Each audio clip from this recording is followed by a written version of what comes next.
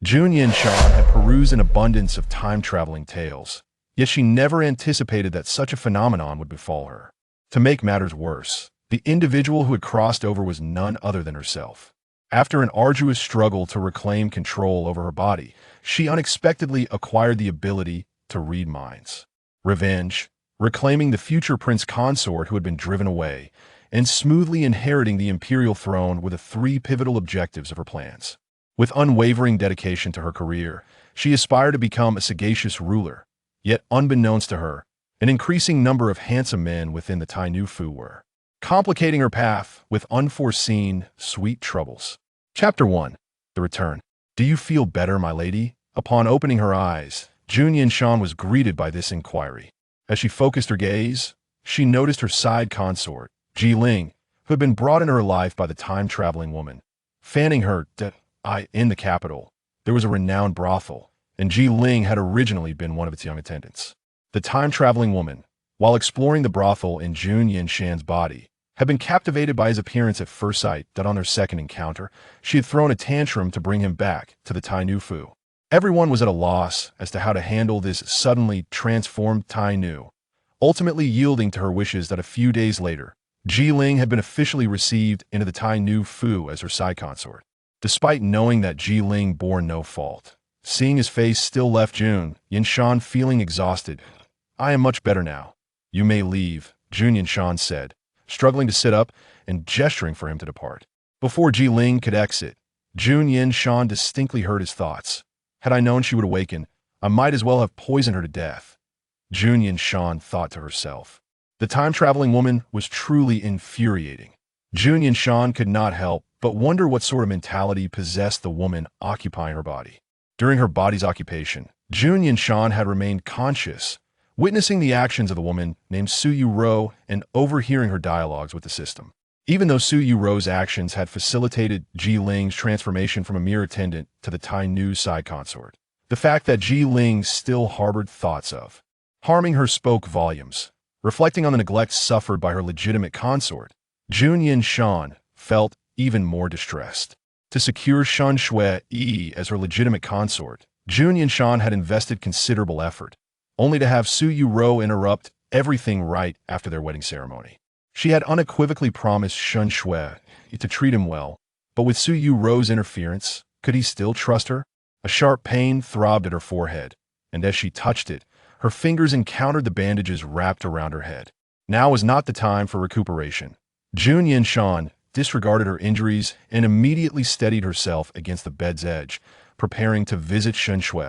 In the mere year since her body had been usurped, she had already gained a notorious reputation, with her position as Tai Nu on the verge of being stripped away. If she did not take action soon, all her past endeavors would amount to naught. Before the wedding, Jun Yanshan had arranged the most spacious courtyard in the Tai Nu Fu for Shen Shui, but upon Su Yu Ro's arrival, he had been relegated to the coldest, most remote courtyard. Dressing swiftly, Jun Yanshan glanced at the snow falling outside and walked straight out.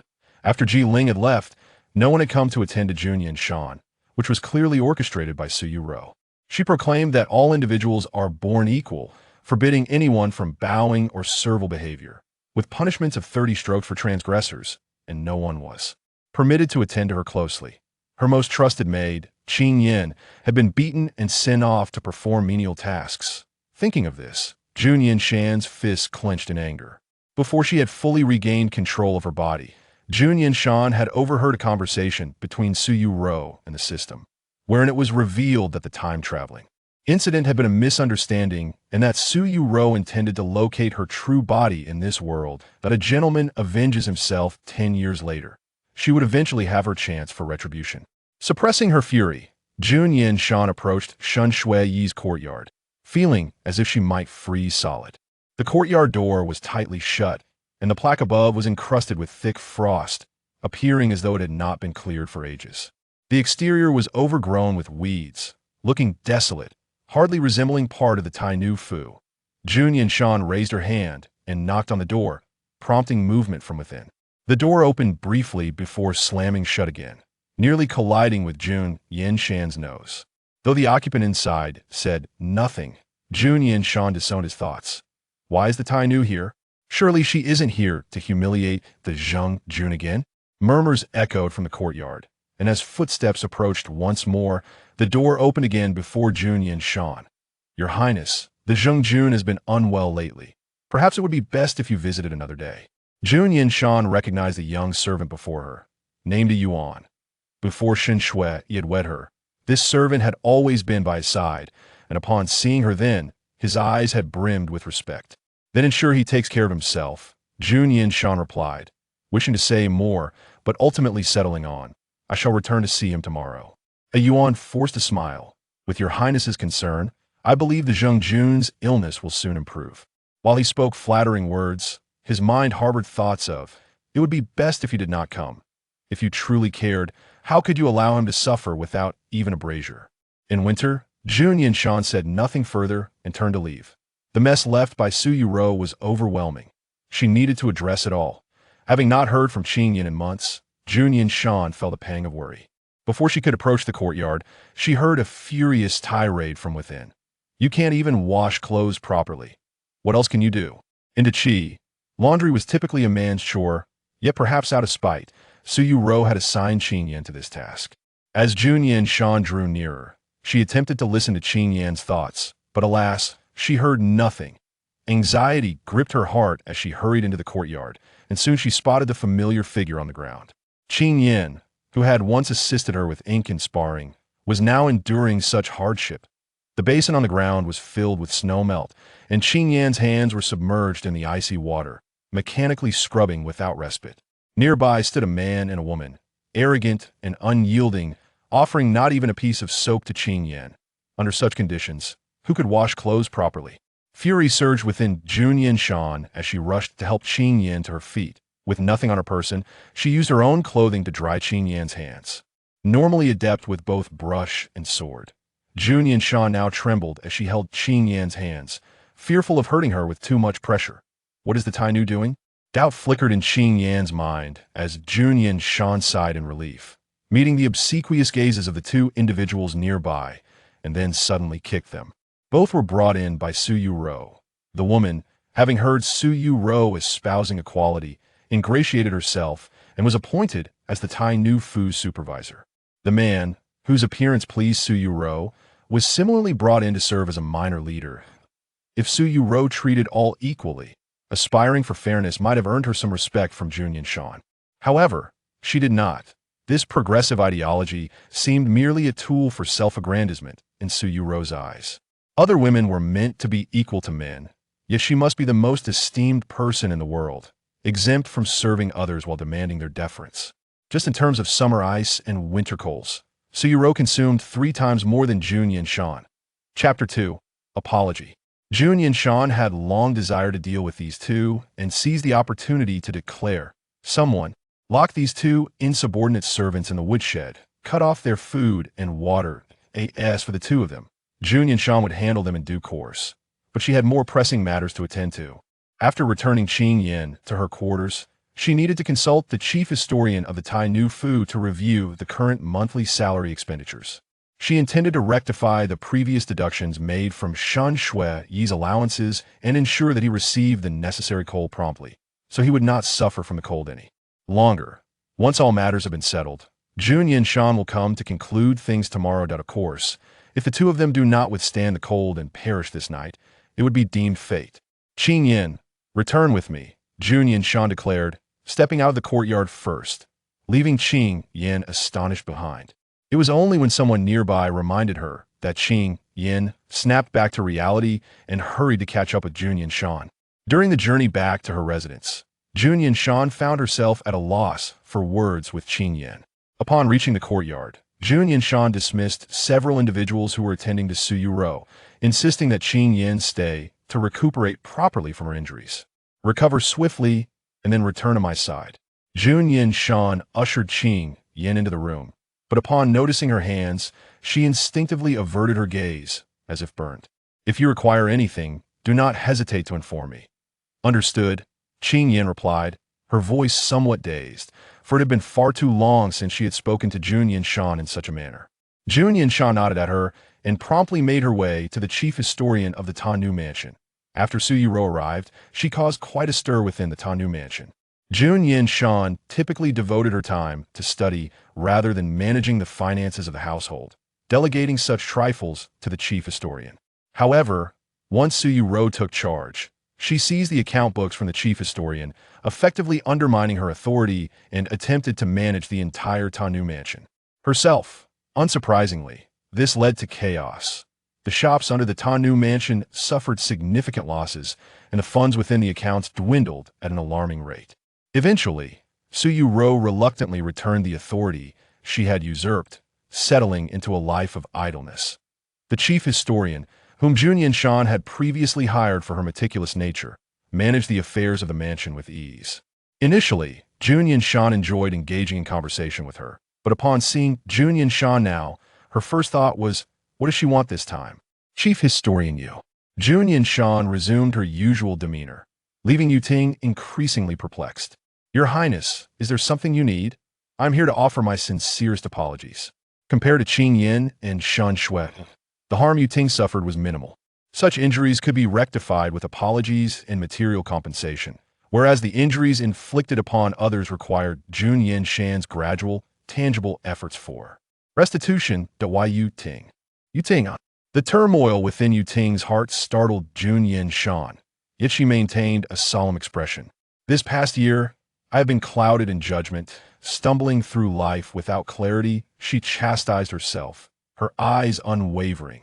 I have committed numerous transgressions and caused you considerable inconvenience. While grumbling about her superior was one matter, witnessing her superior speak in such a manner was quite another. As Jun Yanshan prepared to bow in apology, Yu Ting hastily reached out to stop her. However, Jun Yanshan completed the gesture nonetheless. If there are any quality coals remaining in the Tai Nu mansion, please send half to Zhengjun Courtyard. I have accrued far too many debts this year. Though she mentioned half, it was not Jun Yanshan's intention to fill Shen Shuiyi's quarters with coals. Rather, she understood that the good coals in the Tai Nu mansion had already been squandered by Su Yuro. While many common folk worried about acquiring inferior coals, Su Yuro indulged in barbecues within the mansion. Jun Yanshan was unaware of the world spoken of by Su Yuro and the system. Su Yuro claimed that modern pollution was so severe that it was difficult to recreate the culinary delights of the present. Thus, she commanded her servants to catch mountain chickens for a roast. Her first attempt failed because, in an effort to preserve the authentic flavor, she merely plucked the feathers without gutting the chicken. The second attempt also ended in failure. Learning from her previous mistakes, she had the chicken prepared properly before attempting to roast it herself. However, she overlooked the fact that mountain chicken meat is quite firm. Inadvertently, she overcooked it, rendering it even more difficult to chew. After several further attempts, she experimented with various ingredients, but either found them lacking in flavor or overly tough, ultimately leading her to abandon the endeavor. As a result, the coals of the Tai Nu mansion had been lavishly depleted. Upon hearing Jun Yanshan's words, Yu Ting gazed at her for a prolonged moment before breaking into a smile. Your Highness has finally come to your senses. Yu Ting was genuinely pleased for her. After spending a moment with Yu Ting, Jun Yanshan departed once the snowstorm had subsided. Besides them, there were also innocent maids who had suffered at the hands of Su Yuro, as well as her mother, the Empress. Currently, her mother had ordered her to recuperate within the mansion until she had fully healed. When Su Yuro heard of such an arrangement, she gleefully shared it with the system, boasting that she had similarly gained the Empress's favor after her arrival. Jun Yanshan, however, understood that this so-called recuperation was, in fact, a form of house arrest. The Empress had always held her in high regard, yet shortly after Su Yuro's arrival, she publicly proposed gender equality and monogamy in court, turning the faces of all present a shade of green. The Empress was not a woman who valued appearances, yet due to various reasons, the harem had its fair share of consorts. Su Yuro's remark had managed to offend everyone present in the court. Jun Yanshan sat in her room, feeling a sense of worry. Su Yuro seemed unconcerned about her reputation among the common folk, never seeking to understand the sentiments outside, nor was she aware if such absurdities had spread beyond their confines. Jun Yanshan had barely sat for a moment when a faint knock echoed through the door. Your Highness, I wish to speak. It was Qing Yan's voice. Jun Yanshan quickly composed herself, erasing her troubled expression, and rose to open the door. One head was wrapped in bandages, while the other's hand resembled a rice dumpling. Had this been before, they would have exchanged smiles, but now neither possessed the heart for such mirth. That I can no longer bear to stay by your highness's side. I hope you will seek another. Even if the original Jun Yanshan were to return, Qing Yan had sustained serious injuries from the recent punishment. Regaining her former martial prowess was now impossible. Their skills had been closely matched before, but now, rather than protecting Jun Yanshan, it would be a blessing if she did not become a burden in times of danger. Jun Yanshan's lips pressed tightly together, and after a prolonged silence, it was only when Qing Yan began to feel anxious that she finally spoke. Do not mention this matter. Again, Qing Yan was taken aback, still unwilling to concede. But I'm tired today. Please withdraw for now. Chapter 3. Old friends at the tavern. Jun Yanshan's tone brooked no argument. Fearing to provoke her further, Qing Yan acquiesced and exited the room, not forgetting to close the door behind her to prevent the cold from seeping in. Jun Yanshan's hands clenched the edge of the table tightly before finally relaxing after a considerable time. Had it not been for her ability to read minds, she would have remained oblivious to these matters. From Suyuro, Jun Yanshan only knew that she had ordered Qing Yan to be punished and prohibited her from receiving medicine, unaware that Qing Yan's injuries had become so severe. Thankfully, she had returned in time. Otherwise, who knew if Qing Yan could endure through the winter if she continued to be ground down? Suyuro lacked her memories, which was a point of relief for Jun Yanshan. As the Tai Nu, Jun Yanshan had her own network of informants. Unknown to anyone, the largest tavern in the capital was in fact her asset, with the public face of the tavern, Yu Song, being an old friend of hers. All important items had been securely stored by Jun Yanshan. Even Suyuro was unaware of their existence, and others could not alert her either. During the past year, Suyuro had visited the tavern, yet she had never sought out Yu Song, leaving Jun Yanshan uncertain whether Yu Song had noticed any peculiarities. When Jun Yanshan opened the door, she found no sign of snow outside, and the sky seemed to have cleared. It was still early, and she decided to pay Yu Song a visit. The tavern, named Guangyuan Lu, was bustling with patrons, even though it was not mealtime. Upon entering, Jun Yanshan immediately felt the weight of several gazes upon her. As the Tai Nu, she frequently appeared at various significant events and regularly visited the common folk to understand their hardships. It was only natural for the people to recognize her. Before Suyuru's arrival, the gazes directed towards Jun Yanshan were predominantly filled with respect. Now, however, they have soured, rendering Jun Yanshan somewhat uneasy. With a sigh of resignation, Jun Yanshan pondered her circumstances to facilitate their meetings. Guangyuan Lu had been constructed with a vacant room reserved solely for Yu Song, publicly declared as her private space, accessible only to those invited. Naturally, Jun Yanshan possessed a copy of the key to this room. Upon entering and taking a seat, she poured herself a cup of tea. However, just after a few sips, sound from outside interrupted her. Yu Song entered, and upon seeing Jun Yanshan, she was struck by a sense of disconnection, as if they had been separated by time itself. I thought you had forgotten me, as you haven't visited in such a long while, Yu Song remarked. Without waiting for Jun Yanshan to offer any greeting, Yu Song sat at the table, quickly pouring herself a drink, only to spit out moments later. How can you drink water that has gone cold? She exclaimed. Without delay, she stood and called for wine and a few small dishes to be brought in.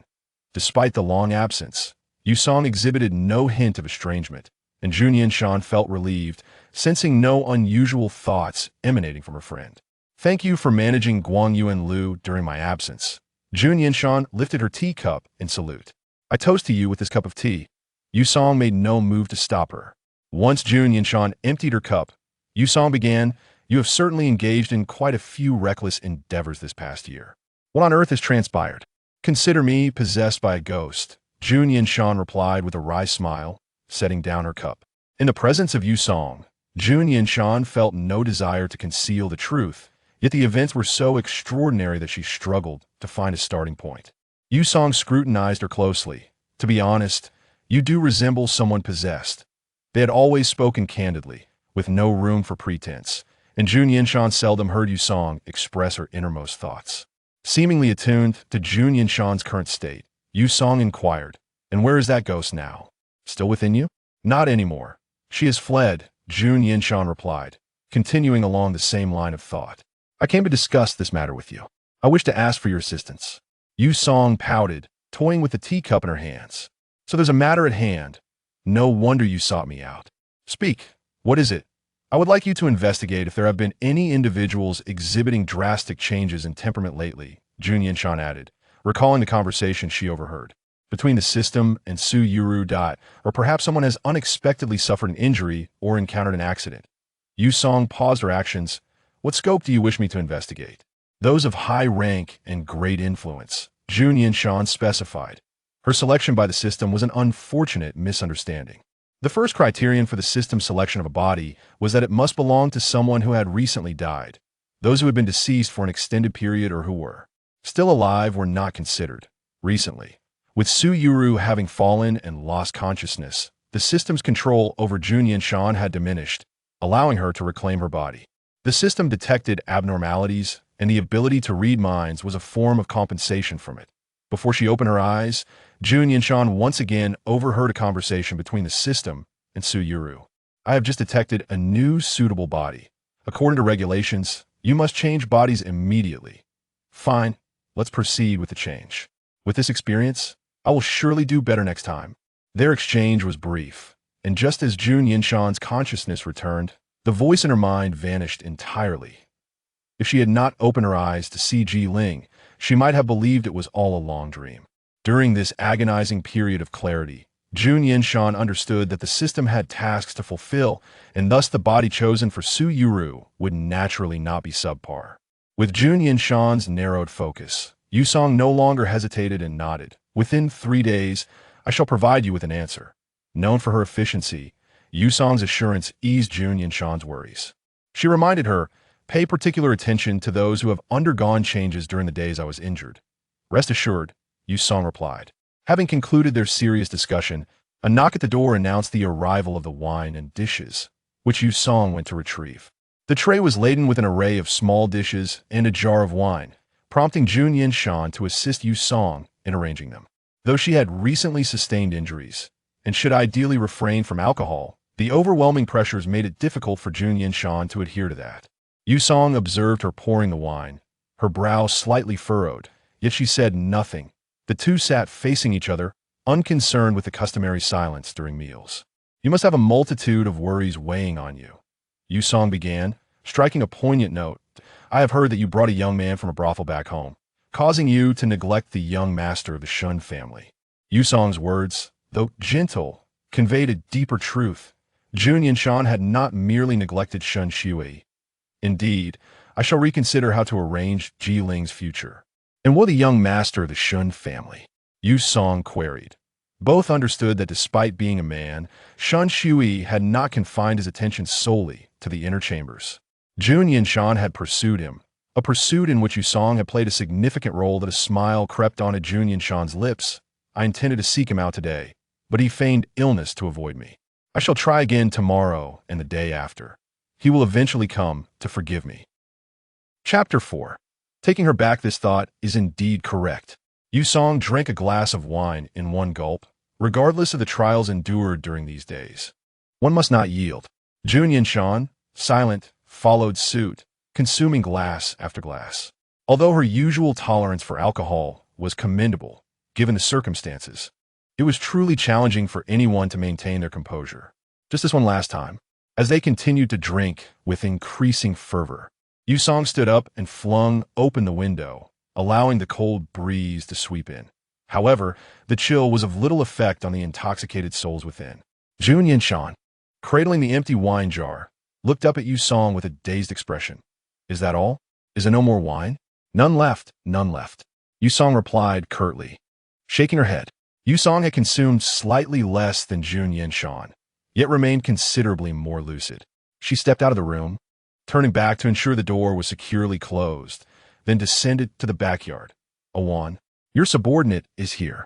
Deliver a message to the Tai Nu's residence, and ensure you find Shun Jingjun, informing him that the Tai Nu is utterly inebriated and unable to return home.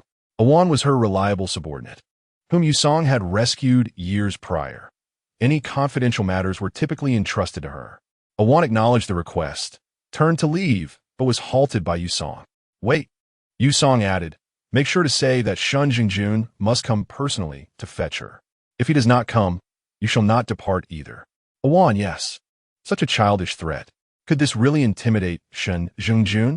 Awan harbored grave doubts and recounted the message verbatim to Shun Shuai.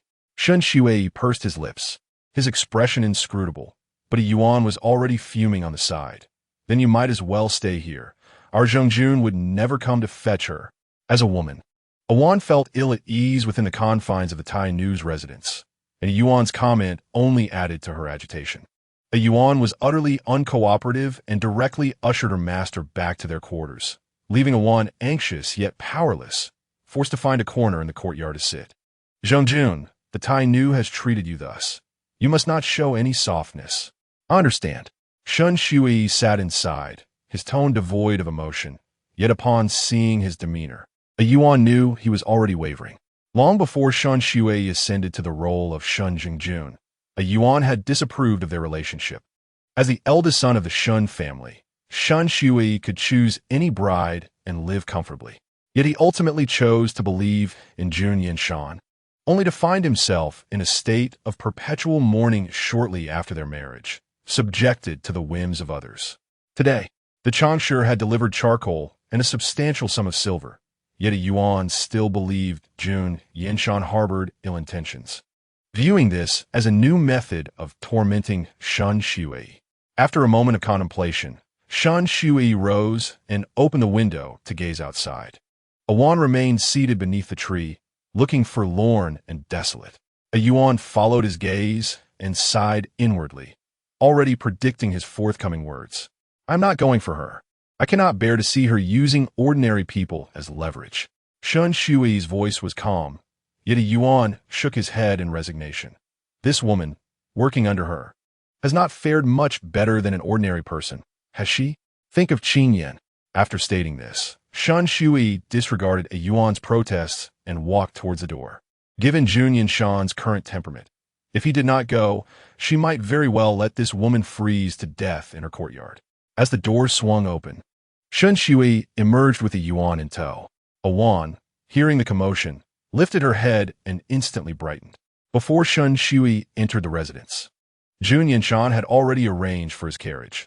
This detail had not escaped Su Yuru, who had neglected to make alternative arrangements, and the household servants had continuously prepared for him.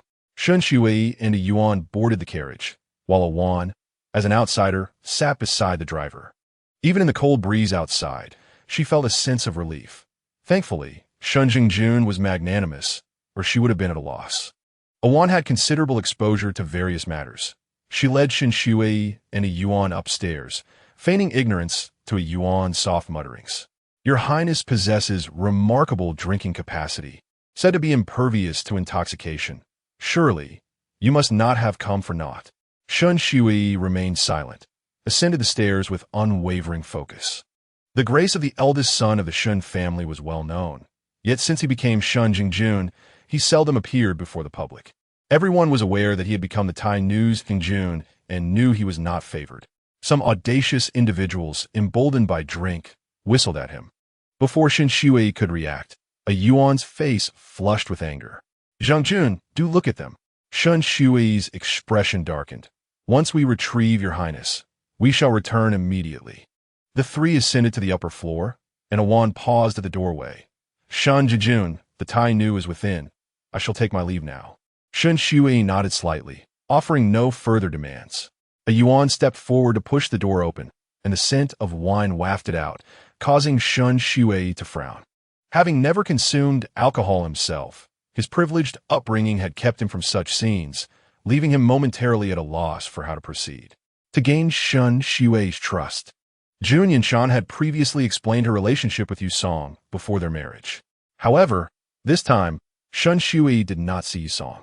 Jun Yanshan sat at the table, appearing straight-laced and wooden. Initially, Yuan had the urge to scoff, but upon noticing Jun Yanshan's unusual demeanor, she was taken aback. If this drunken act were merely a pretense, then Jun Yanshan's performance was indeed remarkable. Shui? Shun Shui's figure seemed to split into two, or 3, as Jun Yanshan squinted to discern his face. During this time, Shun Shui had lost considerable weight. Her affection for him was already present, and coupled with her guilt, it only deepened her sympathy. The gradually rising effects of the alcohol amplified these emotions. She stood and swayed toward Shun Shui. Shun Shui remained rooted in place, neither retreating nor offering support, until Jun Yanshan, reeking of alcohol, leaned against him, prompting him to finally extend a hand. A Yuan was momentarily dumbfounded, moving forward to assist Jun Yanshan, only to be rebuffed by her outstretched hand. With Jun Yanshan acting as a stumbling block, Shun Shui found descending the stairs somewhat challenging, constantly concerned that Jun Yanshan might accidentally fall. Yu Song peered from another room, observing Jun Yanshan leaning against him, a satisfied smile curling her lips. Finally, Jun Yanshan did not disappoint her efforts. Earlier, when they ascended the stairs, someone had mocked Shun Shui, receiving no retaliation. Now, seeing Jun Yanshan joining in, she felt a flicker of anxiety for a brief moment, then whistled again. Now, who does not know that after marrying the Tai Nu, Shun family's eldest son was immediately cast aside by humiliating him in such a manner? The Tai Nu might even reward her with a few coins. Yet her plans were destined to fail. The current Tai Nu was not the counterfeit Suyuru. Chapter 5. Intoxication. Jun Yanshan was indeed intoxicated, yet she was far from being unable to stand. Her leaning against Shun Shui was merely a manifestation of her emotional turmoil. She glanced up to confirm the identity of the provocateur, then promptly released Shun Shui and strode toward that person. The individual, feeling uneasy, offered a fawning smile. But Jun Yanshan raised her hand and delivered a punch directly to her face. Should I see you disrespect him again, I shall have your tongue, leaving behind a threat. Jun Yanshan disregarded the blood streaming down the other's face and returned to Shun Shui's side, once again resuming her earlier, limp demeanor.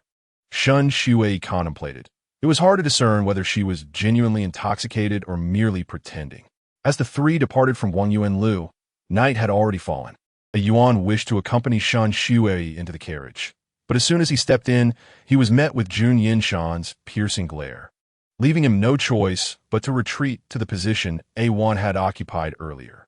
Although there was ample space within the carriage, Jun Yanshan insisted on sitting closely beside Shun Shui, even clutching his sleeve, as if fearing he might escape. Shun Shui had never known this side of Jun Yanshan. He turned to look at her, only to find her gaze unwaveringly fixed on him. Jun Yanshan was strikingly beautiful, initially appearing somewhat slender, but over the past year, she had gained a slight amount of weight. Before his marriage, Shun Shui had envisioned a wife who embodied such allure.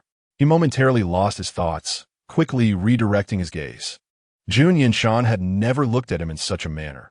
Her current behavior might simply be a case of mistaking him for Jiling.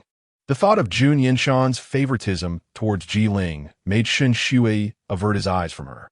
Even inebriated, Jun Yanshan refrained from uttering nonsensical words. While she could threaten others, before Shun Shui, she resembled a lifeless figure, having only called his name once before staring at him in a daze.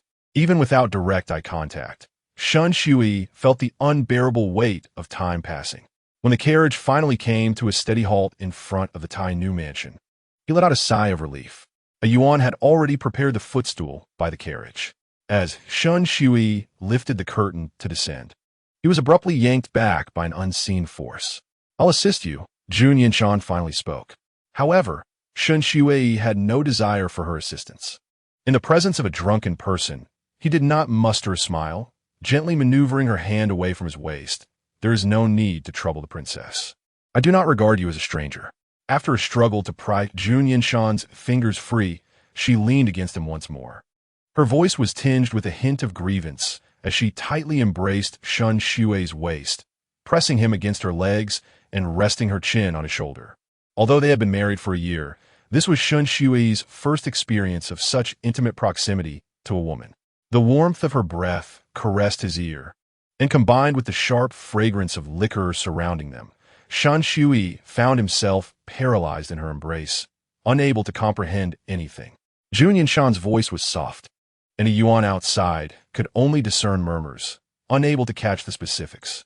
After a prolonged wait, driven by distrust of Jun Yanshan, a yuan called out, "Zheng Jun, are you well?" His voice jolted Shen Shui back to reality.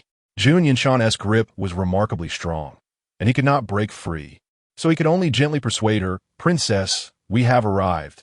It is time to disembark." Jun Yanshan keenly picked up on the keywords in his statement and immediately released her hold. As soon as Shen Shui withdrew from her embrace, she suddenly stood up. Just as he was about to step down, a loud sound startled him, causing him to instinctively turn back, only to see her dazedly clutching her head. Shen Shui. Jun Yanshan regained her senses and leapt from the carriage before Shen Shui could react. A yuan, initially prepared to greet his Zheng Jun, found himself outpaced by Jun Yanshan and had to step aside in disappointment. After disembarking, Jun Yanshan showed no intention of yielding space to a yuan. Standing where he had been and extending her hand towards the carriage, "Shui, come down." Shen Shui lifted the curtain and was met with the sight of Jun Yanshan, her expression clear as she offered her hand. It seemed that the jolt from earlier had brought her back to her senses. The carriage had lingered before the Tai Nu mansion for some time, and during their earlier interaction, Shen Shui had absorbed the scent of liquor, yearning to return and rest. After hesitating for a couple of seconds, he reached out, attempting to descend the carriage with her assistance. However, he soon realized his misjudgment. Jun Yanshan showed no signs of sobriety.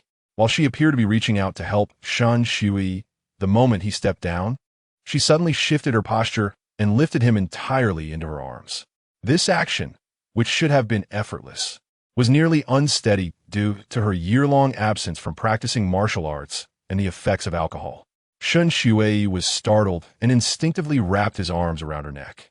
A yuan, taken aback, hurriedly followed Jun Yanshan. "Princess, I can walk down by myself," Shen Shui protested, attempting to dismount from her, but Jun Yanshan was unyielding. He was only grateful that it was dark outside, and few could witness his current predicament. The two traversed the long corridor and encountered Jiling. Jiling stared at the pair, his gaze fixed on Shen Shui's face, and after a long moment, he realized he had not mistaken what he saw. Shen Jun was although Jiling had received Jun Yanshan's affection upon arrival. Shen Shui felt no animosity towards him. Moreover, Jiling, believing Jun Yanshan to be somewhat irrational, found himself confined and could only visit Shen Shui, maintaining a reasonably good relationship. Upon spotting Jiling, a hint of embarrassment crossed Shen Shui's face. The princess has had too much to drink today. Jiling was skeptical. He had no intention of meddling in their affairs, thus directly ignoring Shen Shui's pleading gaze, leaving with a knowing smile. A yuan, trailing behind both masters, sensed trouble brewing. Judging by the direction Jun Yanshan was headed, it did not seem like she intended to escort Shen Shui back to his quarters. "Princess, it is getting late. You should let Zheng Jun return to rest," a yuan implored from behind, but Jun Yanshan remained deaf to his words. Surprisingly, Jun Yanshan exhibited a good temperament after drinking, not getting upset with the yuan's incessant chatter, only to close the door behind him as she entered the courtyard. "Do not follow me inside," Jun Yanshan declared, stepping over the threshold. Given her current state of inebriation, she might forget everything by morning. With few people around, a yuan began to concoct a bold plan to knock out the princess and rescue Zheng Jun. However, as soon as he took a step into the courtyard, he was stopped by someone. "The princess has ordered that you are not to enter here." Seeing this familiar figure, a yuan momentarily froze, neglecting his intention to rescue someone. "Qing Yin, you have returned to the princess's side?" Chapter 6. Moving house. Despite not being by Jun Yanshan's side for a year, Qing Yin remained as considerate as ever. She shared a good rapport with the yuan, and after closing the courtyard gate, the two found a sheltered spot outside to reminisce for a while. A yuan berated her as he listened, but Qing Yin did not take offense, quietly listening and occasionally stoking the fire with a comment. After a yuan had exhausted himself with complaints, he suddenly remembered his master. He stood up. "I cannot continue chatting with you. Shen Jun is still with the princess, and I must rescue him." Qing Yin also rose, prompting a yuan to become alert. "You're not going to stop me, are you?" Qing Yin shook her head. "No. I simply wish to say that it may not be appropriate for you to go now." A Yuan retorted, despicable. Although Qing Yin could not be certain of what might unfold between Jun Yanshan and Shun Shui, she felt it best to prevent a Yuan from interrupting. Her concerns were not unfounded. The following day, Jun Yanshan indeed expressed her gratitude, but more so. She was taken aback by the outrageousness of her actions from the previous night. When Su Yuru occupied this body, she had never lacked sleep, waking up early, invigorated from a dream, to find Shun Shui lying beside her. Jun Yanshan, she did not lose her memory. Rather, upon reflection, last night's events flooded back to her. Thankfully, despite her inebriated state, she had still conducted herself properly, avoiding an awkward encounter with Shun Shui. In a state of disarray, Jun Yanshan cautiously climbed out of bed. Tucking the blanket around Shun Shui before dressing and stepping outside, contemplating her life choices. It started snowing again, and Jun Yanshan stood beneath the eaves, unable to fathom how events had escalated to this point. Initially, she had planned to visit Shun Shui's quarters today to coax him into forgiving her, and to apologize sincerely. However, that was no longer necessary. Last night, Shun Shui had attempted to resist, but upon her utterance of "I'm sorry," he had quieted. The more Jun Yanshan pondered, the guiltier she felt. Her cheeks flushed, and despite the cold wind blowing, the warmth on her face did not dissipate. Just then, a faint sound came from within the house, prompting Jun Yanshan to rush inside. Shun Shui was sitting up in bed, and upon meeting his gaze, they both instinctively averted their eyes. Jun Yanshan broke the silence first. "From now on, you shall reside in my quarters." "There's no need." Shun Shui instinctively rejected Jun Yanshan's proposal. Compared to a while ago, Jun Yanshan seems to have undergone a significant transformation. Yet that is insufficient to earn Shun Shui's trust. "This is my decision." After stating this, Jun Yanshan fell silent again, but she could discern Shun Shui's true feelings. Beyond his anger towards her, there lingered a greater sense of confusion and fatigue within him. "I acted that way towards you before because after careful consideration, Jun Yanshan decided to express herself in a manner more easily comprehensible. Consider it as if I were possessed by a spirit." Shun Shui replied with uncertainty, "Your Highness, you may arrange matters as you please. There is no need to phrase it like that." Though man, he had read extensively due to his family's emphasis on education and was well aware that such supernatural phenomena do not exist, causing him to scoff at Jun Yanshan's words. Jun Yanshan understood that a rational person would not believe such things, and she did not press the issue. Currently, she had already tasked Yusong with investigating Su Yuro's affairs. If they could uncover Su Yuro's next target, perhaps it would convince Shun Shui of the situation. Shun Shui appeared somewhat weary, prompting Jun Yanshan to insist he rest. "You should recuperate here. I will attend to some matters outside." When intoxicated, Jun Yanshan did not mind whether Shun Shui spoke or pondered silently. She would respond regardless. Now, Shun Shui seemed dazed, uncertain if he would suddenly recall the matter later. Upon exiting the room, Jun Yanshan called out for Qing Yin in the courtyard, but upon hearing no response, she frowned and began to step outside, only to see Qing Yin and a Yuan approaching. Upon noticing Jun Yanshan, both instinctively bowed, but she waved her hand dismissively, allowing them to rise. "A Yuan, from this day forth, your master shall move into my courtyard." A Yuan was momentarily stunned by this declaration. With her mind-reading ability, Jun Yanshan cleared her throat to interrupt his wandering thoughts and turned to Qing Yin. "Does your hand feel any better today?" Qing Yin replied, "Much improved." Although her hands still bore frostbite, with consistent treatment, it would eventually heal. Jun Yanshan led the two towards the courtyard where Shun Shui had originally resided, summoning a few more maidservants along the way to assist with the move. The servants of the Tai Nu Fu had all been meticulously chosen and promoted by Jun Yanshan. Though few in number, they were all intelligent and capable. After Su Yuro's arrival, a new group of maidservants had joined the Tai Nu Fu, including some among those summoned by Jun Yanshan. Hearing several murmuring about the internal affairs of the Tai Nu Fu and expressing disrespect towards Shun Shui, Jun Yanshan's anger ignited. She understood the principle of judging actions rather than intentions, but upon hearing their thoughts, She could not remain indifferent and resolved to rectify the internal affairs of the residence after this busy period. Once the items in the courtyard were organized, Jun Yanshan's frown deepened. Despite Shan Shui's background as a member of a prominent family, after living here for a year, aside from the dowry initially provided, he possessed a mere handful of belongings. Excluding bedding and winter clothing, all of it could fit into a single trunk. This was all the doing of Su Yu-ro. Gritting her teeth, Jun Yanshan instructed her companions to move the items back to her courtyard and directed a yuan to procure a sum of silver from Yu Changshi to acquire additional necessities for Shen Shui. By the time they arrived, Shen Shui had already risen. Although he still felt somewhat unwell, he was unaccustomed to lingering in bed. So he had dressed shortly after Jun Yanshan's departure. Hearing the commotion outside, Shen Shui opened the door and was met by Jun Yanshan's visage.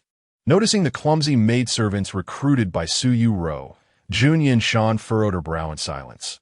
But upon seeing Shen Shui, she instantly broke into a smile. "You are awake. Which room do you prefer in this courtyard?" Observing Jun Yanshan's feigned cordiality, Shen Shui felt considerably more alert. He pondered that Jun Yanshan was a pleasure seeker, and her current attention towards him was merely a fleeting novelty. If he were to suggest she relinquish the main house to him, how would she respond? Sensing Shen Shui's thoughts, Jun Yanshan decisively declared, "You all may set down the belongings. I shall enter the house first and move my items to the side room." Shen Shui responded with bewilderment. "Wait, Your Highness." Shen Shui displayed a look of helplessness, unsure of Jun Yanshan's unpredictable whims. "Please reconsider." In Qi, there were families where the wives and primary spouses resided separately, while in others, they occupied the same courtyard, yet undoubtedly, the primary spouse occupied the largest and most prominent room. Moreover, as a Tai Nu, how could Jun Yanshan cede a room to him? The accompanying servants also felt the situation was inappropriate, standing in place, unsure whose command to follow. "Do not worry. With me around, no one dares to speak ill." Jun Yanshan, aware of his concerns, dismissed them lightly with a single sentence, and then looked towards the waiting group outside. "Why are you not moving quickly?" Over the past year, many new items have been added to the house, and Jun Yanshan felt some were now superfluous. It was an opportune moment to discard some belongings during this move. After having Shen Shui's items relocated, Jun Yanshan had other matters to attend to. She dismissed the servants, leaving the courtyard with a few simple instructions before departing the main house. A yuan approached Shen Shui, staring blankly at Jun Yanshan's retreating figure. "What is the meaning of this, Your Highness?" This incident quickly spread throughout the Tai Nu Fu, and many speculated whether Ji Ling had fallen from favor. Before they could discuss further, Yu Ting summoned them all together. Although Yu Ting did not enjoy Su Yu-ro's favor, she had remained in the Tai Nu Fu long enough to understand the character of the new maidservants. Jun Yanshan instructed her to expel those of poor character from the residence, while retaining those deemed acceptable, promising to personally assess the situation once her current tasks were completed. She had more pressing matters to attend to. Following closely behind Jun Yanshan, Qing Yin realized something as they reached the woodshed. According to the Qi law, no one could kill without just cause, yet if circumstances warranted, it was a different matter altogether. Furthermore, as the Tai Nu, Jun Yanshan could deal with two servants without fear of reproach. In these days of heavy snowfall, without burning charcoal, it was difficult to keep warm even with tightly shut doors and windows, particularly cold at night. Upon opening the woodshed door, Jun Yanshan found two individuals huddled in a corner for warmth. The supervisor was favored by Su Yu-ro and had received substantial rewards over time, enjoying the best of everything, including a fine cloak for winter. Yesterday, she had merely ordered that they be locked up without food. Now, to her surprise, the cloak had already been stripped away. After a night in the cold, both appeared somewhat numb, slowly lifting their heads upon hearing the door open. And upon seeing Jun Yanshan, the supervisor immediately pushed the man beside her aside and scrambled to her feet, crawling to her feet. "Your Highness, I realize my mistakes." She attempted to grasp Jun Yanshan's leg, but was kicked away. The supervisor's gaze then fell upon Qing Yin. Having endured a night of cold, she found it difficult to articulate her words, and before Qing Yin, she no longer displayed her previous arrogance. Qing Yin, I beseech you, please intercede with the princess on my behalf. Qing Yin regarded the pair with cold indifference, standing quietly behind Jun Yanshan. She was no saint.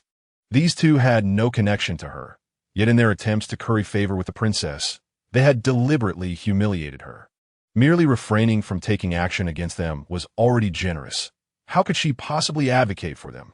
As she witnessed the man huddled in the corner, also slinking over to lament, Jun Yanshan cast a disdainful glance at them before drawing her sword from her side and handing it to Qing Yin. Qing Yin, your swordsmanship has not grown rusty, has it? Although she had sustained injuries, Qing Yin was still far more capable than an ordinary person.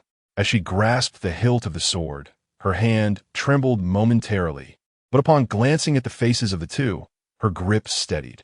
You shall deal with these two.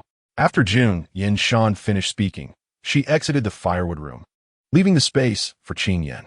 Following the initial cries of despair, only muted sounds emerged from within.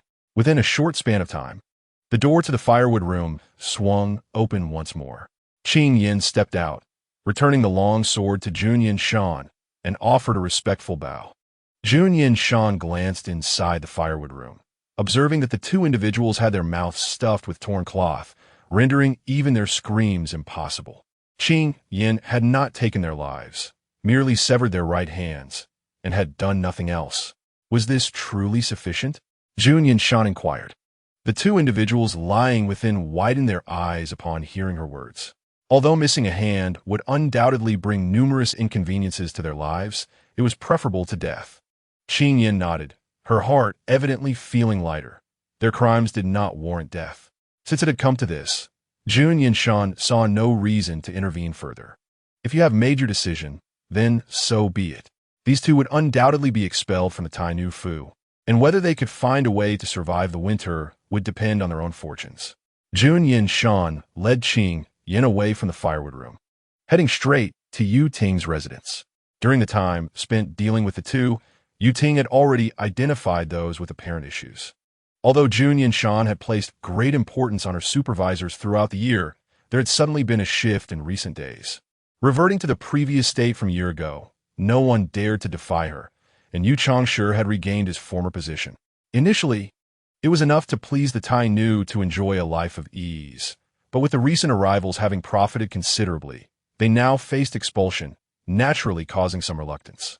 Yet, they dared not confront the situation head-on, instead cautiously seeking Yu Changshi's assistance for leniency. Yu Ting remained steadfast in her stance. What she said was final. After dismissing a portion of them, the remaining individuals were temporarily confined to the courtyard, creating an atmosphere of unease. Before Jun Yanshan even approached, she could already hear the cacophony of anxious voices from the courtyard. Your Highness, these are the remaining individuals in the residence. Yu Ting offered a respectful bow to Jun Yanshan before stepping aside to allow her to take the main seat. Jun Yanshan stood before the crowd, observing their crooked postures, instinctively furrowing her brow. She had never heard of servants in any household displaying such attitudes towards their master. Have you all been working with such an attitude during this period? Jun Yanshan asked in a lowered voice. Not a single person dared to respond, yet they all straightened up slightly.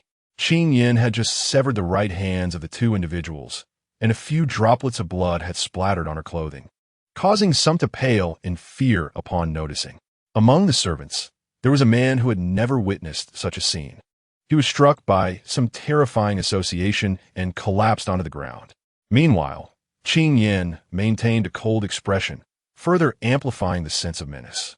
The crowd fell silent as Jun Yanshan continued. I did not summon you to the Tai Nu Fu for your comfort. Reflect upon how much profit you have gained during this time. Indeed, it was quite substantial. The crowd was drawn in by her words, instinctively recalling their actions, allowing Jun Yanshan to single out several individuals. Chapter 8. A visit from a mother-in-law. Jun Yanshan's selections appeared arbitrary, causing those not pointed out to feel anxious. Those called upon were even more startled, fearing Jun Yanshan would impose some form of punishment upon them. Upon seeing the bloodstains on Qing Yan's clothing, no one dared to plead for leniency to remain in the Tai Nu Fu, who knew when they might suddenly lose their lives. Jun Yanshan casually posed a few more questions, and by the end, less than 10 individuals remained in the courtyard. Su Yuro's judgment of people had proven to be quite poor. The remaining individuals seemed to pose no immediate issues, and Jun Yanshan refrained from punishing them collectively. After exchanging a few words with Yu Ting, she departed with Qing Yan. She was fully aware of the relationship between Guang Yuan Lu and herself, and Jun Yanshan did not shy away from it. Their bond had once been as close as sisters and would remain so in the future. After Qing Yan changed into a different outfit, Jun Yanshan took her to Guang Yuan Lu. Over the past year, the Tai Nu had become a laughingstock throughout the capital, but with Jun Yanshan's regained composure, no one dared to speak ill of her any longer. Yusong soon arrived. Upon seeing Jun Yanshan's refreshed demeanor today, Yusong raised an eyebrow and remarked, "You performed admirably yesterday, instructing that person to strike when necessary. Has your family's Shunjung Jun softened his attitude toward you?" Mentioning yesterday's events caused Jun Yanshan's expression to stiffen. She did not follow Yusong's lead. "How did your inquiries from yesterday fare? In just a day, how could there be any swift results?" Yusong shook her head, sensing that something must have transpired after Jun Yanshan returned home. Yet she refrained from pressing further. "So, what brings you here again?" Yusong asked. "You managed to discern that." Jun Yanshan called Qing Yan over, stating, "I wish for Qing Yan to recuperate here for the time being." "What injuries has Qing Yan sustained?" Yusong was taken aback, surveying Qing Yan from head to toe, unable to detect any apparent ailments. They were friends, trusting each other sufficiently to avoid any underhanded schemes to infiltrate one another's circles. Although Yusong had investigated Jun Yanshan due to her odd behavior, she was unaware of the finer details.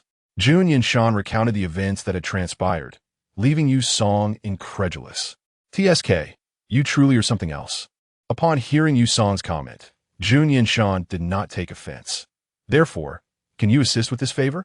In truth, as a Tai Nu, she could seek out skilled physicians for Qing Yan's treatment, but there were multiple competitive princesses into Qi, and her status as Tai Nu was precarious. She could not guarantee that she would be able to care for Qing Yan before her position was solidified.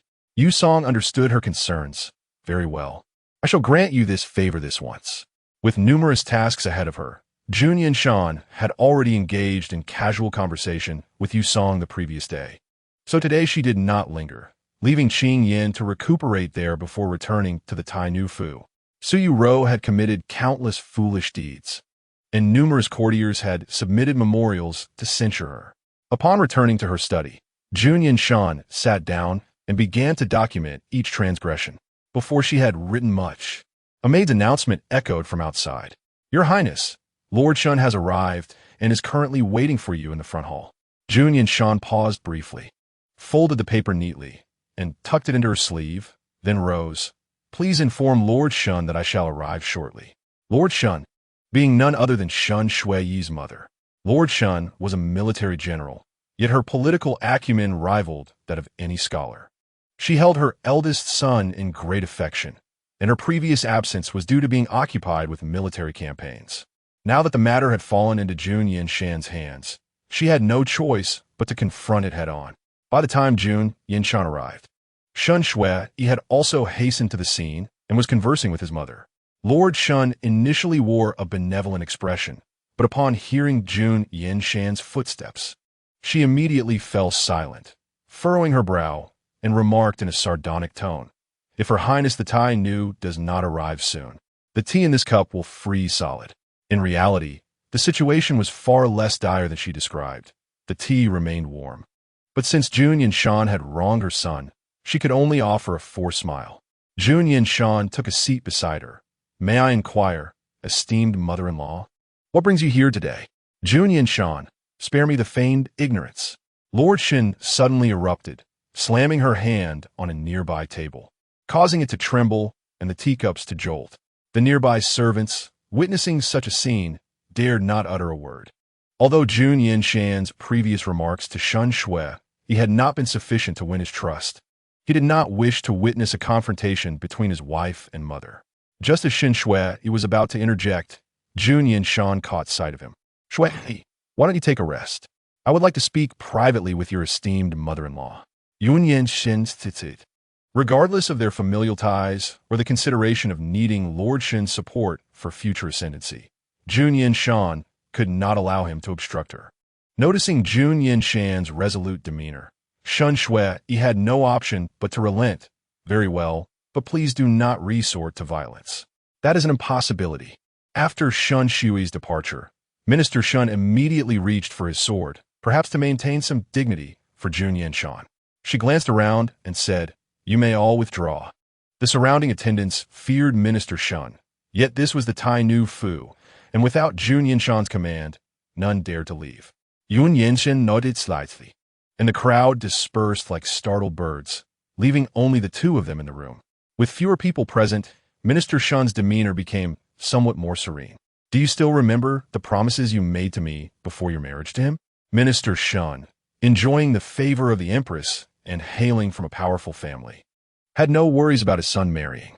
Jun Yanshan, as the Tai Nu, was destined to have many suitors, and Minister Shun had never approved of this marriage, which had been procured through Jun Yanshan's many pledges. Now, those promises had all turned to naught. "I remember," Jun Yanshan replied, lowering her gaze, accepting her mother-in-law's reprimand. Although the system was an external force, the control over her mind left Jun Yanshan with much dissatisfaction. While revealing the truth to Minister Shun and showcasing a miraculous mind-reading ability could resolve temporary issues, that was not what Jun Yanshan desired. She had always approached matters with sincerity, which even Minister Shun found suspicious. Consequently, Minister Shun grew even angrier. It was just like when Jun Yanshan had deceived him into marrying her son. As a practitioner of martial arts, let us resolve this matter with swords. Glancing at the injury on Jun Yanshan's head, Minister Shin showed mercy, saying, "You are injured, and I do not wish to win unfairly. I shall allow you one hand." They had sparred before, but Jun Yanshan, still young and lacking strength, was no match for her. The pleasures of the past year had yielded predictable results. Chapter 9. Receiving beatings, the two engaged in a lengthy spar within the room, and, as expected, Jun Yanshan ended up with numerous injuries. However, Minister Shun was a person of measure. Upon seeing Jun Yanshan's diminished strength, he set his sword aside and only used the scabbard to duel with her. Moreover, he targeted areas that would not leave visible marks, inflicting pain that would last a few days but would not cause any lasting damage or loss of face. Jun Yanshan stifled a cry in her heart but showed no outward expression. After thoroughly beating her, Minister Shun felt relieved, though his tone towards Jun Yanshan remained harsh. Yet, he was somewhat appeased. Should such a situation arise again, do not blame me for my ruthlessness. With that, Minister Shun left the Tai Nu Fu in a flourish. Had it not been for Shun Shui's earlier remarks about Jun Yanshan's changes over the past few days, Minister Shun would not have been so easily appeased. With old wounds unhealed and new injuries added, Jun Yanshan maintained her dignity as a Tai Nu until she entered the courtyard, where she finally shed her facade, needing to support herself against the table to sit down. Upon seeing her state, Shun Shui immediately understood that she had not received a favorable reception from her mother. Jun Yanshan turned to him and asked, "Have you checked inside to see if anything is missing?" "Nothing is missing. Everything is quite complete," Shun Shui replied, shaking his head. Some of the items purchased by Su Yuru had been left for Shun Shui. Although she was not a good person and had poor judgment when it came to selecting servants, her purchasing skills were commendable. It would be a pity for Shun Shui not to benefit from them. "I am sorry, mother," Shun Shui expressed, a hint of regret crossing his face, though it did nothing to alleviate Jun Yanshan's pain. As Jun Yanshan listened to his thoughts, she again marveled at his understanding and shook her head. "Mother-in-law is right, and it has not truly harmed me. It is merely a superficial wound that shall heal in a day or two. Then allow me to apply the medicine for you." "Your Highness," Shun Shui offered. Jun Yanshan was taken aback. "Really?" Seeing Shun Shui nod, she did not hesitate and stepped into the room, understanding her mother's temperament well. Even though Shun Shui had never received a beating himself, he knew Jun Yanshan was bound to suffer today and had prepared the medicine in advance. Jun Yanshan was still weak, and although she felt fine, Shun Shui worried she could not withstand the cold. Thus, he closed the door as soon as she entered. Alone in the room, Jun Yanshan loosened her clothing, allowing Shun Shui to apply the medicine. Yet the atmosphere was not at all intimate. Minister Shun's strikes, though delivered with a scabbard and through thick winter clothing, still left red marks on Jun Yanshan's body. Shun Shui's strength was also considerable, and while it seemed he was merely applying medicine, his thoughts were rooted in revenge. Jun Yanshan bore the pain in silence, earning Shun Shui's respect. Once the medicine was applied, Jun Yanshan redressed, and Shun Shui unwrapped the bandage on her head. It was nearly time to change the dressing. Previously, due to Jun Yanshan's aloofness, Shun Shui had not seen her head injury. Now, as he unwrapped it, he had mentally prepared himself to see a large scar. To his surprise, it was merely a swelling, and Shun Shui felt a tinge of disappointment. As Su Yuru departed, Jun Yanshan felt an unprecedented lightness in her body. Now it seemed that this lightness was the result of her body undergoing continuous healing. Even without facing a mirror, Jun Yanshan understood her current condition from Shun Shui's thoughts. She approached a bronze mirror and took a glance. The swelling was no longer as pronounced as before, requiring no further treatment. "Shui, thank you for your help," Jun Yanshan said, reaching up to touch the swelling, where the pain had lessened significantly, and she felt no need for further medication. Observing the condition of the affected area, Shun Shui did not insist and merely nodded. Since it had healed to this extent, it could be deemed a fulfillment of the Empress's directive to rest and recuperate in the residence. Starting tomorrow, Jun Yanshan would need to address a plethora of issues in the court. The remainder of the day was a rare respite for her, a luxury she had not enjoyed for a long time. Before her transmigration, when she had such free time, she would usually spend it reading or practicing martial arts. But after this ordeal, she felt no desire for any activity. She simply sat in the courtyard, lost in thought. Shun Shui watched her and approached to sit beside her. "Your Highness, do you have something on your mind? You have never called me wife master." Jun Yanshan sighed softly. Shun Shui was taken aback, surprised that she was contemplating this. Generally, whether it was the main wife or a side consort, the proper address for the head of the household should be wife master.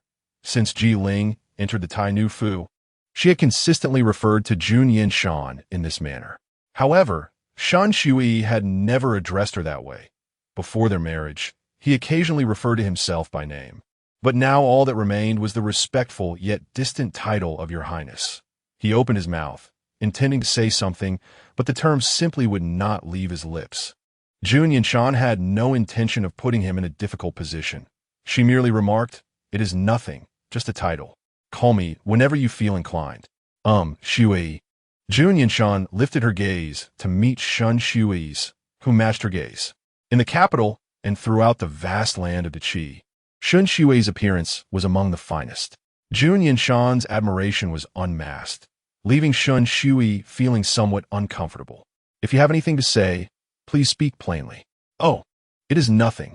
Jun Yanshan reluctantly withdrew her gaze. After a moment, she suddenly remembered something and sprang to her feet. "Wait for me here." As soon as she finished speaking, she headed toward her room. In her haste, she inadvertently tugged at her earlier injury, but Jun Yanshan paid it no mind. The only time she had pursued someone was when she had coaxed Shun Shui into marriage. She was not a romantic person, and their relationship was based more on mutual affection than anything else. Her considerations were primarily rational regarding their future. Thus, while she knew she needed to gradually win Shun Shui back, she felt somewhat at a loss. However, a sudden spark of inspiration had ignited in her mind, and she found a new direction. The entertainment facilities in Daki are considerably lacking compared to the society where Su Yuru resides. To use Su Yuru's words, it resembles a remote and impoverished area devoid of electricity and internet. To pass the time, Su Yuru occasionally requests the system to recite a few novels to her, encompassing a variety of genres. The portrayal of women as dependent on men within these narratives proved challenging for Jun Yanshan to accept. However, by slightly altering the patterns, it can be applied to her current situation. According to the novels, she is currently in pursuit of her husband at a cremation site. After rummaging through her room, Jun Yanshan successfully retrieves the desired item. Chapter 10. Confession is dedicated to you. Jun Yanshan hands over the item, feeling a rare sense of nervousness. This is the key to my private vault. With this, you may freely access its contents. Upon uttering the second sentence, Jun Yanshan watches in disbelief as Shun Shui pushes the key back towards her. I cannot accept this, Shun Shui insists. Recalling a scene from a novel where the protagonist hands over a salary card, Jun Yanshan feels puzzled. Why not? Shun Shui is momentarily at a loss for words, unsure how to explain that a private vault is not just an ordinary place. Even a legitimate ruler should ideally refrain from distributing its keys. Especially since Jun Yanshan is no ordinary individual. The treasures within her vault are even more significant. Their relationship has yet to reach a level of intimacy where such an act is warranted. However, Jun Yanshan persists. What is mine is yours. Do you truly believe I would act in a manner detrimental to you? Noticing Shun Shui's wavering demeanor, Jun Yanshan inquires further. Or do you intend to share my belongings with others? Shun Shui shakes his head, and seizing the opportunity, Jun Yanshan firmly places the key back into his palm. In that case, please accept it. It is the only tangible item I possess at present. Shun Shui has no choice but to acquiesce. Since their wedding night, Shun Shui has often experienced peculiar dreams, awakening with no recollection of them. After retiring to the main residence, he astonishingly enjoys a restful sleep, despite nothing occurring the previous night, nor any burdens to bear. He discovers upon waking that the sun is already high in the sky. Jun Yanshan is absent from the courtyard, and Yuan approaches him upon noticing his awakening. Your Highness, His Highness has gone to court and has yet to return. Shun Shui glances at the sky. Is it truly possible for a morning audience to extend to this hour? What Jun Yanshan faces is not merely an early court session. Upon arriving at the court, Jun Yanshan is met with a multitude of peculiar or disdainful gazes. Jun Hanmei, her fifth royal sister, raises an eyebrow in astonishment upon seeing her. Has the royal sister finally ceased her slumber? It is indeed a rare sight. In the competition for the position of crown princess, Jun Hanmei suffered a regrettable defeat. However, during this year, the empress has begun to reconsider her initial choices, reigniting hope in Jun Hanmei. Jun Yanshan does not spare her a glance, striding directly inside, while Jun Hanmei, seething with resentment, follows closely behind. How dare she display such disdain towards her despite her current state? Consumed by resentment, Jun Hanmei fails to notice the unusual demeanor of Jun Yanshan today. With Su Yiru absent to create chaos, this morning's court session feels particularly tranquil. Jun Yanshan remains silent, uttering not a word. Some had intended to suggest stripping the empress of her crown princess title in Jun Yanshan's absence, but upon her arrival, they think better of it. Who would dare to provoke Jun Yanshan, who has recently been acting erratically? Arriving punctually at the court, she appears to be on her best behavior. Yet the empress's gaze sweeps over her, ultimately disregarding her presence. Until the court session concludes, all remains peaceful, but after the morning audience, the empress retains Jun Yanshan for a private conversation. Jun Hanmei casts a provocative smile back at her before sweeping away from the grand hall. Having sat upon the throne for many years, the empress exudes an aura that is unparalleled, and when she deliberately darkens her expression, only Jun Yanshan remains unfazed in her presence. As the eldest daughter of the current emperor and empress, Jun Yanshan has been under the empress's scrutiny since childhood, accompanied by rigorous expectations. Despite her innate intelligence, Jun Yanshan faced considerable reprimands in her youth, developing a certain resilience against the empress's authority.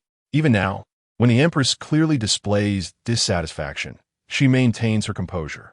Do you know why I've asked you to stay? The empress inquires. The empress is genuinely contemplating the replacement of the crown princess.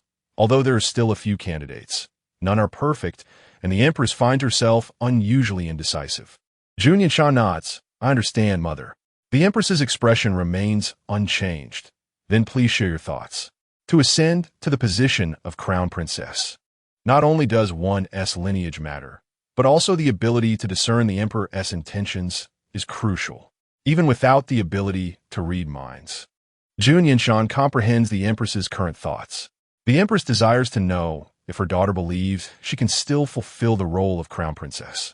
In truth, the empress's inquiry goes beyond mere curiosity, Yet Jun Yanshan deliberately downplays the severity of the situation. The Empress perceives her intention and responds, "Do you believe you're still capable of fulfilling this role?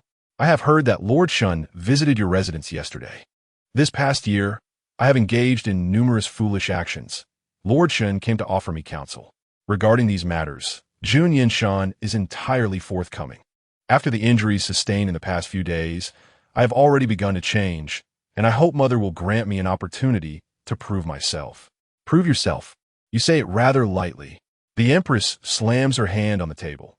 Do you realize the extent of the trouble you stirred in the court recently?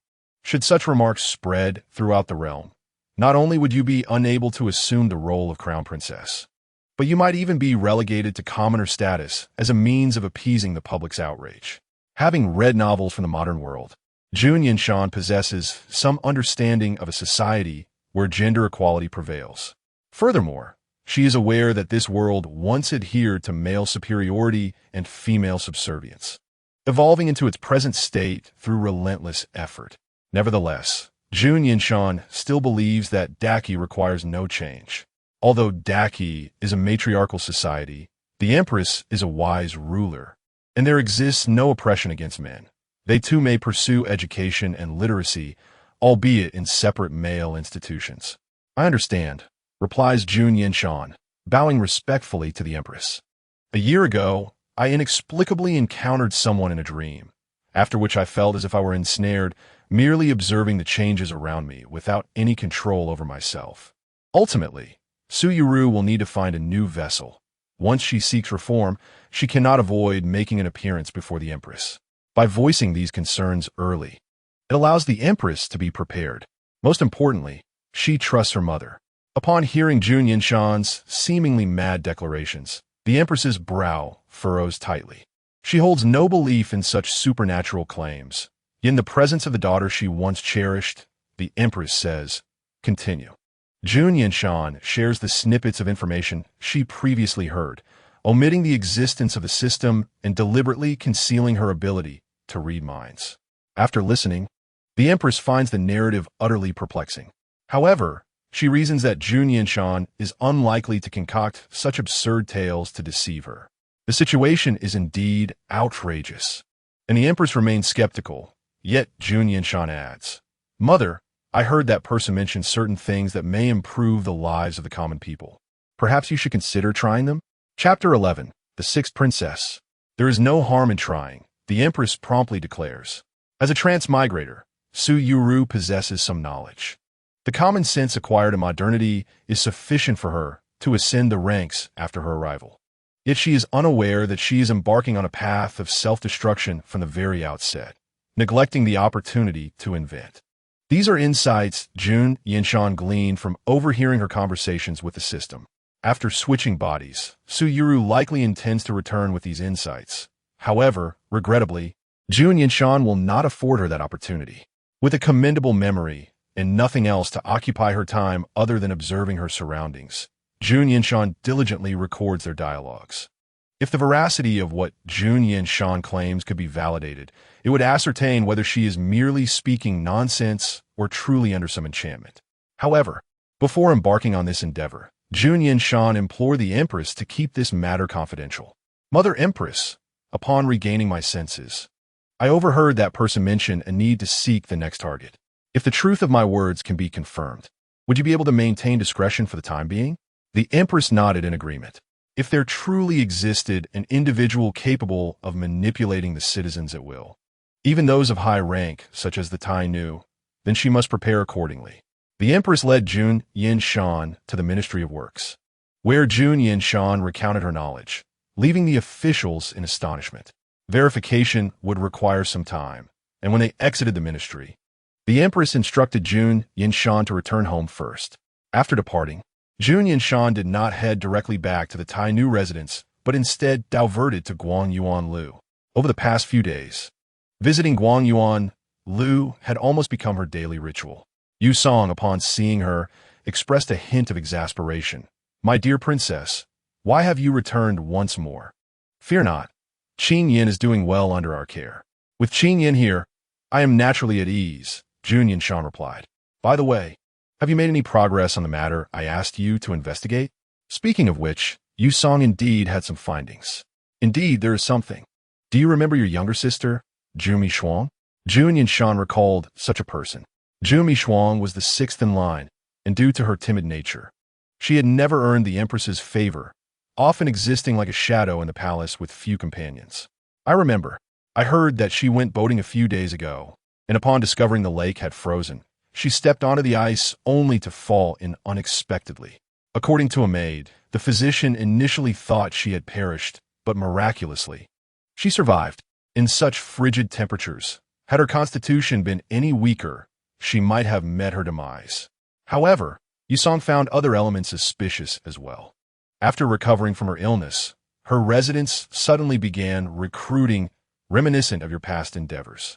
At this juncture, Yusong was convinced that Jun Yanshan had indeed been possessed. Jun Yanshan smiled wryly. It seems we have found our target. What do you intend to do with her? Yusong inquired. Let's wait and see. Jun Yanshan replied, shaking her head. If Su Yuro were to inhabit another body and cease her mischief, I would not resort to violence. After exchanging a few more words, as Jun Yanshan was about to leave, Yusong expressed her concerns. You have been visiting too frequently these days. It would be prudent to come less often.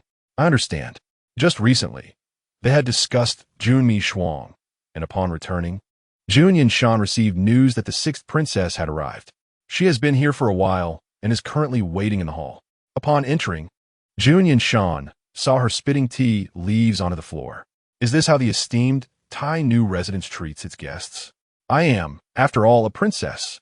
After this, Jun Yanshan's gaze swept across the surrounding maids, noticing the lack of familiar faces. Unbeknownst to her, after Yu Ting regained control, she had reduced the expenditures of the Tai Nu residence and recalled the maids who had been reassigned to menial tasks. It seems the sixth princess is not satisfied with my tea.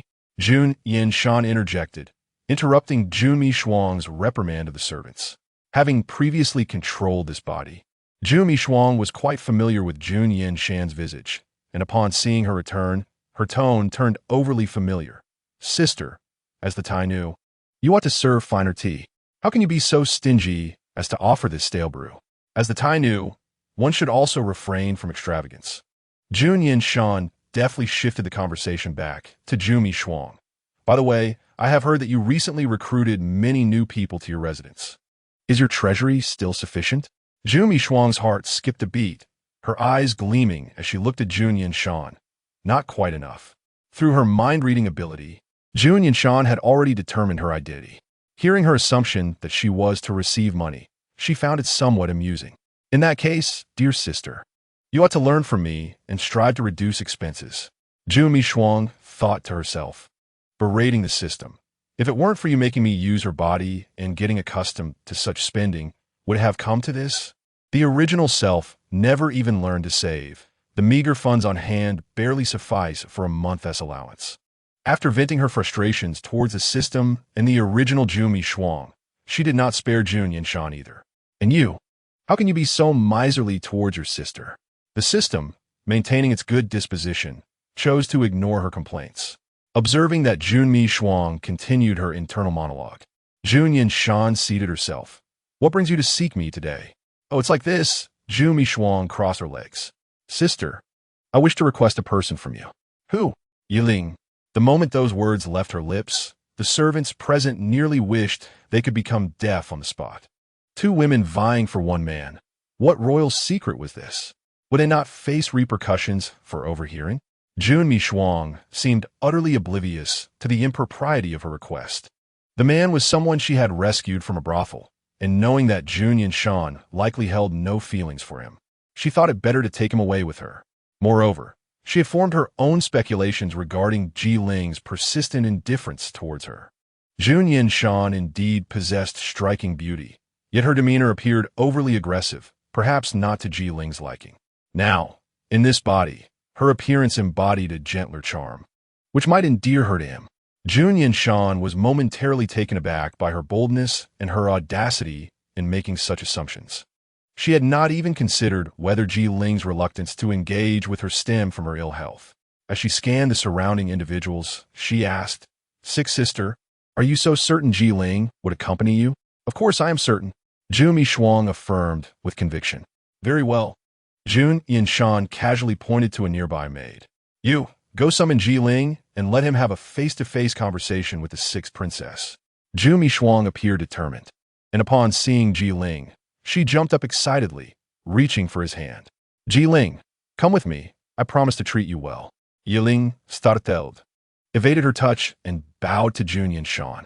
Simultaneously, he felt perplexed, just as it seemed Jun Yanshan had returned to normal and ceased bothering him. A sixth princess had suddenly emerged. Rise. Jun Yanshan gestured for a chair to be brought for Ji Ling. If I recall correctly, you have not met the sixth princess since entering the Tai Nu residence, have you? Regardless of how much he might dislike Jun Yanshan, facing such a question, Ji Ling could only shake his head repeatedly. I have never met the sixth princess, not even prior to entering the Tai Nu residence. Jun Yanshan nodded. I see. Sixth sister, you heard that. He does not recognize you. Jun Yanshan then realized she had changed bodies and could only reintroduce herself to Ji Ling under her new identity, feeling a pang of bitterness. The system seemed to have failed to inform her of her mind-reading ability, leaving her to ponder anxiously in front of Jun Yanshan.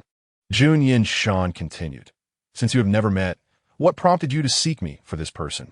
I have heard of Ji Ling's renowned beauty, Jun Yanshan stammered, unsure how to explain. Jun Yanshan frowned. He is my secondary consort. You should not address him by name. Jun Yanshan felt a lump at her throat. I understand. Well, sister, you have asked so many questions. Please give a clear answer. Will you allow me to take him away or not?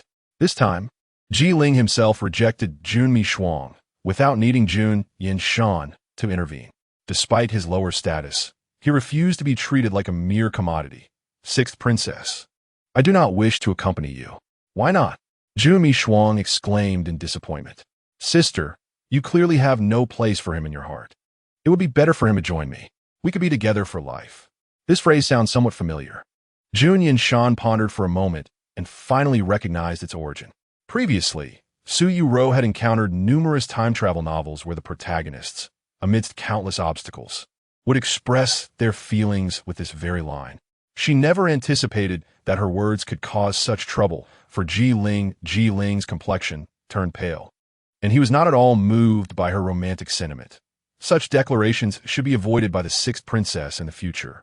The reputation of a gentleman is of utmost importance, and since he is already married, why must Jun Yanshan complicate matters for him? Jun Yanshan wished to persuade further. If not for the system's obstruction, she would have almost revealed her time-traveling circumstances. Jun Yanshan decided not to grant her any more chances and stood up, stating, since Ji Sujun has already expressed his unwillingness to accompany you, you should abandon this hope. Your Highness, is there anything else? Jun Yanshan glared at Jun Yanshan, feeling she was the one disrupting their budding romance. Her tone begrudging, nothing else. What was there for her to be proud of? It was merely the position of Tai Nu. I could do it too, and I would certainly do better. Tomorrow, I shall present those formulas to the Emperor, and Ji Ling will surely regard me with newfound respect. Jun Yanshan left in a huff, and, just as she was about to exit the room, she heard Jun Yanshan's voice call out from behind. The sixth princess is increasingly disregarding propriety. Ji Sujun, wouldn't you agree? Jun Yanshan paused her steps, then quickened her pace, soon disappearing from their sight. The nearby attentive servants and maids had already departed, leaving the space for their two masters. Ever since Jun Yanshan's heartfelt confession, Ji Ling's expression had been rather grim, and now he felt compelled to kneel. Jun Yanshan reached out to steady him, saying, no need to be anxious. Just tell me, what kind of person do you think she is? The sixth princess may be young and ignorant. Ji Ling carefully considered his words, hesitant to speak too harshly about royalty. Jun Yanshan, however, had no such reservations. Your wording is gentle, but I find her exceedingly foolish. Jun Yanshan circled around Ji Ling, understanding Jun Yanshan's affections for him. To hold a place in a brothel, Ji Ling's stature and appearance were unparalleled. Jun Yanshan had also heard him sing and play an instrument, showcasing remarkable talent. The day Su Yu-ro made a scene to bring him into the Tai Nu mansion should have been the day of his auction for the first night. From all perspective aside from his family background, Ji Ling was quite admirable, Under Jun Yanshan's gaze, Ji Ling felt entirely tense. Over the past few days, Jun Yanshan had changed significantly, her eyes now radiating a sense of pressure that Ji Ling found difficult to adjust to. How dare she come here to demand a person? I cannot discern whether she loves you or hates you, Jun Yanshan casually remarked, not intending to put Ji Ling in a difficult position. All right, you may return now.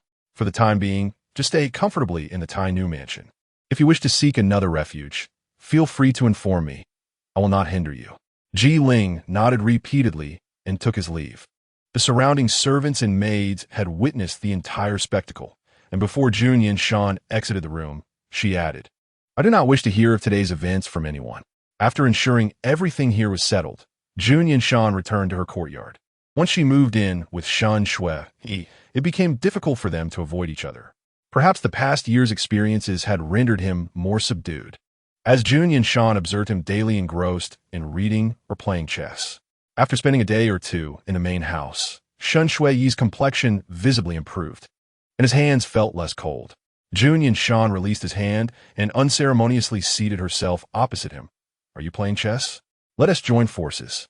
Shan Shui was taken aback by the sudden grasp of his hand and exclaimed, Your Highness, my chess skills are lacking. I fear I cannot provide you with much enjoyment. No worries, let us just play casually. Jun Yanshan was quite skilled at chess, and as she played with Shan Shui, she quickly gained the upper hand. However, due to her ability to hear his thoughts, she discovered that the reality was quite different. When at home, Shan Shui often played chess with his mother, Lady Shun, and his skills were not to be underestimated. He was indeed a worthy opponent for Jun Yanshan. Yet, in an effort to be a good Jun, he was intentionally letting her win. Just as Shan Shui was about to make his next move, Jun Yanshan suddenly spoke up. Merely playing chess is indeed rather dull. Why don't we introduce a wager? Shan Shui paused, subtly retracting his chess piece, and looked up at Jun Yanshan. What wager does your highness have in mind? If I lose, I shall give you a shop, Jun Yanshan declared without batting an eye. If you lose, you will spend the night with me. Chapter 13. Playing chess. Shan Shui's internal resistance was palpable, and Jun Yanshan felt a pang of sorrow. The stakes were decidedly uneven. Perhaps they should be adjusted. If your highness wins, I shall offer the dowry I brought. That is out of the question. Jun Yanshan firmly rejected Shan Shui's suggestion. We are merely playing chess casually. The wager can only be considered a light-hearted bet, not something as significant as a dowry. Shan Shui was somewhat speechless. No matter how one looked at it, the shop promised by Jun Yanshan was clearly of greater value. However, since Jun Yanshan had already stated her position, he could not argue further, simply nodding in agreement. Then let it be, as you say. Halfway through the game, Jun Yanshan claimed she wanted to wager something, which was rather shameless. Shan Shui had initially been yielding to Jun Yanshan, but upon hearing her wager, he swiftly shifted to a more aggressive stance. Appearing significantly sharper, Jun Yanshan felt a flicker of concern, relieved that she had spoken up a bit later. When the final chess piece was placed, Jun Yanshan barely won. She exhaled, attempting to discern Shan Shui's thoughts. He did not display any displeasure on his face. Yet his dissatisfaction was unmistakably conveyed to her ears. As the Tai Nu, she naturally held the authority to impose her will. Since Shan Shui did not voice his thoughts, she chose to act as if she were oblivious. Shall we play another round? Jun Yanshan inquired. Shan Shui nodded slightly. Since your highness has requested, I am happy to oblige. This time, Shan Shui held nothing back. With the ability to read minds, Jun Yanshan could have easily deciphered the game, but she chose not to cheat and instead played according to her own strategy. Their chess match did not last long before a victor emerged. Upon seeing the clear defeat, Jun Yanshan felt no anger. Your skills are so exquisite. It seems I shall have to practice with you more often. Jun Yanshan rummaged through the room, selecting the most profitable shop deed to present to Shan Shui. To the victor belonged the spoils. Shan Shui gazed at the thin piece of paper, somewhat reluctant to accept it, and he pushed his hand away. It was merely a jest. Your highness need not take it so seriously. What nonsense is this? Jun Yanshan forcefully placed the item in his hand. She fixed her gaze upon Shan Shui, smiling. If you do not accept, I would feel embarrassed to claim my reward. Shun Shui stiffened, and Jun Yanshan could not help but laugh heartily. Shun Shui did not wish to engage in further conversation on this matter and quickly shifted the topic. Your Highness returned later than usual today. Did something occur? Jun Yanshan nodded. Mother Empress intends to revoke my position as Tai Nu and kept me for a chat. Although it was a significant matter, Jun Yanshan spoke of it lightly, causing Shun Shui to furrow his brow. How did your Highness respond? Indeed, I have committed quite a few reckless acts recently, so it is not surprising that Mother Empress would think this way. Therefore, I asked her for another chance. Shun Shui listened, nodding slightly, but said nothing more. Jun Yanshan, however, looked into his eyes and inquired earnestly, if I were to say that I was possessed by a ghost before, would you believe me? Before Shun Shui could respond, Jun Yanshan quickly added, never mind, consider it as me rambling. No need to answer. Regardless of whether Shun Shui chose to deceive her or not, their thoughts were ultimately the same, and Jun Yanshan felt no need to insist on an answer. Shun Shui then brought up the matter concerning Ji Ling. The previous experience of a marriage akin to widowhood had rendered him somewhat accustomed to solitude, yet now, with Jun Yanshan's sudden affability, he found himself rather ill at ease. It had been several days since the prince had sought out Ji Sujun. Shun Shui gently reminded him that he ought to be equitable in his affections. Upon hearing this, Jun Yanshan responded with a serious tone, you are the primary consort. Is it not entirely natural for me to favor the primary consort slightly more? Shun Shui sighed softly, at a loss on how to counter Jun Yanshan's assertion. The matter concerning Ji Ling and Jun Mishuang had likely not yet reached Shun Shui, so Jun Yanshan took it upon himself to disclose the details. Do you recall my sixth royal sister? He inquired. Shun Shui pondered for a moment before honestly shaking his head. I do not remember. His mother had mentioned several notable women in the capital, yet he had no impression of the sixth princess, suggesting that she possessed no extraordinary talents. Recently, she had accidentally fallen into an icy lake, and upon her emergence, her demeanor had undergone a startling transformation, as if she were an entirely different person. Shun Shui felt a stir within. What is the prince's purpose in sharing this with me? Do not rush. I have yet to reach the crux of the matter. Jun Yanshan replied. Are you aware that today she came to the Tai Nu mansion to seek me out? Shun Shui nodded. I have heard, but I am unaware of her intentions. She wishes to take Ji Sujun away, Jun Yanshan stated, keenly observing the flicker of unusual emotion in Shun Shui's heart. He continued, do you not find this rather peculiar? I summoned Ji Sujun to confront her, and while Ji Sujun claimed to have never met her, the sixth princess openly bared her heart before Ji Sujun in my presence. I fail to comprehend the prince's meaning. Shun Shui suddenly rose, unwilling to hear further analysis from Jun Yanshan. Perhaps having exerted too much mental energy during their game of chess, he now felt fatigued and decided to take a rest. Jun Yanshan felt a twinge of disappointment, but understood that this matter could not be rushed. He stood, saying, then please rest well. Since his arrival in this world, Jun Yanshan had attended to no affairs, and now required time to reacquaint himself with his responsibilities. After escorting Shun Shui into his quarters, Jun Yanshan turned towards the study. While Shun Shui lingered at the threshold, upon Jun Yanshan's arrival, a Yuan had merely kept his distance, refraining from intruding. Observing Shun Shui's expression, a Yuan approached and inquired, Jun, what troubles you? A Yuan, do you believe there truly exist spirits or deities in this world? Shun Shui asked. Jun Yanshan's words had been so perplexing that, despite the seemingly abundant evidence, he still hesitated to believe. Having read countless texts and encountered many scholars, none had ever instructed him on the supernatural. Were these not mere constructs to consolidate military power? A Yuan contemplated. Surely, they must exist. Otherwise, where do souls go after death? Shun Shui refrained from commenting on his answer. Why do you suddenly inquire about this? At this point, a Yuan appeared somewhat anxious, asking if the prince had said something to him. No, it was merely a spontaneous thought, Shun Shui replied, retreating into his room. The main quarters were well furnished, and Shun Shui seated himself at the table, retrieving paper and ink from the drawer. Prepare my ink, I wish to write a letter.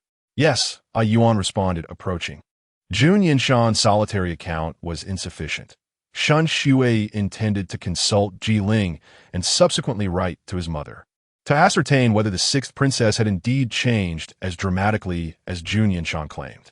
If so, the transformations Jun Yanshan had undergone over the past year would warrant suspicion.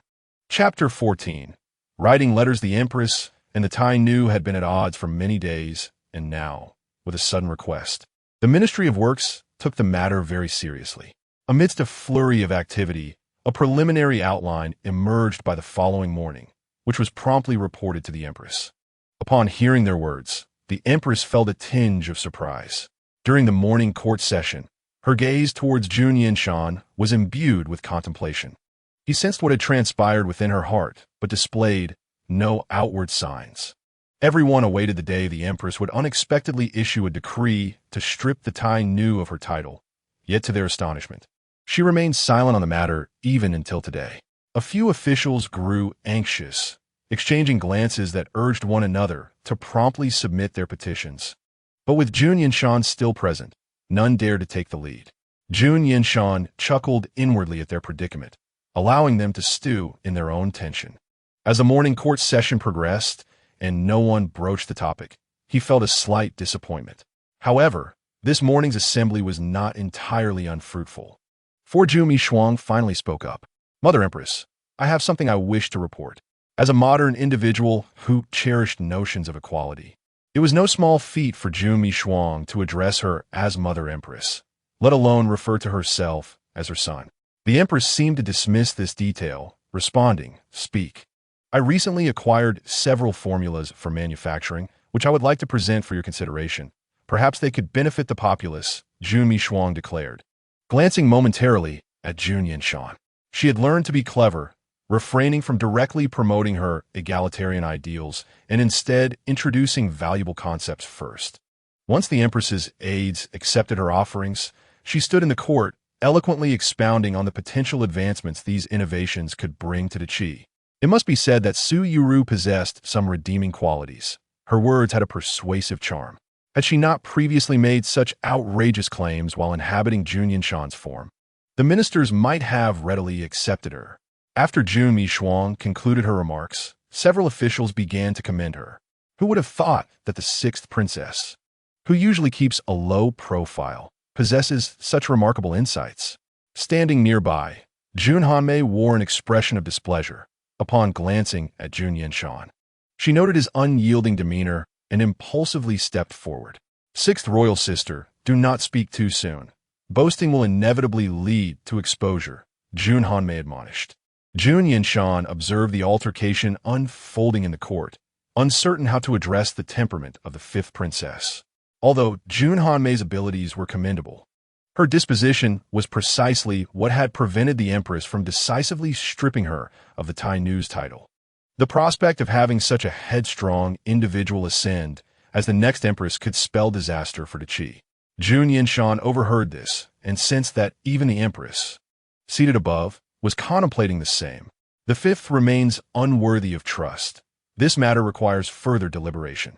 Many ministers joined the fray, some staunchly supporting the fifth princess and vocally criticizing Jun Mishuang's impractical assertions. Meanwhile, those who had previously aligned with Jun Yanshan but had been pushed away by her actions now regarded Jun Hanmei with disdain, harboring personal grievances.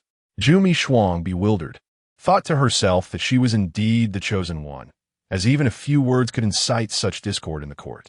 If only her current position lacked power. She was convinced that after a few more appearances, these individuals would eagerly offer her the title of Tai Nu. The vision was splendid. Yet Jun Mishuang remained oblivious to the fact that the significance of this conflict had long since shifted. Enough. The Empress, having perused the documents Jun Mishuang presented, noted the striking similarities to what Jun Yanshan had mentioned. After all, Jun Yanshan had merely relayed what he had heard, while the details were firmly lodged in Su Yuru's mind. Thus, it was not surprising that this paper contained more comprehensive methods. However, based solely on this, the Empress still harbored skepticism towards Jun Yanshan's claims. Her voice rang out, and the court fell into silence. I have reviewed the materials. They will be sent to the Ministry of Works for further investigation. After concluding her statement, the Empress surveyed the assembly. Are there any further matters, my esteemed ministers? Jun Yanshan wished to speak again, but, recalling her previous experiences, refrained from doing so openly in court. Sensing her hesitation, Jun Yanshan regarded her with an unusual expression. This time, after the court session, the Empress did not retain anyone, yet Jun Yanshan proactively approached her. Jun Yanshan merely cast her a glance before turning to leave, entirely disinterested in engaging further. Should she overstep her bounds, she would have to accept the consequences. Jun Yanshan was not the Tai Nu. Even when all the ministers had departed, she found it difficult to voice her thoughts in front of the palace attendants. Her mind was in turmoil, while the Empress, wishing to avoid lingering, led her to the imperial study. This was not her first time entering the palace, yet each visit brought new revelations. Following closely behind the Empress, Jun Yanshan reveled in the courtiers' bows, feeling a sense of power akin to that of a fox concealed beneath the might of a tiger. Along the way, she encountered a gentleman who bowed gracefully to the Empress, his stature and visage strikingly captivating. For a fleeting moment, Jun Yanshan found herself breathless, and by the time she regained her composure, the Empress had already taken several steps ahead, prompting her to hasten after her. Upon inheriting the deceased's body, Su Yuro naturally acquired Jun Yanshan's memories, thus unveiling the identity of the gentleman. He was none other than Du Ziyan, the esteemed royal consort favored by the Empress, renowned even beyond the palace walls. The original owner had crossed paths with him before, yet witnessing him in the flesh was an entirely more vivid experience. It was said that the Empress's harem was filled with countless beauties, and it appeared that such claims were far from exaggerated. Upon entering the imperial study, the Empress turned to Jun Yanshan, inquiring, "What did you wish to discuss with me?" Following her initial plan, Jun Yanshan began to extol the affection between the Empress and Junho. But the Empress interrupted her, stating, "If you have something to say, you may speak plainly." Jun Yanshan opened her mouth, yet found herself at a loss for words. Initially, she intended to lay the groundwork to inform the Empress that Ji Ling and Jun Yanshan had no future together, and that Ji Ling would be better suited to her. However, upon seeing Du Ziyan, she realized that with so many men in the world, there was no need to fixate on a singular Ji Ling. "I have nothing further to say," Jun Yanshan confessed. The Empress replied, "Then you may leave." Jun Yanshan's demeanor had undergone a significant transformation, which aroused the Empress's suspicion, causing her to exercise a bit more patience. Had it been anyone else daring to jest with the Empress, they would have faced severe punishment. After departing the imperial study, Du Ziyan's visage lingered in Jun Yanshan's mind. She longed for another glimpse of him. Jun Yanshan viewed the matriarchal society's practice of polyandry with disdain. Considering herself a rare gem, even the Empress's affections paled in comparison to her own. Perhaps her wishes were coming to fruition, for as she ambled outside, she indeed encountered Du Ziyan once more. Du Ziyan, of noble status, did not need to bow before a princess. He merely nodded at Jun Yanshan before turning to leave, and she found herself reluctant to avert her gaze from his retreating figure. Jun Yanshan was uninterested in Jun Yanshan's emotional journey. Her thoughts were preoccupied with how to re-establish connections with the ministers. The faction of ministers supporting her, led by Shundarun, once wielded almost absolute influence, but a year had passed without any remnants of that power. To secure her position as crown princess, the trust of the Empress and the support of the ministers were indispensable. The most reliable companion at her side was Qing Yin, yet she was currently injured and recuperating under Yusong's care. As crown princess, Jun Yanshan had her own sources of information. In addition to the Guang Yuan Lu entrusted to Yusong, she discreetly nurtured a network of informants responsible for intelligence gathering and various tasks. Whenever significant events occurred, these informants would release homing pigeons to keep Jun Yanshan informed. Even during the recent peaceful days in Dachi, they would send her a blank sheet of paper to convey the situation. Upon her arrival, Su Yuro had received a letter that she anticipated would contain crucial news, only to be disappointed to find it was merely a blank page. After receiving such letters again, she ceased to pay them any heed. Following two such instances, The informants realized that the crown princess's residence had changed and ceased their communications. The messages were delivered via homing pigeons, but command were issued through other means. Shun Shui did not share a room with her, which facilitated Jun Yanshan's nocturnal escapades. The crown princess's residence now consisted solely of trustworthy individuals. And having lived there for many years, Jun Yanshan had devised ways to slip out undetected. Clad in night attire, she departed while Shun Shui was deep in slumber. It was not her first venture into the night. She successfully navigated to a shop that was tightly closed. This establishment, which typically sold fabrics, appeared to be an ordinary business, with no one suspecting its connection to the crown princess. Following a specific pattern, Jun Yanshan knocked lightly on the door, and it soon opened slightly, allowing her to slip inside. Half of Jun Yanshan's face was concealed by a black cloth. Yet recognition did not rely on appearance. She retrieved a jade pendant from her bosom and presented it to the woman who had opened the door. The woman examined the pendant for authenticity before bowing respectfully. Time was of the essence, and they exchanged formalities swiftly. Jun Yanshan assisted her to her feet and then turned to venture deeper into the shop. The jade pendant she had produced, if appraised externally, would not fetch an exorbitant price. The jade contained impurities, and anyone with a discerning eye would not offer a high valuation. In her childhood, Jun Yanshan lived alongside her father, who reprimanded her for falling short in her studies. Observing her gloom for consecutive days, Junho secretly took her out of the palace to a market where she purchased several stones. Upon learning of this, the empress was furious, yet allowed them to keep the stones within the palace. At that time, Jun Yanshan was merely an ignorant child, and among the stones she chose, only one yielded jade, and its quality was lackluster. Nevertheless, it was her own selection, and after crafting it into jewelry, she retained one piece of jade while Junho took a bracelet. Both cherished these items dearly. Thus, this became Jun Yanshan's token of trust to present to others. As she ventured further, she entered a hidden chamber, which contained only the simplest furnishings of tables and chairs. On the table lay several pieces of paper, which are the recent communications she had missed. Lighting an oil lamp, she quietly reviewed the contents under the glow. Recently, Junhan Mei and her supporters had been quite restless. Noticing that Jun Yanshan seemed to maintain her position, Junhan Mei seized the opportunity. Some cities had experienced natural disasters, prompting Junhan Mei to personally lead efforts to deliver grain, assisting the local populace to weather the crisis. Meanwhile, Jun Yanshan, the crown princess, was vocally advocating for gender equality in the court. The contrast between their actions was stark.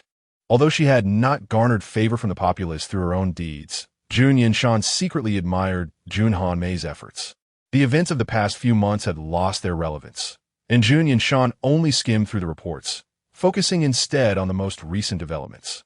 The letters indicated that in certain cities far from the capital, the populace had begun to rebel. The initial trigger was the natural disaster. And even though Junhan Mei personally intervened to ensure that the grain was not diverted by corrupt officials, the solution was merely superficial. Once Junhan Mei departed, local officials exacerbated the situation by raising taxes, seizing the hard-earned resources of the people. Eventually, the populace, unable to endure the oppression, revolted. Though it was her own kingdom, Jun Yanshan felt more sympathy than anger upon hearing this news. Recognizing that Junhan Mei had previously provided aid to them, she resolved to do something in return. Although her relationship with Shun Shui had just begun to mend, leaving now felt regrettable. However, Jun Yanshan prioritized the urgent matters at hand. Within Dachi, she had contacts in most cities, and after careful consideration, she promptly penned a letter in response, placing it beneath a stack of papers. By tomorrow morning, as business resumed at the fabric shop, a designated individual would ensure the letter reached its intended destination. This place had become a rare sanctuary for Jun Yanshan, and she recalled the discussion held during the morning court session between the empress and the ministers. Due to the rebellion occurring in more remote locations, few in the court had addressed the issue, and only a few remarks were made. Jun Yanshan listened intently. Although the empress did not outwardly express concern, it was evident that she cared deeply about the matter. If Jun Yanshan were to propose an on-site investigation tomorrow, she would likely receive the Empress's approval. However, whether permission would be granted remained uncertain. As Jun Yanshan pondered the outcome, a knock echoed from outside the hidden chamber. This serves as a reminder that time is of the essence. She should depart sooner rather than later. The security measures here are commendable. Aside from the instructions left by Jun Yanshan, any other papers on the table, regardless of whether they have been perused, will be reduced to ashes by tomorrow. The journey home remains unobstructed, and Jun Yanshan stealthily slips into her own courtyard. After changing into a different attire, she initially intended to retire for the night, but reconsidered and stepped out of her room once more. As the main residence, all furnishings are naturally of the highest quality. Even the design of the front door is superior to that of other locales. This is evidenced by the complete silence upon her entrance. Jun Yanshan held her breath, closed the door behind her, and approached Shun Shui's bedside. Shun Shui was in a deep slumber, appearing to be free from nightmares, his brow relaxed. Although Jun Yanshan's movements as she climbed into bed seemed somewhat heavy, fortunately, they did not rouse him. Chapter 16. The Morning Dispute Upon Awakening. Shun Shui was startled to find an unexpected figure beside him. He had no idea when Jun Yanshan had come in, as there had been no noise at all. Jun Yanshan remained in a deep sleep, her hand resting on him, making it impossible for him to rise. While he felt no discomfort in his dreams, the pressure of her presence became overwhelming upon waking. Carefully, he attempted to shift her hand from his body, but as soon as he placed it on the bed, it returned to him. Could this be intentional? Just as Shun Shui contemplated whether to push Jun Yanshan away again, she awakened. She naturally withdrew her hand as if nothing had transpired, prompting a sigh of relief from Shun Shui. Recalling her plans from the previous night, Jun Yanshan rose from the bed. Dressing as she informed Shun Shui, "I may have to be away for a period. Please take care of yourself in the residence." Going out? Shun Shui inquired in surprise. The matter was not yet settled, and Jun Yanshan spoke vaguely. "Yes, but I should return in about 10 days to half a month." She did not specify her purpose, and Shun Shui refrained from asking further. "Be safe." He did not urge her to return sooner, and Jun Yanshan suppressed her disappointment as she left the room. During the morning court session, Jun Yanshan contemplated how to broach the subject when a minister spoke up again. Few ministers paid attention to this remote border town, and Jun Han did not think much of it either. Amidst the curious gazes of others, Jun Yanshan suddenly stood up. "Mother Empress, I am willing to go to Jing and to quell the turmoil." Upon hearing this, everyone turned to her in astonishment. While Jing sounds appealing, in reality, it is quite remote and cold in winter, offering no benefits for Jun Yanshan. Jun Han Mei's thoughts whirled, recalling her previous trip to Jing and to deliver grain. Secretly amused at Jun Yanshan's imitation of her. With her departure from the capital, what would transpire in the court remained uncertain. She would not obstruct Jun Yanshan's intentions and would even add a few encouraging words. Minister Shun appeared somewhat disapproving, offering counsel to Jun Yanshan. But Jun Han immediately interjected. "Minister Shun, the Empress possesses pure intentions. What is there to hinder?" Before Minister Shun could respond, Jun Yanshan spoke up. "I beseech the Mother Empress to grant my request." The Empress observed Jun Yanshan's demeanor and nodded slightly. Then after court, "Return and prepare well. You shall leave tomorrow." With this matter settled, the Empress felt a weight lift from her heart. Afterward, when Jun Yanshan proposed additional requests, the Empress did not impose difficulties and acquiesced to them all. Zhu Mishuang seemed somewhat out of sorts today, only speaking up just before the court adjourned. "Mother Empress, did you have someone attend to the matters I mentioned yesterday?" Her tone carried a sense of urgency. Yet what results could there be? Before the Empress could respond, a minister interrupted. "Your Highness, when addressing Her Majesty, you should refer to yourself as this child." "Does it truly matter?" Zhu Mishuang scoffed. As another minister prepared to advise her, she impatiently declared, "Fine, I shall repeat myself. This child wishes to inquire if those matters have been resolved. When there are results, I will inform you at once."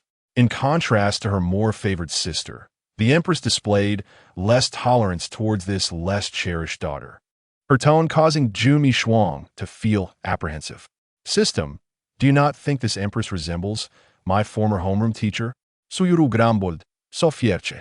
Having interacted with her for a year, Jun Yanshan understood the implication behind her words and lowered her gaze slightly. Even in an era that revered women, not all could read or participate in the imperial examinations. For some families, merely attending school consumed a significant portion of their savings. Suyiro's complaints about her strict teacher reflected a lack of appreciation for her fortunate circumstances. After court adjourned, Jun Yanshan remained to discuss travel matters with the empress. If the strategy were merely to suppress, it would undermine the royal family's authority and erode public trust in the monarchy. Addressing corrupt officials is crucial to prevent future incidents. With her capabilities evident, Jun Yanshan articulated her thoughts clearly, leaving the empress with little room to counter her arguments. Once Jun Yanshan concluded, the empress turned to her. When did you begin to contemplate this issue? If it were merely a spur-of-the-moment idea, it would not be so thoroughly considered, nor would you be able to outline such methods. Jun Yanshan replied, this thought occurred to me after court yesterday. Technically, last night did follow the previous day's court session, thus her words were not a lie. The empress nodded, acknowledging her statement. As Jun Yanshan prepared to leave, the empress called her back. Regarding the Ministry of Works, the results of the methods you proposed have been finalized. A hint of joy illuminated Jun Yanshan's face. The empress observed her expression and continued. Your sixth royal sister has also provided a similar method. Now that the results are in, how do you believe I should announce this to the public? If it were attributed to Jun Yanshan, Zhu Mishuang's current disposition would undoubtedly spark chaos in the court. However, the empress's impression of Zhu Mishuang was not particularly favorable. The empress might as well invoke the name of the national master, stating that these methods were bestowed by divine beings to prevent misunderstandings. Jun Yanshan suggested, as long as she is here, no one should attempt to claim credit. The empress, hearing this, did not respond immediately but nodded. I will consider it. You may return to rest now. Your child takes her leave. Upon exiting the palace, Jun Yanshan felt an overwhelming sense of relief. During her discussion with the empress, she had planned to take people directly to Jing'an and then gradually address the corrupt officials on the return journey. After a recent disaster, the officials in Jing'an dared to engage in such behavior, indicating that someone must be backing them. Under the pretense of quelling rebellion, these officials would not be overly cautious, allowing Jun Yanshan to capture them all in one fell swoop. To avoid raising suspicion, Jun Yanshan only intended to take a few individuals with her. While there may be dangers along the way, if they return successfully, the rewards would be substantial. The news of the crown princess's departure from the capital quickly spread. Shortly after Jun Yanshan exited the palace, she was intercepted by Yusong. It was unusual for Yusong to stop her outside of Guangyuanlu, prompting surprise from Jun Yanshan, but she obediently followed her. This time, they did not enter Guangyuanlu. Yusong led her to her own courtyard. Today, Yusong's expression was less than favorable, and as soon as Jun Yanshan turned to close the door, Yusong unleashed a torrent of reprimands. Are you seeking death or courting disaster? Chapter 17. Mourning widows, it is not as dire as you claim. Jun Yanshan understood that her concerns stemmed from care, responding with a smile. Yusong furrowed her brow. I've already heard. The emperor has no such intentions. You requested this of your own volition. Indeed. Noting that Yusong did not seem inclined to let her leave anytime soon, Jun Yanshan unceremoniously found a chair to sit on. Yu Si Lung let out a cold snort, commenting on the numerous underhanded maneuvers of Jun Hanmei during this peculiar year. With her favor from the emperor at its zenith, should any mishap befall you on the way to Jing'an, she would ascend to power as the next empress. With only the two of them present, UCS words were particularly candid. Jun Yanshan remained unfazed by her demeanor, asserting that she would not be an easy target, given Jun Hanmei's current capabilities. She could not possibly harm her. UC was perplexed by the source of her confidence, suggesting that if she insisted on going, she should bring a Jun along. No need, Jun Yanshan retorted. Once a Jun departs, you will have no one useful by your side. Who says so? Is it not your Qing Yin assisting me? UC replied assertively. Before they departed, she insisted on having a Jun accompany Jun Yanshan back, to which Jun Yanshan reluctantly acquiesced. You do not intend to take too many people with you, do you? UC inquired. Indeed, a larger group would attract too much attention. The primary objective this time is merely to uncover corrupt officials, so the fewer, the better. Jun Yanshan explained. You see, scrutinize her for a moment, then sighed.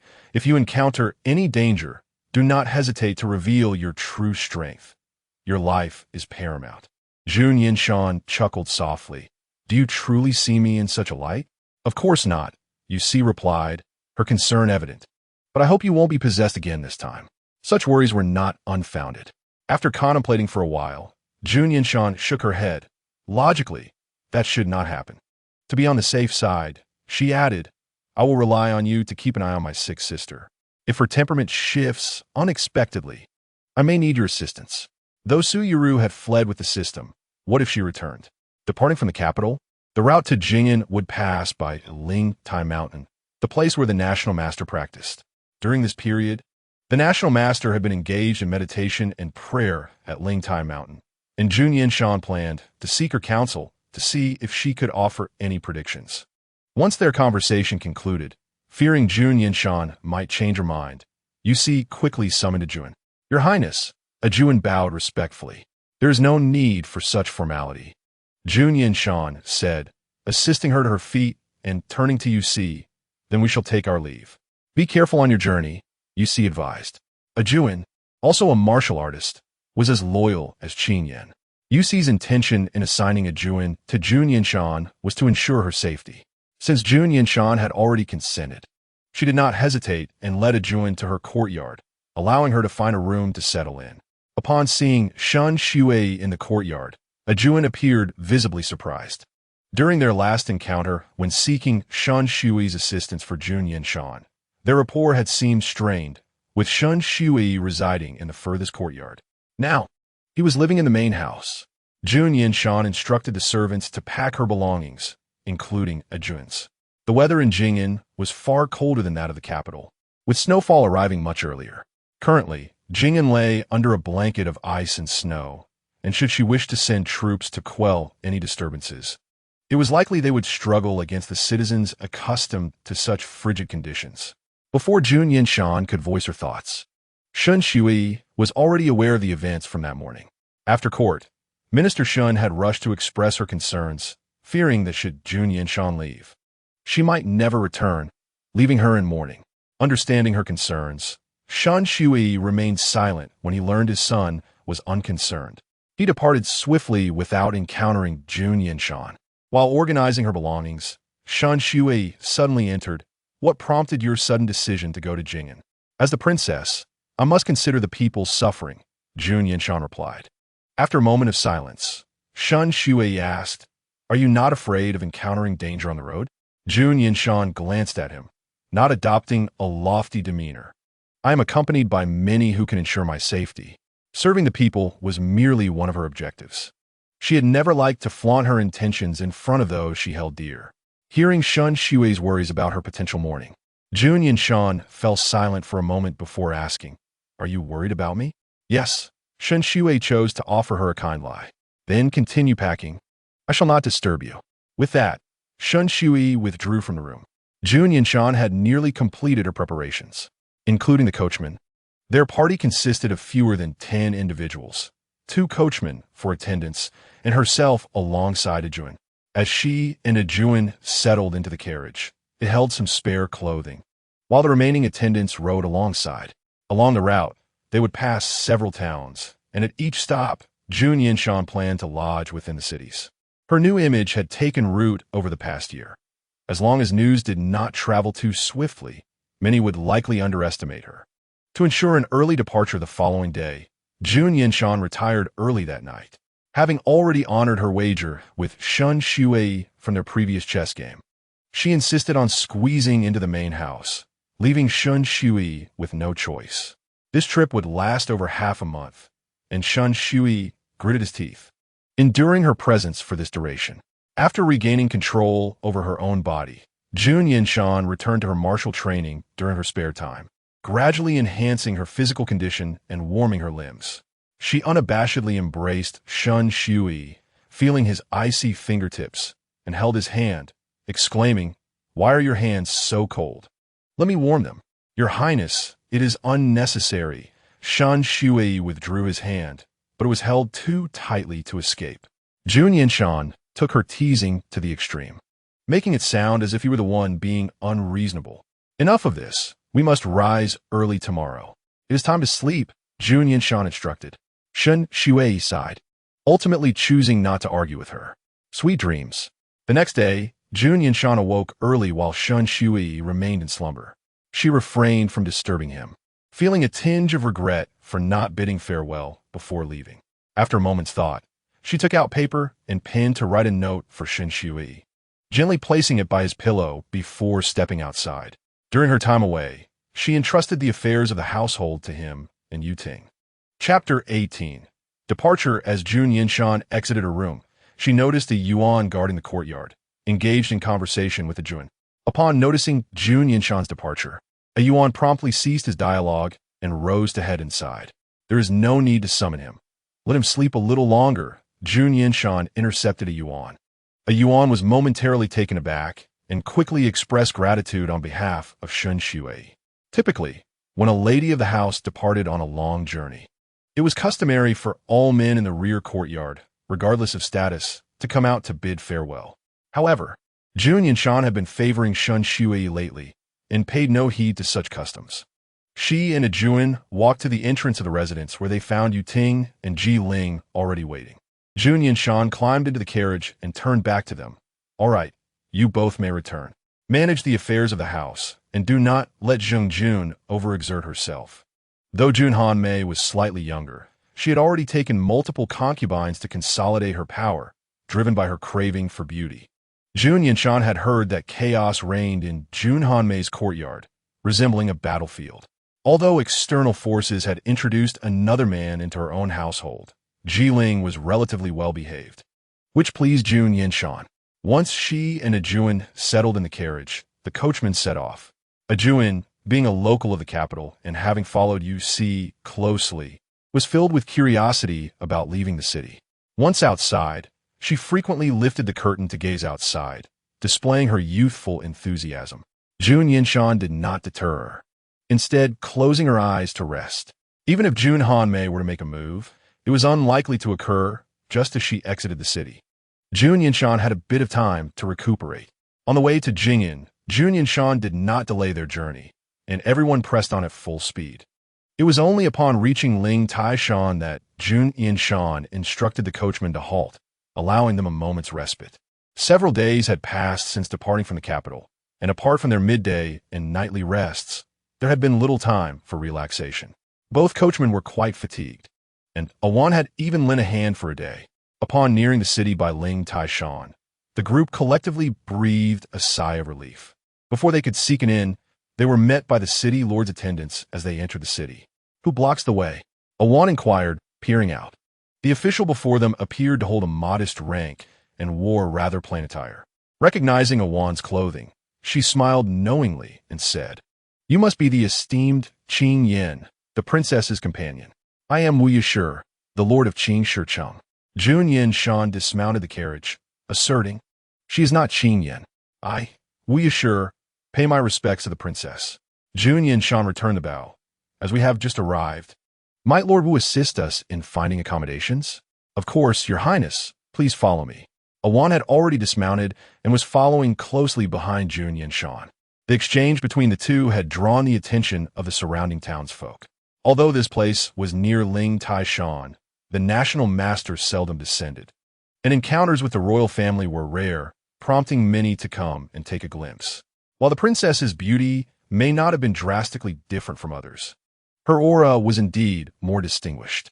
Unmarried men nudged each other, their faces flushed at the sight of Jun Yanshan. What a fortune it would be to wed such a woman.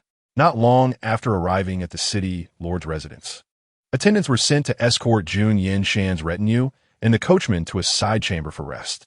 Wu Yishur wore a smile, while subtly observing Jun Yanshan's demeanor. Jun Yanshan displayed little in the way of special expression, seemingly unconcerned about any potential issues arising from being accompanied only by Awan. Wu Yishur, however, was still not entirely at ease and jested. "The princess is indeed remarkable. Within moments of arriving in Qing Shicheng, she has already captivated countless hearts. Naturally, as I am the princess. Jun Yanshan replied with an air of confidence. Her assertive demeanor caused a momentary stiffening amongst those present, and Awan blinked at her, quickly realizing that Jun Yanshan was being deliberately provocative. As the hour grew late and the meal at the city lord's residence was not yet prepared, Wu Yashur had tea served to Jun Yanshan and Awan. After taking only a sip, Jun Yanshan frowned. What kind of tea is this? Qing Shi Cheng is not a desolate place. Does Lord Wu not have better tea leaves to offer? Having spoken, Jun Yanshan set the cup down with no intention of drinking further. Wu Yashur felt a surge of delight internally, though she maintained a facade of humility. Your Highness, you may not know, but the recent harvests across the nation have not been favorable. As city lord, I cannot afford excessive extravagance. Tea is hardly excessive. Yet you act as if you were a miser, Jun Yanshan muttered in dissatisfaction. They had only just met, but she had already gleaned Wu Yashur's true sentiment from her words. However, what she heard could not serve as evidence. She needed to devise a plan to put Wu Yashur at ease, allowing her to gather proof. Though the city lord's residence appeared grand, it felt too empty, and the number of servants was few, suggesting it was not Wu Yashur's true dwelling. She refrained from questioning Wu Yashur, who would not think of such matters without reason, and they needed to plan long-term. How long does the princess intend to stay here? I shall procure the finest tea. Perhaps 2 or 3 days, Jun Yanshan replied, tilting her chin slightly. If you host us well during these days, I shall speak favorably of you to my mother, the empress. Wu Yashur, however, was not particularly keen on promotion. Qing Shi Cheng was not a large place, and here she could rule contentedly like a local sovereign. The officials above had long been bribed, and she faced no scrutiny for her actions. Once promoted, she would have to re-establish her connections. Jun Yanshan could not help but admire Wu Yashur's shrewdness. I appreciate the princess's kindness, but I am already familiar with the citizens of Qing Shi Cheng and wish to contribute a bit more here. Since Lord Wu has spoken, I shall refrain from further comment. Jun Yanshan nodded in agreement. By the way, Lord Wu, is the meal not yet ready? In her effort to establish a particular persona, Jun Yanshan acted particularly delicate. Awan, observing her, felt a moment of disorientation. Unbeknownst to her, Jun Yanshan had spent a year learning from Su Yu, and with a touch of essence, no one would suspect anything amiss. Wu Yashur promptly sent someone to hasten the meal's preparation. Once the food was served, Jun Yanshan began to pick and choose. The dishes at your residence appear rather unappealing, she remarked, selectively taking only the more extravagant items while entirely ignoring the vegetables. Is the food to your disliking? Wu Yashur inquired, maintaining a cheerful demeanor. What would your highness prefer? I can have it prepared for you tomorrow. Your meals here cannot possibly yield any variety, Jun Yanshan retorted. After finishing the meal, Jun Yanshan still felt somewhat unsatisfied. Noticing the untouched dishes on the table, Wu Yashur gently urged, Your Highness, do try to eat a little more. A few bites will surely leave you hungry later. Not necessary. Jun Yanshan stood up, which is the largest tavern in Qing Shi Cheng. I shall dine there for the next few days. In a single meal's time, Jun Yanshan had successfully established her persona. Spending some money to gain trust was a worthwhile trade for her. She ordered several dishes, and even if there were leftovers, the tavern staff would know how to manage them, rendering it not wasteful. Wu Yashur accompanied Jun Yanshan to the tavern, escorting her to the finest private room. The view here was expansive. Upon pushing open the window, one could gaze upon the scenery of Ling Taishan. Although the mountain's height was not particularly exaggerated, it was perpetually shrouded in mist, imparting an air of mystery and ethereality. After casting a few glances at the mountain, Jun Yanshan turned her gaze away and, once the meal was served, promptly issued an order for Wu Yashur to depart. Have you had your fill, Lord Wu? If so, you may take your leave. Your Highness, is that what you mean? Wu Yashur paused, seemingly taken aback. Jun Yanshan shot her a weary glance. Your attire is too plain, making it difficult for me to eat. In other words, Wu Yashur appeared too impoverished, an eyesore in the presence of the princess. Wu Yashur's smile faltered for a moment, quickly recovering as she said, I see. Then I shall take my leave while you dine. As she departed, Wu Yashur remembered to close the door behind her. After a brief wait, Awan was about to speak when Jun Yanshan gestured for silence. Jun Yanshan beckoned her closer, using a bit of tea to inscribe words on the table. There are people outside. Awan strained to listen, but heard nothing. Nevertheless, she trusted the princess's words without question, believing in Jun Yanshan's exceptional capabilities. What shall we do next? Awan mimicked her, gesturing at the table. Climb the mountain. Jun Yanshan's response was succinct. As her attendant, Awan needed only to quietly follow behind. After their brief exchange, Jun Yanshan wiped away the water stains from the table and invited Awan to dine. Once they had eaten their fill and left quite a bit behind, Jun Yanshan stood and pushed the door open, inadvertently colliding with a staff member who had not yet managed to leave. Startled upon seeing Jun Yanshan, the staff member appeared uneasy, while she herself felt somewhat uncomfortable. Recently, some areas have suffered severe disasters. I am not one to waste, so if there are leftovers, please share them, Jun Yanshan stated. Seeing that the princess did not intend to trouble him, the staff member felt relieved and quickly expressed his gratitude. Jun Yanshan escorted Awan out, and as they descended the stairs, they encountered the person Wu Yashur had stationed at the door. Your Highness, shall I take you back to the city lord's mansion? Jun Yanshan cast a fleeting glance at their faces and shook her head, replying no. I intend to visit Ling Taishan first. However, the person left by Wu Yashur hesitated, unwilling to contradict their master's orders or impede the Tai Nu. Unfazed by their discomfort, Jun Yanshan proceeded with Awan towards the city gates. Before they could exit Qing Shicheng, they were stopped by Wu Yashur. By the time the carriage arrived, it was already afternoon, and after a meal, night had fallen. Wu Yashur reasoned, it is getting late, and the mountain paths are treacherous. If your Highness wishes to ascend Ling Taishan, perhaps it would be best to wait until tomorrow when I can accompany you. What business is it of yours? Jun Yanshan replied dismissively. I shall rest on Ling Taishan tonight, and you needn't concern yourself with my affairs. The mountain is shrouded in mist, making it easy for ordinary people to lose their way at night, Wu Yashur cautioned kindly. Her concern stemmed not from a fear of losing control over Jun Yanshan, but rather from a desire to prevent any mishap occurring on her territory. The mountain paths were already difficult, and the fog on Ling Taishan further diminished visibility at night. Should Jun Yanshan misstep and sustain an injury, even if her previous actions went unnoticed, she would inevitably face the Empress's wrath. Jun Yanshan, however, dismissed her worries. Are you implying that I am an ordinary person? She retorted. I would never presume, Wu Yashur replied, her perspiration betraying her anxiety. Jun Yanshan's performance was so convincing that Wu Yashur feared incurring her ire.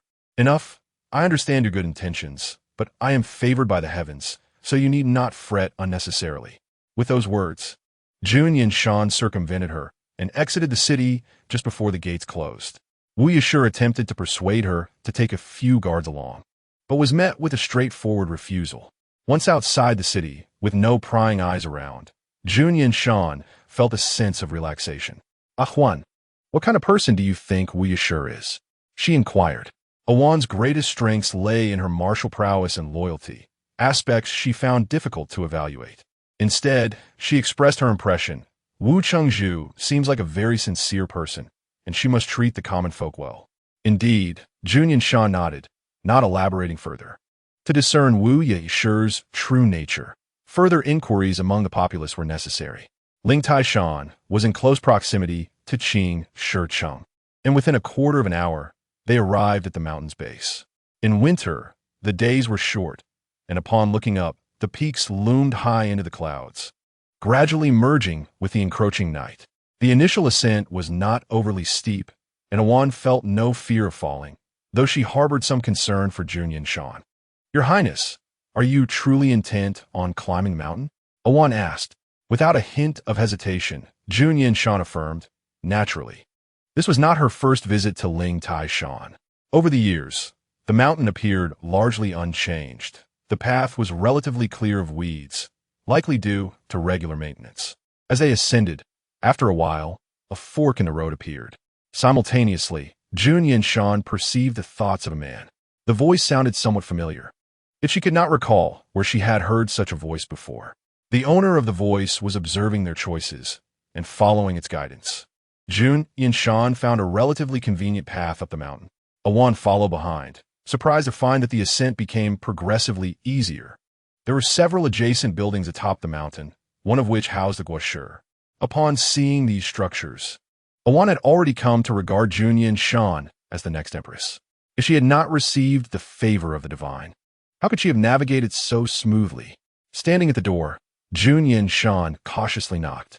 Chapter 20. Guoshi. The guoshi appear to have anticipated their arrival. As they entered the room together, they found 2 cups of hot tea already prepared. The guoshi stood nearby, clad in white garments that seemed untouched by dust, almost ethereal. Ordinarily, Jun Yanshan would have shown great respect upon seeing her, yet this time, she felt no inclination to do so. "Your Highness, what brings you here at such a late hour?" the guoshi inquired. Jun Yanshan remained silent, prompting Awan to gently remind her from behind. Only then did Jun Yanshan respond, "It's nothing of great importance. Awan, kindly step outside. I wish to speak with the guoshi privately." Thus far, her mind-reading abilities had proven flawless in the days since she awakened. How could the guoshi's thoughts manifest as a man's voice? Earlier, she had assumed the voice belonged to someone accompanying the guoshi, only to discover it was indeed the guoshi herself. Was there something amiss with her? Or was the guoshi inherently male? The guoshi found Jun Yanshan's scrutiny somewhat perplexing. Awan complied with Jun Yanshan's request and exited, leaving the two alone. "The recent occurrences surrounding me, the guoshi must be aware of?" Jun Yanshan asked. The guoshi nodded. "Indeed. Judging by the appearance of the princess, this matter should have been resolved. However, I wonder if it may resurface. Until a conclusion is reached, I remain somewhat uneasy." Traditionally, the guoshi of the Qi had always been female, passed down through generations. This current guoshi had accomplished many good deeds for the Qi since taking office. Regardless of gender, the guoshi should not be malevolent. Jun Yanshan suppressed her lingering doubts. "You need not worry on that account." The guoshi reassured her, but did not elaborate further. "Is there anything else you wish to inquire about?" Jun Yanshan shook her head. "Not for the time being. It is getting late. I suggest you rest here for the night," the guoshi advised. Aside from herself, there was no one else on Ling Taishan, and she simply indicated the way before allowing Jun Yanshan to leave her quarters. Upon opening the door and seeing Jun Yanshan emerge so soon, Awan was taken aback. She followed Jun Yanshan toward the courtyard. "Your Highness, did you obtain any results from your inquiries?" "Yes," Jun Yanshan responded, appearing somewhat distracted. Upon reaching their destination, they discovered clothing prepared for changing. Once skeptical of the guoshi's abilities, Jun Yanshan's perspective had shifted since her own crossing into this realm. They enjoyed a restful night. The guoshi did not detain them further, and, the following morning, escorted them down the mountain. As they prepared to leave, Jun Yanshan asked, "Might the guoshi predict whether my journey will be smooth?" "The secrets of heaven must not be revealed," the guoshi replied. Although she spoke thus, she had already mentally unveiled the answer, eliciting a faint smile from Jun Yanshan. "Upon my return, I shall certainly visit the guoshi again," she declared as she and Awan descended the mountain. Once they entered the city, they headed straight for an inn to indulge in a hearty breakfast, just as Wu Yashur hurriedly arrived. "Your Highness, have you encountered the guoshi?" Wu Yashur's gaze was fixed on Jun Yanshan, eager to glean some insight from her expression. Mentioning this caused Jun Yanshan's demeanor to darken. "The guoshi has opened the door for me, so I suppose that counts as an encounter," she replied. Jun Yanshan's expression confirmed Wu Yashur's suspicions, and she feigned a fearful demeanor, stammering, "I assume the guoshi has pressing matters to attend to." Yun Yanshan scoffed. Throughout the day, under Wu Yashur's hospitality, Jun Yanshan savored the culinary delights of Qing Shicheng, seizing the opportunity to glean various insights through her mind-reading abilities. The following morning, she once again set out with her entourage. Wu Yashur was quite suspicious. Otherwise, she would not have attained her current position. She was aware of the harsh conditions in Jing'an, and Jun Yanshan, accustomed to luxury in the capital, would undoubtedly encounter difficulties there. She advised, "Your Highness, if you merely send someone in your stead, the Empress will likely not object. Given the harshness of Jing, and why must you undertake the journey personally?" Are you suggesting I commit the crime of deceiving the emperor? Jun Yanshan shot her a glare. My sisters are ever watchful. What is the intent behind such words? This hat is a burden that Yasi cannot bear. Even though she harbors doubts in her heart, she dares not offer further persuasion, merely guiding Jun Yanshan subtly. The minister contemplates that His Highness could linger in Qingshi City a while longer, allowing for some much-needed relaxation. Relaxation? This place cannot compare to the capital, and as soon as Jun Yanshan realizes her slip of the tongue, she clears her throat to change the subject. I must return to the capital to report back, and I have no time to linger. Yasi finally sets aside the last shred of her doubt. Qingshi City is not particularly close to the capital and holds little significance within the realm of Dachi.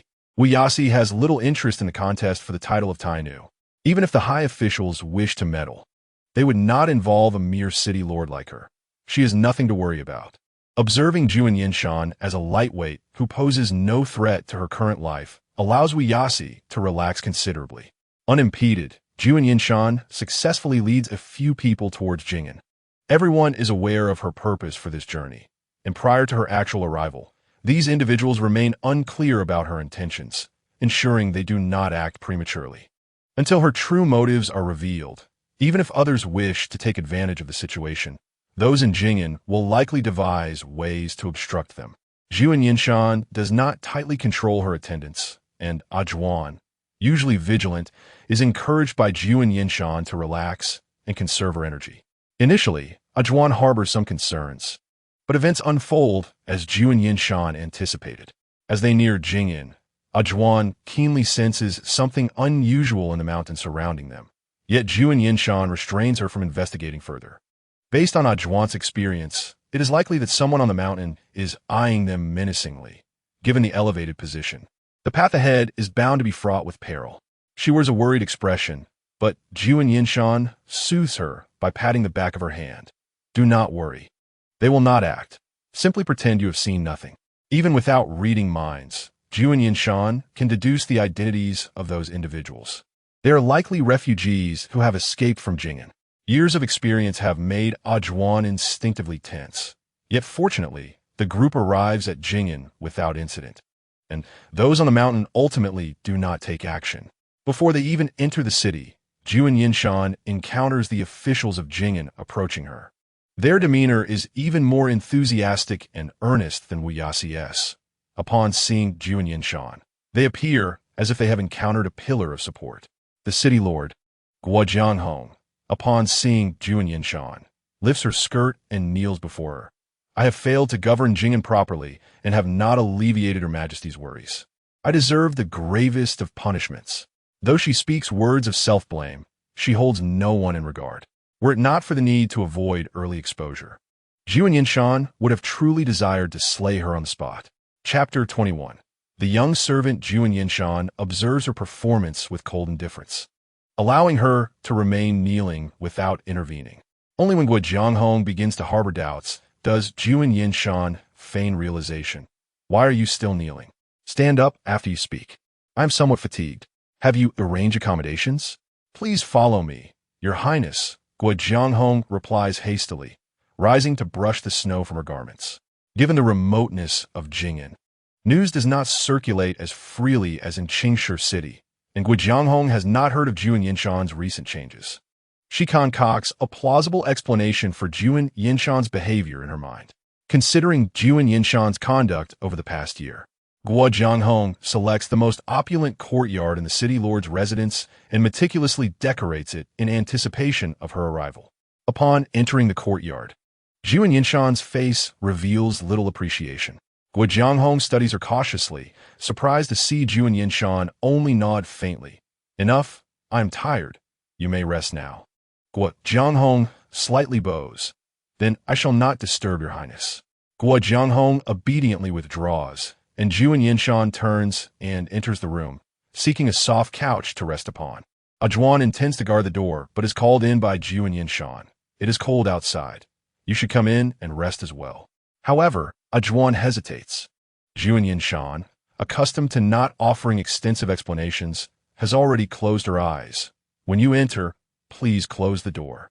Juan, feeling a bit helpless, recalls Yo Song's parting instructions and complies, stepping into the room. Shortly after entering, footsteps sound from outside, followed by the voices of men. They are the young servants specifically summoned by Guo Jianghong to attend to Jun Yanshan. Yo Song's family has yet to establish a proper lord, and they are not given to indulgence. Juan has never encountered such individuals and instinctively wishes to refuse on behalf of Jun Yanshan. Unexpectedly, Jun Yanshan suddenly speaks. Let them all come in. Several individuals file in, standing before Jun Yanshan, awaiting her command. Jun Yanshan glances over them. Their appearances and physiques are commendable, clearly handpicked by Guo Jianghong. When her gaze meets that of one particular youth, an unusual expression flickers in his eyes, quickly concealed thereafter. Under the scrutiny of mind-reading, nothing remains hidden. Jun Yanshan observes him with interest, while the others begin to speculate whether he has caught her eye, prompting her to shift her gaze. What did Guo Jianghong summon you for?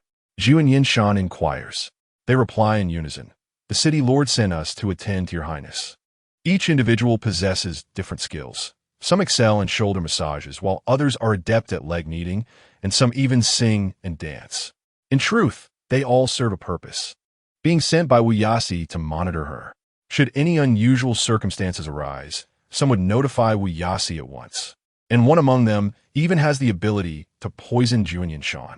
That uniquely different youth, however, is not Guo Jianghong's man. His name is Xiao Qingyu. Among them, he stands out remarkably, possessing both unparalleled looks and physique.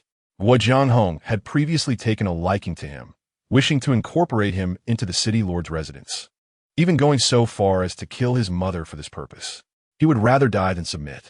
And only upon hearing that Jun Yanshan was coming did Guo Jianghong temporarily relent, threatening him with his father and sister to entice him to seduce Jun Yanshan. He had received some education at home, and his mother and sister had imparted certain principles, so he is aware of who is the true culprit behind all their suffering. Although Jun Yanshan has yet to arrive, her reputation has already reached Jing'an. If she is indeed, as the rumors suggest, then part of his family's suffering can be laid at her feet. Jun Yanshan finds him intriguing, sensing his internal conflict over whether to kill her or Wu Yasi. Given his current abilities, he would likely be captured after committing murder.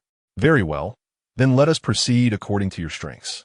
Jun Yanshan closes her eyes once more, signaling for them to come closer.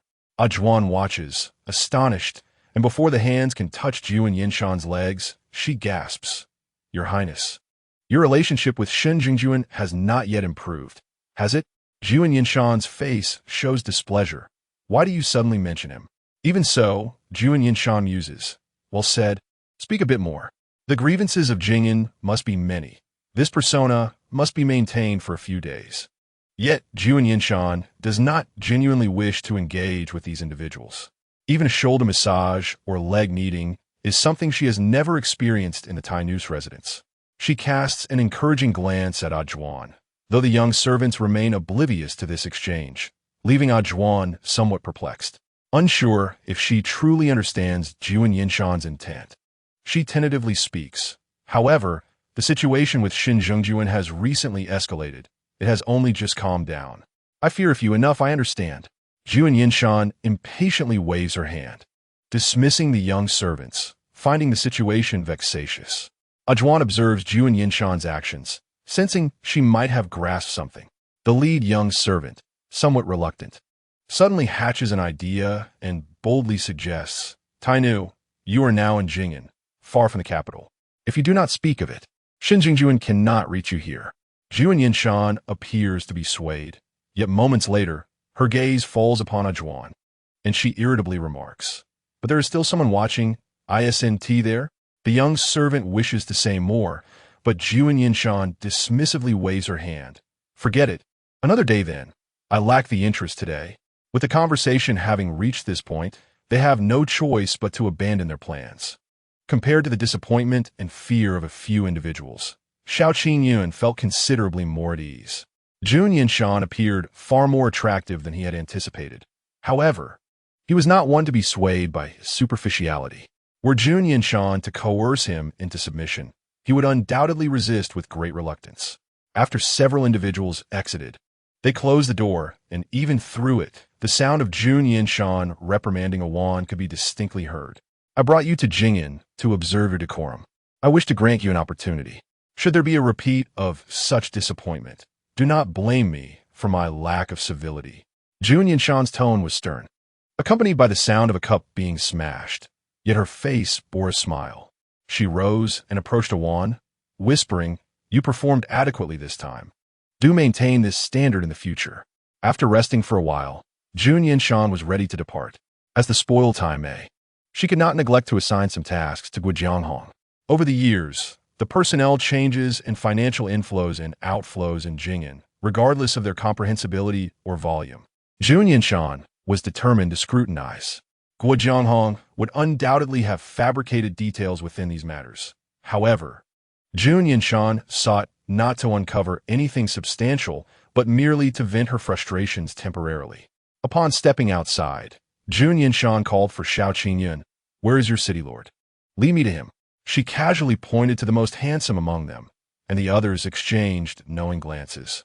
Xiao Qingyun's expression tightened for a moment before he silently nodded in acquiescence. Chapter 22. Inspection. As they exited Jun Yanshan's courtyard, they encountered servants from the city lord's residence along the way. It was evident that these individuals had been forewarned by Guojianghong, as they exhibited the utmost respect and courtesy upon seeing Jun Yanshan. Xiao Qingyun felt a deep disdain for this display, choosing to offer Jun Yanshan only his back, never once meeting her gaze. As the Tai Mei, Jun Yanshan had never been treated in such a manner, yet she remained unfazed. A person with deep-seated enmity towards Guojianghong might very well become her greatest ally on this journey.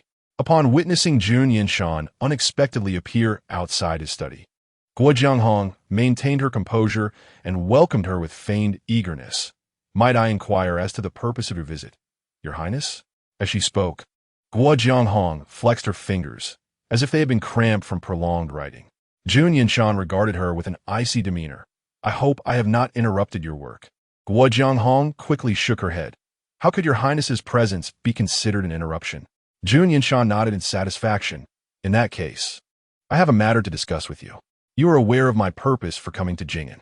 At these words, Guojianghong's heart raced with alarm. This official understands. Internally, she pondered whether Jun Yanshan intended to conduct a thorough investigation, contemplating how best to deceive her. However, Jun Yanshan offered no such opportunity. "I have heard that chaos has erupted in Jing'an. My mother, the Empress, has sent me to investigate thoroughly and ascertain if you have neglected your duties, if your inaction has indeed led to this turmoil." Jun Yanshan's gaze fixed upon Guojianghong, causing her to break into a cold sweat. "I assure you, I have never wronged the common folk. I hope Your Highness will see clearly. It is essential to see clearly. Whether you have acted or not will reveal itself." Jun Yanshan extended her hand. "Please present me with the documents and the city lord's account books from these past years." Due to Jun Yanshan's words, Xiao Qingyun experienced a subtle shift in his perception of her. However, it soon became apparent that this was merely an illusion. Jun Yanshan was ushered into the room, while Xiao Qingyun and Awan, lacking any directives, remained at the door, awaiting her return. Jun Yanshan unceremoniously took Guojianghong's position, awaiting the arrival of the requested documents. Guojianghong, visibly gritting her teeth, signaled to her subordinates to bring the materials forth, standing before Jun Yanshan with a facade of respect. "There are numerous documents, Your Highness. You have labored for so many days, it would be prudent to review them later." Jun Yanshan scoffed, displaying evident impatience. "My efforts are for the benefit of the common people. Rest is of little consequence." Her words rang with righteous indignation, yet Guojianghong's smile appeared increasingly strained. Should she uncover any discrepancies, it would be far better to eliminate her entirely. Guojianghong lowered her head, her posture slightly hunched, projecting a sense of submission. Yet, where Jun Yanshan could not see, a glint of malice flickered in her eyes. As the documents were delayed, Jun Yanshan grew increasingly agitated. She glanced at Guojianghong, her tone brusque. "City Lord Guo, you are not intentionally delaying time to alter the documents, are you?" Certainly not, Guo Jianghong replied with a forced smile. I must apologize for my lax management, which has led to this procrastination among my subordinates. With that, she raised her voice to summon those outside, urging them to hasten and ensure that the materials were delivered promptly, lest they keep the esteemed princess waiting. This time, the documents arrived quickly, neatly stacked before Jun Yanshan in less than the time it takes to brew a cup of tea. Your Highness, the materials have been delivered, Guo Jianghong observed Jun Yanshan, awaiting her final judgment. Previously, her reluctance to provide the documents had been her own fault. Now, the swift delivery was also at her behest. Jun Yanshan understood that should she identify even the slightest issue, both she and Awan would find it impossible to leave the city lord's residence. After the documents were presented, Jun Yanshan appeared somewhat languid, which puzzled Guo Jianghong. Please find a seat and refrain from speaking. Jun Yanshan waved her hand, gesturing for Guo Jianghong to sit, while she casually picked up a document from the table to peruse. The towering stack of documents would take an eternity for her to review alone. Jun Yanshan had not intended to investigate through these materials and had not brought anyone to assist her. She flipped through the documents with remarkable speed, finishing one in mere seconds before moving on to the next. Initially, Guo Jianghong watched with concern, but as the process continued, her curiosity grew. At this pace, it seemed only a deity could comprehend the contents. With such rapidity, could it be that Jun Yanshan might indeed discover some oversight? After completing the documents, she turned to various account books. The meticulously reconciled accounts had taken Guo Jianghong's financial officers several days, yet Jun Yanshan reviewed them in a matter of moments. Under Guo Jianghong's increasingly bewildered gaze, Jun Yanshan finally finished examining everything. She yawned, as if fatigued from her exertions, and stood, I have completed my review of these documents. While there are areas where you have fallen short over the years, overall, it is satisfactory. With that, Jun Yanshan prepared to leave. Is that all? Guo Jianghong cautiously ventured. Is there anything else you wish to investigate? Jun Yanshan paused, contemplating for a moment before shaking her head. No, that will suffice. Should anything have been overlooked, please have someone deliver it to my residence. Faced with the diligent and responsible Guo Jianghong, Jun Yanshan had no intention of further exertion. Upon exiting, she promptly led Xiao Qingyun and Awan back. Xiao Qingyun had been listening intently to the commotion within. Initially, as Jun Yanshan reprimanded Guo Jianghong, he felt a significant alleviation of his pent-up frustrations. Having been a resident of Jing'an for many years, Xiao Qingyun had some insight into Guo Jianghong's methods. Previously, her actions had incited public outrage, prompting numerous citizens to gather at the government office, demanding an explanation. Yet she had defended herself vehemently in court, portraying herself as an unparalleled virtuous official, only to imprison those citizens shortly thereafter under various pretexts. Guo Jianghong likely anticipated the consequences of such actions. While Guo Jianghong was anxious inside, Xiao Qingyun felt no less apprehensive. However, his disappointment resurfaced when, shortly thereafter, Jun Yanshan emerged, with Guo Jianghong also wearing a beaming smile. I remember the way. No need to escort me. Jun Yanshan waved to halt Guo Jianghong's gestures. It's quite breezy outside. You should rest inside. Observing Jun Yanshan's demeanor, Awan became curious about her intentions and could not help but inquire along the way. Your Highness, did you not notice? Let's discuss this later. Jun Yanshan interjected, waving her hand, appearing somewhat mysterious. Do you not see we are surrounded by people? Chapter 23. The obstruction surrounded by Guo Jianghong's people. It was prudent for them to speak cautiously. Ajuan immediately understood and ceased her inquiries. Upon returning to the courtyard, Jun Yanshan allowed no one else into the room, summoning only Ajuan to join her. As Jun Yanshan's sole confidant, Ajuan entered the room, leaving no one to oversee them outside. The two engaged in hushed conversation, and soon, Guo Jianghong's envoy gathered near the window. Xiao Qingyun instinctively pressed her ear against the door to listen, and before long, another figure appeared beside her. This individual, an aide to Guo Jianghong, was her trusted right hand. Upon noticing Xiao Qingyun's presence, he hesitated to intervene, fearing it might alert the two inside, and instead shot Xiao Qingyun a warning glance. He mouthed, Stay silent, be quiet. Xiao Qingyun nodded silently, eager to uncover what Jun Yanshan would reveal. She resolved that should Jun Yanshan disclose any incriminating evidence against Guo Jianghong, she would promptly expose the eavesdropping. The two believed their covert listening to be discreet. Yet Jun was not deceived. She glanced at the door, seeking Jun Yanshan's approval. Jun Yanshan shook her head, reprimanding, "We are in Jing'an. Certain matters must be discussed behind closed doors. How could I speak freely in such a public place?" "Your Highness speaks wisely," Jun replied in agreement. Seemingly pleased with Jun's understanding, Jun Yanshan continued, "Merely inspecting the account books is the folly of fools. If one truly wishes to see, when would one decide to stop?" Jun began to grasp her meaning and inquired further, "I am but a dullard, not comprehending your Highness's intent." Jun Yanshan sighed. "I had Guo Qingzhu produce the documents to test her. Since she displayed no signs of guilt, it is evident there is nothing amiss." Jun's realization dawned. "As for why I did not allow you to speak earlier, it was to prevent her from discerning my intentions. Only by allowing her to remain anxious will she treat me with the utmost courtesy." Jun Yanshan snorted, "I would not reside in such a shabby abode." Her words rang true. Jun stifled a laugh, recalling that her words were meant for the eavesdroppers outside, and quickly suppressed her smile, affirming, "Your Highness is astute." With little else to discuss, Jun Yanshan and Jun began to chat about mundane matters, reminiscing about the splendor and comfort of the capital, while critiquing Jing'an's surroundings. The two eavesdroppers outside wore expressions of varied concern. Xiao Qingyun's lips turned pale, unable to believe what she had just heard.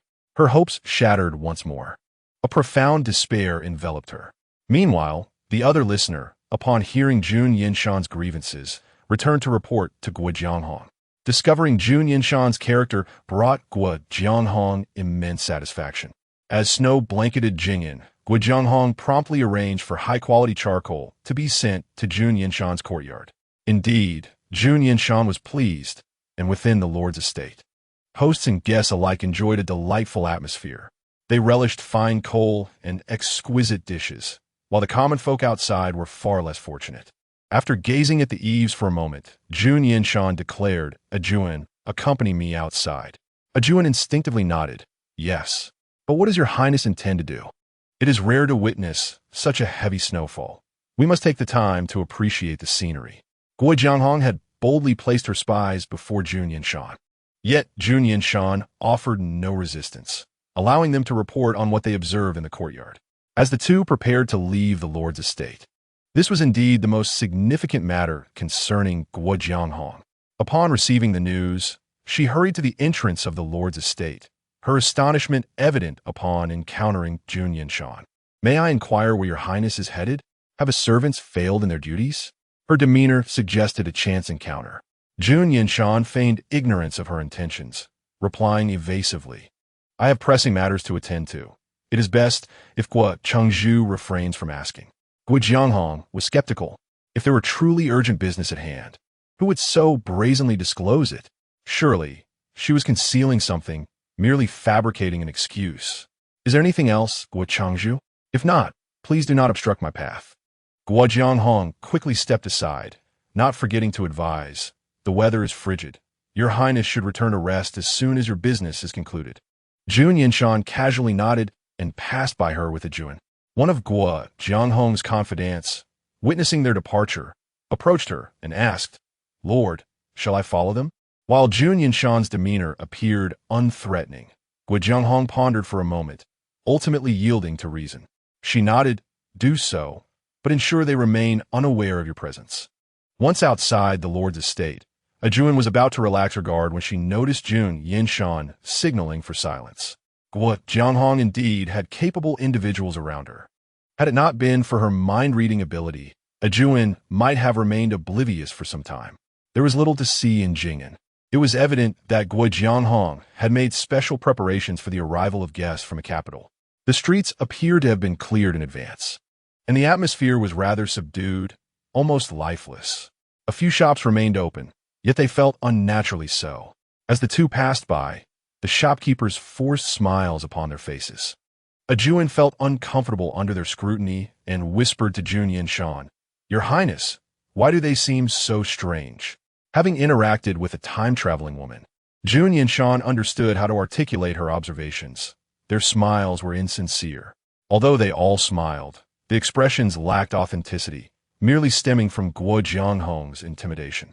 The figure trailing behind them went unnoticed by Jun Yanshan as she continued to measure the city with her strides. Before their arrival, Jun Yanshan had examined the map of Jing'an, but traversing the streets would aid her memory. Guo Jianghong's control over Jing'an was formidable, should she display any weakness. The path she memorized could very well be a matter of life and death. Not far along, several individuals emerged from an alley, kneeling before Jun Yanshan. As they approached, they attempted to bow their heads, but Jun Yanshan signaled a Juan to intervene. "What are you doing?" Jun Yanshan inquired. The group, comprised of both men and women, bore the marks of hardship, their faces etched with weariness. "You are the Tai Nu Fu," the elder woman at the forefront exclaimed upon recognizing Jun Yanshan's attire and unfamiliarity. Before Jun Yanshan could confirm her identity, the elder dropped to her knees, fervently bowing her head. "Commoners beseech your highness to save Jing'an." She struck her forehead against the ground with such force that had a Juan not intervened, she might have injured herself grievously. Chapter 24. Turning crime into service? Jun Yanshan anticipated what the elder would say next, but with Guo Jianghong's people lurking nearby, allowing her to speak freely would be futile. From the moment these individuals appeared, it was clear that Guo Jianghong would not let them go unscathed. Jun Yanshan admired their courage to implore a Tai Nu, who was still untested in her own right, for assistance, and she needed to devise a plan to protect them. Jing'an seems to be thriving. Jun Yanshan gestured casually towards the shops lining the streets, prosperous and harmonious. "What need have I to intervene?" The scene before them belied her words, and the crowd's spirits sank. The elder, undeterred, attempted to reason with Jun Yanshan, but was swiftly silenced by a wave of her hand. "Enough," Jun Yanshan said impatiently. "If you wish to speak, provide evidence. What proof do you possess to present to me?" Since they dared to obstruct her in the street, it was evident they had prepared for this encounter. Jun Yanshan easily discerned their thoughts through her mind-reading ability. Once she had devised a means to safeguard these individuals, she would retrieve the evidence and return to the capital with it. However, upon witnessing the situation with Jun Yanshan, the group of individuals hesitated to reveal the location of their evidence. They all turned their gazes toward the elderly woman, uncertain of Jun Yanshan's reliability. If she were truly of ill intent, it would be wiser to keep the evidence hidden within themselves. The elderly woman was also scrutinizing Jun Yanshan, but alas, the latter's acting was too convincing. Although the elderly woman sensed something peculiar, she could not articulate her thoughts. Since the princess did not trust them, the commoners had no choice but to take their leave. As they attempted to depart, Jun Yanshan would not let them go easily. "Wait," she called out to them. To release them now would undoubtedly provide Guo Jianghong with an opportunity to eliminate them. It was far better to keep them under her watch. When Jun Yanshan halted them, the expressions on the faces of the group were far from pleasant, with two of the women visibly tense, indicating their considerable anxiety. Jun Yanshan's next words only corroborated their suspicions. "From what I have observed in Jing'an, everything seems quite well. Is it possible that your claims are influenced by foreign powers?" This accusation was a heavy burden, one that even a royal princess would find difficult to bear, let alone these common folk. Upon hearing Jun Yanshan's statement, the elderly woman quickly attempted to clarify. "Your Highness, we." Jun Yanshan listened to their silent gasps, letting out a quiet sigh. Though her exterior remained composed, whether there is a grievance or not will be revealed through an investigation. It was evident that Guo Jianghong possessed a formidable knack for coercing confessions, as the mention of an investigation sent a wave of fear through the group. Their eyes met, and a consensus quickly formed in their minds. Jun Yanshan had brought only a few companions with her on this outing, and even though Awan appeared quite formidable, if they all banded together, they might still find a chance for survival. Jun Yanshan need not worry about the situation. Even if Awan were to falter, Guo Jianghong's men were still present. Moreover, these individuals, with their emaciated figures born from hardship, would pose no challenge to Awan, even if their numbers doubled. Jun Yanshan allowed them time to prepare, and as they lunged toward her, she swiftly retreated. Awan was taken aback by their audacity to assault a royal, but quickly regained her composure. Considering they were indeed the citizens of Jing and who had bravely approached Jun Yanshan in search of answers, Awan felt a certain affinity towards them and did not strike too harshly. She merely subdued them, immobilizing them in place. In the shadows, Guojianghong's subordinates, who had initially intended to assist Jun Yanshan, paused their movements, choosing to observe from afar. "They can hear us, can't they?" Jun Yanshan asked knowingly. Awan nodded in affirmation. "Very well." Jun Yanshan replied with satisfaction. "You dare to conspire against me. I shall ensure you face the consequences." The threat in her voice was unmistakable, and even though the group could not articulate their fears, their faces reflected their trepidation. After fully playing her role, Jun Yanshan feigned disinterest in the group, instructing Awan to lead them back. Awan complied, borrowing ropes from a nearby shop to bind the group before releasing their immobilization, allowing them to follow her. Jun Yanshan maintained a slight wariness towards the locals. Even though she sensed that the observers in the shadows had departed and there were temporarily no spies from Guojianghong among them, she chose to remain silent. Awan walked beside her, not questioning her actions. For these individuals, the most perilous place was the city lord's mansion, yet Jun Yanshan deliberately guided them there. Upon arriving at the grand entrance of the city lord's mansion, many faces fell at once. After receiving reports from her subordinates, Guojianghong had already prepared in advance. Feigning ignorance upon seeing Jun Yanshan with the group. "Your Highness, what brings you here?" Upon seeing Guojianghong, the expressions of the group soured considerably. Whether out of disdain or fear, none among them harbored any goodwill towards Guojianghong. "You have offended me. I shall have you detained here for a few days," Jun Yanshan stated casually. "Then remember to seek Guojianghong's consent. You have empty rooms, do you not?" Guojianghong nodded. "We do." After hearing Jun Yanshan's words, Guojianghong pondered privately. In the eyes of the princess, the situation described by these common folk regarding Jing paled in comparison to a mere minor offense. Were it not for her fortunate birth into royalty, she might not have fared better than they. Guojianghong felt a sense of discontent towards Jun Yanshan, yet she did not show it outwardly. "Then I shall have someone prepare accommodations for them." "What accommodations?" "A regular courtyard will suffice," Jun Yanshan replied assertively. Facing Guojianghong's perplexed gaze, the prisons in the capital are what one would call a jail. Guojianghong sensed something amiss, yet did not grasp the meaning behind her words and tentatively inquired, "Your Highness intends to bring them back to the capital?" Jun Yanshan scoffed. "Your words remind me. Indeed, they should be taken back to the capital. This is the first time I have encountered such audacious commoners." As she spoke, Jun Yanshan shot Guojianghong a glare. "Look at the citizens under your care." While it appeared that Jun Yanshan was merely angry over her own offense, should these individuals be taken to the capital and presented before Her Majesty, the Empress, the situation would escalate tremendously. Guojianghong dared not allow that to happen. She forced a smile and spoke. "Your Highness is correct. Perhaps I should take the opportunity to redeem myself." She had intended to suggest that she would help manage the group, but Jun Yanshan interrupted her. "Since you are so sincere, then you shall also oversee their provisions." "Is that acceptable?" "No problem," Guojianghong replied, attempting to steer the conversation back to her previous point. "Furthermore, I also wish to. If you cannot manage even these few individuals, what else do you wish to discuss?"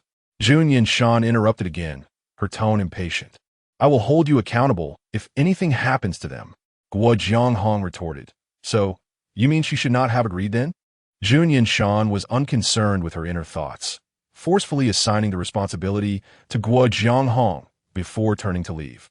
Awan followed closely behind, and only after they entered the room did she hesitantly whisper, "Your Highness, is this truly acceptable?"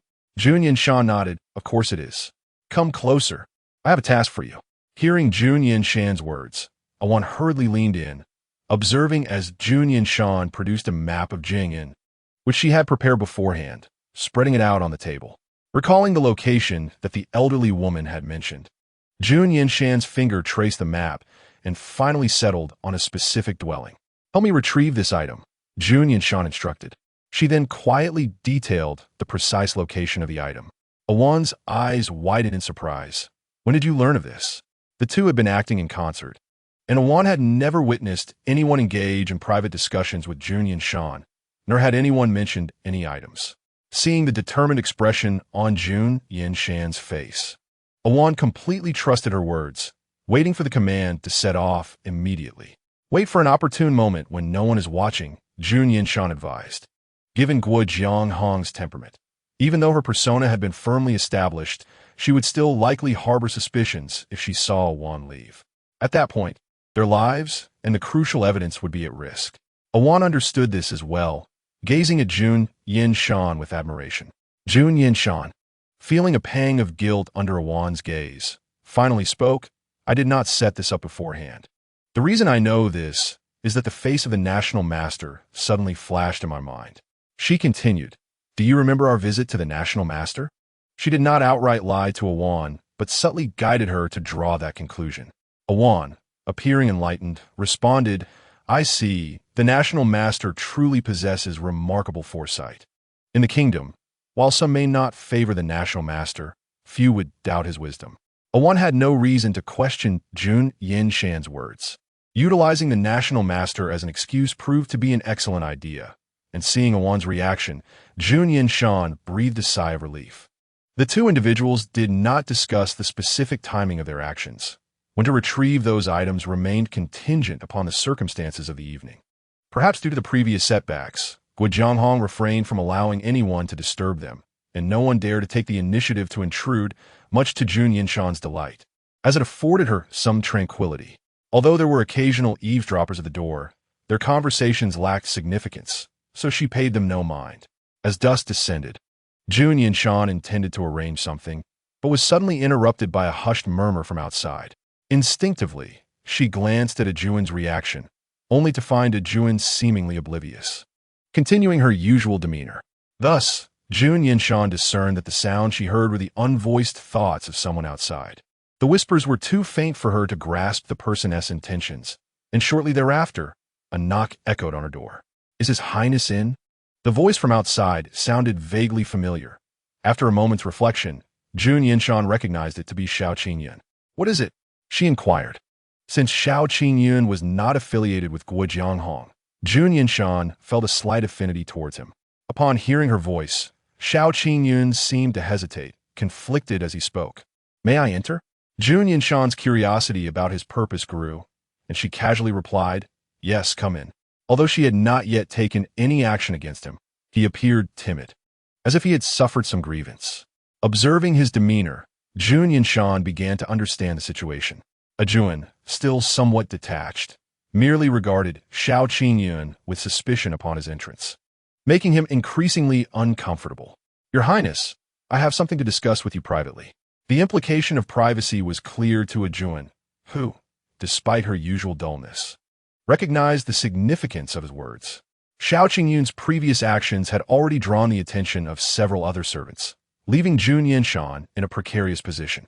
She cast a glance at Ajuan, but this time Ajuan seemed uncomprehending and merely froze for a moment before promptly exiting the room. With her departure, Xiao Qingyun exhaled a sigh of relief and shut the door behind him. With only the two of them remaining, he appeared somewhat more at ease than before. Although he still dared not meet Jun Yanshan's gaze directly, he at least approached a little closer. Ajuan's exit had the advantage of dispersing many onlookers who had gathered nearby, reducing the number of thoughts Jun Yanshan could perceive. Glancing at Xiao Qingyun before her, she expressed her exasperation. What is it? Speak. In truth, she was not inclined to hear what he had to say. Upon Xiao Qingyun's entrance, she had already surmised his ulterior motive. Among those who had vocally restrained her today was a member of Xiao Qingyun's family, and he sought to barter his own safety for theirs. However, to Jun Yanshan, his notion was somewhat naive and laughable. Setting aside the possibility that Guo Jianghong might silence him post-departure, his family would undoubtedly become a target in Guo Jianghong's eyes.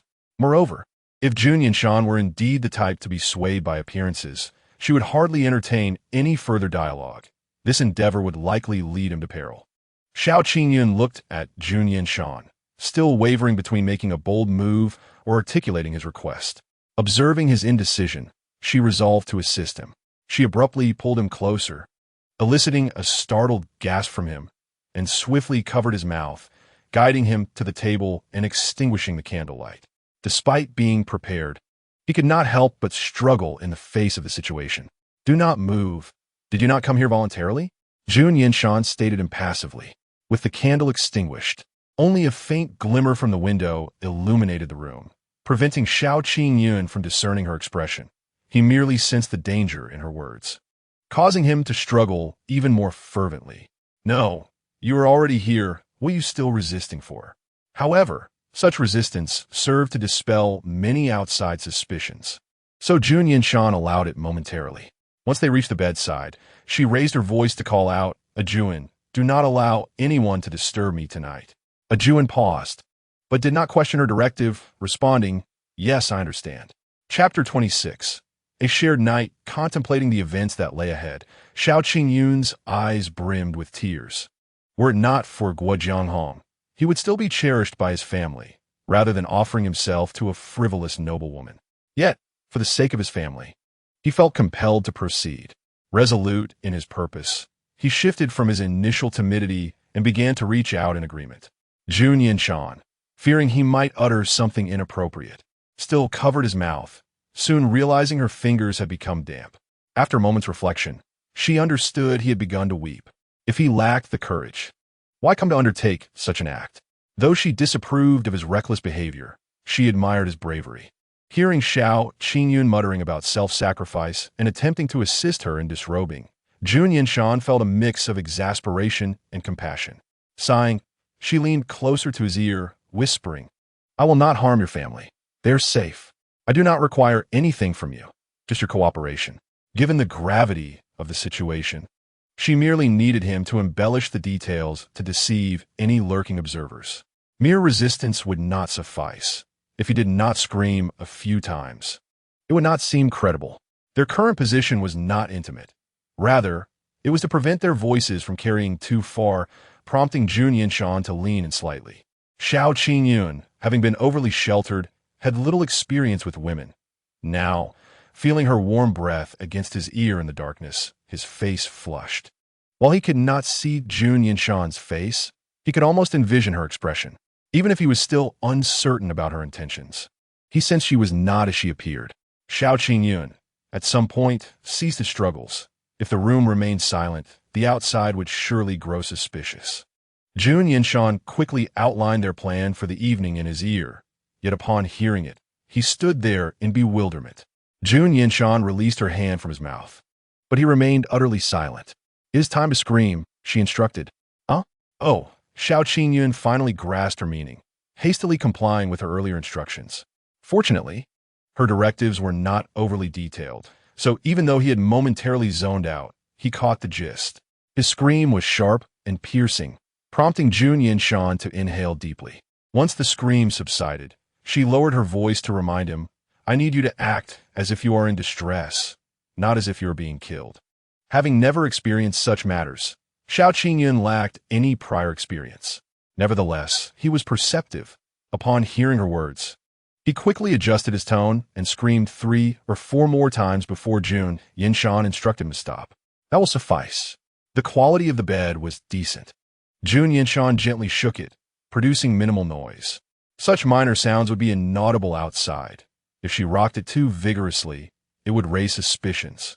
Approaching the door, she listened intently to the sounds beyond. Her footsteps were light. If Xiao Qingyun had not been paying close attention, he would have hardly noticed. It seemed the crowd had dispersed, leaving only Ajuan lost in thought. It appeared that once this matter concluded, she would need to find a moment to clarify things with Ajuan to prevent any deeper misunderstandings. Having assessed the situation outside, it was clear that Ajuan could not retrieve the items tonight. They would have to rest for the night instead. Jun Yanshan returned to the bedside in darkness, feeling her way as she sat down. On this winter night, the warmth of the person beside him was strikingly palpable, and the whispers of the heart drew Jun Yanshan closer to the realization of his existence. This scene should have been enchanting. However, Jun Yanshan remained devoid of distractions. not allowing her thoughts to wander in that direction. Your impulsive actions must have already tarnished your reputation, Jun Yanshan murmured. Once we step outside tomorrow, declare that you have become mine, and it would be best if you chastised me in front of them. Given her current persona, the most likely course of action would be to indulge without taking responsibility, which would align perfectly with Xiao Qingyun's attitude towards her starting tomorrow. Xiao Qingyun's face flushed crimson. How could I possibly treat you this way? Have you not already berated me in your heart? Jun Yanshan teased, lightening the mood. She discerned that Xiao Qingyun had grown more reserved since her true nature had been revealed. Xiao Qingyun felt a wave of embarrassment wash over him, coupled with the fear of earning Jun Yanshan's ire. Yet, Jun Yanshan merely smiled, appearing to be in a remarkably good temper. Enough, Jun Yanshan declared, wishing to refrain from further conversation. Tonight, you shall rest well here. Where shall I sleep? Xiao Qingyun inquired. After a moment's contemplation, Jun Yanshan patted the bed. You may sleep here. At that, Xiao Qingyun momentarily misinterpreted her meaning. Jun Yanshan appeared to be a paragon of virtue, and he could not shake the notion that she might offer him the floor instead. However, upon sensing his thoughts, Jun Yanshan swiftly dispelled his assumption. I shall also be on the bed, but I will sleep outside. Given that this was the finest courtyard within the residence of the Lord of Jing'an, it was hardly surprising that there were ample blankets available. Yet if they were taken out and could not be returned to their original state, it would likely result in a wasted effort. The bed could comfortably accommodate two, and Jun Yanshan would not act foolishly by insisting that either should sleep on the floor. A myriad of thoughts flashed through Xiao Qingyun's mind, yet he ultimately refrained from voicing any objections, merely responding with a gentle As the Tai Gong, Jun Yanshan commanded a presence that made Xiao Qingyun hesitant to cross her, compelling him to be the first to lie down. Once settled, Xiao Qingyun felt a disconcerting sensation of vulnerability. Will you not let down your hair? Jun Yanshan asked. Only then did Xiao Qingyun realize and hurriedly loosen his hair. To think that tomorrow he would have to tie it up before the Tai Gong. For a man, this was a private matter, typically reserved for the company of those he cherished. I will bring your family to the capital. Will you leave this place with me? No one will know what transpired here, and I can find you a suitable woman to marry, Jun Yanshan stated. Reputation holds immense significance for men, even those born into royalty, let alone someone of Xiao Qingyun's humble status. Despite being the Tai Gong, and knowing that the truth would eventually come to light, no woman in Jing'an would want him. For him, the best choice to find a suitable partner lay in leaving Jing'an. Jun Yanshan's consideration for commoners touched Xiao Qingyun profoundly. Chapter 27. A sleepless night, he absorbed her words, feeling his heartbeat grow heavier, uncertain if Jun Yanshan could hear it. While she was oblivious to the sound of his heart, the tumult of his thoughts was too loud, and she could not voice them. Jun Yanshan removed her outer garment and lay on the bed, while Xiao Qingyun, fully clothed, curled himself within the blanket. Jun Yanshan said nothing further. Xiao Qingyun lay sideways, facing the wall, his gaze fixed on the darkness ahead, devoid of any inclination to sleep. Were it not for the wall, he might have wished to escape to the opposite side, yearning to distance himself from Jun Yanshan. Your Highness, I know you are not as you seem. Xiao Qingyun spoke softly, almost as if in a dream. Regarding my family, I hope you will see the truth. He struggled to continue, but Jun Yanshan detected the bitterness in his voice and interjected, Enough. This is what I need to investigate. Now, sleep. Xiao Qingyun wished to say more, but sensing Jun Yanshan's disinterest, he merely acquiesced with a quiet falling silent. After Jianghong assumed the role of lord, he had envisioned countless times that the empress would send someone to rescue them, replacing him with a worthy leader for Jing'an. Yet, as time passed without any sign of that hope being realized, his expectations waned. However, upon seeing Jun Yanshan's demeanor today, he felt a flicker of renewed hope. Upon waking the next morning, Jun Yanshan noted the dark circles under Xiao Qingyun's eyes, indicating he had not rested well. Last night, she believed she had turned in late, yet she had still heard the tumult of his thoughts, suggesting he might not have slept at all. Sleep a little longer, Jun Yanshan suggested. The outside world was still shrouded in silence, with few likely to rise early and eavesdrop. Jun Yanshan, accustomed to early mornings, felt invigorated and soon dressed and arranged her hair. She refrained from lighting the oil lamp, relying solely on the meager sunlight of the winter morning to navigate the room. Xiao Qingyun's gaze remained fixed on her, and upon being caught, he furtively averted his eyes. In his heart, he feared what Jun Yanshan might say and hoped she would notice him. Regrettably, Jun Yanshan had no such intention. After tidying her attire, she approached the bedside. "Can you tear your clothes?" Xiao Qingyun stared at her blankly. Let me do it," she clarified. Observing his expression, Jun Yanshan held little expectation for his strength. It sufficed that he did not cause trouble. "Lift the blanket," Jun Yanshan instructed. Before she had even begun, he appeared so flustered that if she had reached out to lift the blanket, he might have sought refuge in a crack in the ground. Xiao Qingyun comprehended the directive and lifted the blanket before him. His garments remained as they had been the previous night, scarcely wrinkled. Even the most restful sleeper would not maintain such a state. Clearly, he had indeed stayed awake all night. Jun Yanshan grasped his collar and forcefully pulled outward, resulting in a tear in the fabric. Having begun to trust her, Xiao Qingyun made no attempt to resist until she completed her swift actions, at which point he began to panic. "Are you planning to perform the role thoroughly?" Jun Yanshan replied. Yesterday, he had screamed as if stabbed by a knife. It would indeed be peculiar if his attire remained unscathed. After the initial shock, Xiao Qingyun quickly grasped Jun Yanshan's intent and began to cooperate with her actions. However, Gui Jianghong had chosen fine fabric for his attire, making it difficult for a mere man to tear it easily. As the garments were sufficiently tattered, Jun Yanshan glanced at him, then turned away to sit at the table, saying, "Now remove your outer garment and sleep under the blanket with only your inner clothes on." Xiao Qingyun complied without hesitation, not daring to defy her.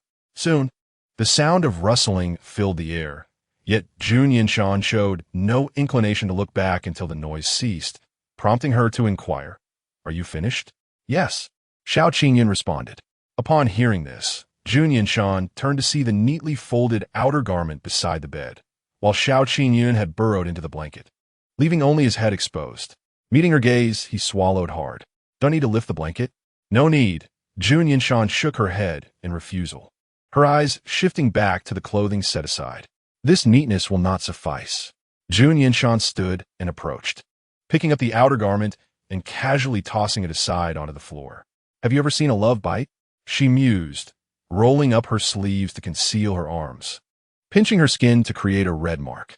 Xiao Qingyun gazed at her, swallowing hard, uncertain if she intended to apply the same technique on him.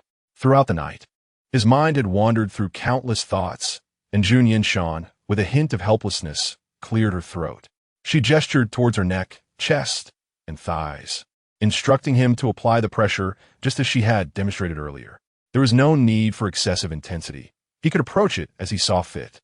Xiao Qingyun mused that he had anticipated a semblance of intimate contact, but this was not what he had envisioned. Nodding, he pulled down the quilt slightly and left a mark on his own neck. "Is this how it is?" he inquired. A promising disciple indeed. Jun Yanshan nodded in satisfaction, no longer feeling the need to supervise him further. This should suffice. She could not think of anything else to add, so she casually seated herself at a nearby table to pass the remaining hours. Despite the limited duration of genuine sleep, Jun Yanshan appeared unperturbed, and as she opened the door, the servants outside failed to detect anything unusual. One bold individual dared to peek inside. Immediately spotting the garments Jun Yanshan had discarded on the floor. The visible tear in the fabric clearly indicated the treatment he had endured. Looking further in, one could see the individual under the quilt curled up, likely having suffered considerable torment the previous night. Several exchanged ambiguous glances, but Jun Yanshan did not allow them to linger any longer. "What are you all doing standing around?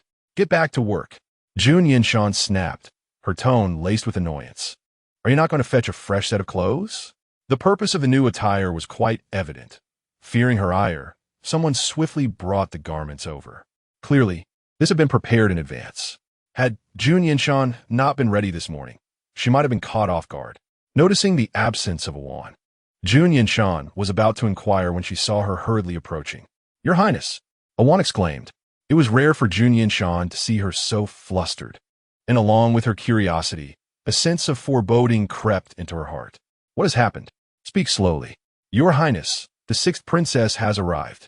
In an instant, Jun Yanshan's mind was flooded with the ominous phrase, unrelenting specter. Although she had reached Jing'an, where dangers lurked, she believed that as long as she remained cautious, all would be well. The arrival of Jun Mishuang changed everything. Even after a year of shared experiences, Jun Yanshan could not claim to fully understand her. The motives behind her sudden appearance in Jing'an were uncertain, but it was clear that she would bring a multitude of troubles. With her involvement, Jun Yanshan knew she had to alter her plans immediately.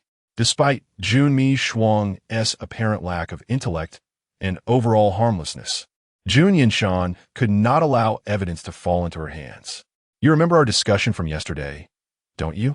Jun Yanshan whispered as she passed Awan. Awan paused, then nodded. I understand. The abrupt turn of events left them both anxious about whether they would be discovered, relying solely on Awan's quick thinking. As they exited the courtyard, Awan followed Jun Yanshan for a moment before they parted ways. Jun Yanshan proceeded toward Guo Jianghong's study. Several servants, their expressions grave, hesitated at the sight of her, unsure whether to intervene, but Jun Yanshan moved too swiftly, weaving through them with ease. Upon reaching the study's entrance, she was finally intercepted. This is sufficient. There is no need to enter, she thought. Even without employing mind-reading abilities, she could hear the commotion within. Zhu Mishuang, undeterred by the gravity of the situation, boldly confronted Guo Jianghong, unafraid to question him directly. Inside, Guo Jianghong pleaded earnestly, "Sixth Princess, you have misunderstood. How can one trust the words of those unruly commoners? I have diligently governed Jing'an for many years, and the esteemed princess has witnessed my efforts. You must not heed their baseless accusations. Do not attempt to use the princess to intimidate me." Zhu Mishuang, having already experienced Jun Yanshan's power, knew the princess was not to be feared, and she would also be scorned by the empress. Naturally, she conveniently overlooked the root of this phenomenon. Even if she is here, I will speak my mind. Her voice revealed her anger, asserting that anyone who would defend such a corrupt official could not be virtuous. Jun Yanshan observed quietly, suddenly receiving unwarranted criticism. Guo Jianghong was visibly taken aback by Jun Mishuang's remarks, momentarily speechless as he struggled to regain his composure. Sixth Princess. Such words should not be spoken lightly. The esteemed princess is currently within the city lord's residence. Indeed, not only within the residence, but also listening right at the door. The servants guarding the study trembled at this revelation, their eyes darting toward Jun Yanshan. Based on their experiences in the city lord's residence, whenever the higher-ups were in discord, peace would soon follow, leaving only the lesser figures in despair. Jun Yanshan maintained a stoic demeanor, noticing one of the servants attempting to speak. She gestured for them to depart. "You may leave now," she instructed in a low voice. However, within the city lord's residence, the princess's words did not always carry weight. Ultimately, it was Guo Jianghong who held the reins of power over their fates. Seeing the servants merely standing idly, without any intention to move, Jun Yanshan's voice carried an edge of irritation. "What? Is my authority no longer effective? If so, I shall have Guo Qingzhu," before she could finish. Several servants hastily bowed to her, trembling, and hurriedly exited. With the commotion inside escalating, Zhu Mishuang's voice echoed with fervor as she made her points. It was evident that she had come prepared, and, as expected, Jun Yanshan overheard her mention the citizens she had captured. "Indeed, the citizens have revealed that they possess crucial evidence of your corruption. Prepare for your downfall," she proclaimed, and Guo Jianghong could hardly contain his murderous intent. Having barely managed to maintain the current situation, Zhu Mishuang's words threatened to dismantle it entirely. Thankfully, she had anticipated such a development and hoped Awan's actions could expedite matters, ensuring that neither Jun Mishuang nor Guo Jianghong obtained any incriminating evidence. With a soft sigh, Jun Yanshan continued to stand at the door. Guo Jianghong was now visibly agitated. Although he believed Jun Mishuang lacked substantial evidence, her words held a weight he could not ignore. He was aware of the previous incident where those individuals had obstructed Jun Yanshan, and Jun Mishuang's claims could very well be true. As this realization settled in, Guo Jianghong felt the ground beneath him shift, disregarding Jun Yanshan's earlier comments. He hastily ordered his men to silence any potential witnesses. Unfortunately, Zhu Mishuang held on to him tightly, refusing to release him until he acknowledged his mistakes. If she truly felt remorse, Guo Jianghong would not have acted in such a way. She had no intention of admitting to any wrongdoing. The mere thought that Zhu Mishuang might have dispatched individuals to locate those citizens and retrieve evidence, even without knowing the specifics, sent her into a panic. She bowed to Jun Mishuang, asserting, "Sixth Princess, your prolonged stay in the capital may have left you unaware of the complexities of governing a city. Mere rhetoric is insufficient." The implication of her words was far from polite. Having witnessed enough of her sycophantic demeanor, Zhu Mishuang was momentarily taken aback by the aggression in Guo Jianghong's response, unsure of how to retort. Noticing Zhu Mishuang's silence, Guo Jianghong relaxed slightly. Altering her tone, "I may have spoken too harshly. I hope the sixth princess will not take offense. However, I kindly request that you find a place to rest. I have matters to attend to." No, I have not finished speaking," Guo Jianghong smiled while shaking his head, raising his voice to call out to those outside. "Come here. Lead the sixth princess to the courtyard to rest." "I will not rest. I must clarify this matter," Zhu Mijuan insisted, refusing to leave. However, what both did not expect was that after Guo Jianghong's command, several seconds passed without anyone entering, not even a sound. Guo Jianghong felt a flush of embarrassment wash over his face, and his voice rose an octave. Jun Yanshan, having heard enough commotion outside, immediately pushed the door open and entered. Chapter 29. Taking action you are.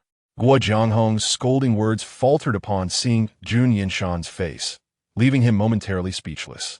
Compared to the sixth princess, this Tai Nu was relatively easier to deceive, and her status was even higher.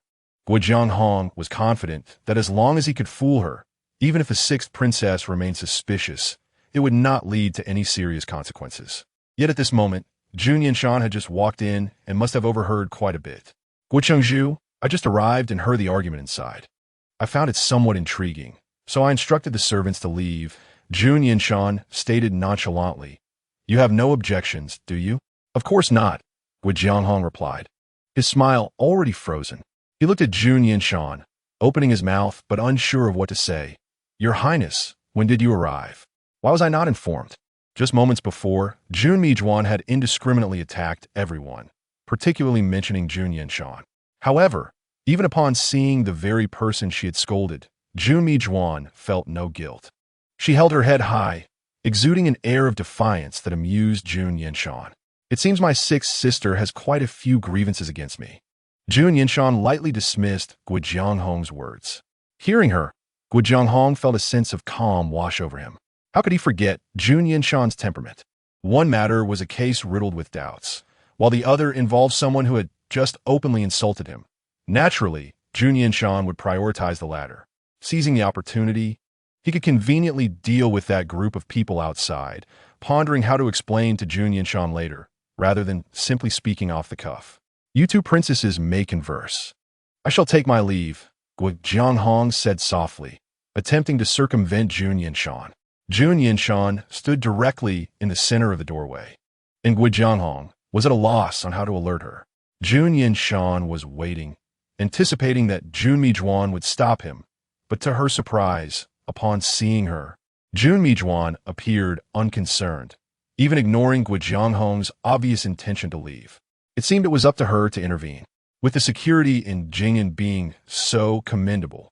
Since the sixth princess had come for a rare visit, Guo Chengzhu should graciously extend his hospitality. "There's no need. I will not be corrupted by your bourgeois decadence," Jun Mijuan retorted, her face flushed with anger, turning to Jun Yanshan with a hint of defiance. "Do you think everyone is like you?" In the capital, if the two met in court, she would slightly temper her demeanor for fear of displeasing the empress. But now in Jing'an, Jun Mijuan felt no need to hold back. Jun Yanshan perceived her thoughts, enduring her rising anger with great effort. Was she really expecting Guo Jianghong to invite Jun Mijuan to dine? Clearly, she was seeking an excuse to keep Guo Jianghong behind, while subtly warning this person to stay put. With a resigned tone, Jun Yanshan said, "Guo Chengzhu, I just heard you mention those commoners, but I didn't catch the details. Would you mind repeating what you said? Guo Jianghong glanced at the lurking Jun Mijuan beside her.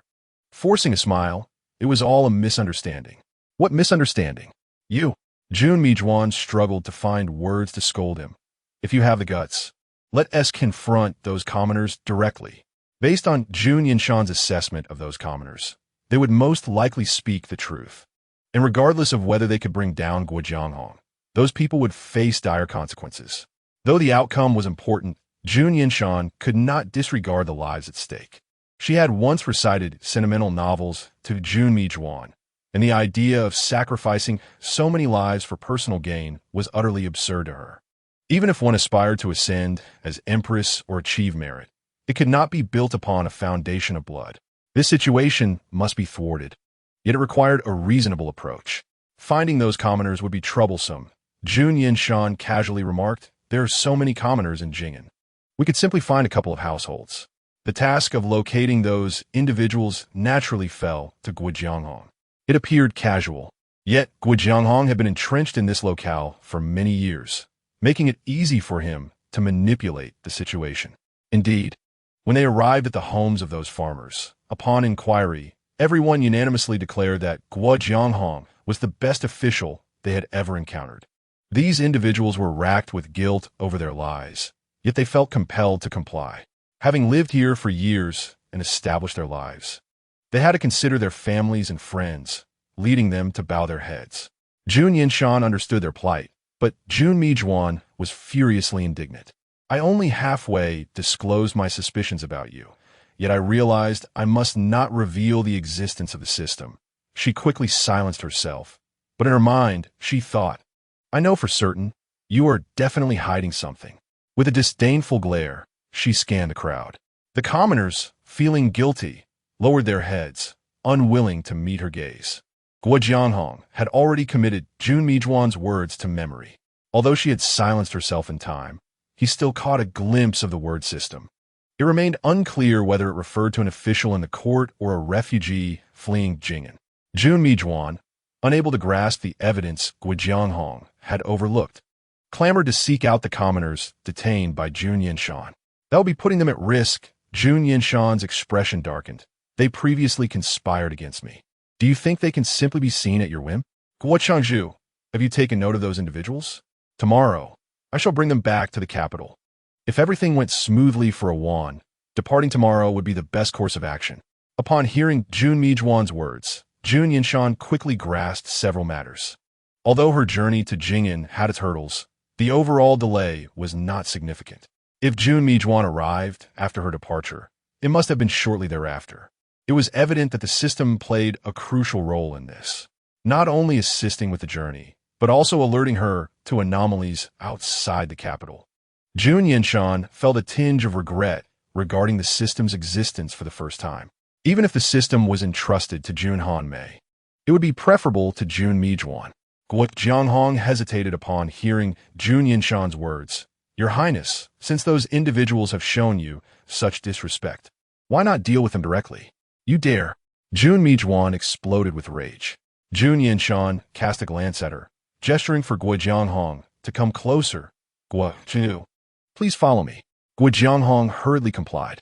Jun Yanshan glanced back at Jun Mijuan to confirm she was not following before lowering her voice. "Do you remember the individuals you previously sent to my residence?" Guo Jianghong was taken aback for a moment before recalling the servant's reports, quickly nodding. "What is your command, Your Highness?" "I promised Xiao Qingyan last night that I would not kill those individuals." Chapter 30. Evidence in urgent circumstances, one must adapt. She had previously refrained from discussing these matters with Guo Jianghong to hastily move past this incident. However, with Jun Mijuan's involvement, the previous approach could no longer suffice. Guo Jianghong, stunned by her words, stammered, "But those individuals have shown you disrespect." "Ah, I am magnanimous enough to overlook this minor issue," Jun Yanshan replied. Guo Jianghong regarded her with disdain, thinking, "What magnanimity? It's more like lechery. Then I shall release his family. But the others must be severely punished to serve as a warning, right?"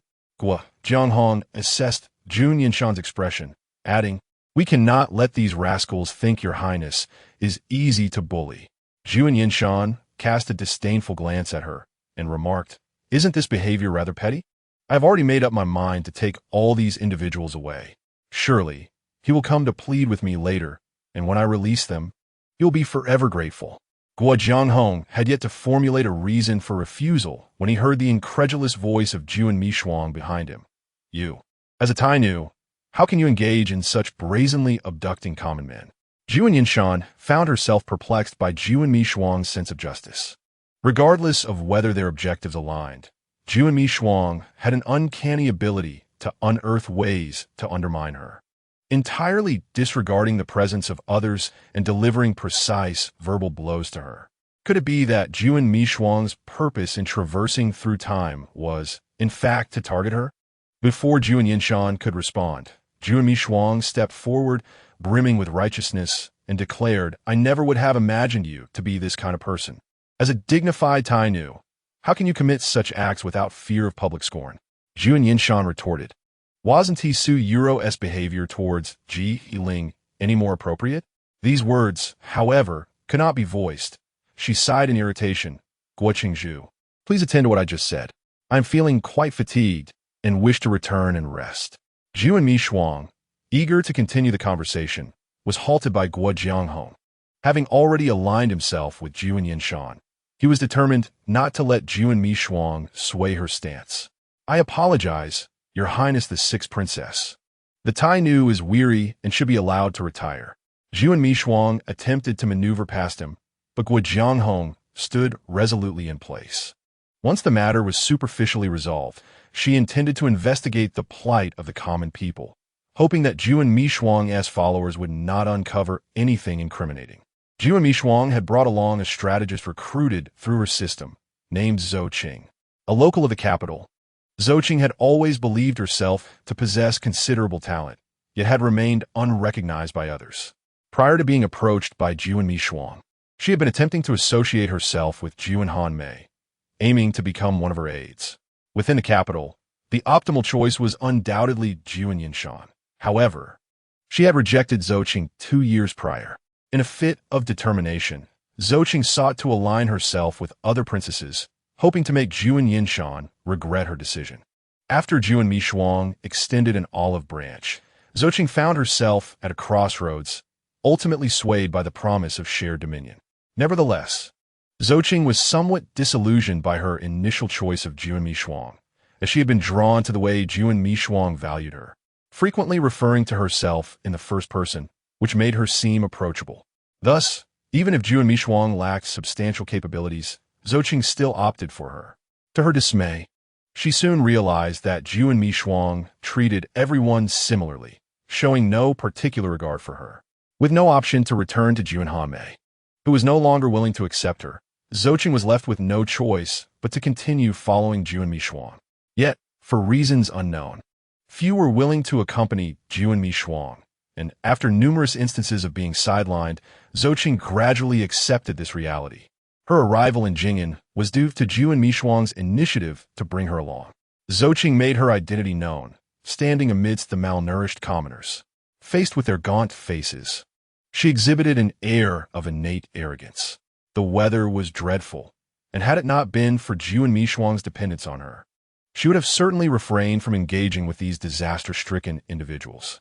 Displaying a hint of disdain, Zhou Qing's tone was markedly haughty as she spoke. She dismissed the individuals left behind by Guo Jianghong and re-entered the building, proclaiming, "I am here with the Sixth Princess to investigate the situation in Jing'an. If you have any leads, please share them promptly so as not to keep Her Highness waiting." Having just been detained by the Tai Nu, the arrival of yet another princess's attendant caused several to instinctively adopt a defensive posture. Observing her demeanor, they concluded that she was even less impressive than the Tai Nu and speculated that she might be a decoy sent by Guo Jianghong.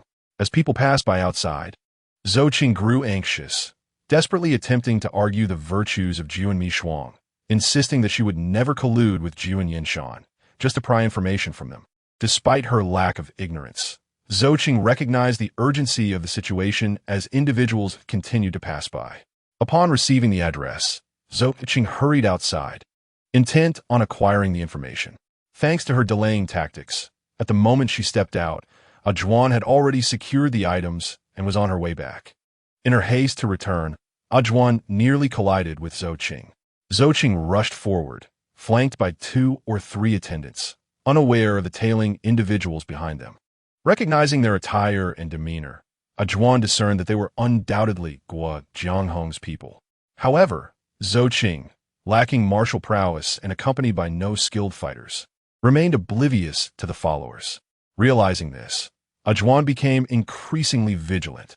Although she could have taken a shortcut back to the Lord's residence, she opted to take a few detours instead. Following Jun Yanshan's arrival, the number of patrollers near the Lord's residence had noticeably increased, and Juan finally managed to return safely. Her caution proved effective, as Jun Yanshan awaited her in the courtyard, having detected no sign of pursuers. "Your Highness, I have secured the items," Juan whispered, preparing to hand them to Jun Yanshan, only to see her shake her head. At that moment, most individuals were gathered around Jun Yanshan, leaving half of Jun Yanshan's courtyard empty, as various excuses had been employed to disperse them. It was an opportune moment for conversation. Yet Jun Yanshan chose not to elaborate, simply instructing, "Keep the items close and do not allow outsiders to see them." If the contents were truly of significance, a sensible person would naturally safeguard them. Jun Yanshan intended to take the opposite approach.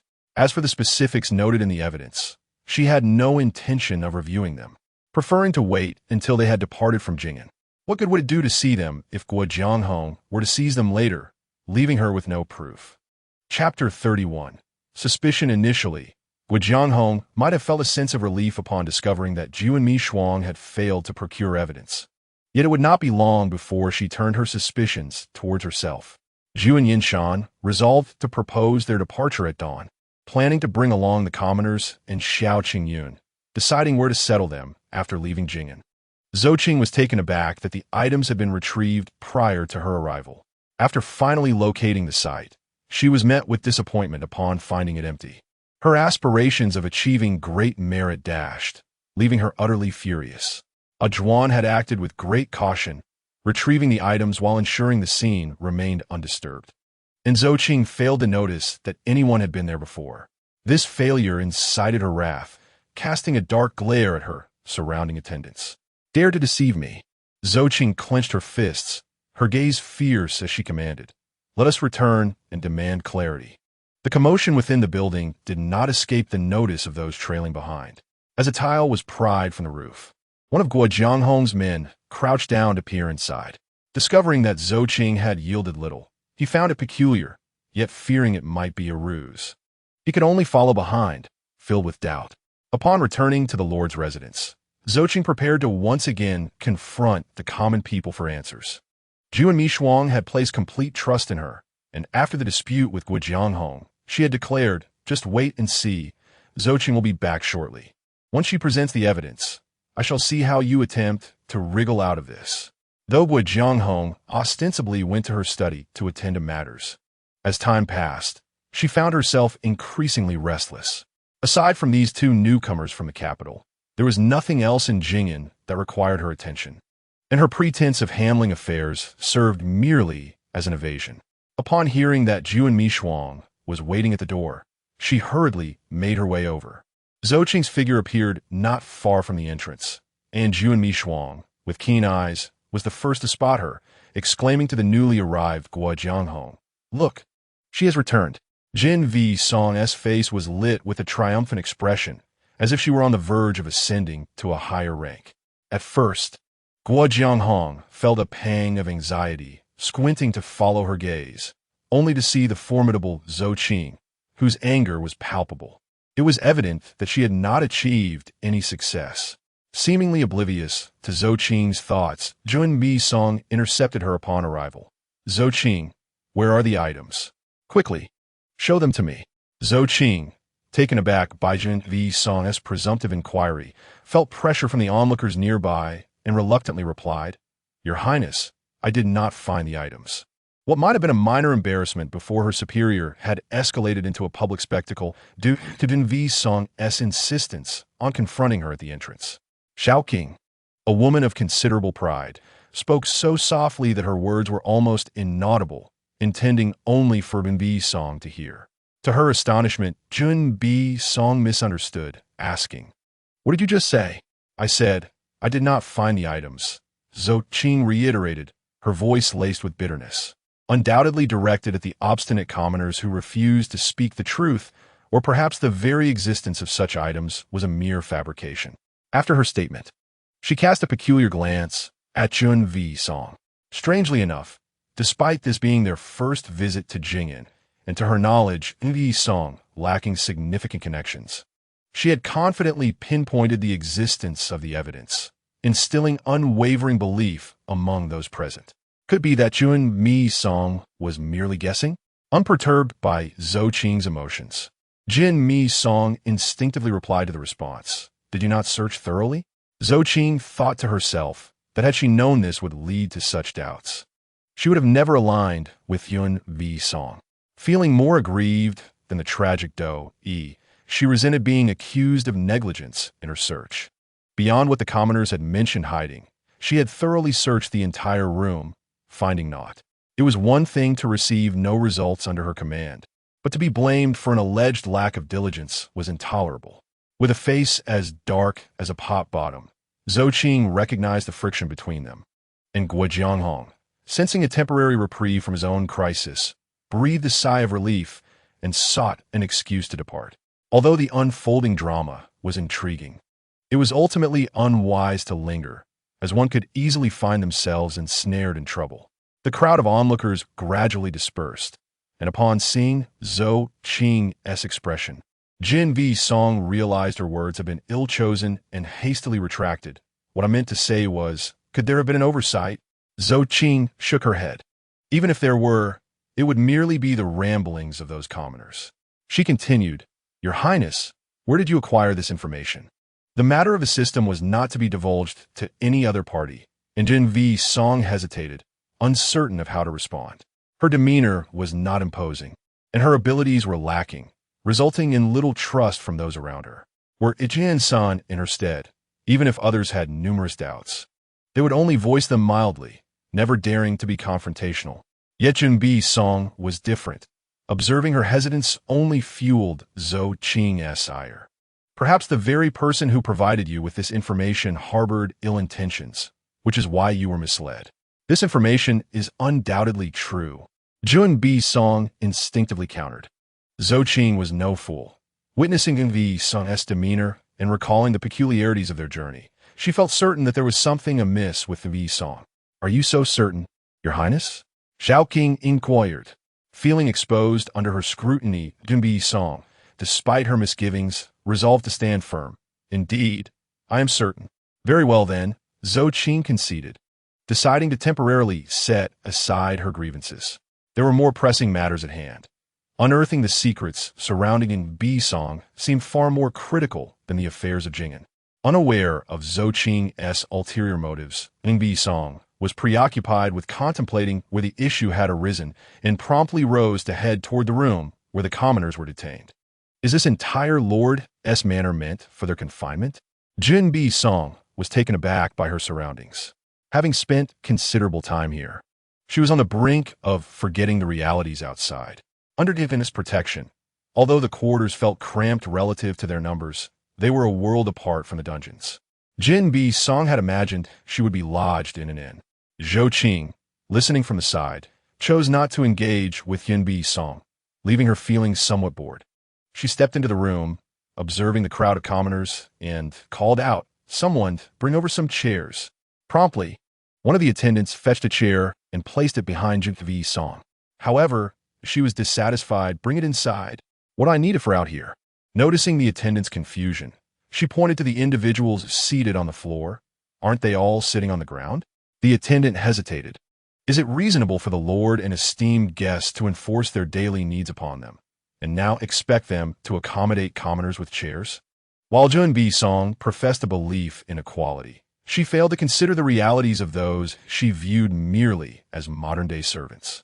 Yet, Jun Bi-song overlooked the fact that these individuals did not share such equal status, having been compelled to reside in the Lord's manor for various reasons.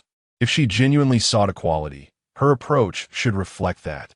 One attendant hesitated. Your Highness, these individuals previously offended the esteemed princess. Perhaps providing them with chairs is inappropriate?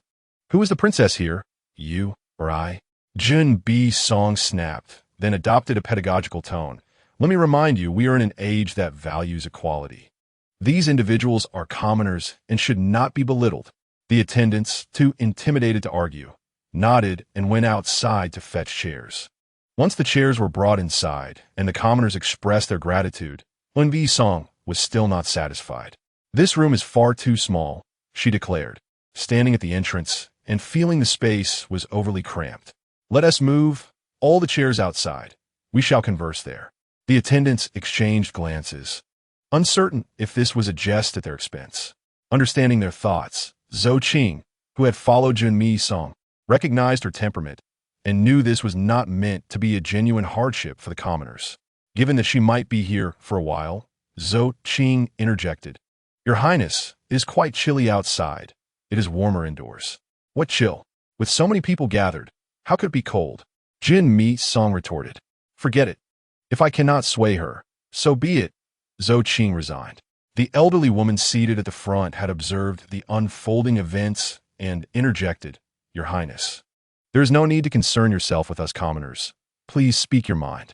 Feeling unappreciated for her good intentions, Jun Yanshan pouted. Very well.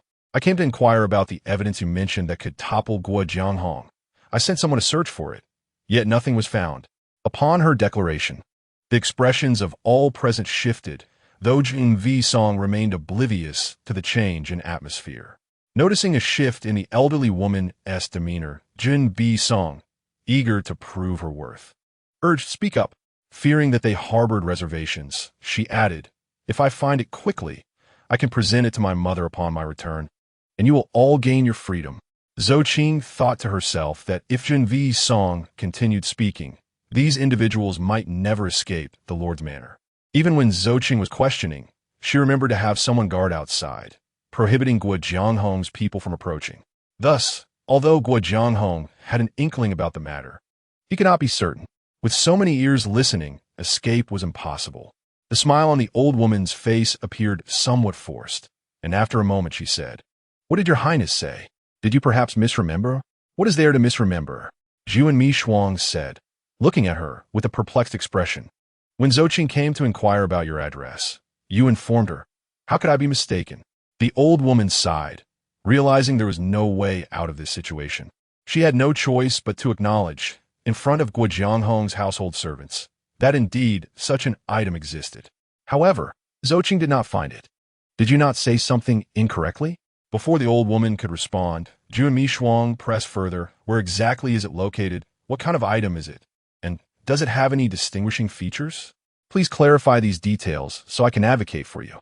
Jun Yanshan's remarks made even those behind the old woman sense the gravity of the situation. She seemed entirely unconcerned about their lives, even if they divulged the information. Guo Jianghong would surely face downfall, but before that, they would undoubtedly become targets for his wrath. The others hesitated, yet the old woman reluctantly spoke. The address has already been conveyed to this esteemed individual. It could not have been miscommunicated. Please continue. Jun Yanshan nodded. As for the item, the old woman hesitated, glancing at those behind Jun Yanshan, then said, to prevent misplacement, I specially sewed the item into my clothing and destroyed the original document. Why destroy it? Jun Yanshan instinctively complained, then turned to Zhou Qing. Did you see the clothing she mentioned? Zhou Qing shook her head. I have not seen it. The stove is completely empty, not even a scrap of paper, let alone clothing. The women behind the old woman looked at her with curiosity, but the old woman remained unmoved, appearing quite composed. After a moment of contemplation, Jun Yanshan asked, then described the clothing's characteristics. I will send someone to search thoroughly. The person to be sent would undoubtedly be Zhou Qing. Zhou Qing glared at Jun Yanshan, uncertain if she was genuinely naive or feigning ignorance.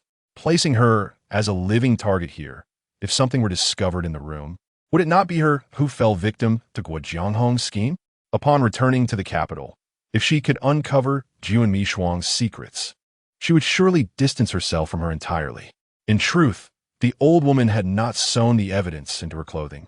She merely enclosed it in a letter and hid it away in a secret place. The clothing itself was plain. The old woman explained, given the cool weather, a thicker garment would not raise suspicion, so I chose a cloak. Do you not think it odd to stuff clothing into the stove? Jun Yanshan retorted. The old woman shook her head and clarified, the stove has hidden compartments. If I had not pointed it out, I fear this esteemed individual would not have discovered that location. Jun Yanshan still did not believe her words. The old woman felt a pang of anxiety because the existence of the clothing was a fabrication on her part. Chapter 33. Overthinking. The letter that was initially placed inside had already been retrieved by Juan. Although the old woman did not understand the matter, she knew that the unknown letter collector was their last hope. Such an important item, to prevent Guo Jianghong from discovering it and inciting calamity. The old woman had not dared to make multiple copies, merely hiding it in a secret location. I placed the item. A young woman behind the old lady suddenly spoke. Her expression tinged with regret. The old woman was taken aback by her words and turned to look. You? Meeting the puzzled gazes of the onlookers. The young woman explained everything. I had heard my aunt mention this matter earlier and took note of the clothing. Later, when I encountered the Tai Nu in Jing'an, I intended to show her the clothing, but unexpectedly found myself caught up in the situation outside. The old woman listened quietly, understanding her implication. The contents of the letter were significant. Many were unaware of its existence, known only to the old woman and the young woman who had seen it firsthand. The old woman had merely observed as the young woman concealed the item, even offering her opinion on where it should be hidden. When the old woman lied earlier, no one else was aware of it. Only this young woman understood her deception and quickly devised a way to cooperate. Because I wanted to retrieve the clothing, I was delayed in leaving and just happened to overhear the Tai Nu reprimanding everyone outside. The young woman's face displayed a hint of dissatisfaction. And then she realized the Tai Nu was unreliable, leading her to abandon the idea of presenting the evidence. Subsequently, as you can imagine, I stuffed the clothing into the stove, intending to retrieve it later, but unexpectedly, I was taken away. This explanation seemed to clarify much, at least in Jun Yanshan's eyes. It raised no suspicions. She uttered an "oh," appearing to ponder something, and no one interrupted her. Once her contemplation concluded, Jun Yanshan finally reached a conclusion. Jun Yanshan is truly unworthy. Zhou Qing retorted. So after all that thinking, this is what you came up with? Zhou Qing felt somewhat defeated. She glanced at those behind Jun Yanshan, noticing several faces had disappeared, likely to inform Guo Jianghong. Guo Jianghong need not personally interrogate these commoners. He allowed Jun Yanshan to extract the information herself. He merely awaited the news to come to him. Where could one find an enemy as accommodating as Jun Yanshan? Have you informed anyone else about this matter? Zhou Qing inquired. This was also a crucial question. She was certain that during her search, she had overlooked nothing. Most importantly, how could she possibly miss such a large garment? The young woman shook her head. I only informed you. Jun Yanshan continued to ponder, then tentatively suggested to Zhou Qing. What if we search again? Perhaps they have multiple stoves. Zhou Qing sighed helplessly. Your Highness, I have truly searched everywhere. For now, let us consider the possibility that someone may have stolen it. Oh, right, that is a possibility. Jun Yanshan regarded her with appreciation, then assigned tasks to the commoners, asking each to think of a suspect. In truth, this was an unnecessary endeavor. At this point, Zhou Qing had already formed her own suspicions. There were not many people in Jing'an. If a local wished to utilize the item, they would have acted long ago, not waiting for their arrival. If someone intended to deliver the item to the capital, the suspect would not be Jun Yanshan, but rather Jun Yanshan. Given that Jun Yanshan could now be ruled out, the answer was evident. Although there had been a year of unreliability, Zhou Qing had heard that recently Jun Yanshan's reputation had been restored, possibly returning to her former self. Perhaps all her previous actions were merely a ruse. Now, Guo Jianghong's permissive attitude toward her served the purpose of that deception. Despite the two factions being adversaries, Zhou Qing refrained from voicing her suspicions until the truth was clearer. While Jun Yanshan was still entangled in thoughts about the missing item, Guo Jianghong had already received word. You say she questioned you in front of everyone? Guo Jianghong toyed with the teacup, his demeanor inscrutable. The servant nodded, trembling as he replied, "Yes. The sixth prince indeed said so, without any regard for us." If Zhu Mishuang had concealed her intentions, Guo Jianghong would not have had to ponder excessively.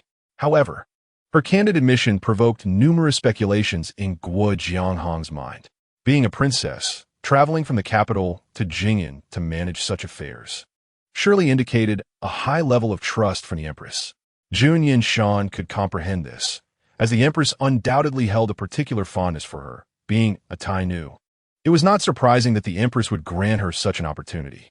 Yet, Zhu Mishuang had previously remained relatively obscure, not stemming from the lineage of the empress's most favored consorts, which raised suspicions. Could such a naive individual truly be dispatched for this purpose? Guo Jianghong was skeptical. Perhaps the mere act of revealing this information constituted a trap in itself. She felt a mixture of astonishment and uncertainty. It seemed that Zhu Mishuang had deftly grasped her current mindset, deliberately presenting the facts to lead her astray. "You will have to exert yourselves during this period."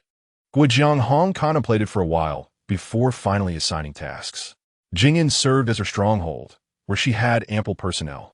Regardless of Zhu Mishuang's cunning schemes, they would be ineffective here. It boiled down to two possibilities. As long as she dispatched enough individuals, the truth would eventually surface.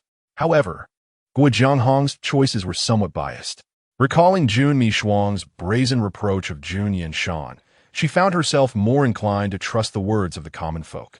After these citizens had been detained, Guo Jianghong had conducted a thorough investigation. They possessed no other relatives or acquaintances, being confined to this small group. It was unlikely that anyone would risk concealing anything there. Rather than allowing the truth to be completely buried, it was better to take a chance on trusting Zhu Mishuang once. Search the city for any garments that match their descriptions, Guo Jianghong instructed, taking a deep breath. Also, please thoroughly inspect the residence of the Tai Nu, but ensure you do not attract attention. The subordinates of the Lord's Manor had encountered such demanding requests numerous times before, and with resigned expressions, they acquiesced once again. Jun Yanshan sat in her courtyard, feeling as if not much time had passed before the servants returned, many of their gazes falling upon her as if plotting something. Chapter 34, Undertaking. The matter of departure could not be delayed any further. Jun Yanshan waved at a servant who had been scrutinizing her. The servant, startled by her summons, appeared somewhat apprehensive. They had grown increasingly fearful after spending time with Guo Jianghong, who was known for her harsh demeanor. "Inform your lord. I shall be returning to the capital tomorrow. Have her prepare some items for me to take back." "Yes," the servant replied, too timid to inquire what the preparations entailed. Upon realizing that Jun Yanshan was indeed departing for the capital, she hesitantly added, "You are truly leaving?" "Indeed," Jun Yanshan replied, glancing at her. "Is there an issue?" The servant quickly shook her head. "I would not dare question your decisions." However, she felt a dilemma brewing. Everyone in the Lord's Manor was acutely aware of Guo Jianghong's temper. If she did not persuade Jun Yanshan to reconsider, Guo Jianghong would likely direct her ire at her. Contemplating Guo Jianghong's various tactics sent a shiver down her spine. "If you depart like this, I fear the Lord will blame me for poor oversight. What concern is it of yours where I go?" Jun Yanshan responded, her curiosity piqued by the servant's fearful expression. Growing somewhat irritated by her demeanor, she stood up, her expression morose, as if something grave had occurred. Before the servant could speak, Jun Yanshan had already risen. "Forget it. There are no capable servants in this manor." While she could have someone else convey her message. To prevent Guo Jianghong from acting rashly, Jun Yanshan decided she would have to deliver the message herself. Unsure of what the servants might be doing in the courtyard, she resolved to give them ample space. "Awan, let us go." Awan quickly followed Jun Yanshan. Throughout their journey, Jun Yanshan remained silent, disdainfully observing the scenery, while Awan refrained from initiating conversation. They arrived quietly at Guo Jianghong's study. "Guo Chengzhu, are you inside?" Jun Yanshan called out. Despite the presence of several servants nearby, she had no intention of notifying them, boldly entering the study. She moved quietly, but the servants seemed to understand Guo Jianghong's intentions. Unable to stop Jun Yanshan, they called out, Tai Nu, are you seeking the Lord? Ignoring them, Jun Yanshan entered, and Guo Jianghong, aware of her arrival, opened the door. What brings you here, Your Highness?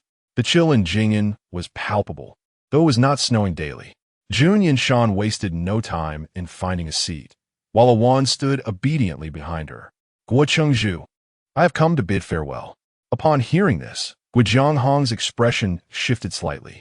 The evidence the commoners had mentioned was still unaccounted for, and Jun Yanshan's sudden desire to leave raised suspicions that she might possess the information. Why the sudden urgency to depart? Your Highness, Jing'an has many intriguing sights yet to be explored. What is there to see? Jun Yanshan seemed to belittle Jing'an, but then paused. Look at my face. Guo Jianghong instinctively glanced at her face. What of it? It is nearly chapped from cold. How can I endure such weather? If Jun Yanshan asserted this, Guo Jianghong found herself at a loss. She could provide charcoal for warmth in Jun Yanshan's courtyard, but she could not change the weather. If she were to leave, she would still suffer in the cold. Yet, it struck Guo Jianghong as surprising that a woman like Jun Yanshan would concern herself with such trivial matters. Hearing Guo Jianghong's inner mockery, Jun Yanshan felt a twinge of reflection. Under ordinary circumstances, she would hardly pay attention to such details. The reason she used this as an excuse was entirely influenced by Jumi Shuang. Previously, when Suyu Ro was in her body, she had used various products meant for men in winter, which Jun Yanshan did not understand at the time, yet she remembered. Guo Jianghong forced a smile. But this makes it feel like I have not fulfilled my host's duties. What is there to fulfill in this place? Jun Yanshan shook her head, lowering her voice. I intend to take those people with me. Surely some can drive a carriage? It will be a simple matter to bring some items back. Guo Jianghong's eyes lit up with understanding. I see. Your Highness has come to negotiate. Her visit to Jing'an was not merely to enjoy. She intended to take some goods back to the capital. Jun Yanshan continued. I have sufficient wealth, but in this remote place, I doubt you can gather much silver. Just some local delicacies will suffice. Guo Jianghong nodded. Naturally, I will make the necessary preparations. Then it is settled. I shall depart tomorrow morning. Before Guo Jianghong could fully grasp the situation, Jun Yanshan stood, brushing off the snow that clung to her boots. Guo Jianghong's thoughts shifted as she scrutinized Jun Yanshan and a wand from behind, suddenly calling out, Wait, what is it now? Jun Yanshan turned back, her impatience evident. Guo Jianghong, momentarily taken aback by her gaze, quickly regained her composure. Since you are leaving tomorrow, allow me to host a farewell dinner tonight. Let's enjoy a final meal together. Having already allowed others to search the courtyard of Jun Yanshan, now was the perfect opportunity to keep her occupied while they were absent. From Guo Jianghong's thoughts, Jun Yanshan gleaned the general sequence of events. Surprised to discover that the common folk would resort to deceit, she felt a mix of astonishment and relief. Had they spoken the truth outright, her escape would likely have been far more complicated. She instructed a Jun to carry their belongings, knowing that they could search the house at will. With this in mind, Jun Yanshan readily agreed, expressing her gratitude to Guo Chengzhu. Once the search was complete, it was likely that she would remain under suspicion for some time. Yet, one concern lingered in her mind. After spending a night resting in the courtyard, Xiao Qingyun must not reveal any vulnerabilities. He had come to understand her position, and should he speak out during the search, it could expose her. Jun Yanshan would strive to protect every citizen, but in the grand scheme, she knew she might have to make sacrifices. Chapter 35. Chaos in the courtyard. The servants had indeed seized this opportunity. Without hesitation, a few remained to observe whether Jun Yanshan would return, while the others rushed inside to rummage through the rooms. Naturally, they were cautious, fearing to create too much disorder. Xiao Qingyun, having learned to be prudent, refrained from acting recklessly despite knowing Jun Yanshan's true circumstances, opting instead to observe from the sidelines. As the others busied themselves with their search, he mustered the courage to inquire, What are you looking for? Although Guo Jianghong had used them as tools against Jun Yanshan, he had entrusted Xiao Qingyun with no information. One of the searching women paused, casting a wary glance in his direction. Why do you ask? You aren't thinking of betraying Tai Nu, are you? Indeed, that was his intention, but he could not voice it aloud. Not at all, Xiao Qingyun replied, shaking his head fiercely. After what she did to me, how could I ever betray her? While he could not recall much of what Jun Yanshan had told him, one instruction remained clear. He was to defame her in front of others, to make it as severe as possible, even to curse her, so that others would trust him. Hearing Xiao Qingyun's words, the servant muttered, "Weren't you the one who entered her room willingly?" Xiao Qingyun's face flushed at the comment, quickly steering the conversation away. "What are you searching for? Let me assist. A helping hand can hasten the search." The others, not perceiving the bond formed between Xiao Qingyun and Jun Yanshan during the night, readily divulged their objective. "We seek a substantial garment, though we aren't sure of its precise appearance, but it should be in a plain color." Xiao Qingyun noted the description, rummaging through his memory, but coming up empty. Perhaps Jun Yanshan had hidden the item well. He nodded eagerly. "All right, I shall remember this and search for it. Just don't let anyone else claim the credit." One of the individuals retorted. "Rest assured," Xiao Qingyun replied, diving into Jun Yanshan's room. In his mind, such important items would naturally reside in the master bedroom. Many shared this thought, each hoping to be the first to discover it. Although Guo Jianghong was stringent with his servants, he understood the necessity of clear rewards and punishments. Anyone who achieved success in such matters would not find themselves overlooked. Upon seeing Xiao Qingyun enter, several faces betrayed their suspicion. Having already established a semblance of trust in front of the others, he now feigned composure, even as he lied. "With such an opportunity to gain merit, why did none of you inform me? Didn't you plead with her to spare your family?" One question, puzzled as to why he was aiding their search. "What use is she to you?" The mention of Guo Jianghong made Xiao Qingyun grit his teeth, yet he responded, "If I can earn his favor, it will bode well for my family." "That makes sense," the person nodded, exchanging a knowing glance with those nearby. They believed Xiao Qingyun was merely angry with Jun Yanshan over past events, hence his reluctance to assist her. The malice in their eyes was evident, regardless of gender. Had Xiao Qingyun truly experienced anything untoward, he would surely be mortified. Nevertheless, remembering the future Jun Yanshan had envisioned for him, he remained resolute. The group scoured the master bedroom, and finally, a startled cry rang out as someone unearthed a plain outer garment from the depths of a wardrobe. "Is this it?" they asked, holding the garment aloft. Although the clothing appeared rather simple, its fabric was of the finest quality, leaving them uncertain if this was indeed the item Guo Jianghong sought. Guo Jianghong harbored suspicion towards everyone and would never allow his leverage to fall into another's hands.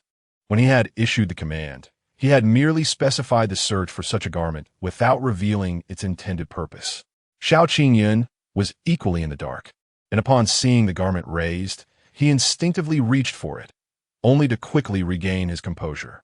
"Lower your voice," he urged, his tone hushed. The individual combing through the wardrobe found no similar garments, and feeling triumphant at having found the item, they bristled at Xiao Qingyun's interruption. "What do you mean by that?" Realizing the misunderstanding, Xiao Qingyun explained, "The fewer who know about this, the better. If too many share in the credit, our rewards will diminish." "You make a valid point." The person, who had initially frowned at Xiao Qingyun, now smiled, admitting their error. Nearby, others chimed in. "Who would have thought you'd become so clever?" Xiao Qingyun feigned embarrassment, only to hear more teasing. "With such a significant achievement, perhaps Guo Jianghong will help you find a suitable wife." Indeed, the group, emboldened by their camaraderie, continued to jest at Xiao Qingyun's expense. He felt a rush of blood to his face, but remained mindful of Jun Yanshan's instructions, maintaining a facade of congeniality. "We should present this item without delay." Several voices chimed in, and one meticulous individual wrapped the garment in cloth, ensuring it remained concealed from prying eyes. However, such a large group inevitably attracted attention as they made their way outside. Xiao Qingyun felt a surge of anxiety, but fortunately, his words had made an impact. Observing the commotion, those outside quickly speculated the nature of their discovery, with one approaching to inquire, "Why the haste? Have you found something?" "Nothing," came the reply, as the responder surveyed the dozen individuals accompanying them, already deducing the situation. With so many in tow to report to Guo Jianghong, he would hardly be inclined to offer substantial rewards. Xiao Qingyun's earlier assertion proved accurate. Yet the others were not oblivious. They recognized the scene unfolding before them. As inquiries yielded no answers, frustration mounted, and one finally snapped, "If we found nothing, then leave us be. If you want to claim credit, go search for yourselves." This remark ignited a ripple of defiance among the others, and chaos erupted in the courtyard. Xiao Qingyun sought to seize the moment to snatch the garment, but his lack of stature rendered him ineffectual, leaving him to navigate the turmoil. Chapter 36. Seizing an opportunity, Xiao Qingyun was not the only one with such intentions. He watched helplessly as an item was snatched by one among the fray. In a moment of desperation, he ducked into a corner and shouted, "Someone's trying to escape with the goods." Although a conflict had ensued, the original purpose of their altercation lingered in their minds. Xiao Qingyun's shout had barely faded when the suspicious figure attempting to abscond with something was forcibly brought back into the fray by the crowd.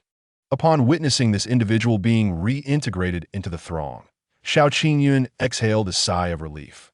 However, the coveted item remained elusive, and he found himself at a loss as to how to proceed. While inciting further discord among the others could buy him some time, it would ultimately prove futile once Jun Yanshan returned. If he were to openly request the item be relinquished, it would reveal his true intentions, effectively signaling his surrender. Gritting his teeth as he surveyed the battlefield, Xiao Qingyun finally conceived a plan. He realized he had to immerse himself in the situation. As everyone's focus was drawn to the center of the courtyard, Xiao Qingyun stealthily slipped into Jun Yanshan's quarters.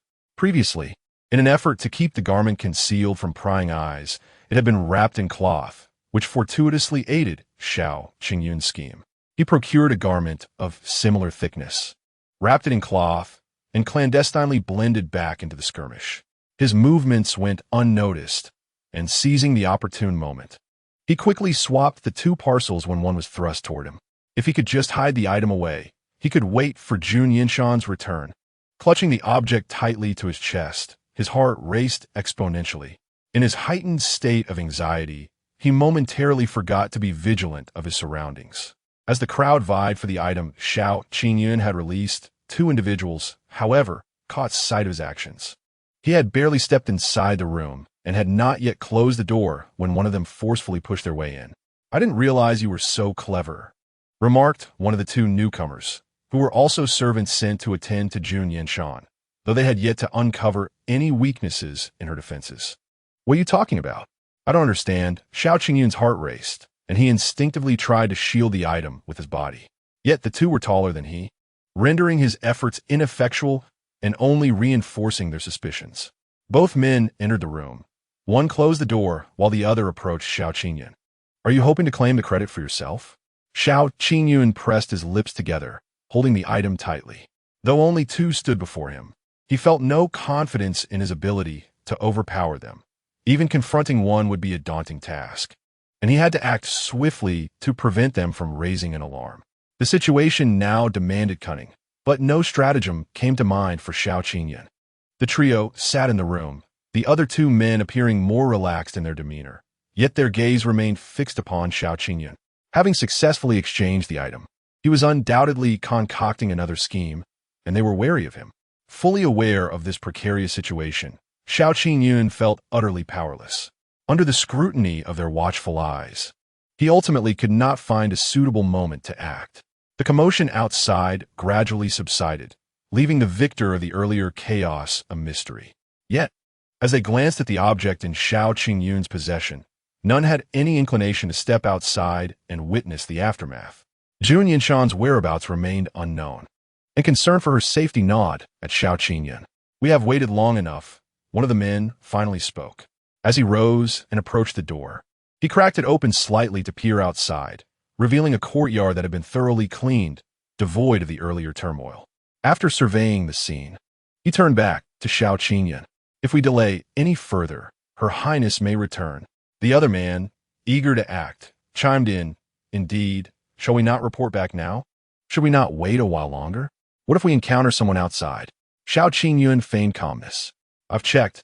There is no one outside," the first man stated, casting a skeptical glance at Xiao Qingyun. "Why are you blocking our way? Are you hiding something?" Xiao Qingyun quickly shook his head. "What could I possibly be hiding?" As the two men moved closer intent on seizing the item.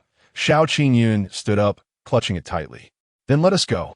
If we run into anyone else along the way, do not blame me for not warning you. Despite his warning, the two men showed no hesitation. They were cautious of Xiao Qingyun's potential influence over Jun Yanshan, reluctant to act too aggressively for fear of his retaliation. Otherwise, they would have already wasted no time in overpowering him. Following them outside, Xiao Qingyun silently hoped for an opportunity for someone to question him, allowing for further delay. Perhaps by some stroke of luck, just as they neared Guo Jianghong's study, he suddenly spotted a Wan's figure. He and the guard by Jun Yanshan's side had never interacted, and they had exchanged no words. Yet at that moment, a Wan appeared to him as a lifeline. Unlike Xiao Qingyun, the other two men broke into a cold sweat at the sight of a Wan, fearing her approach. With Jun Yanshan absent, a Wan was alone. A Wan regarded Xiao Qingyun with curiosity. She recognized him well, but without prior conversation, she was unaware of his intentions. However, upon seeing the item in his possession, she approached them.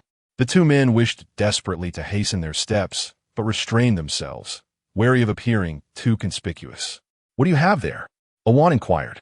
As a personal attendant to the princess and a prominent guest at the residence of the Lord of Jing'an, these servants could not defy her authority. Before Xiao Qingyun could respond, one of the men interjected, "The Lord sent us to deliver some items. They are not of significant importance." The latter part of the statement felt somewhat superfluous, yet a Wan seemed to overlook any implications. After a moment's contemplation, she nodded and permitted them to leave. Xiao Qingyun's heart sank, and he nearly called out to a Wan, but the thought was swiftly quelled by reason. Entering the study alongside the two men, anxiety gripped him as he pondered how to navigate the situation. "You have brought the items?" Guo Jianghong remarked, somewhat taken aback upon seeing Xiao Qingyun's face. Having recently conspired with Jun Yanshan, his apparent affection was surprising. Xiao Qingyun clutched the fabric package tightly, but one of the men had already snatched it from his grasp, stating, "We are unsure if this is what you seek, so we have brought it to you." Chapter 37. The morning grumpiness. Jun Yanshan was still meandering outside, enjoying refreshments, while a Wan returned to the courtyard ahead of her to prepare warm water for her bath. Upon Jun Yanshan's return, a Wan promptly relayed what she had witnessed earlier. "A cloth package?" Jun Yanshan paused, rising to open her wardrobe. What had once been filled to the brim now bore an empty space after a day's absence. With minimal contemplation, she deduced the situation.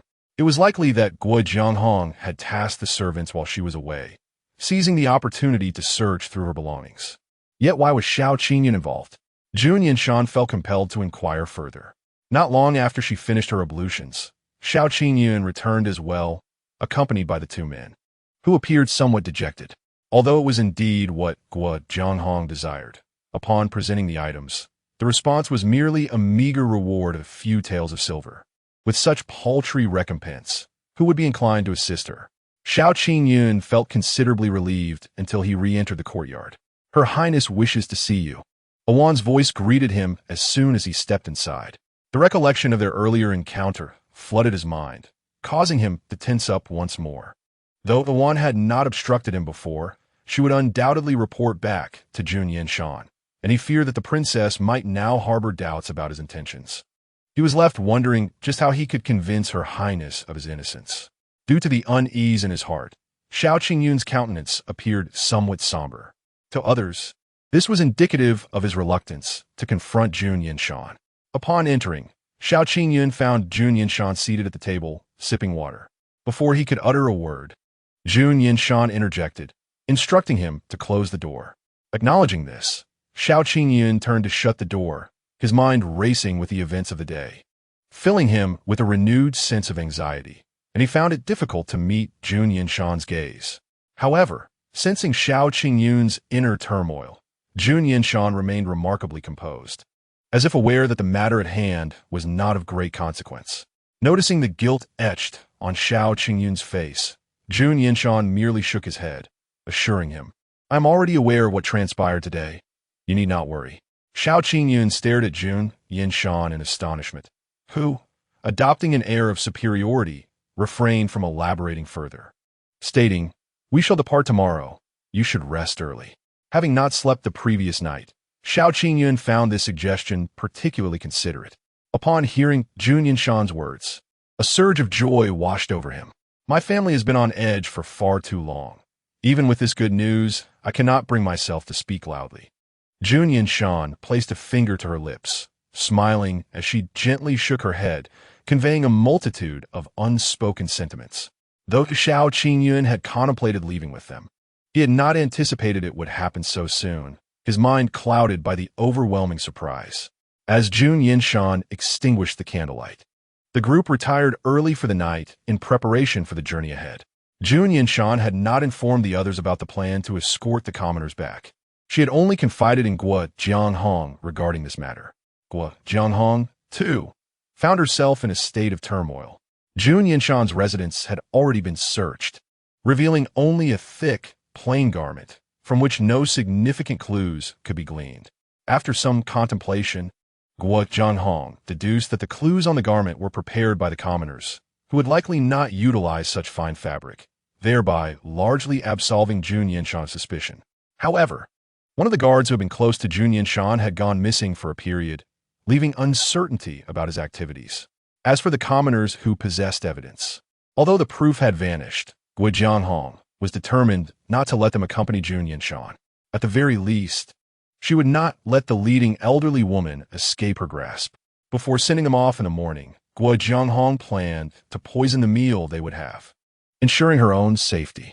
The items that Jun Yanshan might have smuggled from the carriage were entirely prepared by Guo Jianghong's confidants, ensuring both discretion and security. After calculating her plans meticulously, Guo Jianghong finally succumbed to a deep slumber. In truth, Jun Yanshan and her companions had retired early to facilitate their journey. Guo Jianghong, wary of them, ensured they had no opportunity to slip away unnoticed. Even if they had not gone to bed early the previous night, Guo Jianghong still rose at the crack of dawn. After instructing the preparations for breakfast for the commoners, Guo Jianghong arrived at Jun Yanshan's courtyard early. Jun Yanshan, seemingly not an early riser, required a nudge from her guard to rise from her slumber.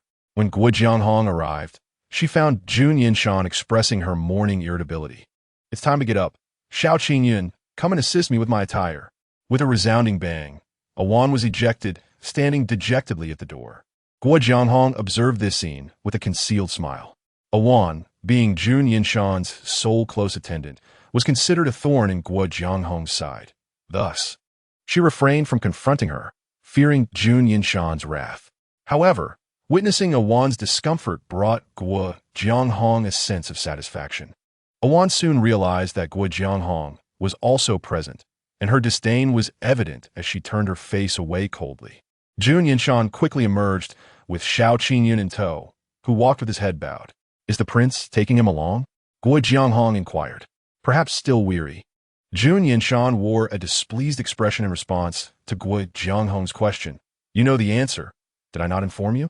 Guo Jianghong feigned ignorance to her complaints. Smiling as she addressed Xiao Qingyun, to accompany the prince is a privilege. Ensure you take good care of him. Hearing Guo Jianghong's voice, Xiao Qingyun struggled to suppress his aversion, offering a slight nod. I understand. Jun Yanshan led Awan and Xiao Qingyun out, while Guo Jianghong followed, her gaze lingering on Xiao Qingyun's retreating figure, filled with a sense of regret. Jun Yanshan's timing was impeccable. She had intended to give Xiao Qingyun some time to adjust. But before she could act, Jun Yanshan had arrived, causing her plans to slip away. Guo Jianghong sighed inwardly as she glanced at Xiao Qingyun's form. Lord Guo, have the carriages been prepared? Everything is in order. The prince may depart after breakfast. Very well. Jun Yanshan nodded slightly, appearing satisfied with her perceptiveness. She took only 2 companions with her, showing no intention to pack her own belongings, leaving everything to Guo Jianghong. Consequently, Guo Jianghong lowered her guard, though Jun Yanshan harbored some concerns. Once she departed from Jing'an, half of her mission would be accomplished. However, with Zhu Shuang still present, she hoped that the latter would refrain from causing any disturbances that morning. Chapter 38. Poisoning breakfast was as lavish as ever. Jun Yanshan patiently finished her meal, relieved not to see Zhu Shuang. Guo Jianghong's gaze as she bid farewell to Jun Yanshan was filled with unspoken reluctance. But upon discerning her thoughts, Jun Yanshan understood that this was far from the truth. Guo Jianghong had painstakingly maintained her facade before Jun Yanshan, hoping she would return to the capital soon. With kind words to the empress, with a favorable first impression, it was likely that the relatively obscure Princess Junmi Shuang's subsequent words would be duly considered by the empress. During this period, Jun Yanshan's companions had gathered at the lord's residence, where Guo Jianghong had prepared breakfast for them. Guo Jianghong stood by, watching as Jun Yanshan finished her meal, and remarked, "Your Highness, please wait a moment. I shall fetch the commoners." A seemingly ordinary request caused Jun Yanshan to furrow her brow slightly. Though her expression quickly settled, "I shall accompany you. It will save time." Guo Jianghong had not anticipated her scheming would be detected by Jun Yanshan, but after a brief pause, she nodded in agreement. "Your Highness, please follow me." The poisoned tea had been prepared in advance. Even if Jun Yanshan accompanied them, she would likely not uncover anything amiss. Jun Yanshan's heart sank slightly, realizing that failing to foresee Guo Jianghong's machinations was a miscalculation on her part. Now, she could only consider what remedy might still be available. The group arrived at the building where the commoners were held. Thanks to Junmi Shuang's prior intervention, their conditions had improved marginally, yet under Guo Jianghong's watchful eye, their lives had not fundamentally changed. Seemingly anxious to prevent any unforeseen incidents, Guo Jianghong, upon bringing Jun Yanshan, immediately called for tea to be prepared for the commoners. Since their confinement, the only water they had consumed was during mealtimes. Now, many had cracked lips, and the sight of water being offered elicited expressions of longing. "What good is water to you now?" Jun Yanshan's gaze subtly drifted to Shao Qingyuan behind her, observing him fixating on one of the commoners, presumably a family member. Yet, after a moment, she averted her gaze. "Let us not waste time. We must depart promptly. Drink your water quickly. Once you have quenched your thirst, we shall set off." Though this journey did not imply death, the phrasing still instilled fear. "Where are we going?" One timid voice ventured, only to be silenced by a glare from another. Guo Jianghong, unusually patient, clarified, "The prince intends to take you to the capital." As for the purpose of going to the capital, Guo Jianghong refrained from disclosing it. Most of these individuals had never left Jing'an in their entire lives. Upon hearing this, they exchanged glances, for if it were not for Jun Yanshan and Guo Jianghong's presence, they might have erupted in chaos. How could they possibly go to the capital? Before the common folk could voice their concerns, a voice rang out from the entrance. Zhou Qing hurriedly stepped inside, nearly knocking over an item beside her. But at that moment, she had no time to spare. The evidence still eluded her grasp. If these people fled, where would she go to investigate? This matter had been decreed by the crown princess. Guo Jianghong cast the dilemma onto Jun Yanshan and Zhou Qing, leaving them to negotiate among themselves. Zhou Qing glared at Jun Yanshan, her teeth clenched in frustration. It was one thing to have been rejected when she sought to join her camp, but now, having arrived in Jing'an, she found herself obstructed yet again. "Your Highness, regarding these individuals, I still have matters to clarify. I implore you to grant a few more days." Faced with the crown princess's authoritative presence, Zhou Qing could not speak too harshly, opting instead for a conciliatory tone. However, Jun Yanshan was not one to yield easily. Upon hearing Zhou Qing's words, she merely shook her head. "Lord Guo has already acquiesced to my request. If you have any grievances, direct them towards Lord Guo." Attempting to shift the burden onto her, such a notion was far-fetched. Yet, upon seeing Zhou Qing enter, Jun Yanshan briefly worried whether Jun Mishu would arrive, only to quickly ascertain that Zhou Qing was alone, indicating that Jun Mishu had likely not yet risen. Ever since assuming this body, Jun Yanshan had felt her well-regulated schedule disrupted. Even if Su Yuru retired early the night before, she would still linger in bed the following morning. With the weather growing colder and their stay in Jing'an, this situation was bound to worsen. Observing Zhou Qing, it was evident that her confidence faltered in Guo Jianghong's presence, revealing her lack of support. This matter truly poses an insurmountable challenge. "Lord Zhou, please do not trouble me further," Guo Jianghong remarked, shaking her head. During their exchange, Jun Yanshan's gaze shifted toward the elderly woman at the forefront. Prior to Zhou Qing's arrival, water had already been distributed to them, yet the elderly woman, perhaps unaware of Guo Jianghong's intentions, had yet to drink. Seeing her bowl still full, Jun Yanshan breathed a sigh of relief. With numerous individuals present, she found herself unable to speak freely, resorting to silent gestures to capture the woman's attention. Fortunately, the elderly woman was preoccupied with thoughts of the missing evidence and scrutinized Jun Yanshan with a curious gaze, attempting to discern any weaknesses in her demeanor. In that moment of eye contact, Jun Yanshan offered a faint smile, which she quickly retracted. The elderly woman blinked in surprise, glancing at the two still conversing nearby. Then, at Xiao Qingyun behind Jun Yanshan, as if she had begun to comprehend something. She had realized that Jun Yanshan was not as she appeared. Their eyes met once more, and Jun Yanshan's lips moved subtly. Initially, the elderly woman did not grasp her intent, but upon noticing Jun Yanshan's gaze fixed on the water in her hands, she soon reacted. She raised the bowl to her lips, but did not drink. Upon seeing this, Jun Yanshan frowned and subtly shook her head. Had the elderly woman not been observing her actions intently, the gesture might have gone unnoticed. Although Guo Jianghong and Zhou Qing seemed engaged in lively discourse, Jun Yanshan dared not make any overt movements. Having finally reached this point in Jing'an, exposing herself would be a grave mistake. Fortunately, the elderly woman seemed to understand her meaning, and Jun Yanshan felt a sense of relief. The bowl of water was brought to her lips, and the elderly woman tilted her head back, allowing the liquid to spill down her chin and into her collar. In the cold of Jing'an's winter, everyone dressed warmly, and when they had come to find Jun Yanshan, they too wore multiple layers. Even though Guo Jianghong would not permit them to return a change, their current attire was sufficient. At her advanced age, the elderly woman held great respect among this group. To prevent her from succumbing to illness on this frigid night, a few individuals had even offered their outer garments, making her appearance even bulkier. With the layers of clothing to conceal her actions, the spillage of the tea was not as conspicuous. The elderly woman wiped her lips, leaving a wet mark on her sleeve before placing the bowl on the ground. In the dead of winter, the chill of the water against her skin was jarring, and the damp fabric clung uncomfortably to her body. But this was certainly preferable to losing her life. To avoid detection, Guo Jianghong had opted for a slow-acting poison, administering a dosage that was not overly potent, yet sufficient for an elderly woman.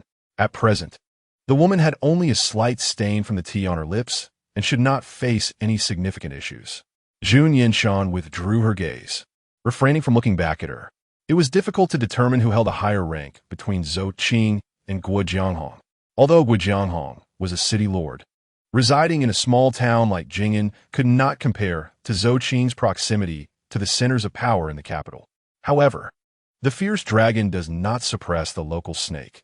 Without any support, Zhou Qing found herself powerless to resist. After the elderly woman pretended to finish her water, Zhou Qing fell silent, angered, and stormed away. Jun Mishu and Guo Jianghong were adversaries, and Guo Jianghong was adept at taking advantage of the weak. Once Zhou Qing departed, Guo Jianghong redirected her attention back to the elderly woman. Though she had seemingly focused on Zhou Qing, she had been discreetly observing the elderly woman and only felt at ease after witnessing her drink the entire bowl of water. "Your Highness, please pardon my earlier behavior," Guo Jianghong said cheerfully, clasping her hands in greeting to Jun Yanshan. "The time grows late. It is best for you to set off." Jun Yanshan nodded placidly. "Indeed, let's depart swiftly." Guo Jianghong scanned the crowd and inquired aloud, "Is there anyone among you skilled in driving a carriage?" No one responded. But after Jun Yanshan feigned impatience, someone finally answered. Among the group, 2 individuals could drive a carriage, which was sufficient. The carriages Guo Jianghong had prepared awaited them outside the city lord's residence. With empty hands, Jun Yanshan stepped onto the carriage first, while a Jun remained outside, opting not to enter. Xiao Qingyun hesitated for a moment before joining Jun Yanshan inside. It was his first experience riding in a carriage. Once the curtain was drawn, their connection to the outside world was entirely severed, leaving Guo Jianghong oblivious to the happenings within. He looked around with curiosity, but the thought of having Jun Yanshan beside him made him feel somewhat embarrassed about his previous childish behavior. In response, Jun Yanshan could only quietly avert her gaze. As the sounds of others boarding the carriage reached their ears, Jun Yanshan patted Xiao Qingyun's shoulder, signaling him to quiet down. They exchanged no words. But upon meeting Jun Yanshan's eyes, Xiao Qingyun promptly understood and sat still, not daring to move. Lord Gua, are we ready? Jun Yanshan lifted a corner of the curtain, peeking out to see Gua Jianghong. Gua Jianghong was currently observing her servants assisting others onto the carriage, growing increasingly impatient at their clumsy actions. However, upon hearing Jun Yanshan's voice, she immediately turned her attention. We will be ready shortly. Please be patient, Your Highness. Oh, Jun Yanshan nodded and continued. Are you certain all the provisions for the journey have been accounted for? Of course. We would never neglect Your Highness, Gua Jianghong quickly assured her. Just as their conversation unfolded, the common folk had already boarded the carriages. Some were driving the horses, while others entered the compartments, creating a scene that appeared far more harmonious than the earlier chaos. Gua Jianghong felt a sense of relief, fearing any further complications. Had she conversed a little longer with Zhou Qing, it is likely that Zhou Qing would have divulged all her deeds. If Jun Yanshan were to learn of this, the outcome would be far from favorable. Zhou Qing had departed with a fierce demeanor, perhaps to summon reinforcements. Gua Jianghong intended to send these individuals away along with Jun Yanshan, thus severing any hopes they might have of uncovering evidence. Little did Gua Jianghong realize that the very evidence he yearned for was currently in Jun Yanshan's possession, not far removed from her grasp. Awan was seated at the front of the carriage, within Gua Jianghong's reach. Regrettably, she lacked foresight and was now self-satisfied in sending these individuals out of the city. Oversleeping can indeed lead to grave consequences. Had she witnessed the scene of Zhu and Mishuang being roused from slumber, Gua Jianghong would have recognized the extent of Jun Yanshan's pretense that morning. When Su Yuro initially inhabited Jun Yanshan's body, she had been reluctant to rise one morning, only to be mistakenly perceived by Qing Yin as being in distress, consequently disrupting her peaceful dreams. Subsequently, she learned to be prudent, forbidding anyone from approaching her courtyard and ensuring the doors were securely locked in advance.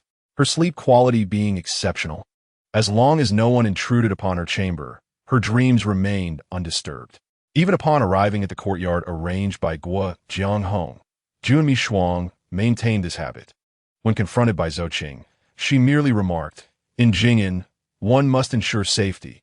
To avoid being assassinated by Gua Jianghong, I shall lock the door whilst I sleep. You need not visit me during the day. It was only upon the knocking at the door that Zhou Qing comprehended the extent of her unreliability. Upon entering the courtyard, she encountered a barrier, coldly dismissing the obstructive servants, while the door standing before her became an irksome presence. She was on the verge of dismantling the door when Zhu and Mishuang, still drowsy, awoke from her dreams, a pillow crashing to the ground before the door. Had she not expressly stated not to disturb her? Was it not bothersome to awaken so early? Zhu and Mishuang's voice was so familiar that Zhou Qing thought she had misheard. However, upon glancing at the sky, it was not particularly early. And considering that even Jun Yanshan had already risen, it was perplexing why her current mistress remained in slumber. Once she comprehended Zhou Qing's words, Zhu and Mishuang pouted in discontent. Why did you only inform me of such an important matter now? Where are they now? Are they still at the city lord's residence? They should have already traveled 2 miles out of the city, Zhou Qing replied through gritted teeth. Zhu and Mishuang, perhaps not grasping the implication of her words, paused in surprise. You truly allowed them to take those commoners away, without any obstruction? With my official rank, it is exceedingly difficult to contend with the princess and city lord Gua, Zhou Qing stated. Those truly powerful officials remain blissfully asleep. Even if I were to shout until my throat was hoarse, it would yield no result. Yet Zhu and Mishuang misconstrued her words, frowning in contemplation for a moment. If you wish for promotion, just say so. I am not so petty. Once this matter is resolved and we return to the capital, I shall grant you a promotion. Zhou Qing wondered if that was truly what she intended to convey. Chapter 40. Departure at long last. Having stepped beyond Jingyan, Jun Yanshan exhibited no sign of complacency. Guo Jianghong, under the pretense of concern for their navigation, dispatched 2 additional individuals to accompany them until they reached the next city, at which point those 2 would turn back. Xiao Qingyun had already scrutinized the interior of the carriage along the way, and now, curiosity piqued, inquired of Jun Yanshan, "Your Highness, shall I accompany you to the capital?" Although the capital was indeed a splendid place, leaving his homeland left Xiao Qingyun feeling somewhat disoriented. He was aware of the tribulations he would encounter should he remain in Jing'an, yet his heart could not help but feel a tinge of melancholy. "If you happen upon a city you fancy on the road back to the capital, I can arrange for you and your family to disembark," Jun Yanshan offered. Living well in the capital was not an easy endeavor, and Jun Yanshan would not deprive Xiao Qingyun of his right to choose. She remained preoccupied with the elderly woman's condition, hoping that the residual poison would not compromise her health. In this era, men ultimately possessed little choice, and after some consideration, Jun Yanshan remarked, "Once those 2 depart, I shall reallocate the carriages. You and your family will share one." Among those who had claimed they could drive the carriage was Xiao Qingyun's aunt, making it ideal for them to travel together. Xiao Qingyun had developed a sense of admiration for Jun Yanshan. Upon hearing her words, he felt a surge of melancholy. The divine demeanor of the princess had stirred feelings in him that he believed were inappropriate, leading him to silently chastise himself. Unaware of the existence of the misattributed bridge effect, he simply felt a budding attachment to Jun Yanshan. She sighed inwardly, choosing not to engage him further. On the first night, as the group had yet to arrive in the city, they could only rest outside. Awan arranged the night watch schedule, and at Jun Yanshan's behest, she took the opportunity to inquire about the situation in the elderly woman's tent while the 2 guards slept. The water they had brought was sufficient. Shortly after departing Jing'an, the elderly woman had already used water to cleanse her lips and rinse her mouth with clean water. Ordinarily, one would expect discomfort to manifest on the first night, but due to timely intervention, the elderly woman felt no ill effects. During their journey, Jun Yanshan frequently urged Awan to hasten their pace in the presence of the 2 guards, not hesitating to voice her complaints about the harsh conditions. Awan's gaze subtly swept over the 2 guards, echoing Jun Yanshan's sentiments. Few among the commoners were aware of Jun Yanshan's true circumstances. Now that they had escaped Jing'an, they feared that she intended to deliver them to the capital for execution, or that it was the elderly woman who had intervened to prevent their demise, thereby quelling the minor unrest. For the 2 accompanying guards, this collaboration diminished the likelihood of their causing trouble, which was somewhat regrettable. "Enough, you have been sent this far. You should return quickly," Jun Yanshan stated brusquely as the gates of the next city loomed ahead. The 2 exchanged hesitant glances, clearly uncertain. However, Jun Yanshan did not afford them a chance to speak, directly calling out to Awan, "Awan, provide them with travel expenses." "Yes," Awan responded, retrieving a pouch of coins from her bosom and handing it to one of them. Guo Jianghong had instructed them to linger a while longer if possible. Yet, Jun Yanshan's displeasure had been evident, leaving the 2 no choice but to depart promptly. Jun Yanshan paused only briefly in this city before exiting. Afterwards, she summoned everyone down from the carriage to redistribute the vehicles. Lacking complete trust in these individuals, she refrained from disclosing her true intentions. Observing the subtle expressions of doubt among the commoners, Jun Yanshan concocted a pretext to placate them. As for Xiao Qingyun, Jun Yanshan found a reason to place him in the carriage with his aunt. Should they encounter any city along the way that piqued their interest, they could conveniently leave the carriage behind.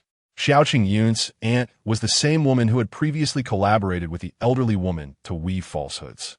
She evidently held the elderly woman's trust, and, at her request, the elderly woman was also assigned to her carriage.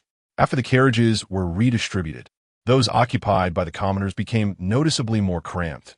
Yet once acclimated, everyone felt more at ease. Originally, the coachman brought by Jun Yanshan and the 2 individuals sent by Guo Jianghong had accompanied them. Now, with the presence of familiar faces aboard, communication became more convenient. Some could scarcely suppress their restlessness beginning to stir. "Du papa, they're few in number now. If we split up and flee, we can surely escape." spoke a woman who appeared to be in her 30s or 40s, her face etched with worry. The hardships of recent days rendering her visage more haggard. The Dupapa she referred to was the elderly woman. Dupapa shook her head. We cannot yet ascertain the situation in the capital. Perhaps it is not as dire as we imagine. Surely, they do not intend to bring us to the capital to enjoy a life of luxury? The women remained oblivious to the enchantment cast upon Dupopo, squandering such a splendid opportunity without action. Did they truly intend to wait until calamity struck before expressing regret? Dupopo discerned Jun Yanshan's intentions, but chose not to disclose her plans to those around her, merely sighing. The return of Xiao Qingyun, safe and sound, brought a sigh of relief to his aunt, Sinyin. Since Xiao Qingyun's abduction, she had been eager to ascertain his condition, and although she learned that Guojianghong had failed, her heart remained in suspense.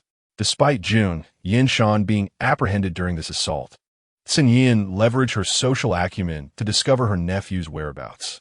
Upon hearing that her nephew willingly submitted to Jun Yanshan for her sake, Sinyin's eyes reddened.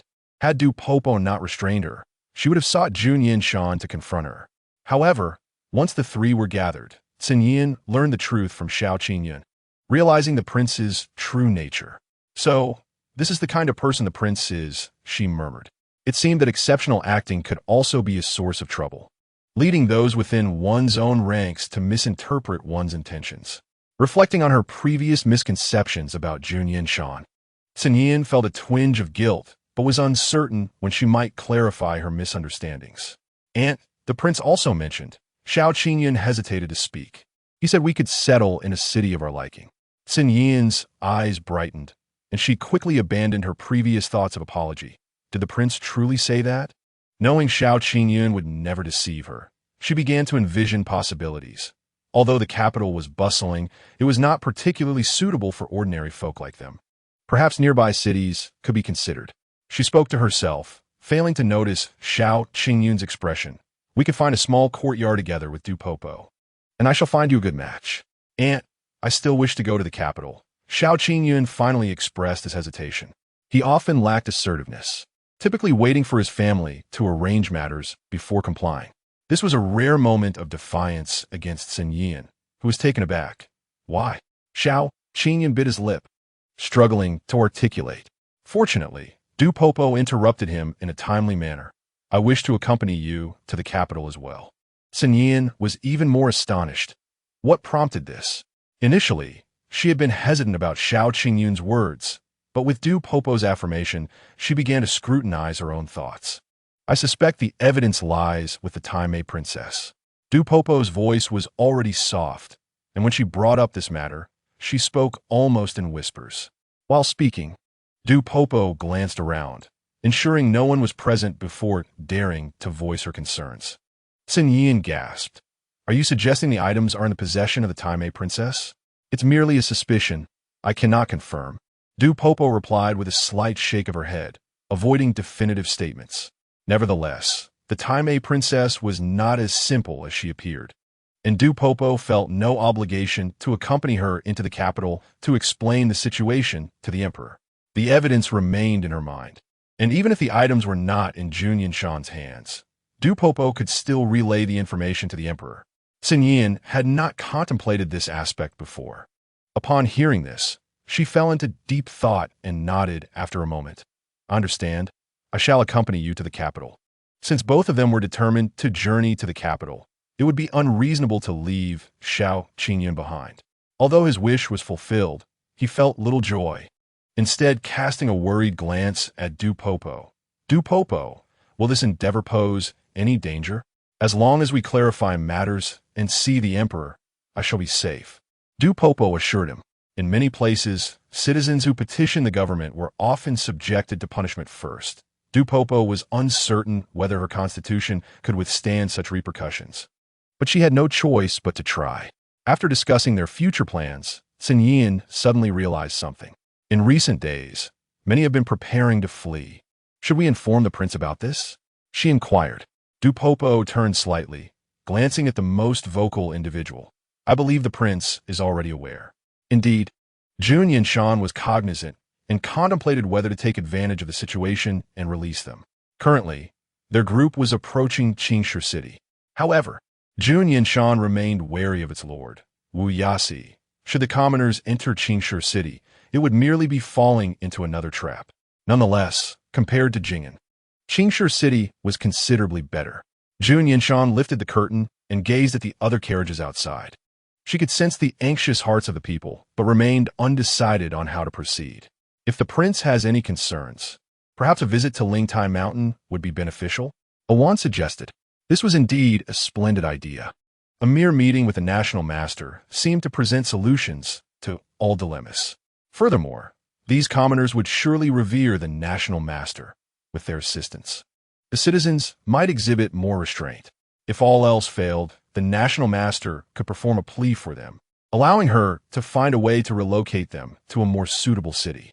Jun Yanshan could not devise a specific plan and, after much contemplation, decided to first examine the evidence Du Popo had provided. The evidence had been kept with Awan, and Jun Yanshan had not yet viewed it. Although Awan was skilled in martial arts, she was not reckless. Her meticulous nature ensured the items were well preserved. Upon hearing that Jun Yanshan desired to see it, Awan promptly retrieved the documents from her bosom and presented them. Initially, Jun Yanshan had intended to detour to Lingtai Mountain, but after glancing through the letters, her expression shifted markedly, prompting her to head directly back to the capital. The contents were exceedingly detailed. Besides the exploitation of commoners that Jun Yanshan had anticipated, there was an unexpected revelation. Guo Zhanghong possessed a deep, calculating nature and was heavily guarded. While he focused on concealing his schemes from her, he had not fully contemplated the intricacies involved. It was only upon reading this letter that Jun Yanshan realized Guo Zhanghong harbored treasonous ambitions. Even Guo Zhanghong himself had not anticipated that such evidence would be procured by an ordinary citizen like Du Popo. Jun Yanshan surmised that Guo Zhanghong had raised a private army, but the scale exceeded her expectations. Had she inadvertently revealed anything in his presence, or if he had learned of the letter's contents, he would likely have ordered her execution on the spot. Moreover, it was uncertain when Guo Zhanghong would initiate his rebellion. Swiftly, they must return to the capital. Jun Yanshan peered outside, nearly considering riding ahead alone, but ultimately dismissed the thought for safety's sake. Awan, holding the letter, had not opened it without Jun Yanshan's directive. Sensing the change in her expression, she felt a twinge of anxiety despite not knowing the specifics. Yes, Awan affirmed. Regardless of the circumstances, their journey must be expedited. If Guo Zhanghong was left to his own devices, it would be manageable, but with the added presence of the time-traveling woman, she could only hope to placate him and maintain stability for the time being.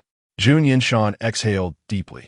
This trip to Jing'an had proven far more exhilarating than she had anticipated. She believed that after departing Jing'an, she had been considerably more amiable towards everyone and had never acted with the arrogance of a princess. Yet, some commoners still harbored doubts about her. There was little that could be done, and if they wished to flee, so be it. Jun Yanshan issued a command to Awan. If anyone attempts to escape, pursue them slightly, but remember to let them go. Do not truly chase them down.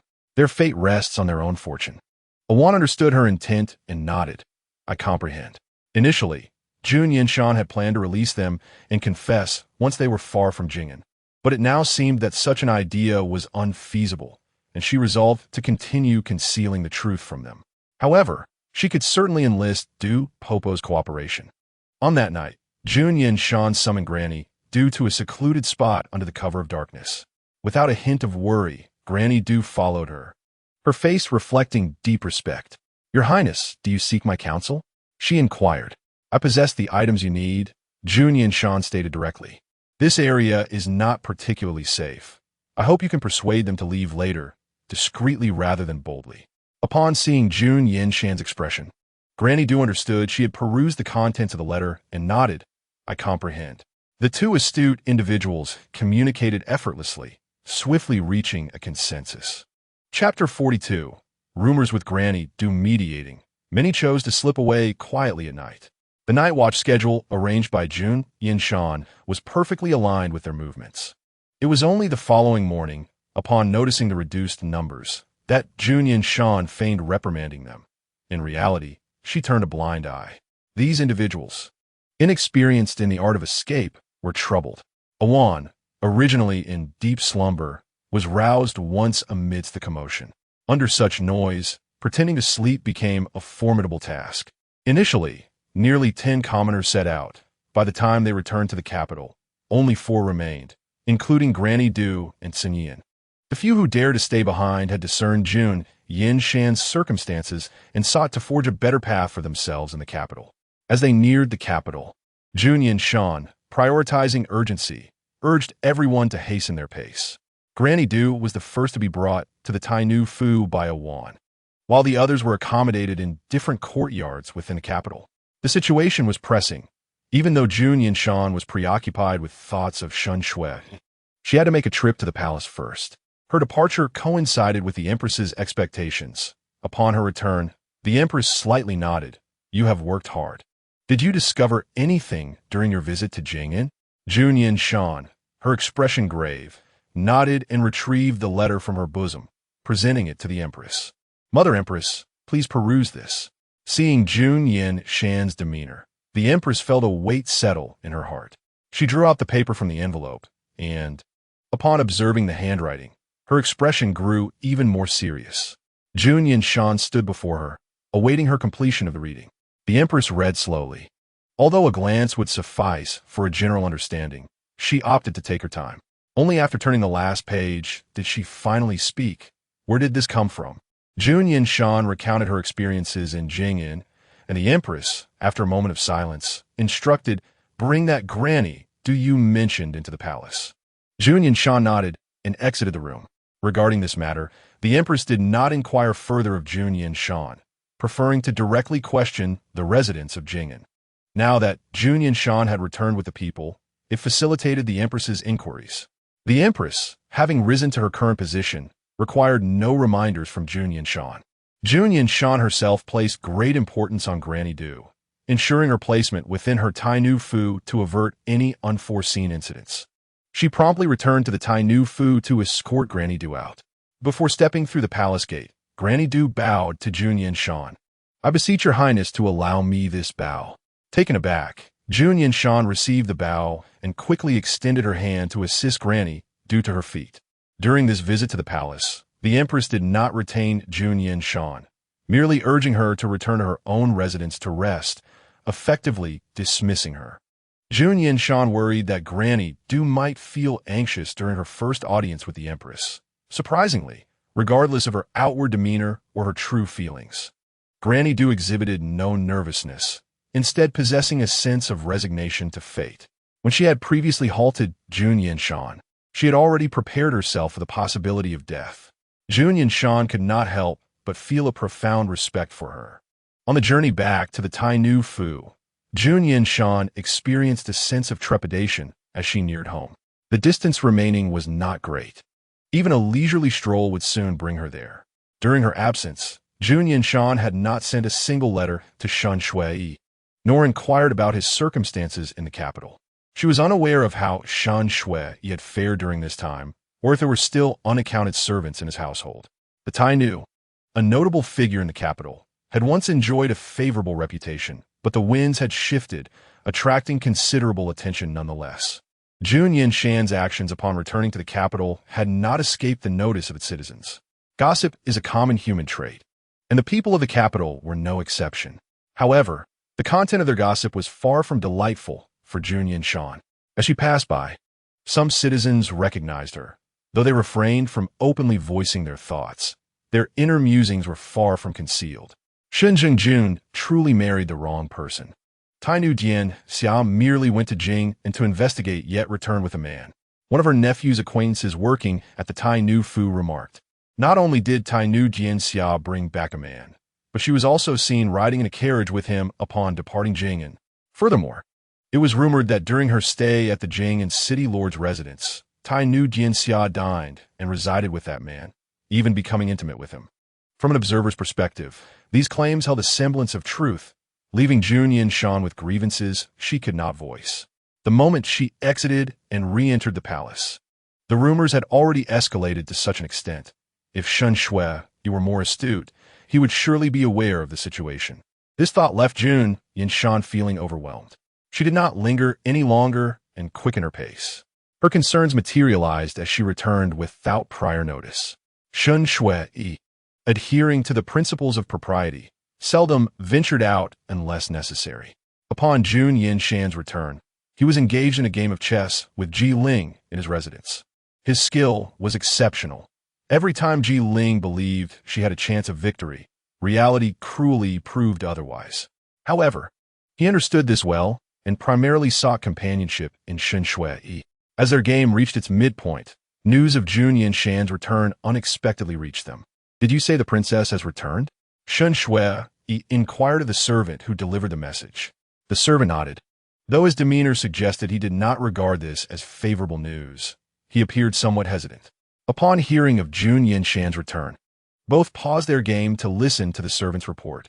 Noticing the servant's indecision, Ji Ling cast a glance at Shun Shui, recognizing his unspoken concern, and proactively prompted, "Is there more to say? Speak up." It is being said that upon her return to the capital, the princess brought a man with her. As for the subsequent details of dining and lodging together, the servant had also heard whispers, but could not vouch for their accuracy, and thus refrained from bringing unpleasantness to his masters. However, the fact that she had brought back a man was undeniable, as many had witnessed it. Jun Yanshan had no defense against it. When she had departed previously, she had expressed deep affection for Shun Shui, a point Ji Ling had not anticipated. She instinctively studied Shun Shui's expression, only to find it unchanged. He held a chess piece in his hand, hesitating to place it down. He regarded the servant and calmly inquired, "Is there anything else?" The servant quickly shook his head. "No, that is all." "Understood. You may leave now," Shun Shui concluded, withdrawing his gaze. Chapter 43. Mobilization. The servant promptly departed, and Shun Shui returned his focus to the chessboard. His placement of the piece was somewhat delayed, indicating a departure from his usual prowess. Ji Ling, keenly observant, noted this shift. Typically, Shun Shui would reveal his brilliance towards the end of a game, yet despite nearing victory this time, he exhibited a lapse in concentration. While he outwardly appeared unfazed, he was evidently distracted by the servant's earlier words. Seizing this opportunity, Ji Ling launched a vigorous offensive, achieving a rare victory over Shun Shui. Shun Shui, despite his momentary lapse, candidly accepted his defeat and exhaled deeply, asking, "What is it that you wish for me to concede?" Prior to their chess match, Ji Ling had suggested to Shun Shui that they should establish a wager. Shun Shui, embodying an air of authority, promptly agreed, stating that should he win, Ji Ling must comply with one of his conditions. Conversely, should Ji Ling win, he could present an unreasonable request. However, Shun Shui maintained his principles and reserved the right to reject any demands that contradicted moral or legal standards. Nonetheless, he had no intention of easing his play, compelling Ji Ling to engage him game by game. Although Ji Ling felt a tinge of embarrassment over his underhanded tactics, the return of Jun Yanshan weighed heavily on his mind, leaving him no choice but to act swiftly. Confronting Shun Shui, Ji Ling resolutely expressed his desire. "Could you assist me in leaving the Tai Nu Fu? A married man, unless the woman has committed a grievous fault, will be scorned by others should he wish to remarry." Yet Ji Ling had no intentions of remarrying. He simply yearned to escape this place. The unconventional behavior of Jun Yanshan repulsed him, and she showed no inclination to visit his residence. Previously, Ji Ling had relished the adoration of the public, albeit largely insincere. Yet there was a semblance of vibrant excitement. However, upon arriving at the Tai Nu Fu, everything had changed. Shun Shui, taken aback by Ji Ling's request, paused momentarily before refraining from immediately granting his consent. Fearing that Jun Yanshan might return at any moment, Ji Ling's expression turned anxious. "Shun Jingjun, to be candid, I once dreamed of finding a beloved companion to live a simple life. Yet now my aspirations have diminished. I merely wish to live a little more freely, as long as I do not starve. As for the Tai Nu Fu, I no longer wish to remain." Shun Shui comprehended his sentiments. In truth, he perhaps understood this feeling even more profoundly than Ji Ling. During the year of upheaval concerning Jun Yanshan, Shun Shui had experienced the profound solitude of being alone. Even with a Yuan by his side, their disparate social standings meant that a Yuan could never fully grasp Shun Shui's thoughts. "Let me ponder it," Shun Shui replied, withholding his agreement. For Ji Ling, this was tantamount to rejection. Regardless of the reality, if Shun Shui were to assist him, it would inevitably tarnish his reputation with rumors of jealousy. Before his marriage, Shun Shui was the epitome of the perfect heir of the Shun family, and after, he was the flawless Jun of the Tai Nu Fu. How could he become entangled with such slander?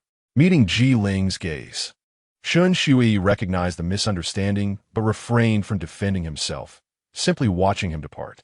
Shun Shui did not linger alone in the courtyard for long, as Jun Yanshan soon returned from the palace, heading straight for the main courtyard. Given that Jun Yanshan and Shun Shui resided in the same quarters, he could not discern whether she sought him out or merely intended to rest. Upon sensing his thoughts, Jun Yanshan felt a sense of foreboding. The fact that she had returned with company was already known to some of the citizens, let alone Shun Shui. Uncertain of when Shun Shui might trust her again, Jun Yanshan had no intention of evading the issue. Upon sighting Shun Shui, she approached him directly, having traveled a long distance. Jun Yanshan had not taken the time to freshen up, and her weariness elicited a softer response from Shun Shui. Compared to other princesses, Jun Yanshan was already doing remarkably well. Shun Shui sighed, "You should rest now. We can discuss Ji Ling's matter once you are well rested." However, Jun Yanshan did not heed his advice, grasping his hand and leading him into the room. "During my trip to Jing'an, I encountered numerous events along the way. It would be better to wait until you have rested to discuss any matters," Shun Shui insisted, his expression marked by resistance. Yet Jun Yanshan remained seated beside him. When discussing these matters, Jun Yanshan showed no signs of concealment. Since she had not been the first to confess to Shun Shui, she ought to provide the most detailed account. Although the journey to Jing'an appeared uneventful, it was fraught with peril. Even after witnessing Jun Yanshan's safe return, Shun Shui could not help but feel a sense of anxiety for her safety.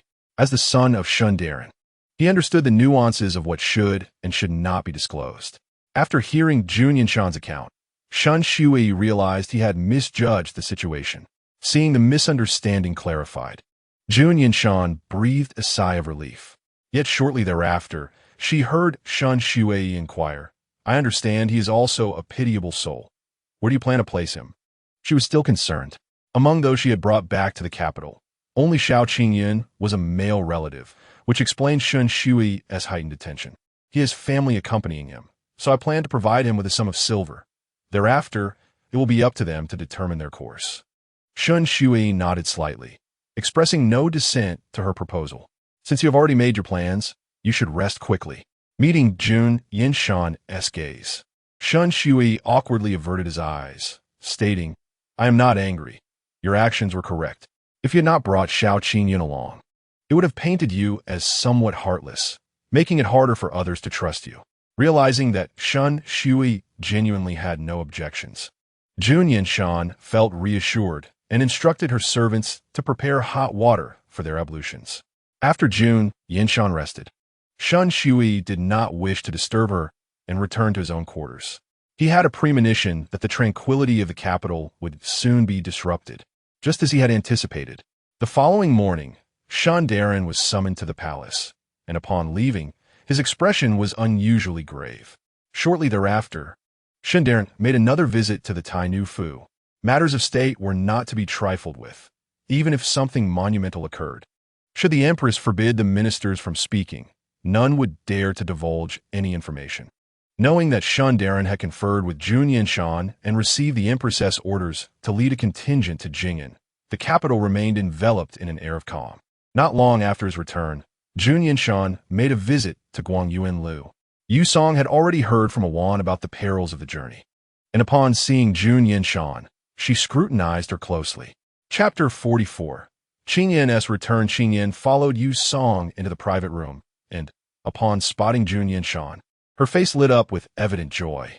She had evidently recuperated well under Yu Song's care, Her health visibly improved and her complexion brightened.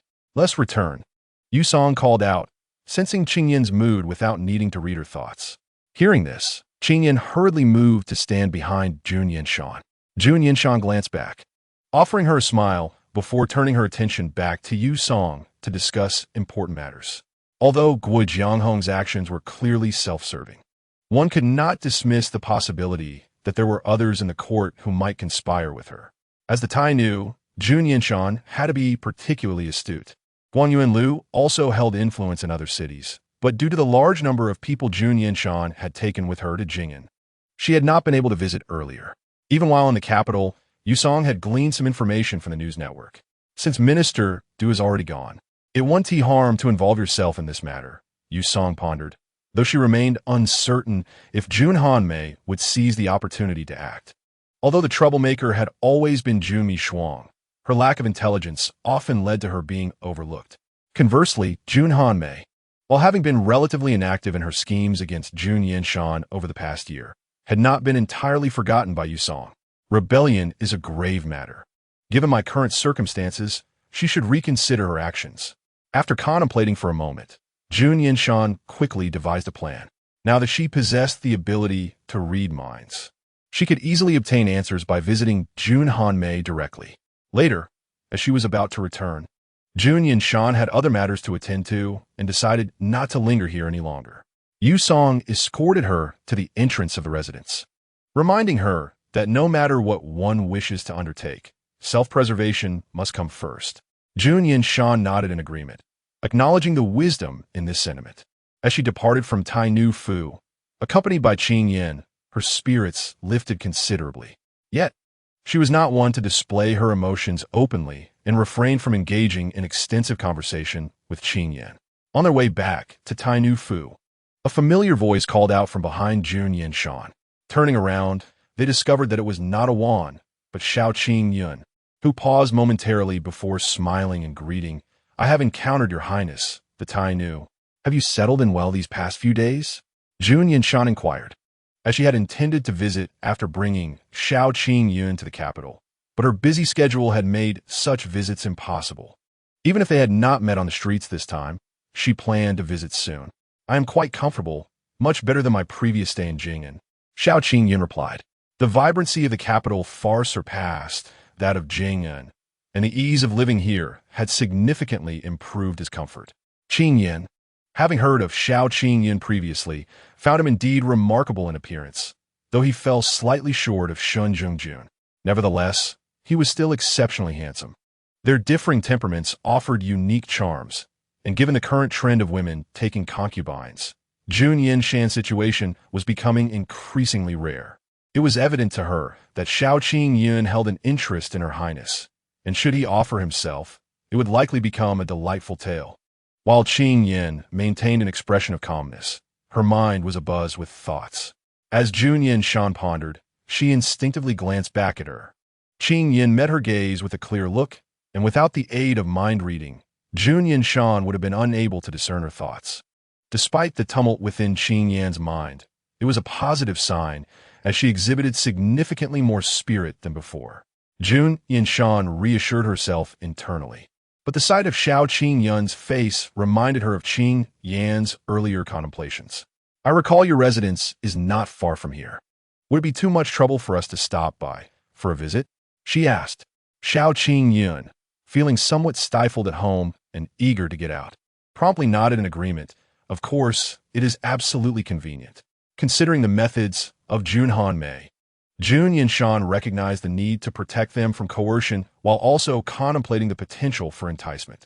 It was impossible for her to obstruct their normal social interactions in the capital, as Jun Hanmei's people could easily infiltrate. Unaware of her deeper thoughts, Xiao Qing Yin merely believed she wished to visit, and he hurried ahead to lead the way. During his stay in the capital, he had inquired about the Tai Nu and received conclusions that surprised him. However, seeing the real Jun Yanshan dispelled any lingering doubts. Regardless of the rumors surrounding her character, she remained the brave and wise Tai Nu in his eyes. Within her courtyard, there were only basic furnishings. Yet all necessary items were available, requiring them to supply their own daily necessities. Upon entering, Jun Yanshan noticed the courtyard had been revitalized. The dwelling appeared much cleaner, and the corners looked freshly turned, adorned with attractive decorations. For Xiao Qingyun, even if Guo Jianghong were to fall from grace, he had no desire to return to Jing'an. From this moment on, the capital would be his home. He did not merely perceive this as a temporary abode. When Jun Yanshan entered, he felt a twinge of embarrassment. However, her demeanor was relaxed, allowing him to gradually ease his tension. Hearing sounds from the courtyard, a commotion erupted from within the house, followed by Cin Yi's furious exclamation. Xiao Qingyun, how dare you venture out alone? Upon noticing Jun Yanshan, her voice faltered and she immediately laughed. My sincerest apologies, Your Highness. Afterward, she shot a warning glance at Xiao Qingyun, urging him to return promptly. Xiao Qingyun, unaware of her subtle hint, understood the importance of hospitality and promptly invited them. Your Highness, please take a seat. I shall fetch some tea. With that, he hurried inside. Cin Yin watched him vanish into the house with a resigned expression, then turned to invite the two guests to sit. As they settled in the courtyard, Cin Yin glanced at Qin Yin, puzzled by her presence and uncertain whether to inquire further. Jun Yanshan perceived her curiosity and quickly introduced both parties. After exchanging pleasantries, Xiao Qingyun returned with tea. Thank you, Jun Yanshan replied graciously. Xiao Qingyun hesitated, unsure whether to remain in the courtyard. But Cin Yin urged him with a glance, you should rest inside. They belonged to a more traditional family, where men should not be present when women discuss matters. Previously, Xiao Qingyun had been taken by Guo Jianghong. Otherwise, he would have remained at home quietly until marriage. Jun Yanshan, however, dismissed such conventions and, sensing their thoughts, interjected, no need for formality. We are all acquainted. Let us converse together. Very well, Cin Yin conceded, then you two should join us. Thank you. Your Highness, Xiao Qingyun said, taking a seat at the table, appearing somewhat reserved. Jun Yanshan merely nodded at him and surveyed the surroundings. Is Granny not here? She remains in the palace. I have heard she will return in a few days, Cin Yin explained. As Jun Yanshan had not visited in several days, her sudden appearance raised Cin Yin and suspicions that she might have matters to discuss with Granny Du. If there is something you wish to convey to her, perhaps you could leave a letter? Cin Yin suggested, pausing, concerned it could be a private matter, or they could wait for her return to approach you together. No need for that. I came to see you, Jun Yanshan replied, causing Cin Yin to sit up straight, her gaze intense upon her.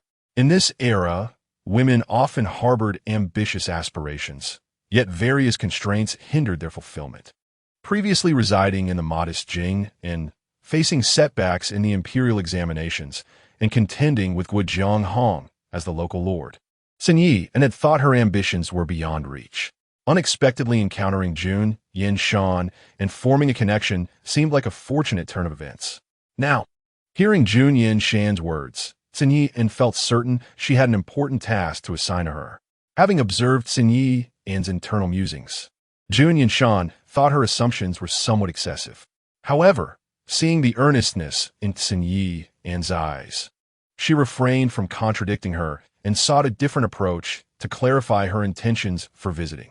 You may be aware of the current situation. Have you seen the evidence against Guo Jianghong?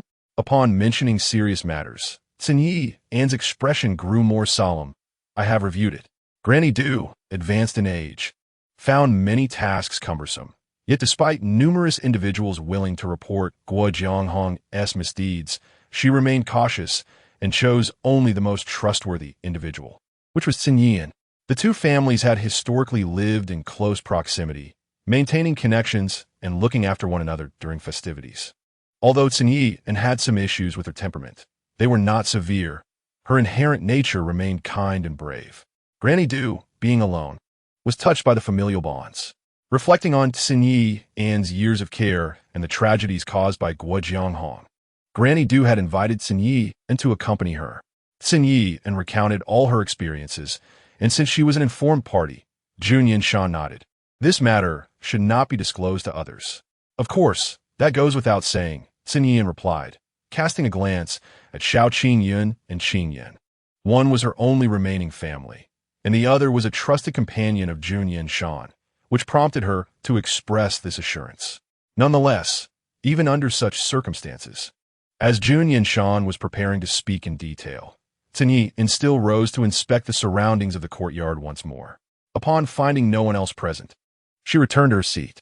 Jun Yanshan's mind-reading abilities confirmed the absence of any other individuals, yet it was always prudent to exercise caution, which did not hinder Tsinyi's actions. Allow me to briefly discuss the situation in the court. Jun Yanshan selectively shared a few points, placing particular emphasis on her relationships with Jun Hanmei and Jumi Xuan. Xiao Qingyun, being a man, typically had little exposure to such matters. But due to Guo Jianghong, he had become somewhat more attuned to them, and now sat in a state of bewilderment. He glanced nervously at the others, repeatedly encouraging himself, and could not help but ask after Jun Yanshan finished speaking. "Your Highness, do you mean to say that war is imminent?" "Indeed." Jun Yanshan nodded, then reassured them, "But you need not worry for the time being. This conflict should not involve the capital, and this place is safe. As for her duty as the crown princess, should the battlefield require her presence, she would naturally have to go, but such matters need not be shared with them." After hearing this, Xiao Qingyun still bore an uneasy expression, and Tsinyi hesitated as she regarded Jun Yanshan. After a moment, she spoke. "Your Highness, allow me to accompany Lord Du to Jing'an. What purpose do you serve there? I am familiar with the terrain of Jing and can guide Lord Du moreover. I wish to carve out my own path." Once she had finished speaking, she anxiously awaited Jun Yanshan's response. However, Jun Yanshan did not acquiesce as she had hoped. Instead, she firmly declined. "No." "Why?" Tsinyi was taken aback. Jun Yanshan shook her head. "Although the order in the capital is commendable, would you dare leave the two of them here? One, though a woman, is of considerable age. The other is a suitable young man. Should any unforeseen events occur, it would be too late for regrets." Jun Yanshan had precisely recognized this traditional aspect of Tsinyi, and upon hearing these words, Tsinyi indeed reconsidered and abandoned her initial intention. Remembering Jun Yanshan's earlier words, Tsinyi reignited her hopes. "Then, is there a specific reason you sought me out? My royal sisters may send someone to approach you." After speaking, Jun Yanshan's gaze shifted back to Xiao Qingyun, especially by taking advantage of his marriage. "What is there to exploit about my marriage?" Although discussing this topic with Jun Yanshan often led Xiao Qingyun to entertain unrealistic romantic notions, this time her tone was too serious for him to indulge in such thoughts. For instance, under the guise of seeking a suitable match for you, they might coerce you into compliance. Jun Yanshan provided an example, subsequently spreading rumors that I had once compelled you. Both of them were acutely aware. Jun Yanshan spoke plainly. Tsinyi quickly comprehended her implication and remained silent for a moment before saying, "I understand." They were brought back from Jing and by Jun Yanshan with good intentions, yet they would also serve as powerful tools to defame her. Although they did not wish to act in such a manner, if deceived into marrying Xiao Qingyun with their loved ones in the hands of the others, how could they possibly refuse? There is another possibility. Noting that both had grasped her meaning, Jun Yanshan added, "You may also be at risk of abduction." The mere mention of the word abduction struck a nerve within Xiao Qingyun, causing his complexion to pale. Jun Yanshan's voice softened slightly. "I was merely emphasizing the gravity of the situation. Furthermore, I will arrange for your protection, though I cannot guarantee that there will be no oversights. The likelihood is minimal, yet if Jun Hanmei were to take such a risk, one must not be unprepared. Rest assured, Your Highness, I would rather die than betray you." Without waiting for Jun Yanshan to object, Tsinyi swore an oath. Jun Yanshan chuckled lightly. "It need not be so severe. If such a situation were to arise, you could feign agreement and later change your stance when confronted." Chapter 46. Faking death. Jun Yanshan did not mind if they outwardly submitted to Jun Hanmei. For the defenseless individuals, this was a means of survival. Although Jun Yanshan preferred to employ her mind-reading abilities as a supplementary tool, in this context, using them to discern their true thoughts was undoubtedly the most reliable approach. After providing further instructions to the two, Jun Yanshan rose to return to her residence. Originally, Xiao Qingyun had intended to invite Jun Yanshan to stay for a meal, but with her decision made, Tsinyi hurriedly escorted her out. Jun Yanshan only requested that she accompany her to the door, after which she departed with Qing Yan. During this time, Qing Yan's mind was a whirlpool of chaotic thoughts, causing Jun Yanshan to question what had truly occupied her thoughts previously. Upon returning to the Tai Nu residence, Qing Yan encountered two individuals, and Shun Shui appeared somewhat surprised, his expression fraught with hesitation. For the past few days, Jun Yanshan had been exceedingly busy, and he had found no opportunity to discuss Ji Ling's affairs with her. After Jun Yanshan returned, she was perpetually engaged in managing affairs, completely oblivious to Shun Shui's murmured concerns. Now that she was no longer busy, those voices became significantly clearer.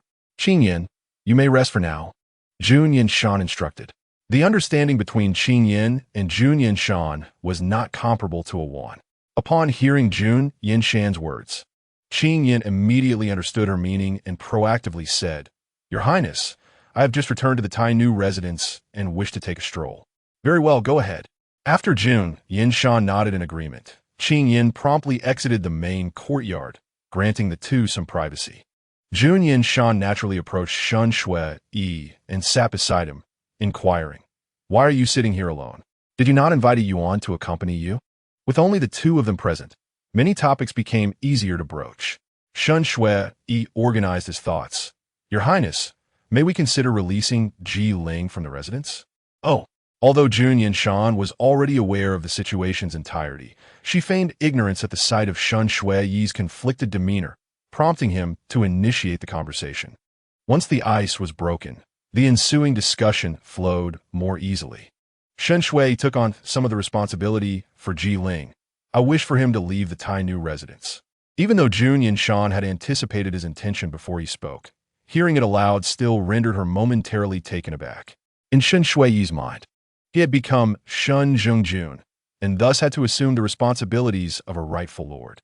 Being misunderstood, as jealous held little concern for him.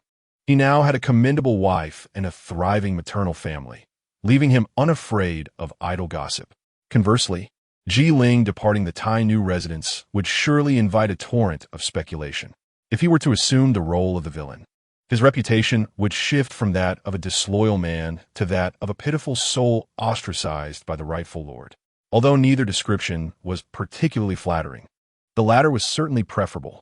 Upon hearing his thoughts, Jun Yanshan felt her heart soften further. Seeing him so serious evoked an inappropriate impulse within her to embrace him. Meeting Jun Yanshan's gaze, Shun Shui felt a sudden unease and tentatively inquired, What are your thoughts, Your Highness? Is this truly your intention? Jun Yanshan asked. You do not seem to possess a jealous disposition. Shun Shui was about to readily agree when Jun Yanshan interjected. If this is the case, you will not be able to recruit new consorts into the residence in the future. In truth, Jun Yanshan held a certain admiration for the romantic tale of Junmi Shuang, appreciating those who held such ideals. Her disapproval of Junmi Shuang stemmed from the latter's failure to manage herself while imposing demands on others. Unfortunately, as the crown princess, she could not have only Shun Shui as her partner and could only elevate him to a higher status as much as possible. Upon hearing Jun Yanshan's remarks, a bittersweet sensation surged within Shun Shui, yet he quickly suppressed this emotion. What Jun Yanshan had just articulated was of significant importance and should not be casually undermined for the sake of maintaining a facade. In this context, Shun Shui could only reluctantly amend his statement. It is not that I am jealous, but rather I am considering the expenses of the Tai Nu residence. This time, Jun Yanshan did not allow him to continue fabricating excuses, directly interrupting him. It was Ji Ling who sent you to find me, was it not? Shun Shui was taken aback, not expecting Jun Yanshan to discern this point. I had perceived it long ago. Jun Yanshan ruthlessly exposed Shun Shui's words, merely wishing to see how he would respond to me. Shun Shui did not believe that Jun Yanshan would deceive him in this regard. Upon hearing her words, he paused momentarily, then quickly comprehended, his face flushing with embarrassment. If that were the case, it would mean that Jun Yanshan had been fully aware of his predicament all along, treating it as a source of amusement. Jun Yanshan, however, did not allow him to dwell on this matter for too long. After teasing Shun Shui briefly, She promptly presented her solution. Given Ji Ling's identity, venturing outside would likely subject him to unusual treatment. It would be better to stage his death. Upon hearing Jun Yanshan's proposal, Shun Xue's eyes brightened. Jun Yanshan continued, stating that they could publicly declare he had succumbed to illness while secretly sending him away to another location. There, he could reinvent himself and commence a new life. This was what she concluded to be the best course of action for Ji Ling. Shun Xue could think of this plan as well, but it required Jun Yanshan's approval, and he feared she might refuse. In trivial matters, Shun Xue might deceive Jun Yanshan, but in matters of life and death, he would not mislead her.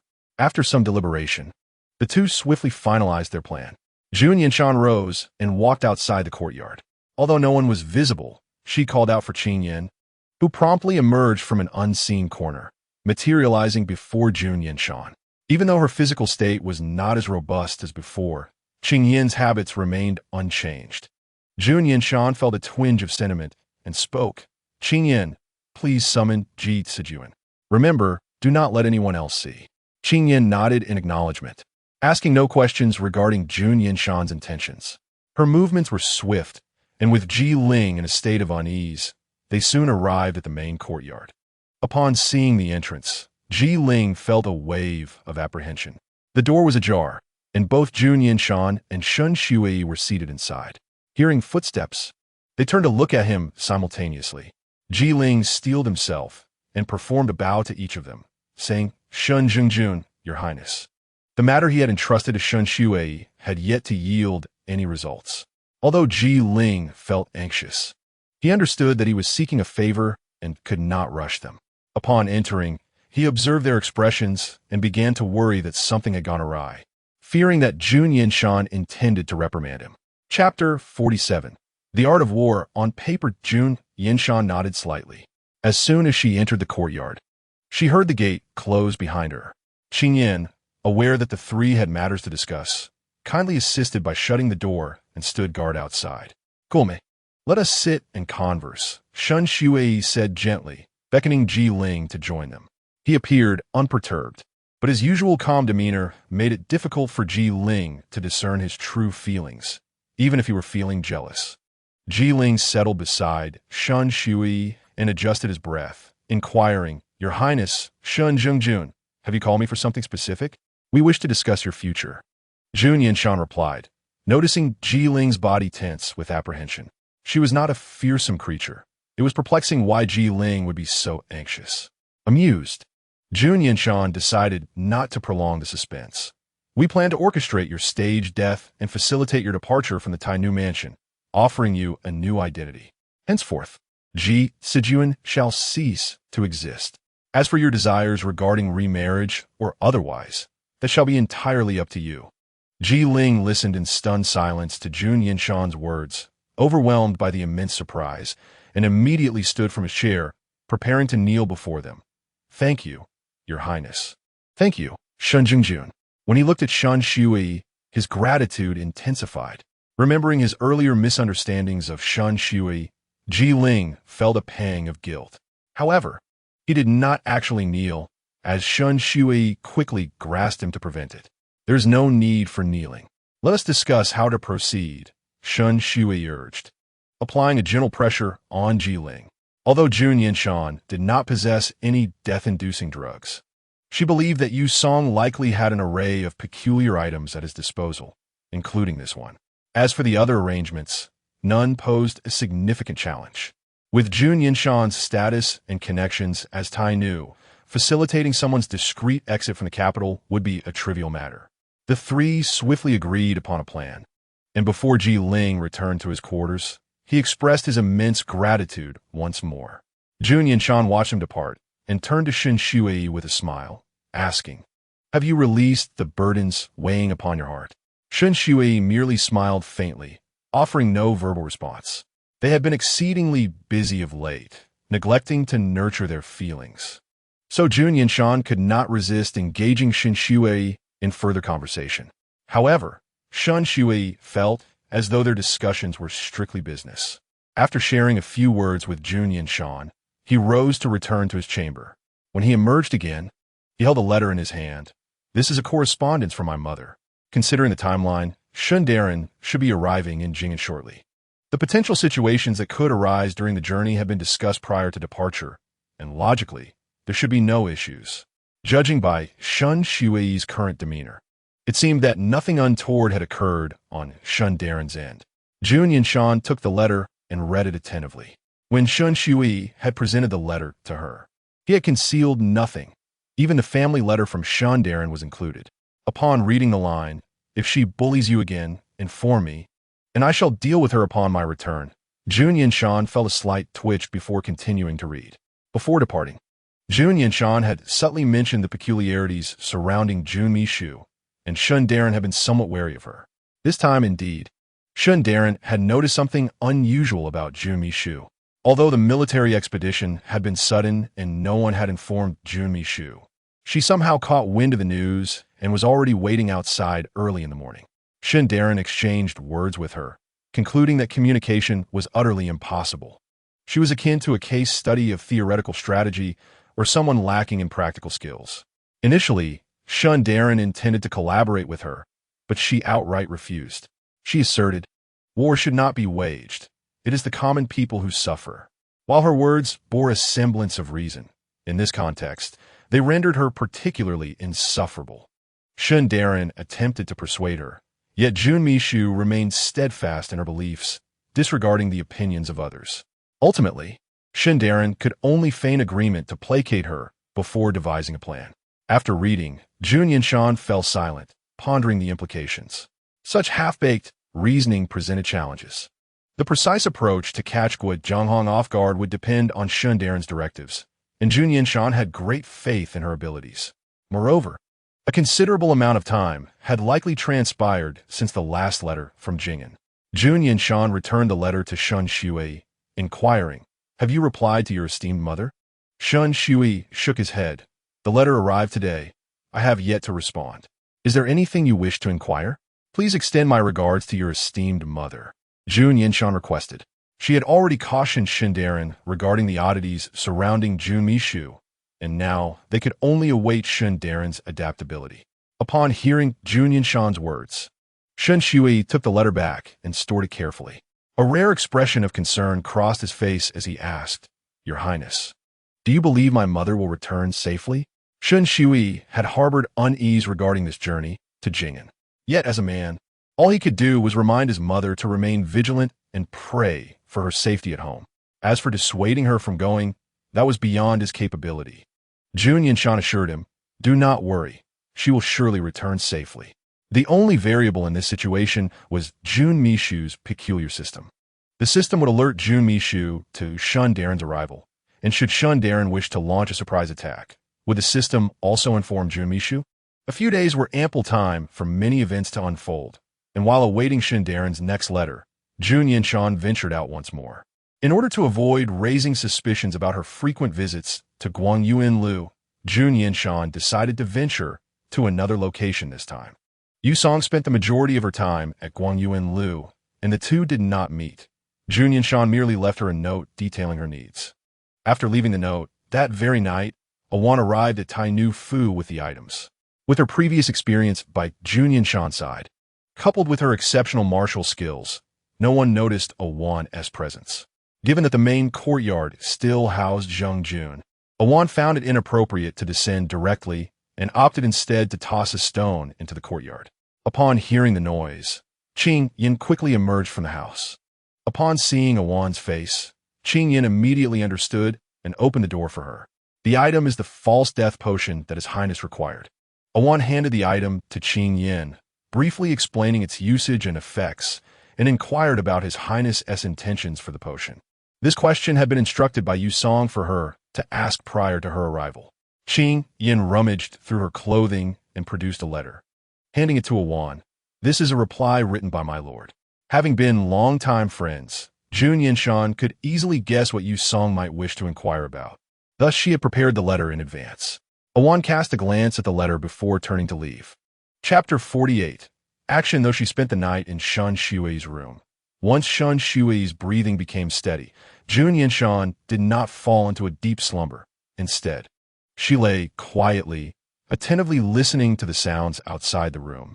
Qing Yin, wishing not to disturb her, moved with great care upon exiting. Yet Jun Yanshan still caught the sound from outside. Soon, she arose quietly, casually draping a coat over her shoulders before pushing the door open. As soon as Qing Yin turned around, she spotted Jun Yanshan and hurriedly approached her. "Your Highness, Awan has already delivered the false death potion, and the letter you instructed has also been sent with her," Qing Yin reported. Jun Yanshan was fully aware of what Qing Yin had been doing outside. She simply nodded and accepted the potion from Qing Yin's hands. "There is no further business tonight. Rest early. This matter is best addressed promptly. Currently, everyone is focused on Jingan's situation. Any minor disturbances within her residence, regardless of any doubts that Jun Mishuang and Jun Han might harbor, would not allow them the time to delve deeply into this issue."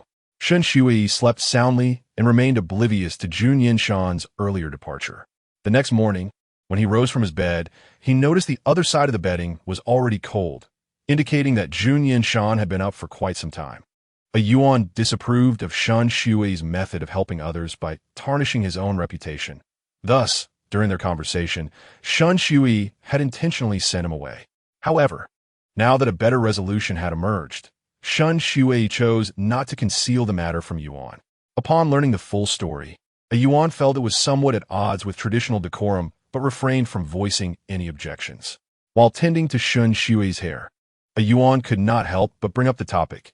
"Your Highness, when do you and the princess plan to take action regarding Ji Sujun?" Shen Shui shook his head slightly. "After raising this matter, there is little I can do. It all depends on the princess's arrangements." A Yuan nodded thoughtfully before praising.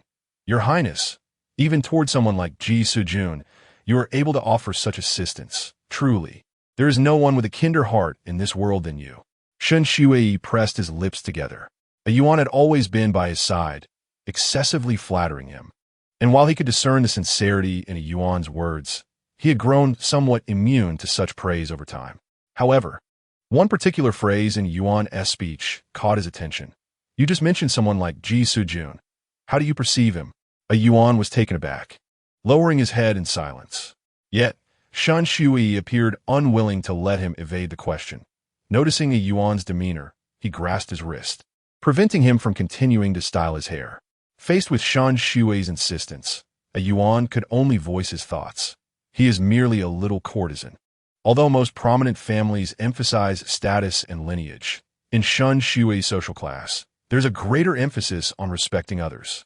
A Yuan, having been alongside him, understood his character well.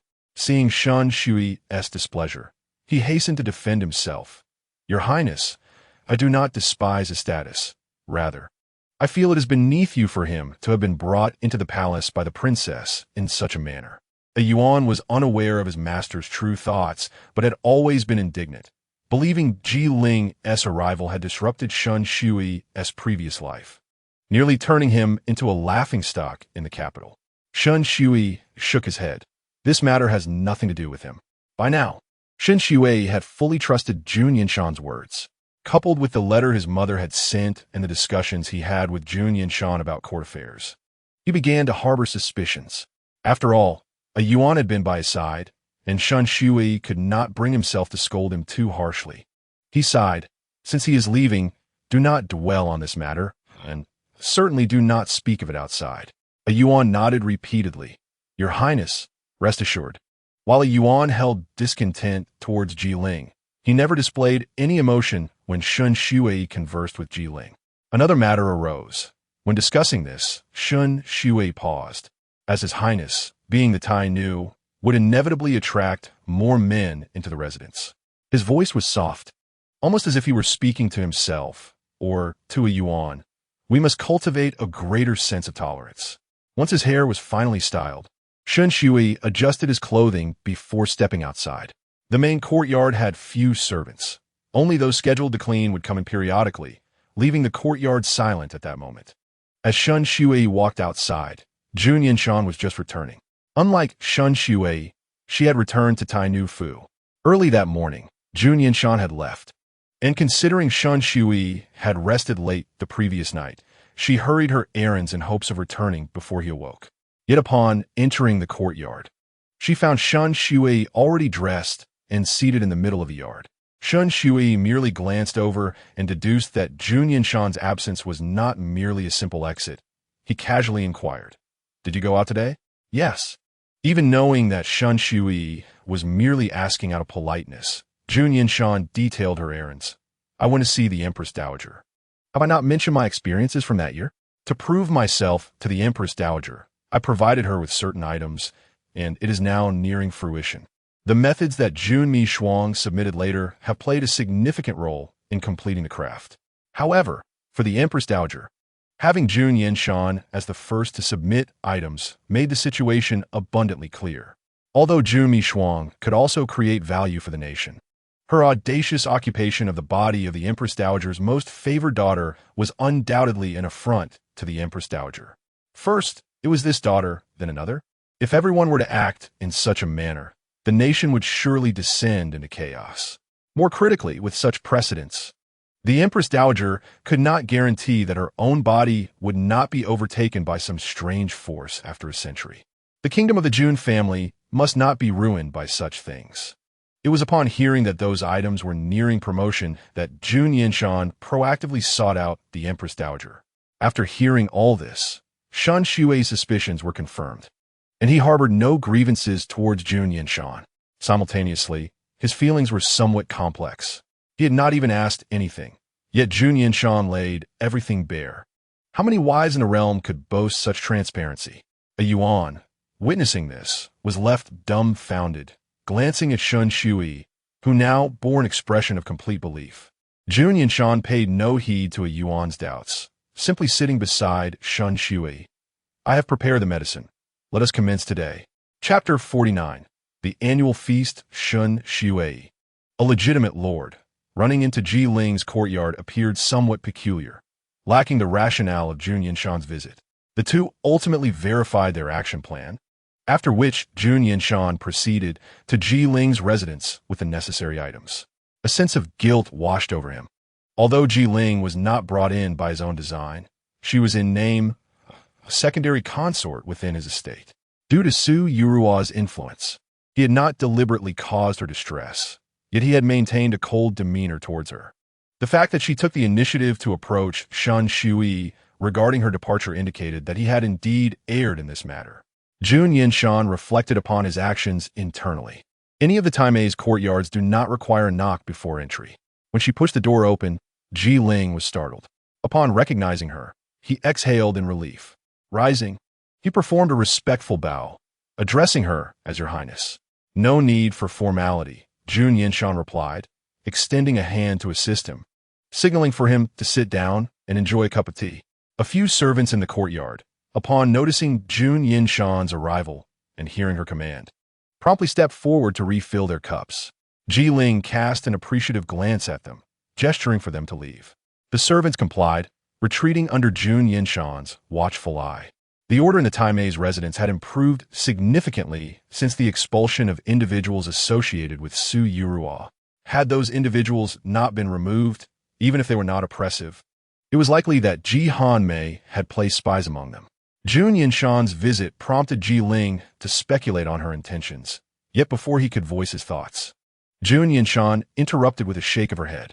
"I simply realized it has been too long since I last visited. I wish to share some tea with you." As they engaged in idle chatter, her actions subtly revealed her purpose. She withdrew a paper pouch from her bosom and, without hesitation, unveiled its contents before Ji Ling. Upon seeing the powder within, Ji Ling's eyes widened slightly. Jun Yanshan smiled at him, pouring the powder into his cup. The medicine quickly dissolved in hot tea, vanishing without a trace. Were this a poison surreptitiously added to his drink, he would remain oblivious until its effects manifested. Nevertheless, Jun Yanshan's actions were overt, conveying a clear intent. This was presumably the fake death potion she had mentioned. Ji Ling refrained from inquiring about the potion's onset. Instead, he exchanged a grateful glance with Jun Yanshan and drank the tea in one go. Since this was a feigned demise, a plausible process must be followed. Even if others lacked the time to investigate recently, Jun Yanshan was reluctant to incite suspicion with an abrupt illness. The potion would not act immediately. Instead, after a while, the person's complexion would grow pale, and they would appear increasingly frail until ultimately succumbing. Jun Yanshan did not elaborate on these specifics, trusting Ji Ling to manage this matter as he had chosen to delegate it to her. He was indeed eager to leave this place, and fearing the dosage of the potion might be insufficient, he poured another cup of tea to cleanse the remnants of the medicine from his cup and drank again. Leaving immediately would seem rather strange, so Jun Yanshan lingered a while longer. Noticing Ji Ling's discomfort, she finally rose, citing a pressing engagement.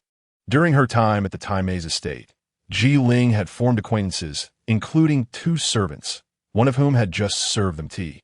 Observing Jun Yanshan's departure, the servant curiously scrutinized her before returning to the courtyard. Secondary consort, what did you discuss with Her Highness? Will she be visiting your courtyard tonight? Ji Ling's previously frosty demeanor toward Jun Yanshan had not gone unnoticed by others. Given her seemingly erratic behavior, most understood his choice. However, since Jun Yanshan had changed, he hoped Ji Ling would foster a good relationship with her. Ji Ling shook his head, his gaze toward the servant tinged with concern. He had confided his desire to leave, but only to a limited extent. He had never disclosed his subsequent request for Shan Xue's assistance or the need for the fake death potion. Having previously served as a high-ranking courtesan, he had encountered a variety of individuals and recognized that this person genuinely cared for him, treating him as a friend. Yet, for the sake of everyone's safety, he could only keep this matter concealed. Once he successfully orchestrated his escape through feigned death, he knew it would sadden him for a time. The servant found Ji Ling's gaze peculiar, sensing he might have been caught in a scheme. Hesitant, he asked, secondary consort, is something amiss? Ji Ling shook his head. It's nothing. Meanwhile, upon returning to the courtyard, Jun Yanshan was immediately approached by Shan Xue. Have you given him the potion? He inquired. Jun Yanshan produced a now empty paper pouch from her bosom. Rest assured, I have taken care of it. Keeping the pouch posed a risk, and rather than dispose of it carelessly, she chose to ignite it in a corner of the courtyard. Once it had burned down to a small pile of ash, she scattered it with her boot and rejoined Shan Xue. After this matter, I should be able to rest for a while, Jun Yanshan remarked. The issue of where Ji Ling would settle alone after his departure was a concern, yet Yu Song was a considerate friend, and this minor detail was inconsequential to her. In due course, news from Lord Shun would arrive from Jing'an, and the court would likely be thrown into turmoil once more. For Jun Yanshan, this was a rare period of respite. Shan Xue, aware of her struggles, offered, if there is anything I can assist you with, please do not hesitate to ask. Hearing this, Jun Yanshan felt a wave of gratitude. Shan Xue truly could be considered her capable aide. You need not worry about these matters, she replied. If you must do something, you may begin preparations for the forthcoming family feast. In the blink of an eye, winter had nearly passed, and the new year approached, prompting the palace to commence preparations for the banquet. Additionally, as the Tai Nu who had established her own residence in the capital, Jun Yanshan was also expected to host a feast. Such affairs were typically managed by men, and she had merely mentioned it in passing. A year ago, she had been under Su Yirua's control, and Shan Xue lacked authority within his household, while Yu Ting was equally incapable of managing these events. The Tai Nu's estate had been the most desolate in the capital during the New Year festivities. Now that she had returned, it was only natural that this responsibility would fall to Shan Xue. Meeting her gaze, he nodded with a gentle smile. I shall ensure you are not disappointed. Chapter 50. The farewell. A few days after Jun Yanshan delivered the potion, Ji Ling's health began to visibly decline. Initially taken aback, he soon grasped the situation. As his master faced difficulties, the servants, previously indifferent to Ji Ling, grew concerned upon witnessing his deteriorating condition. Yu Song's choice of medicine was undoubtedly commendable, and someone was sent to summon a physician. Yet the doctor found nothing unusual, merely suggesting that Ji Ling was troubled and overthinking. No one knew the true source of his distress. This so-called heart ailment had no remedy. Self-regulation was the only solution. As the primary lord, Shan Xue visited Ji Ling several times upon hearing of his illness, yet Ji Ling showed no signs of improvement. Before long, Ji Ling lost his vitality within his courtyard. The coffin where Ji Ling lay was specifically chosen by Jun Yanshan, featuring ventilation holes to prevent suffocation even while lying within. As a secondary consort, his burial rites were considerably simpler, and Jun Yanshan entrusted this matter to Qing Yan.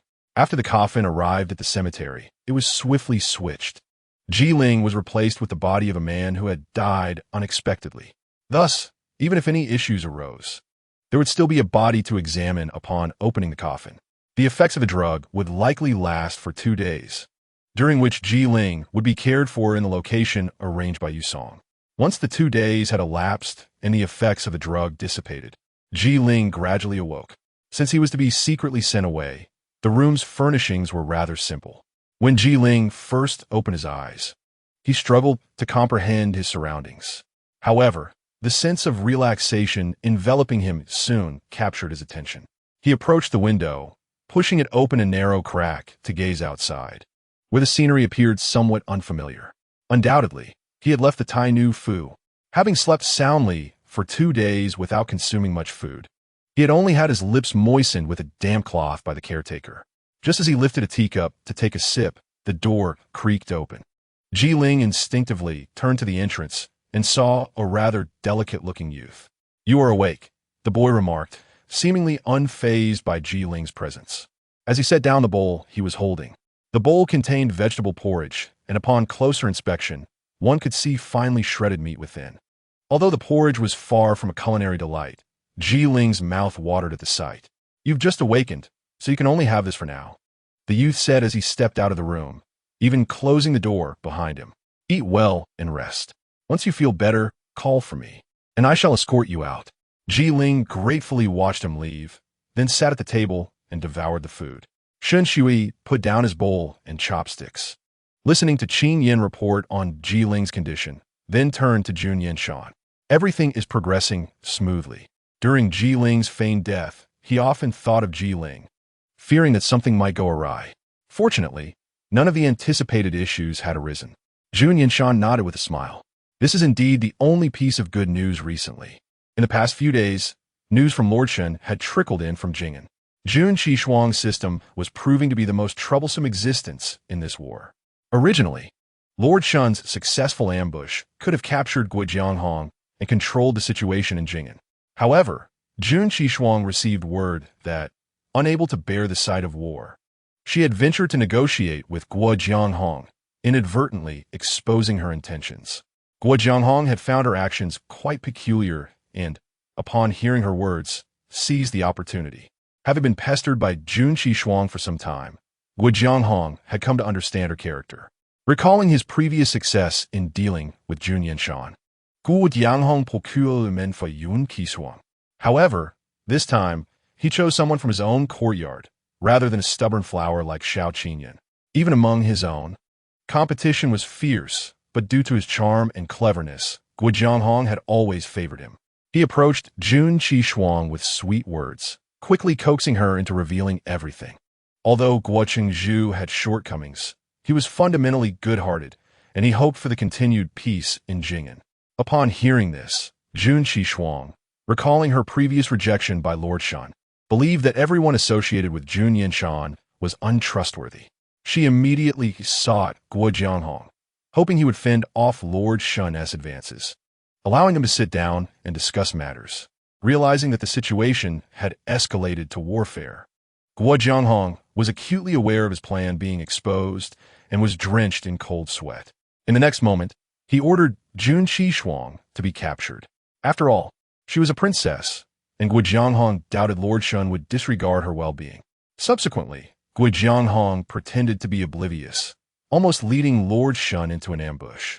Lord Shun lost the initiative and had no choice but to resort to a direct assault, sustaining injuries in the process. Guojianghong, growing tired of pretense, directly used Jun Qishuang and the citizens of the city as leverage, forcing Lord Shun to halt his advance. This news first reached the Empress before it eventually reached Jun Yanshan. Notably, Jun Qishuang's interference was inferred by Lord Shun based on her previous actions, lacking concrete evidence. However, upon seeing these developments, the Empress was already convinced. Lord Shun's injuries were not severe, yet Shun Shui, after examining him, still wore a worried frown. Madame won't come to harm, Jun Yanshan reassured, though unease settled in her heart. The distance between her and Jun Qishuang was substantial, and even with her mind-reading abilities, she could not ascertain Jun Qishuang's current thoughts. If I go to Jing'an again, Jun Yanshan said hesitantly. The danger this time far exceeds the last. Guo Jianghong has completely torn apart any semblance of civility and might view her as a target. Should the Tai Nu also be captured, the Empress would truly lose face. Shun Shui observed Jun Yanshan, as if he wished to say something, but ultimately nodded. I can manage everything within the manor. When this news was announced at court, the immediate reaction from the officials was one of astonishment. No one expected that the lord of such a small place as Jing'an could muster such forces, even challenging Lord Shun. Nevertheless, the Empress ultimately spared some dignity for Jun Qishuang, refraining from disclosing Lord Shun's deductions. Amidst the discussions, Jun Yanshan stepped forward once more, proposing a visit to Jing'an. Unlike the previous occasion that went unnoticed, this time, Jun Hanmei was the first to stand up. Chapter 51. Farewell again. This was a rare opportunity for Jun Hanmei to make her presence known, and she certainly would not yield it to Jun Yanshan without a fight. However, after a thorough debate, the Empress chose to assign the matter to Jun Yanshan. Seeing that Jun Hanmei still wanted to argue, the Empress cast a look her way, silencing her, although she appeared somewhat displeased. There is no need for further debate. Since it was previously entrusted to Yanshan, she shall conclude it. The Empress resolved the matter, and then turned to Jun Yanshan. You have proposed to go. Do you have a plan? Jun Yanshan nodded slightly, stepping forward to outline her strategy. Compared to others, her greatest advantage lay in her familiarity with Jing'an. She could engage Guo Jianghong several times without revealing her intent, demonstrating her ability to navigate his character. As for her actions upon arrival, she had a general idea. She intended to enter the city alone, first to rescue Jun Qishuang. The risks associated with this endeavor were significant, but with her mind-reading abilities, Jun Yanshan was naturally more adept at avoiding danger than most. There were sufficient personnel with Lord Shun, so Jun Yanshan did not need to bring anyone else, only intending to take Qin Yan with her. Once she had rescued Jun Qishuang, she could begin to sway Guo Jianghong's subordinates. If given a choice, who would wish to betray their country? Guo Jianghong could only resort to threats and temptations, which Jun Yanshan was equally capable of executing. Moreover, as the Tai Nu, her promises would carry far more weight. Furthermore, with her mind-reading abilities, she could quickly discern the weaknesses of Guo Jianghong's men, ensuring her psychological tactics would be no less effective than anyone else's. Although the method was somewhat risky, if successful, their losses would be minimized. Upon hearing Jun Yanshan's plan, the Empress said nothing but nodded slightly. As court adjourned, Jun Hanmei regarded Jun Yanshan with an odd expression. Jun Hanmei had envisioned leading troops to reinforce Lord Shen. However, she was taken aback that Jun Yanshan intended to go herself. Once they exited the palace, Jun Hanmei could no longer contain her curiosity. What are your chances of success in this matter? 60%, Jun Yanshan replied conservatively. However, her confidence in emerging unscathed was significantly higher. Jun Hanmei's gaze grew increasingly peculiar. Although she refrained from further inquiries, Jun Yanshan sensed her thoughts. How strange. Could it be that Jun Yanshan has recently lost her mind?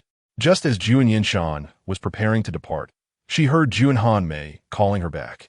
Ever since Jun Yanshan unexpectedly returned to normalcy, Jun Hanmei had been unable to glean specific information about her household. At this sensitive juncture, it was astonishing that a secondary consort had died within Jun Yanshan's residence. Jun Hanmei was skeptical that this was without issues. I heard that the favored secondary consort has passed away, yet her disbelief was inconsequential. Jun Yanshan feigned a sigh. Indeed, what a pity. Sister, you seem quite concerned about matters in my courtyard? To which Jun Hanmei replied, what are you saying? I was merely inquiring casually. Even if women hold esteemed positions, coveting men from another's courtyard is deemed disgraceful. Jun Hanmei hastily distanced herself from the issue. So it is. Jun Yanshan smiled and nodded, then advised her sister not to make such ambiguous remarks in the future.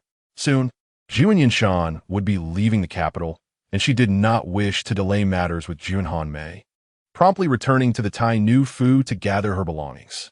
Although she did not intend to lead troops into battle, to prevent the risk of assassination before reaching Jing'an, Jun Yanshan selected several skilled subordinates to accompany her. Shen Xue silently observed as she packed, then suddenly inquired, "How long do you plan to be gone this time?" Such matters are invariably challenging to estimate with precision. But Jun Yanshan pondered earnestly. 10 days to half a month. I shall certainly return swiftly. Shen Xue, he had always been a rational individual, striving to embody a certain identity. Yet upon contemplating Jun Yanshan's departure, he found himself grappling with some unconventional thoughts. He entertained the idea of disguising himself and accompanying her. Jun Yanshan paused in her packing, lifting her gaze to Shen Xue. "Why are you looking at me like that?" he asked. Jun Yanshan shook her head, hoping he would quickly abandon this notion. However, perhaps due to his usual restraint, once the thought emerged, it proved difficult for him to quell. As his desire intensified, Shen Xue could no longer contain himself and finally asked, "Your Highness, may I accompany you?" Jun Yanshan straightened, setting down the item she held. "It is quite perilous there." Whether Shen Xue could offer assistance was irrelevant. What Jun Yanshan feared was that he might be captured by Guo Jianghong. Her rejection was swift, and Shen Xue understood the reasoning behind it. He defended himself. "I merely wish to see. Once we arrive in Jing'an, I will stay with my mother, so you need not worry." "No," Jun Yanshan reiterated, shaking her head. "This risk cannot be taken." Noticing Shen Xue, he seemed poised to argue further. Jun Yanshan invoked Shendaran to dissuade him. "Your mother would not consent to this." Shendaran had always been fond of Shen Xue, but should he act so recklessly, it was likely they would both face repercussions. Upon hearing Jun Yanshan mention his mother, Shen Xue fell silent. Yet Jun Yanshan knew he had not relinquished this perilous idea. When a typically obedient person rebels, it truly poses a challenge. After securing her final item, Jun Yanshan casually remarked, "I rejected your request. You wouldn't consider disguising yourself to follow me, would you?" Shen Xue, caught by Jun Yanshan. Even when exposed, his expression bore little guilt. In his eyes, it appeared as though Jun Yanshan had wronged him. Fortunately, Shen Xue had only entertained the thought momentarily. Upon hearing that Jun Yanshan intended to ride forth, he recognized he could not catch up to her and ultimately dismissed the notion. Seeing him finally relent, Jun Yanshan exhaled in relief. Time was of the essence. She did not linger with Shen Xue, swiftly gathering her belongings before exiting the courtyard. Shen Xue, taken aback by her sudden departure, hurriedly followed her out to see her off. The horses in the stable were already prepared. Jun Yanshan secured her pack and led her horse out of the Tai Nu Fu.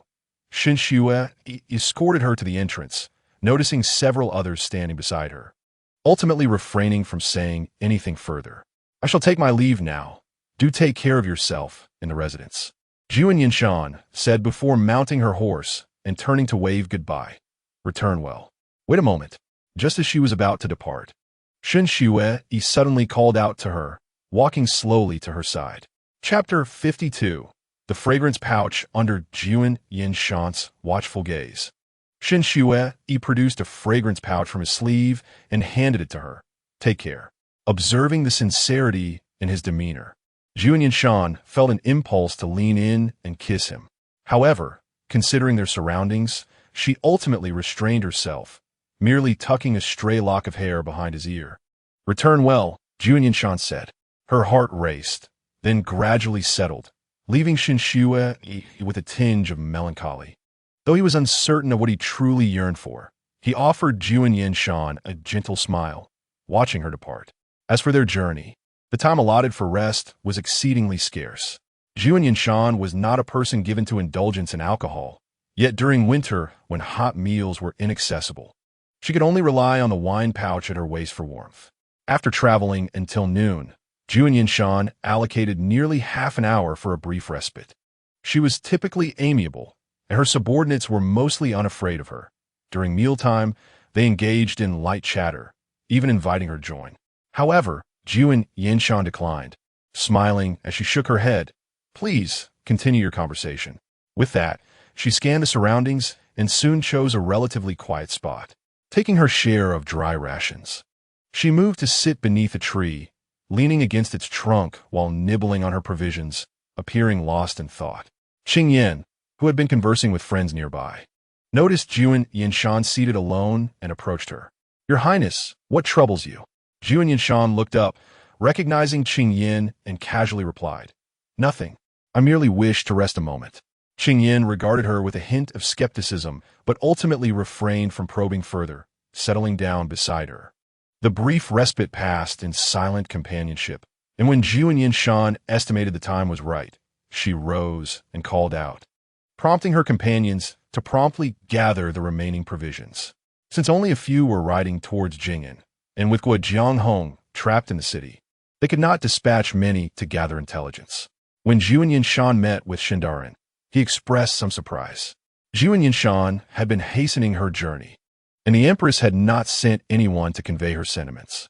She had contemplated the court's response to this matter alone and did not anticipate that Jun Yanshan would arrive.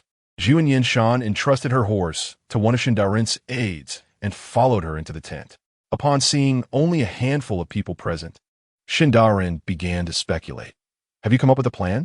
Shindarin maintained a composed demeanor, but once Jun Yanshan revealed her so-called strategy, she could no longer remain calm. Qing Yan stood guard outside the tent, engaging in casual conversation with the aide while listening to the sounds emanating from within. Jun Yanshan spoke softly, and the two outside could not discern the content. However, the commotion from Shindarin was unmistakable. While they conversed, a furious roar erupted from the tent. I see you wish for Xue to remain a widow. Jun Yanshan replied helplessly. I truly do not. I assure you. I have a degree of confidence in my assertion. What confidence? This matter is off the table. Although they could not hear Jun Yanshan's words, Shindarin's exclamations allowed them to piece together snippets of their dialogue.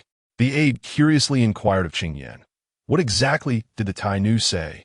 Qing Yan briefly recounted the situation, and the aide was momentarily stunned, finally remarking, no wonder the Darin is so incensed. As they spoke, the noise within had quieted considerably. The aide, having spent considerable time by Shindarin's side, has come to understand her character profoundly. While she may appear affable, she is prone to bouts of temper when faced with dissatisfaction, though it is somewhat acceptable for her to display irritability towards her subordinates. The aide worries that she may react similarly in the presence of Jun Yanshan. Despite the unique nature of their relationship, Jun Yanshan is, after all, the Tai Nu. What if resentment were to brew? Fortunately, the aide's concerns prove unwarranted. After waiting at the entrance for a while, she observed Shindarin emerging from the tent, her expression sour and ignoring Jun Yanshan behind her. Jun Yanshan, on the other hand, maintains her smile, and a casual glance from the aide reveals no visible injuries on her. The two have already finalized their action plan within the tent, even scheduling the time for their undertaking. With the gates of Jing'an firmly shut and Jun Yanshan's distinguished status complicating matters further, she intends to have Guo Jianghong facilitate her entry. Consequently, she plans to stage a performance with Shindarin early the next morning. That night, Jun Yanshan refrains from any other activities, dedicating herself to rest, spending nearly the entire day within the tent, save for mealtime. By dawn, she feels rejuvenated, and after a simple breakfast, she leads a contingent of soldiers to the base of Jing'an City Tower. Even if the intent is to have Jun Yanshan captured, unnecessary casualties must be avoided, and the aide has already cautioned them beforehand. Only a pretense of combat is necessary to ensure their safety. Even if captured, Jun Yanshan poses no real threat. Her continued existence holds greater value for Guo Jianghong than her demise.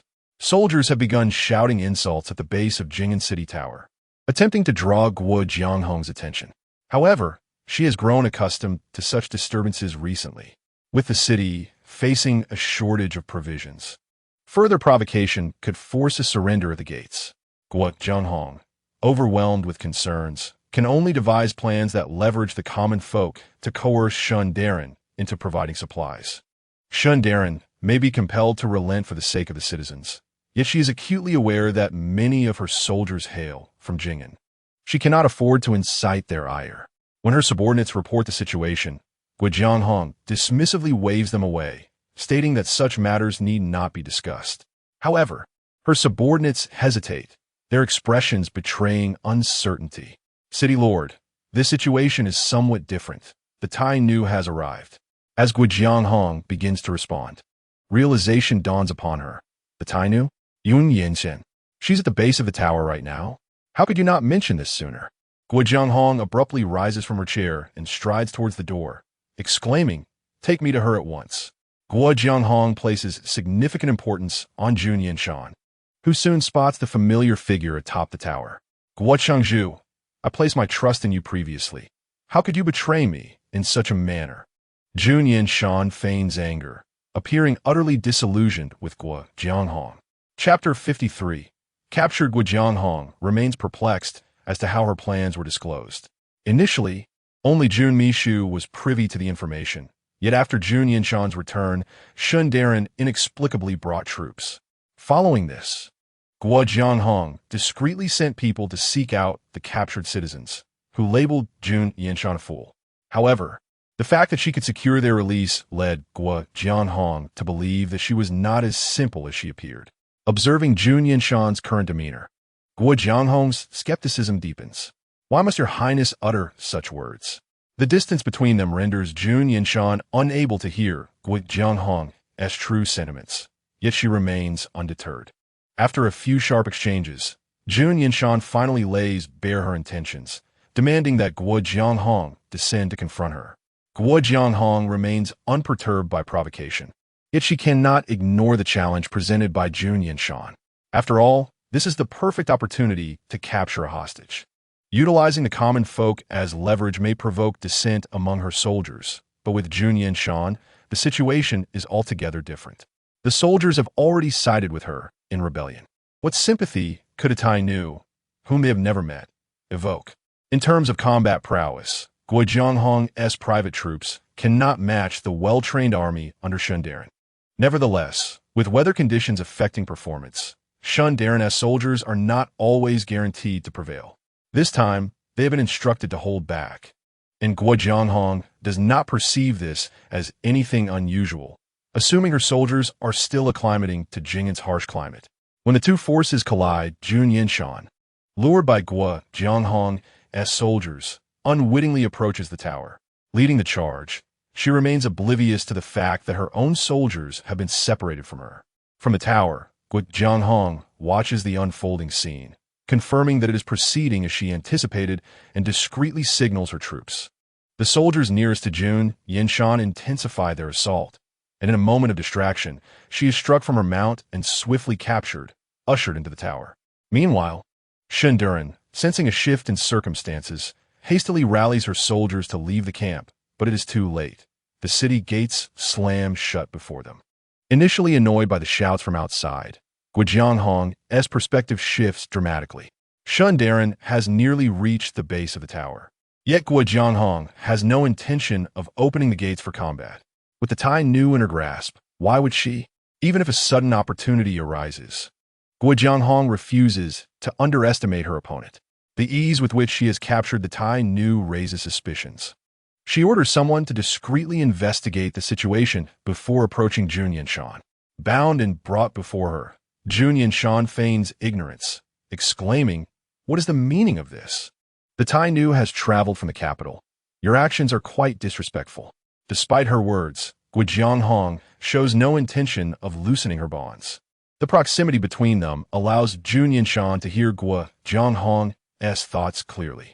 The two guards escorting her, though silent, internally scoff at Jun Yanshan's theatrics, which amuses her. She maintains her serious facade.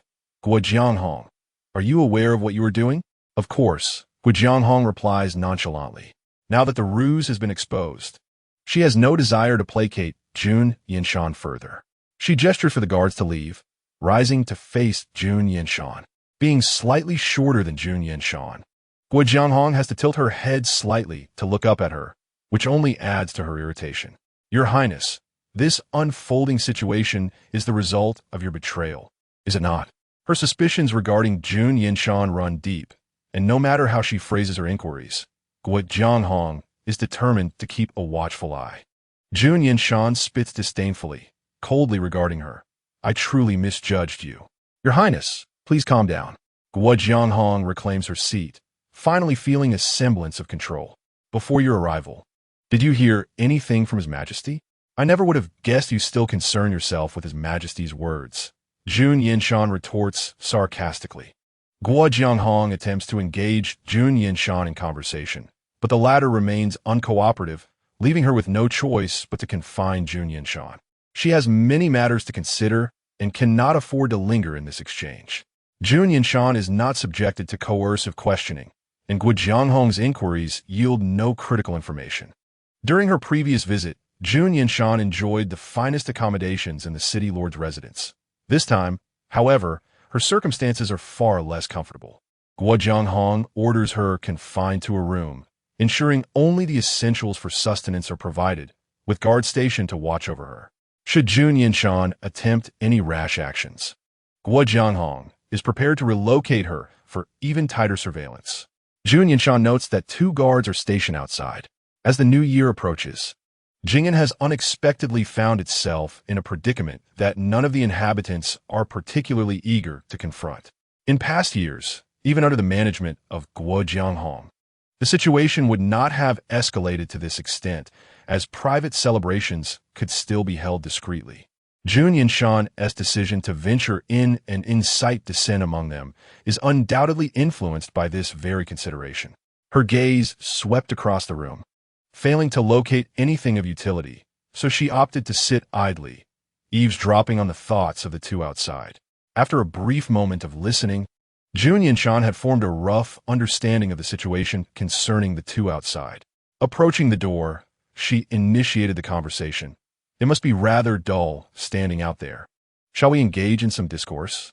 Upon hearing her voice, the immediate reaction of the 2 was to glance around, ensuring no one was nearby. If Guo Jianghong were to learn that Jun Yanshan had taken the initiative to speak with them, even without a response from them, they would undoubtedly serve as her outlet for frustration. The 2 remained silent, prompting Jun Yanshan to continue. Taking advantage of the absence of onlookers, they exchanged glances and reluctantly confessed, Your Highness, if Guo Chengzhu discovers we are conversing with you, we shall face punishment. Is such a trivial matter worthy of punishment? Jun Yanshan finally supplies. Although she was already aware of Guo Jianghong's nature, she deliberately adopted this tone in an attempt to steer the thoughts of the 2 outside. Lacking any cunning, they were merely nameless subordinates under Guo Jianghong, and her words only deepened their grievances towards her. Inciting them bore no significance for Jun Yanshan. She merely touched on the subject before swiftly shifting to other topics. The issue she raised piqued the interest of the 2, and with no one around, they soon engaged in conversation. Under the pressure from Guo Jianghong, they remained cautious even during casual exchanges. When Jun Yanshan inquired about the city's defenses, their initial reaction was to refuse to answer. If it were someone else, they might contemplate how to extract information from the 2. However, Jun Yanshan appeared to ask casually. From their thoughts alone, she garnered the information she sought. Having gleaned what she needed, Jun Yanshan began a light-hearted conversation, even broaching the subject of the new year. I wonder, have either of you found husbands or had children? She inquired. Seemingly indifferent to critical information, the 2 lowered their guard on these topics. Recalling her own husband, one of them spoke softly, Yes, I am married and have a 3-year-old daughter. The other, sounding somewhat melancholic, replied, I have not yet, and I wonder when I will meet a man I admire. Noticing her despondency, Jun Yanshan offered consolation. Fear not, your voice still holds the vibrancy of youth. You shall find him in due time. Suddenly, the princess sighed. Is there something troubling your family? Having intentionally brought up this topic, one of them instinctively responded. Jun Yanshan candidly revealed, I had planned to celebrate the new year with my family, yet I find myself imprisoned here, uncertain if I can return home before the festivities. I envy you. Residing in Jing'an must make reunion with family much easier. You jest. Even as locals, it is of no consequence, if Guo Jianghong does not permit it. Who dares to return home for respite? One of them complained. By the time the new year arrives, we shall still be here in service. Their dissatisfaction with Guo Jianghong bubbled forth in their grievances. What are you two discussing? Guo Jianghong's voice echoed from afar, causing both to turn pale as they abruptly ceased their conversation, greeting her with, "Greetings, Chengzhu." Their voices had been soft, leaving them uncertain if Guo Jianghong had overheard anything. Remembering the potential consequences of being overheard, they regretted their earlier words. Guo Jianghong, having not caught the details, maintained her authority as a leader and refrained from eavesdropping. With a smile on her face, her eyes remained icy. "Guo Chengzhu, in such a small room, is this your way of receiving guests?" Jun Yanshan, seemingly forgetting her prior predicament, spoke bluntly. "Given the current circumstances in Jing'an, I hope your highness can understand," Guo Jianghong replied, signaling to the individuals beside her, who positioned themselves at Jun Yanshan's door. "You two, come with me," Guo Jianghong commanded. It was evident whom she referred to, instilling fear in the two as they followed her. If either of them harbored any treachery, it could potentially harm Guo Jianghong or even lead to her demise.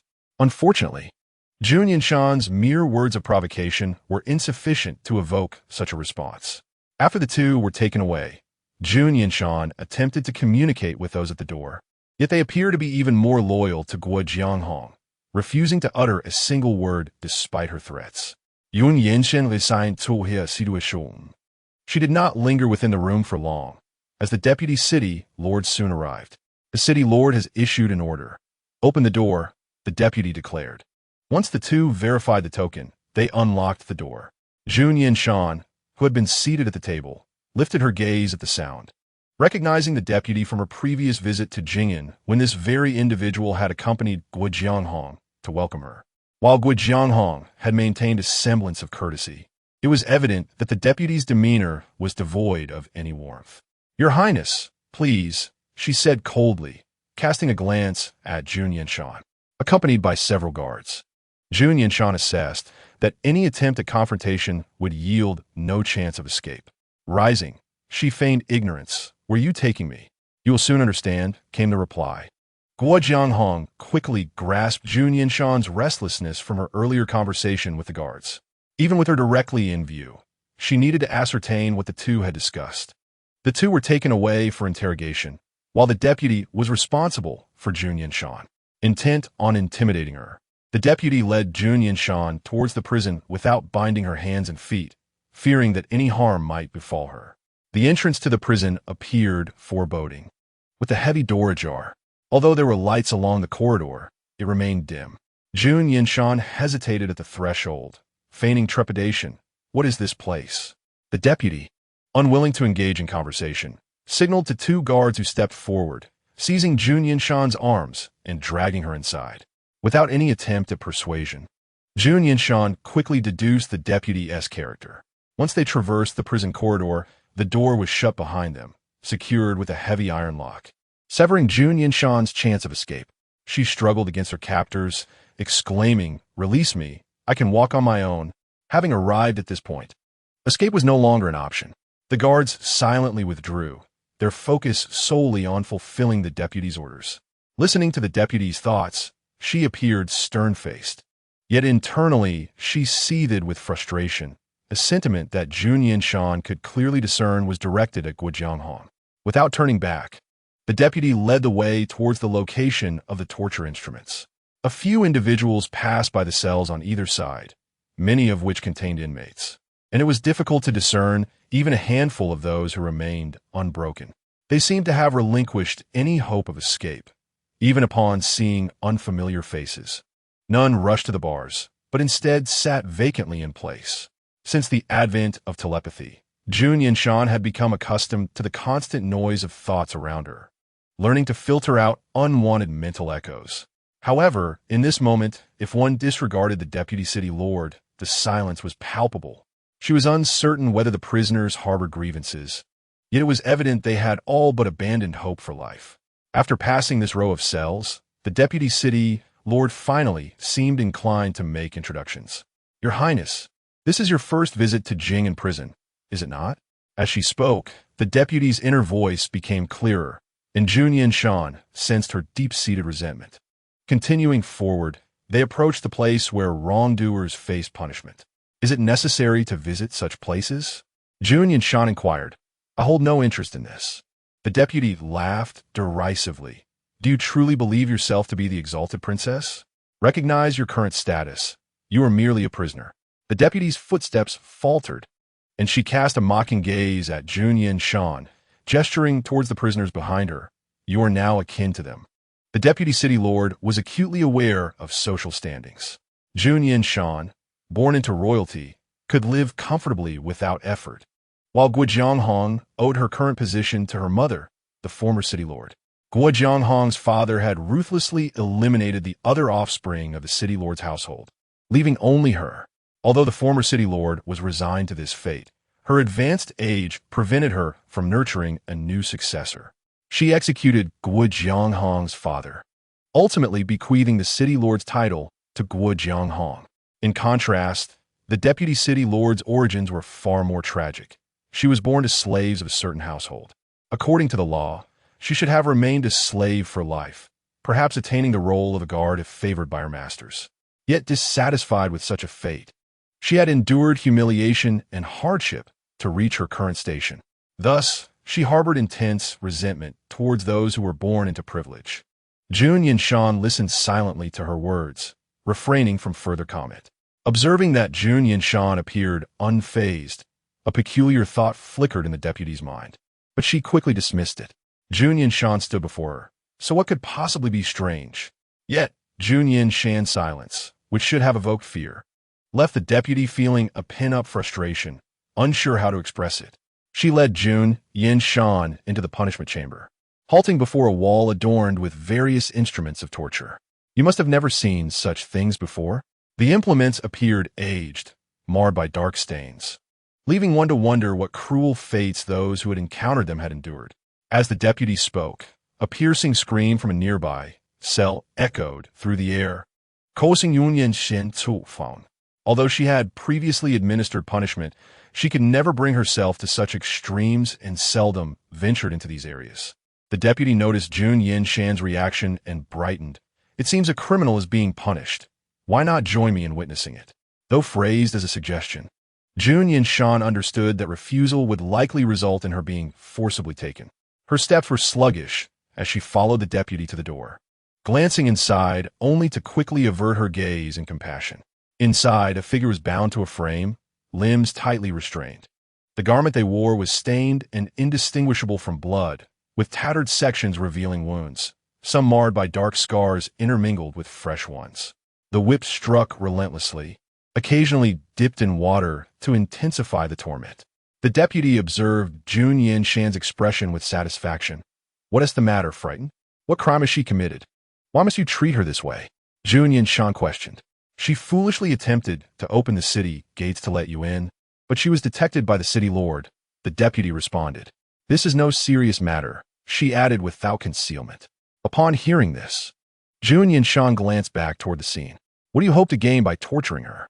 If this act is merely her own desire, then inflicting such pain will yield no information and will not alter the course of events. Jun Yanshan was perplexed by such behavior. It is precisely as you think. The deputy's expression bore a cruel edge. She dared to betray Jingyan. Such actions warrant suffering. You brought me here for a reason, did you not? Jun Yanshan, overwhelmed by the sight, turned to the opposite end of the room. Release her, and I will cooperate with whatever you need. The deputy was taken aback by Jun Yanshan's swift concession, regarding her with disdain as she seated herself in a chair within the chamber. With a slight nod of her chin, two attendants seized Jun Yanshan, fastening her hands to the chair opposite the deputy. I wish to know what you discussed with the two guards today. Jun Yanshan pressed her lips together, hesitating. However, her vantage point allowed her to see the torturous scene, and the crack of the whip, followed by a scream, made her shudder. I will tell you everything, but first, have them cease their actions, Jun Yanshan implored, lowering her gaze to avoid the gruesome sight. The deputy, lacking a penchant for listening to anguished cries, nodded in agreement. And a moment later, the door swung open, and orders were relayed. Jun Yanshan understood that no matter how much she yielded, the prisoner would not be released. Her sole aim was to minimize the suffering endured by that individual. Very well, I have ordered them to stop. Speak. The deputy was growing impatient. In Jun Yanshan refrained from making further demands, recounting the conversation she had had with the guards. Even if she concealed this matter, the guards, being interrogated separately by Guojiang Hong, would inevitably reveal the truth. It was better to disclose it now to temporarily ease the deputy's demeanor. Is that all you discussed? The deputy, having yet to coordinate interrogation results with Guojiang Hong, frowned at her response, skipped the trivial details, and get to the point.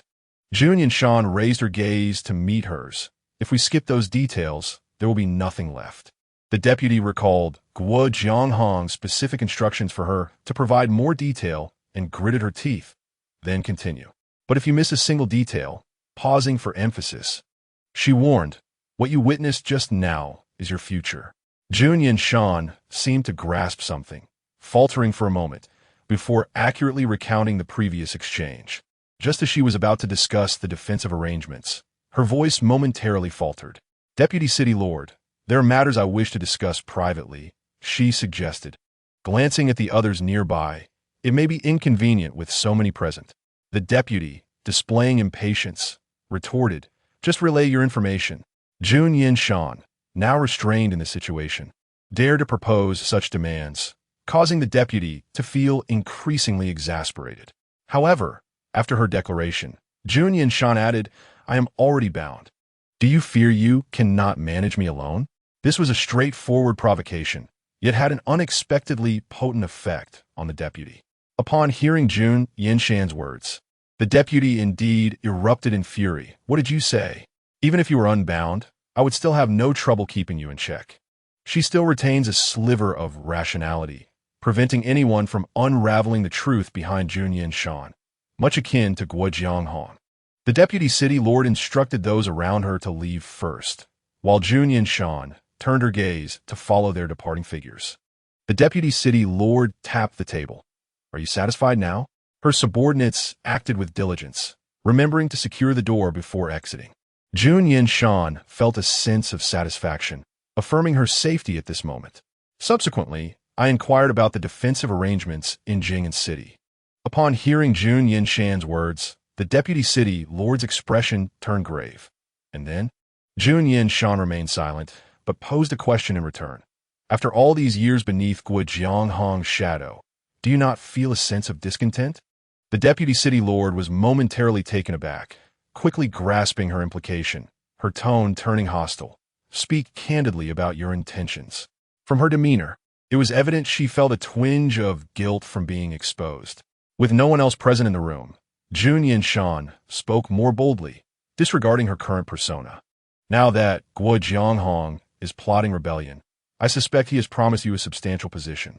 The deputy city lord remained silent, and Jun Yanshan glanced at her, suggesting, perhaps the position of chancellor? With her mind-reading ability, Jun Yanshan had no chance of being mistaken. What exactly do you intend to convey? The deputy city lord's demeanor darkened, her gaze fixed firmly on Jun Yanshan's face. Do you understand that treason is a capital offense? The deputy city lord scoffed, feeling she had deciphered Jun Yanshan's meaning. I thought you wished to discuss something significant, but it appears to be merely a tedious threat. She leaned over the table, her upper body looming over Jun Yanshan. Am I to face the death penalty alongside the city lord for supporting this rebellion? The deputy city lord appeared fierce. Yet Jun Yanshan discerned the turmoil within her. She was no fool. She understood the slim chances of Guojiang Hong's rebellion succeeding. Although Guojiang Hong had made some preparations, the timing was not yet right, with insufficient provisions and inadequately trained private soldiers. The current conflict may jeopardize their lives, let alone secure any official positions. Sure, Tian, you should be able to see the present situation clearly. Jun Yanshan did not wait for the deputy city lord's response, directly stating that this rebellion would inevitably fail, most likely within a year. The food supplies in Jing'an must be dwindling, am I correct? Jun Yanshan directly addressed the deputy city lord, Sure Tian, causing her heart to tremble involuntarily for a moment. At this point, she could no longer conceal that Jun Yanshan was not as she portrayed. However, Having risen to her current position, Shi Tian was not easily intimidated by a few words from Jun Yanshan. She quickly deduced that Jun Yanshan's sudden arrival in Jing and must have involved communication with Lord Shen. Thus, it was not surprising that Jun Yanshan would be aware of the general situation within Jing, and Jun Yanshan, too, quickly perceived Shi Tian's thoughts. But with her mind-reading ability, she was not about to let this opportunity slip away. Even if Jing and were to emerge victorious, do you think Jianghong would spare you? Jun Yanshan met Shi Tian's eyes fearlessly, asserting that regardless of victory or defeat, aligning with Jianghong would lead to your certain demise. Jun Yanshan did not raise her voice, yet the weight of her words remained undiminished, causing Shi Tian's hands to tremble slightly as they supported the table. She swiftly realized her abnormal reaction, returning to her seat in an attempt to conceal her unease. Once she regained her composure, Shi Tian understood Jun Yanshan's implication. You suggest that I should abandon Jianghong and instead align with you? Jun Yanshan nodded, not denying Shi Tian's assertion. Shi Tian let out a cold laugh. You have already become a captive, and yet you speak of such conditions with me? Having reached this point in their conversation, Jun Yanshan ceased her threats and shifted the topic. During my previous visit, I noted that Jing resembled a lifeless city, with the citizens lacking even a semblance of genuine smiles. Shi Tian resonated with this sentiment, about to respond affirmatively, but then paused, realizing the inappropriateness of her reaction. Jun Yanshan feigned ignorance, continuing, now that Jianghong is manipulating the lives of the citizens as leverage, can you truly bear to witness such occurrences? How could Shi Tian be indifferent? Yet, Jun Yanshan's empathy for the common people ignited a flicker of ambition within her. If Jun Yanshan could show compassion for these citizens, perhaps if she surrendered, she would receive favorable treatment. The lives of an entire city were at stake. If they could be saved, Shi Tian's ambitions were already considerable, and her loyalty to Jianghong was tenuous at best. With a better opportunity presenting itself, she naturally had to contemplate further. Her mind began to waver, yet she pondered how to maximize her benefits. Those citizens were indeed pitiable. Shi Tian inquired, what do you intend to do? Jun Yanshan held no doubts that if she revealed her plans without providing terms satisfactory to Shi Tian, the latter would not hesitate to betray her for a reward from Jianghong. As for the specifics of execution, that would depend on you, Jun Yanshan replied. Speaking plainly, if you forsake the darkness for the light, we will not complicate matters for you. Shi Tian furrowed her brow. Simply promising not to complicate matters was insufficient for her. You have lived in Jing and for an extended period. If you are accustomed to this environment, I can ensure that you succeed me as the city lord of Jing'an. After all, as a Taimei, Jun Yanshan wielded some authority. Shi Tian's brow relaxed slightly, yet she remained unsatisfied. Now that she had matters to discuss with Jun Yanshan, her tone inevitably softened. Your Highness may not be aware, but the challenges are considerable. A slight misstep could cost one their life. While speaking, Shi Tian's gaze remained fixed on Jun Yanshan, attempting to glean something from her expression. Jun Yanshan smiled, her demeanor revealing no hint of urgency. Deputy City Lord Shi may not be aware, but prior to arriving in Jing'an, I passed through Qin Shicheng. Shi Tian was puzzled by the sudden mention of this place, furrowing her brow in contemplation for a moment before realization struck. Your Highness is referring to Ling Taishan? Chapter 57. Cooperation. Even citizens like Shi Tian, far removed in Jing'an, were aware of Ling Taishan's existence. That national master, though a mere mortal, had been deified in the hearts of many citizens, regarded as an untouchable figure. Even Shi Tian had secretly prayed for blessings from the national master. The national master maintained close ties with the royal family, so it was not surprising for Jun Yanshan to ascend Ling Taishan. She might have even seen the national master in person. Jun Yanshan perceived Shi Tian's speculation, nodding enigmatically. Indeed, just as you surmised. I specifically ascended Ling Taishan to seek an audience with a national master, showing compassion for the citizens of Jing, and shared several matters with me. She paused slightly, Regarding you, the National Master had much to say. Such a favorable reputation should not go to waste.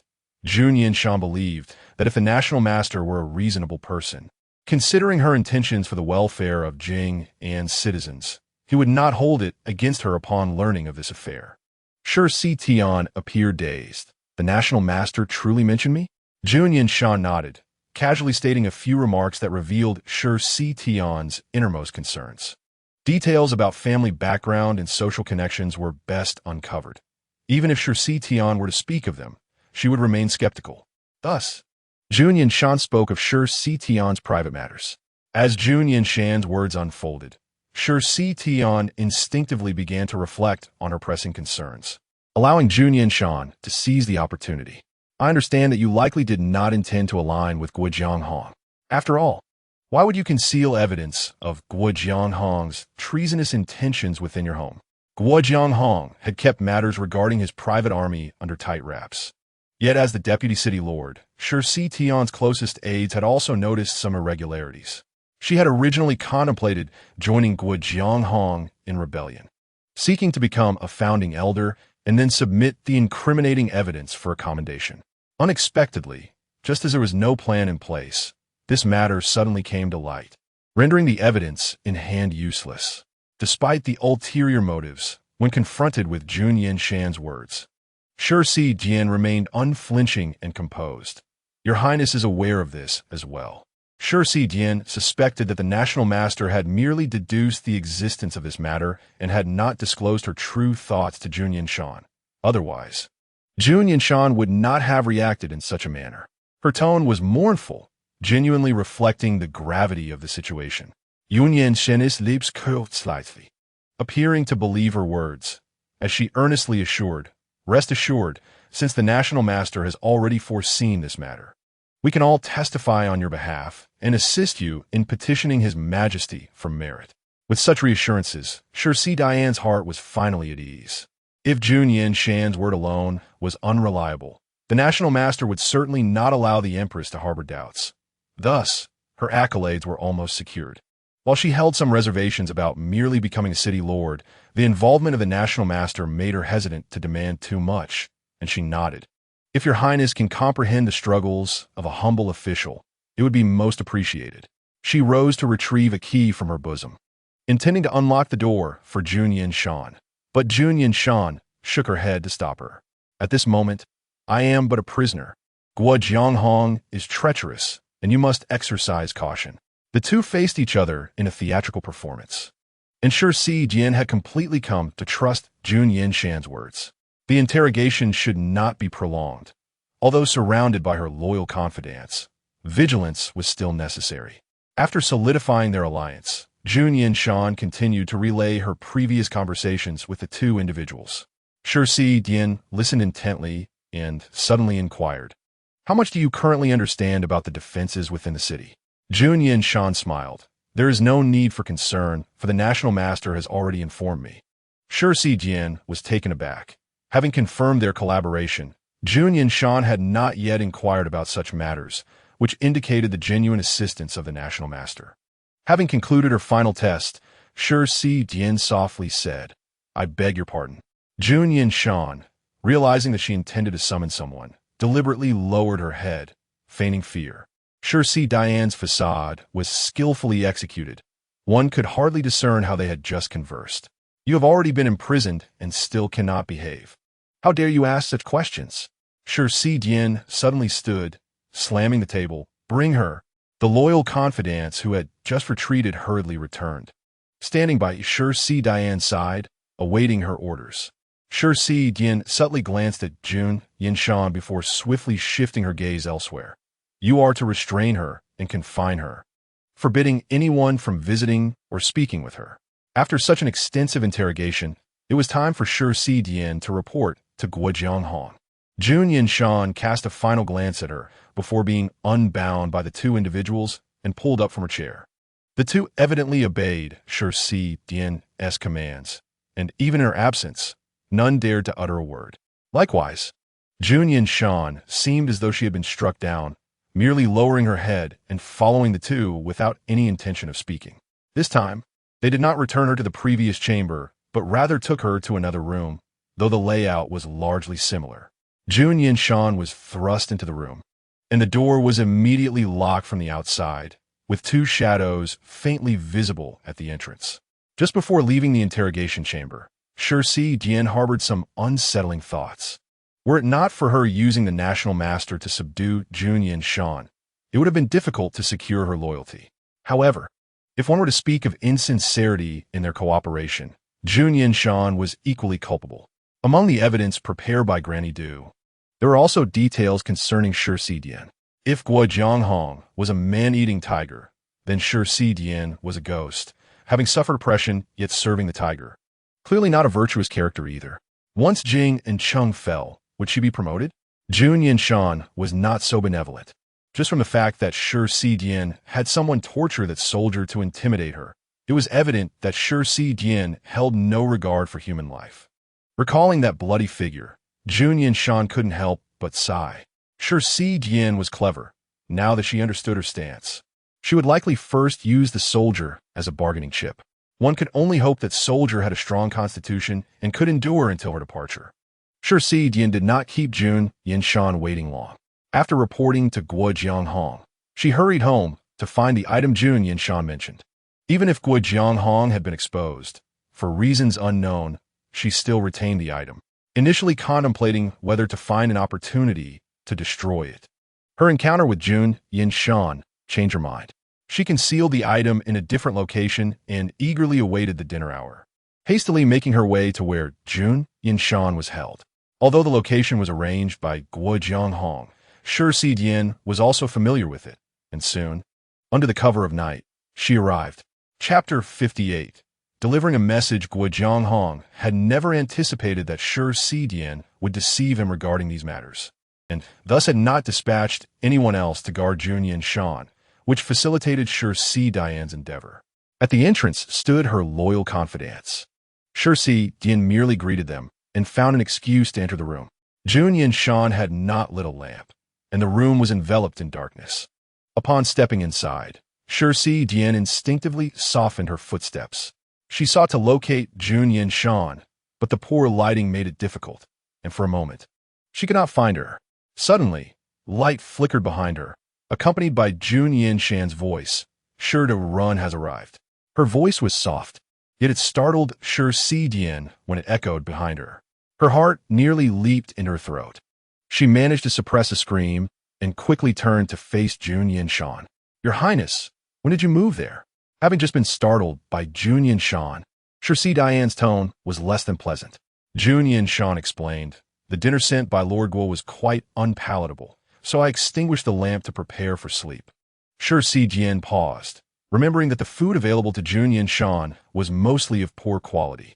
Jing had long been short on grain, and being imprisoned, her ability to eat was already a blessing. Dian silently chided herself for not being more considerate, promptly stating, "Your Highness, please remain calm. I will arrange for a meal immediately. No need for that today." Hearing Dian's self-reproach, Jun Yanshan satisfactorily set down the oil lamp. "You came to find me so late. Is there something you wish to discuss?" "I recently reported to Guo Jianghong. It should not have raised her suspicions." Dian first recounted her report to Jun Yanshan, then inquired about her subsequent plans. "What do you intend to do next?" Jun Yanshan's gaze shifted towards the door, and Dian instantly understood. Those two were her loyal confidants and would not betray her. Jun Yanshan remained non-committal and gestured for Dian to sit. The two sat across from each other at the table. Jun Yanshan poured half a cup of water and, using her finger to dip into it, inscribed Guo Jianghong's name on the table, then drew a cross over it. "I know that you all have had a difficult time, enduring humiliation and bearing heavy burdens for so long. Thank you for your hard work." Upon hearing this, Dian understood her intent. She glanced at the name Jun Yanshan had written and replied obediently. "As long as it ensures the safety of the citizens of Jing'an, I am willing to do anything." After exchanging a few simple words, Dian grasped Jun Yanshan's meaning. Jun Yanshan was indicating that she should find an opportunity to eliminate Guo Jianghong. As for the other citizens of Jing'an, once Guo Jianghong was dead, they would pose no threat. It was likely that most would be unwilling to face their fellow citizens in battle, making submission inevitable. This aligned closely with Shirsi Dian's own thoughts. She nodded, preparing to rise, when she heard Jun Yanshan ask, "You are trapped in Jing'an, but Guo Jianghong can send people out to gather intelligence. You should be aware of the route." "Yes, I am aware." Shirsi Dian nodded, uncertain why she inquired about this matter. Guo Jianghong is a cunning and treacherous individual. Should you act directly, it might prove quite difficult to achieve success. As Jun Yanshan spoke, she retrieved a letter from her bosom, stating, "Please deliver this to Lord Shun. She will cooperate with you." After receiving the letter, Shirsi glanced around the sparse room, finding no evidence that Guo Jianghong had left behind any writing materials. This was merely a temporary holding cell, devoid of anything beyond the most basic necessities.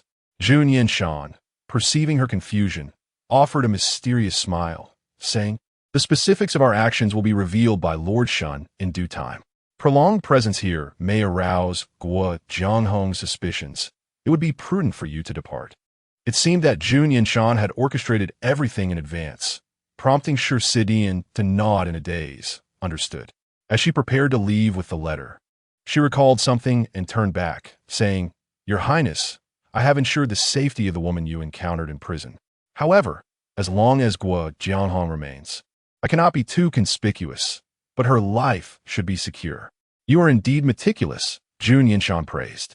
After seeing Shirsi off, Jun Yanshan approached the door to secure it from within.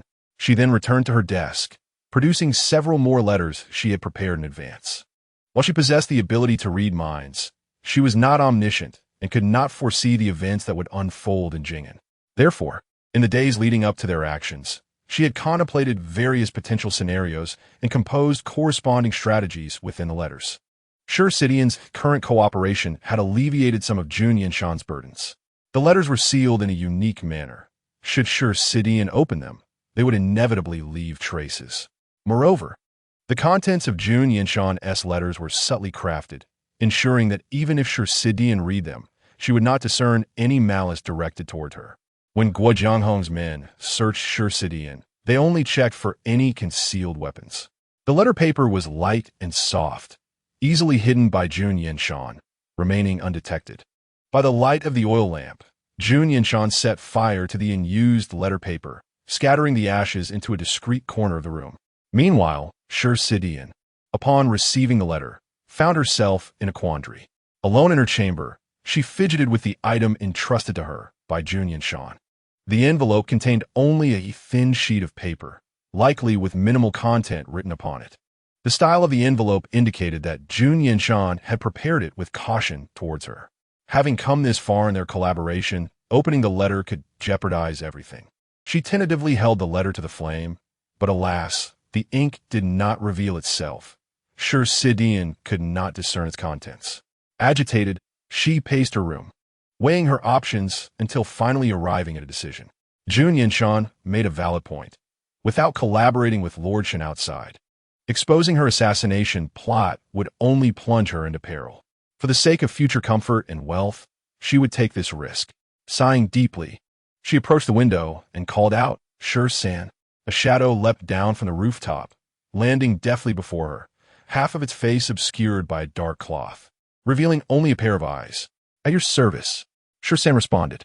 Shirsi cast one last glance at the envelope in her hand and handed it over, saying, "You must leave the city and deliver this to Lord Shun outside." Shirsi hesitated momentarily, but as a shadow guard, her duty was to execute orders without question. "Yes, I shall obey. If you fail to complete the task, do not return." Chapter 59. No access in truth. Jun Yanshan preferred that Shirsi deliver the letter herself. However, as the deputy city lord, her absence from the city for an extended period could raise Guo Jianghong's suspicions. The following morning, Shirsi, mindful of Jun Yanshan's situation, noticed a marked improvement in her meals.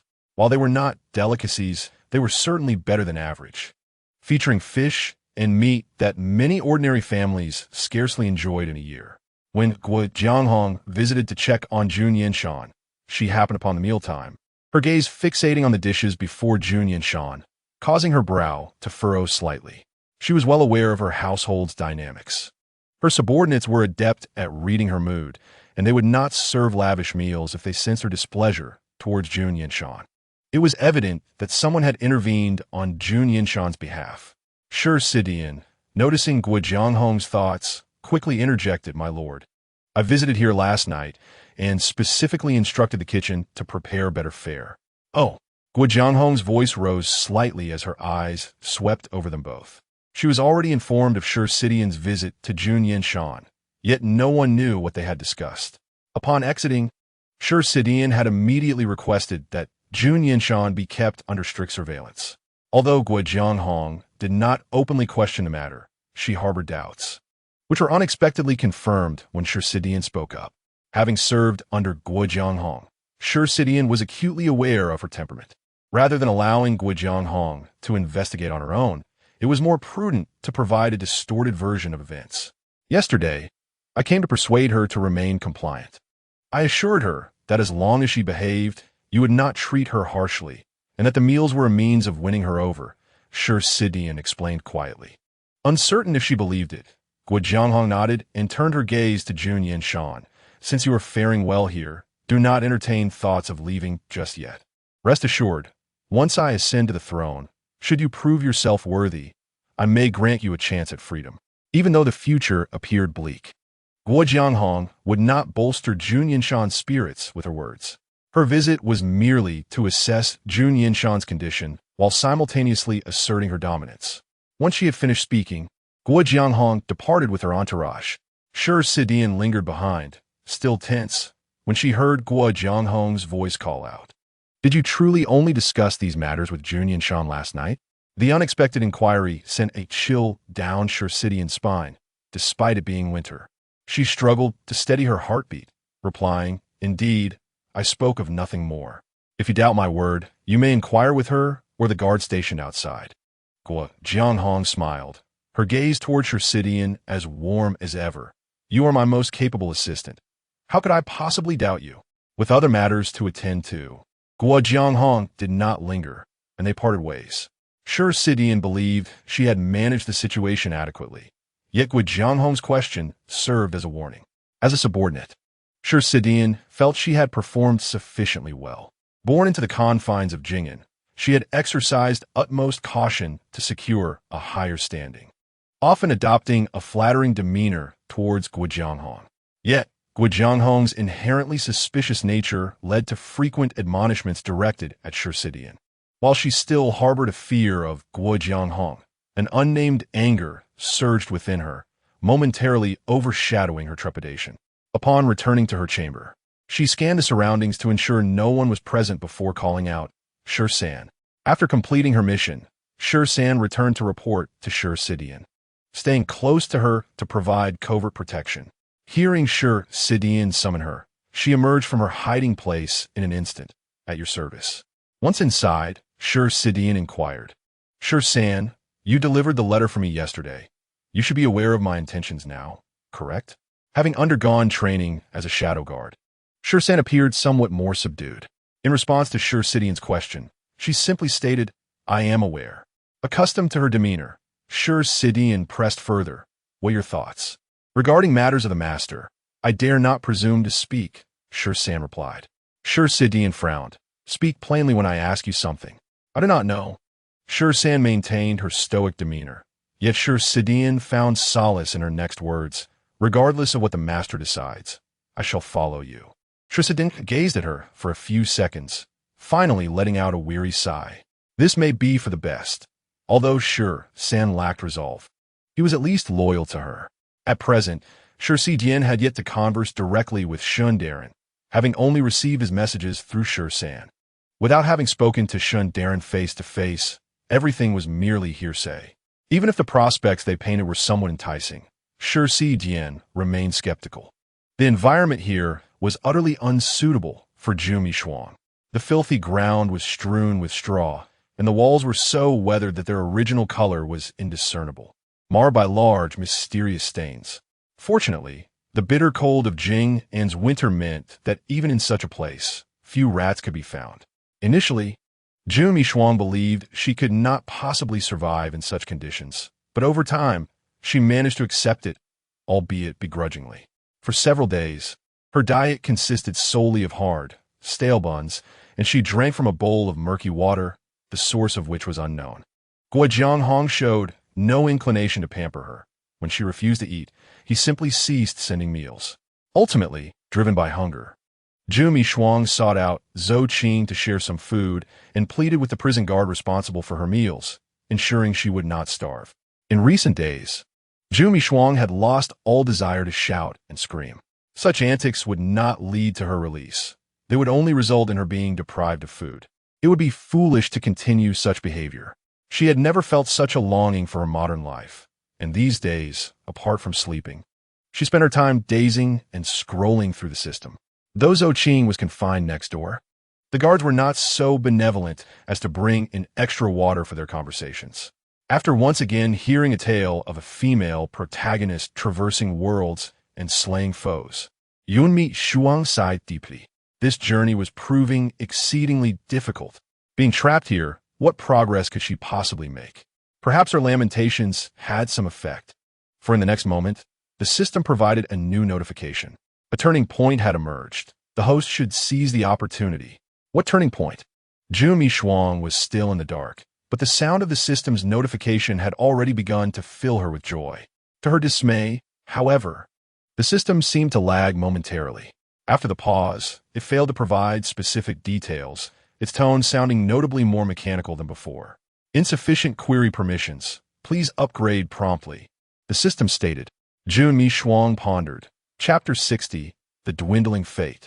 She had always deemed her system unreliable, yet it managed to provide timely information at critical moments, prompting her to overlook its shortcomings. However, this claim of insufficient permissions, especially during such an already tumultuous period, became an outlet for her frustration. How could there be insufficient permissions? Everything had been perfectly fine before. Suddenly, a realization struck her. Could it be that other higher-ranked travelers had entered this realm? Before the system could respond, she exclaimed, "This is a breach of protocol. I should not be held accountable." Following the mechanical voice's conclusion, the system seemed to regain its usual intelligence. Once she finished speaking, it finally found an opportunity to reply. "Host, you have misunderstood. There are no other travelers in this world." "None? Then how do you explain the situation?" Jun Yanshan regarded the system's words with skepticism, unwilling to accept that the fault lay with her. "Host, during your time in this world, you have not accumulated any fortune. Thus your permissions have diminished," the system explained. This straightforward explanation, however, took on a mocking tone in Jun Yanshan's ears. Ever since she had departed from the body of Jun Yanshan, her circumstances had been fraught with difficulty. Now, hearing this from the system, she felt it was belittling her incompetence, igniting her indignation. "It is not that this world is too challenging. It is your fault." After voicing her grievances about the environment, she added, "Where is the dynasty that honors women? This is utterly unreasonable." Though the system had been infused with human thought, it was still unable to grasp the concept of shirking responsibility, listening to Jun Yanshan's complaints with a degree of confusion. "So, host, what do you intend to do now?" When it came to finding a solution, Yun Yanshan fit somewhat deflated. "I don't care. You go report this. How can I complete tasks without permissions?" Despite the hardships of life here, Jun Yanshan had realized that if she did not cause a ruckus, Guo would likely not resort to killing her. A little suffering is bearable. I will eventually find my way out. The system pondered whether it should first consult other systems regarding what to do if the host chose apathy. Doing nothing would be the greatest assistance to Jun Yanshan. Although aware that Jun Yanshan had been imprisoned, Jun Yanshan still harbored concerns about whether her actions might interfere with the current plans. Fortunately, her fears did not manifest. The Tai Nu was undeniably significant to Shundaran. Even with prior arrangements and the knowledge that everything was under Jun Yanshan's control, Shundaran still displayed considerable seriousness. Dispatching someone to negotiate with Guo Jianghong, valuing his life dearly, even with the Tai Nu in his grasp, dared not act against them nor venture outside the city to engage in discussions, instead sending Shi Dian in his stead. Shi Jian cursed Guo Jianghong inwardly, but still proceeded with Guo Jianghong's confidant. In such circumstances, even if Guo Jianghong himself did not attend, he must be kept well informed. Aware that this person was Guo Jianghong's spy, Shi Jian felt as though a thorn had lodged itself in her heart. She entered the camp prepared by Shun Daren, her palms clammy with cold sweat. Fortunately, Shun Daren seemed to sense something amiss about her companion, speaking cautiously to avoid revealing their connection. Conversely, upon learning Shi Dian's identity, her attitude towards Shi Dian became particularly contemptuous, making it difficult to perceive their current alliance. Only during rare moments of eye contact could Shi Dian discern a flicker of emotion from Shun Daren, while at other times, she herself questioned her existence. Even Shi Jian felt somewhat dazed, let alone Guo Jianghong's emissary. The meeting transpired without incident. Yet, due to Shun Daren's uncooperative demeanor, a temporary stalemate ensued. Shortly after the negotiations concluded, Guo Jianghong sought out Jun Yanshan. Upon hearing the sound of the door, Jun Yanshan instinctively thought it was Shi Dian, causing her heart to tense momentarily. Thankfully, she quickly realized it was Guo Jianghong who had come. Given their previous discussions, where they agreed not to meet unless necessary, any encounter would raise suspicion. "Your Highness, I trust you have been well," Guo Jianghong remarked. Her voice sounded light, concealing a hint of schadenfreude. "If my memory serves me correctly, it has not been long since our last meeting, has it?" Perhaps because she had not seen the sun for several days. The sudden opening of the door made Jun Yanshan's face appear somewhat pale. In Guo Jianghong's eyes, this became a sign of her waning vitality. Recalling the intel from her confidants, Guo Jianghong could not suppress a smile. "I had thought Shun Daren would be quite anxious about your Highness being confined here, but it seems that is not the case."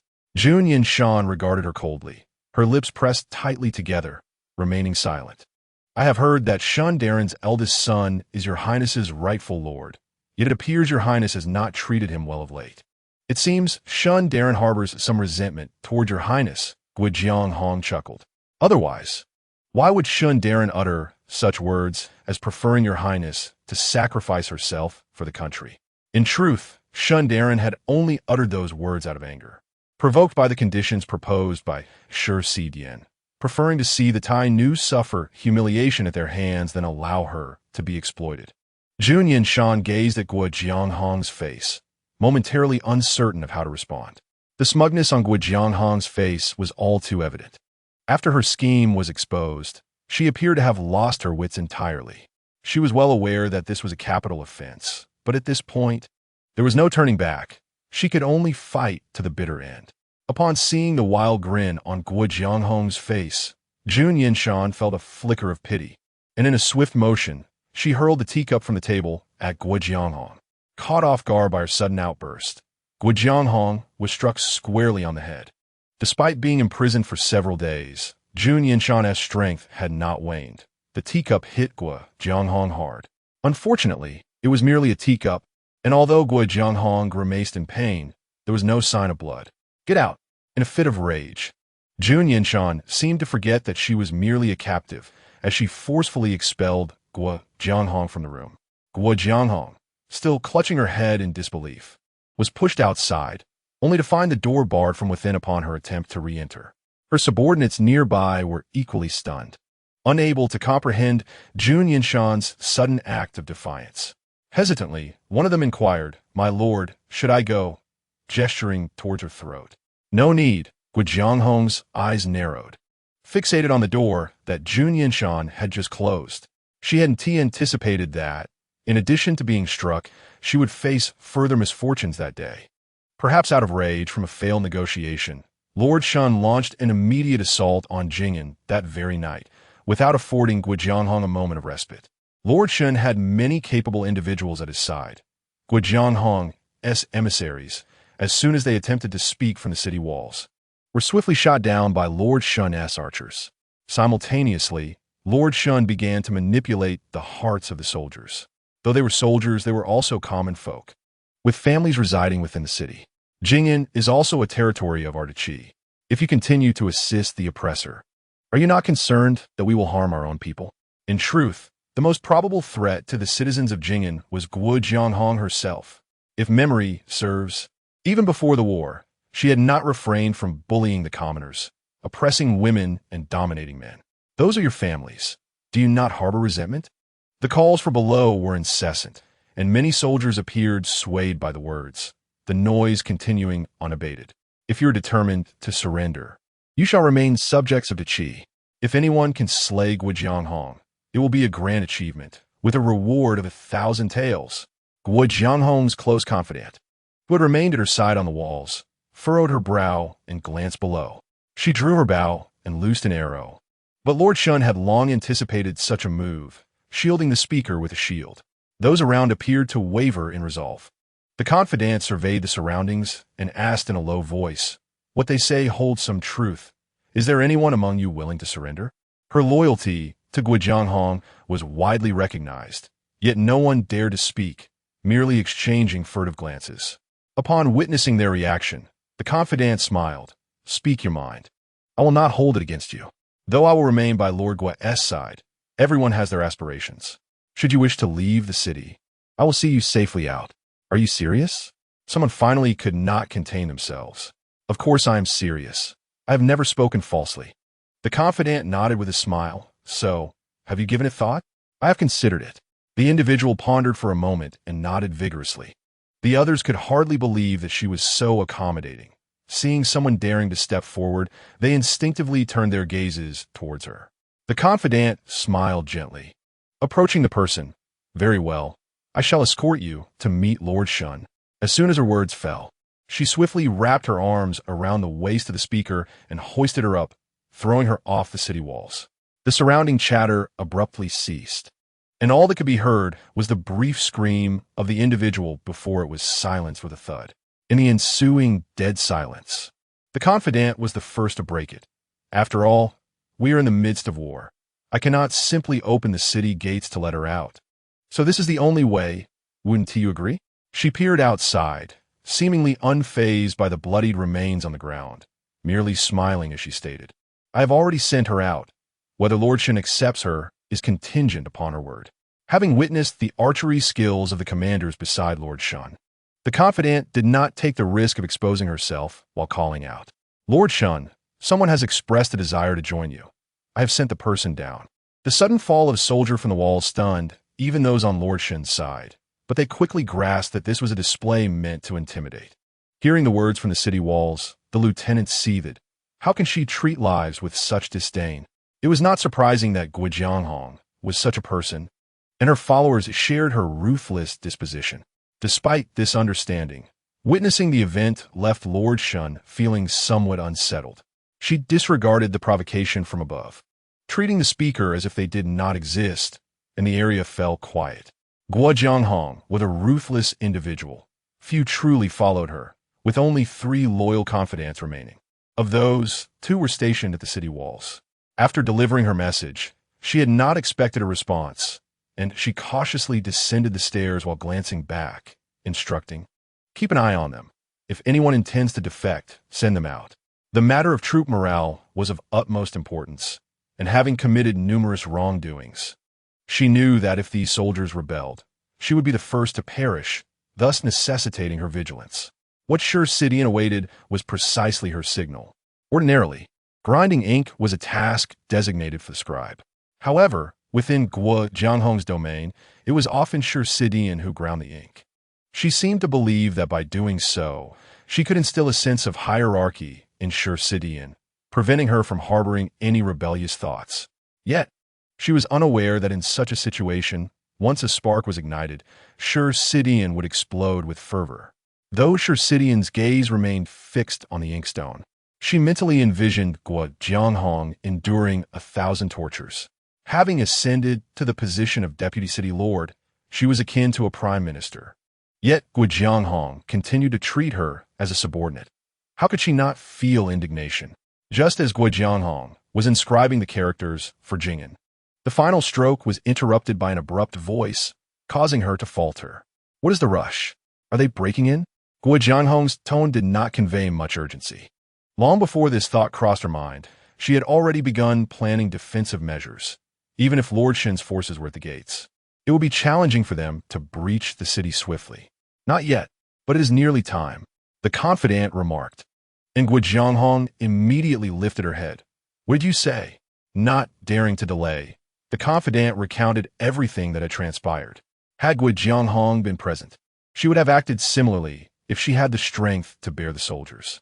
Now that the morale of the troops was wavering, Guo Jianghong, despite her anger, could not afford to lash out at her confidant, fearing that she might inadvertently undermine the last vestiges of loyalty. After a moment of contemplation, she finally resolved. Let us go. We must fetch Jun Yanshan. Jun Yanshan was her last lifeline. If Lord Shen insisted on this course of action, she had no choice but to elevate Jun Yanshan to the walls. Should Jun Yanshan perish, regardless of how grandiloquently Lord Shen spoke or how effortlessly she might capture Jing'an, it was likely that the Empress would strip her of her position. Since Jun Yanshan's arrival, Guo Jianghong had entirely forgotten about Jun Mixiang. As they hurried towards the cell holding Jun Yanshan, Jun Mixiang once more heard the system's alert tone, increasingly urgent. A turning point has emerged. Please seize the opportunity. Chapter 62. Assassination. The alert tone played thrice in succession, and Jun Mixiang, in despair, exclaimed, What turning point? Do tell. She had been waiting here for such a long time, yet the system had not even emitted a whisper. Moreover, she could not shake the feeling that the system's signal had deteriorated compared to before. Not long ago, there had at least been some recreational activities. Ever since that incident concerning insufficient privileges, those activities inexplicably encountered problems. Other than conversing with the system, she found herself with almost nothing to occupy her time. Insufficient privileges. She muttered, Enough already, must you keep repeating that? Jun Mixiang abruptly stood up, hastily picking up an item from the ground and hurling it against the wall. However, in this cell, the only thing she could easily grab was a handful of straw. Even when thrown together, the straw bore no weight, and as it left her hand, it felt utterly insubstantial, only fueling Jun Mixiang's frustration further. Zhou Qing watched Jun Mixiang's actions with confusion. What was driving her to such a frenzied state when nothing significant had occurred? Guo Jianghong wore a distinctly malevolent expression, even without the need to read minds. Jun Yanshan could discern her current thoughts. Shi Dian, standing behind Guo Jianghong, exchanged a brief glance with Jun Yanshan before quickly averting her gaze. Guo Jianghong wished for Jun Yanshan's demise, seeking to drag everyone down with her when there was no retreat left. Yet, Shi Dian could not allow such a fate to befall Jun Yanshan. She was determined to protect her. What do you intend to do? Jun Yanshan asked, regarding Guo Jianghong with suspicion, instinctively stepping back, her demeanor brimming with caution. Do you remember what I said to you before? Guo Jianghong replied with a smile. Now is the time for you to sacrifice yourself for the nation. The implication of her words was painfully clear, leaving no room for Jun Yanshan to respond. No sooner had she finished speaking than she lifted her chin. The loyalists immediately understood and approached to seize Jun Yanshan. However, Shi Dian remained motionless, still positioned behind Guo Jianghong. Guo Jianghong glanced back at her, puzzled. Why do you not assist? To this, Shi Dian had prepared her retort. Leaning closer to Guo Jianghong, she whispered, My lord, I have an idea. Speak, Guo Jianghong replied, her tone tinged with impatience amid the pressing circumstances.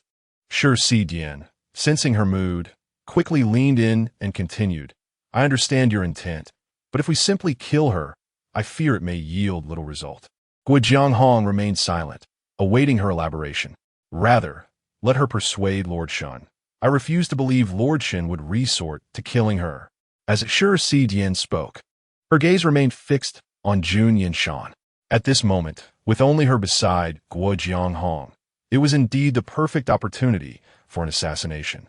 Guo Jianghong pondered her suggestion, but her peripheral vision suddenly caught a glint of cold light from Shi Dian's sleeve. Having indulged in pleasures for years, with constant protection around her, Guo Jianghong did not evade the impending strike. This dagger, which Shi Dian had practiced with in secrecy for a long time, was aimed with precision. Yet, she had underestimated the current season. Guo Jianghong wore heavy clothing, and to avoid detection, The dagger was of a smaller size, failing to inflict a fatal wound at that moment. The two loyalists, initially preparing to bind Jun Yanshan, turned their attention at the sound of the commotion. Upon witnessing Guo Jianghong fall from the assassination attempt, panic engulfed them. Neglecting Jun Yanshan, they hurried toward the exit. Jun Yanshan was not one to merely observe. Seeing that Si Dian's assassination had not gone as planned, she swiftly kicked both loyalists to the ground. They were oblivious to the danger lurking behind them, and after being knocked down by Jun Yanshan, they still failed to react as she passed by. Having not succeeded in killing Guo Jianghong, Si Dian's mind raced with thoughts of the potential reprisals. Guo Jianghong was still shouting for help while her hand instinctively reached for her weapon. Si Dian held her firmly against the ground, stabbing at her chest repeatedly with the dagger, yet she remained unaware of Guo Jianghong's movements, let alone halting them. Although Guo Jianghong's clothing bore numerous cuts, with blood seeping out, Jun Yanshan surmised that these injuries were hardly lethal. Confidently, she approached Si Dian, stepping on Guo Jianghong's hand to prevent her from retrieving her weapon, and bent down to seize the dagger from her grasp. Despite the sounds of others approaching, drawn by Guo Jianghong's cries, many hesitated. Guo Jianghong realized that her weapon was her last hope, gripping it tightly. But Jun Yanshan effortlessly pried her fingers open. Observing Jun Yanshan's decisive actions, Si Dian suddenly understood the peril she had just escaped. Breaking into a cold sweat, Jun Yanshan did not wait for Si Dian to act. With her right hand gripping the dagger taken from Guo Jianghong, she decisively slashed across her neck, finally bringing her to an end. Warm blood splattered across both of their faces as Jun Yanshan stood, shaking the blood from the dagger and claiming it without hesitation. Si Dian was momentarily stunned, and when Jun Yanshan rose, she finally regained her composure, wiping the blood from her face. "Your Highness, what shall we do now? Are there not still two individuals present?" Jun Yanshan's gaze swept over the faces of the two loyalists. Her actions had been so swift that the two had barely managed to rise when they witnessed Guo Jianghong fall lifelessly. Hearing Jun Yanshan's words, both trembled. Although capture would mean death, a delayed demise was certainly preferable. One among them, quick to react, saw Jun Yanshan approaching with the dagger and fell to his knees, repeatedly bowing, "Thank you, Your Highness, for rescuing me from Guo Jianghong's grasp. I must confess, I have long wished to contribute to Jing'an." The other quickly followed suit, kneeling and weeping profusely. "Thank goodness for the divine intervention of the princess, saving us both." Si Dian could not help but glance at Guo Jianghong's still warm body on the ground, thinking that if she heard these words, she might just spring back to life in anger. Jun Yanshan was aware of the sins of these two individuals, yet she was not inherently inclined to kill. She had only acted out of necessity due to Si Dian's hesitation. Understanding that these two were merely a means to an end, Jun Yanshan stated, "Since you are not inclined to assist in villainy, I shall spare your lives for now. Qingzhu, please bind them." Si Dian nodded vigorously. Upon hearing Jun Yanshan's address toward her, the two loyalists were taken aback, soon realizing this was a reward for their submission. As they looked at Si Dian, envy flickered in their expressions. "Qingzhu, we shall rely on your guidance in the future." Si Dian wasted no time in binding them tightly, feeling somewhat euphoric at this address. Once everyone was secured, Jun Yanshan approached to assess the situation.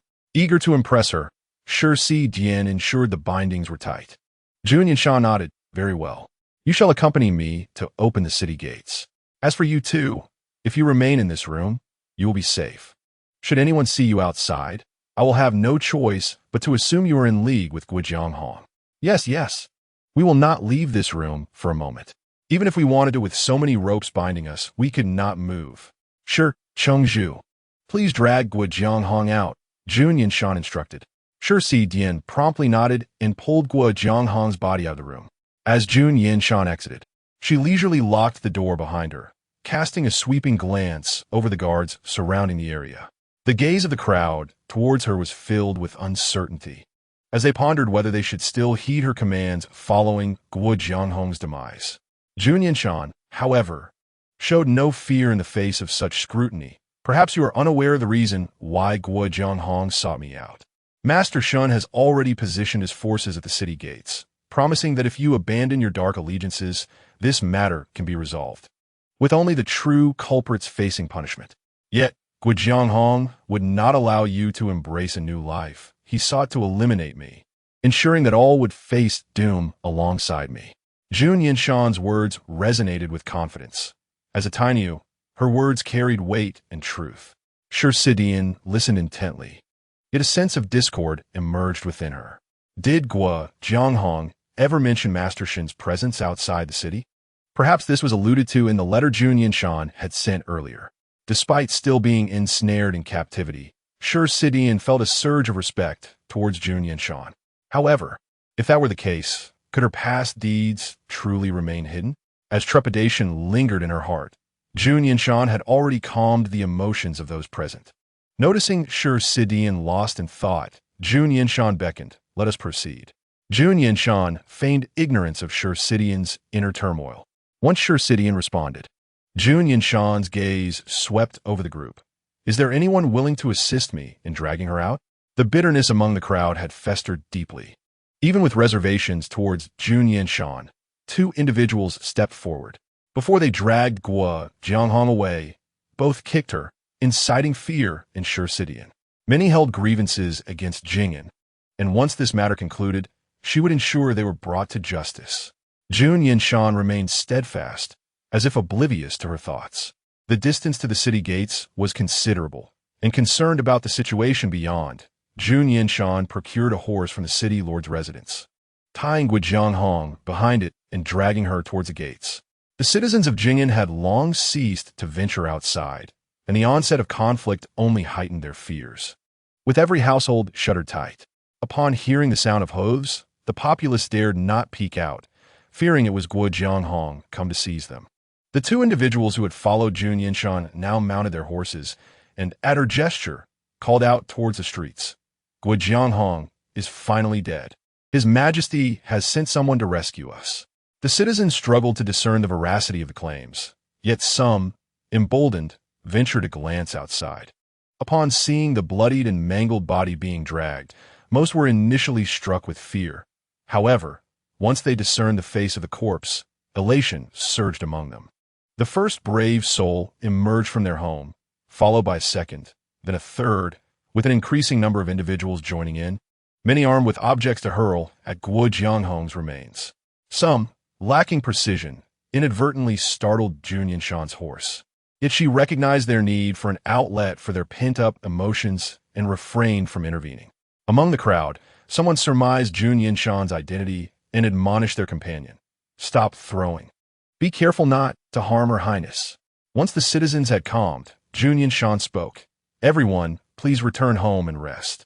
Once this matter is resolved, I shall deliver Guo Jianghong to the execution grounds, where you may dispense your justice.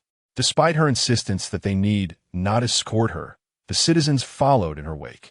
Jun Yanshan merely nodded in acknowledgement, as someone explained. Your Highness, we wish to accompany you to open the city gates for Master Shun. After this declaration, a chorus of agreement arose. Jun Yanshan was momentarily taken aback, but then smiled and nodded in response. However, she was unprepared for the sight of Master Shun approaching them before they reached the gates. Master Shun was flanked by his aide, Qing Yin, and an unknown soldier, the latter bearing a severed head in hand. From Sidian's recollection, this was another confidant of Guo Jianghong. Evidently, while she had intended to monitor these soldiers, they had instead seized the opportunity to enact their own retribution. After conversing with Master Shun, the soldier regarded Jun Yanshan with newfound respect. Even with their assistance in allowing Master Shun entry, amidst Guo Jianghong's stubborn resistance, it was likely that many would have perished. Yet, upon seeing Sidian beside Jun Yanshan, the soldier hesitated, furrowing his brow. Jun Yanshan noted the soldier's expression, but chose not to explain further. Master Shun, we must act swiftly. There may still be remnants of Guo Jianghong's faction within his estate. Shall we proceed to investigate? As you wish, Your Highness, Master Shun replied. After glancing at the corpse, Jun Yanshan reiterated her promise to the citizens. Although returning with Guo Jianghong was necessary, possessing a head would suffice. Master Shin severed the rope connecting the corpse to Jun Yanshan's horse and instructed his aide, "Take her away and return with the head when night falls." Having issued his orders, Master Shun led Jun Yanshan back to the city lord's residence. Shi Sidian had intended to stay close to Jun Yanshan, but was soon jostled aside by Qing Yan. Qing Yan appeared oblivious to the slight, leaving Shi Sidian to endure the indignity and follow at a distance. Unable to resist, Jun Yanshan glanced back at Qing Yan, who looked at her with confusion. "Your Highness, is something amiss?" Jun Yanshan shook her head, feeling a sense of helplessness. Chapter 64. The Search. Do not assume she was unaware. Qing Yan was being deliberate. With the mastermind now deceased, the remaining affairs were of little concern. Master Shun and Jun Yanshan meticulously searched the city lord's residence, leaving no corner unexamined, not even sparing the children, ensuring all were apprehended. Meanwhile, Jumi Shuang and others, who had long been confined, were finally liberated. Upon recognizing Master Shun, Jumi Shuang was overwhelmed with gratitude, nearly in tears. "Master Shun, I have not had a proper meal in days. Could you possibly find me something to eat?" Master Shun was taken aback by her immediate request. Feeling both speechless and amused, she casually pointed to a nearby individual, instructing them to accompany Jumi Shuang for a meal. For Zhou Qing, food was of little importance. Having been imprisoned for so long, her first instinct was to comprehend the circumstances surrounding their release. However, as others were preparing to dine, she felt it improper not to join in. Glancing at Master Shun, she lightly bowed and clasped her hands. "Thank you, Master Shun, for your rescue. No need for formalities. Go and eat," Master Shun replied, harboring no particular fondness for those accompanying Jumi Shuang, yet willing to maintain appearances. Once it was confirmed that no other issues persisted, Master Shun proceeded to rejoin Jun Yanshan. Upon arriving at their prearranged meeting point, Jun Yanshan had already been waiting. Although they gathered everyone in one location, their methods starkly contrasted with Guo Jianghong's. This was merely to ensure nothing was overlooked. In due time, those deserving punishment would face their fate, while others would be released. Jun Yanshan did not intend to detain them indefinitely. The two individuals brought along by Master Shun, upon encountering Jun Yanshan, brightened and called out, "Your Highness, do you remember us?" The speakers were none other than Guo Jianghong's two confidants. Master Shin turned to glance at them, and they quickly fell silent. "I remember," Jun Yanshan replied tersely, choosing not to elaborate further. The two exchanged information, swiftly designating an area within the city lord's residence for the confinement of the apprehended individuals. The day would continue with the inventory of the many items within the city lord's estate, and by dawn, Jun Yanshan would send someone to summon the citizens. The judgment of these individuals would rest with the people, who were best suited to discern the truth. Should anyone be misled, Jun Yanshan would ensure that justice was served, leaving no villain unpunished. After a long day of labor, exhaustion settled upon everyone. Though Jun Yanshan had not been imprisoned, her mind remained preoccupied with the events at hand, preventing her from resting adequately. Shun Darin discerned her fatigue and kindly suggested that she retire for the night, to which Jun Yanshan did not object. However, Jun Yanshan found her return to the residence thwarted by Junmi Shu, who had already prepared herself. After satisfying her hunger, Junmi Shu promptly arranged for hot water, allowing herself a thorough bath to cleanse away the grime. Although the system's permissions remained unresponsive, she had emerged, and upon reclaiming her identity as a princess, she anticipated that any inquiries she posed would be met with answers. Zhou Qing, still concerned about the situation, quickly tidied herself and exited the room, soon encountering Junmi Shu as she emerged. "Zhou Qing, I have heard that they have apprehended everyone from the city lord's mansion. Come quickly and see." Junmi Shu was finally prepared to engage in something of significance, and Zhou Qing's eyes brightened as she eagerly followed. Yes, in light of the urgent circumstances, Junmi Shu hurriedly made her way, eventually managing to intercept Jun Yanshan. "Wait!" With just a single utterance, Junmi Shu bent over, breathlessly supporting herself on her knees. Having been inactive for too long, the sudden exertion had left her somewhat breathless. "What do you want?" Jun Yanshan inquired. I heard that you captured those from the city lord mansion. Jun Mishu steadied her breath, rising to meet Jun Yanshan's gaze, striving to project an equal measure of authority. However, Jun Yanshan had recently taken a life and had yet to wipe the blood from her face. Her fierce gaze now seemed somewhat intimidating. Jun Mishu had never encountered such a reality. Even during her confinement, no one had dared to intimidate her as Shursidian had. She quickly recognized the expression on Jun Yanshan's face and lowered her voice. You must release those children. They are innocent.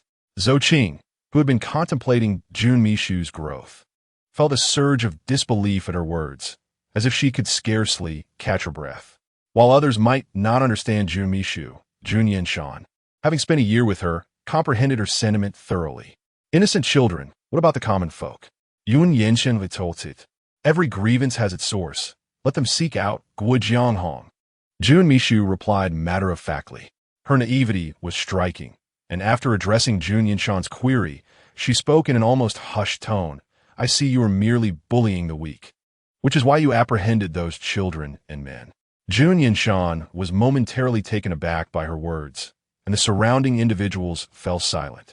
I heard it was you who informed Guojianghong of Shundaren's arrival. Jun Yanshan pressed. I did not inform Guojianghong.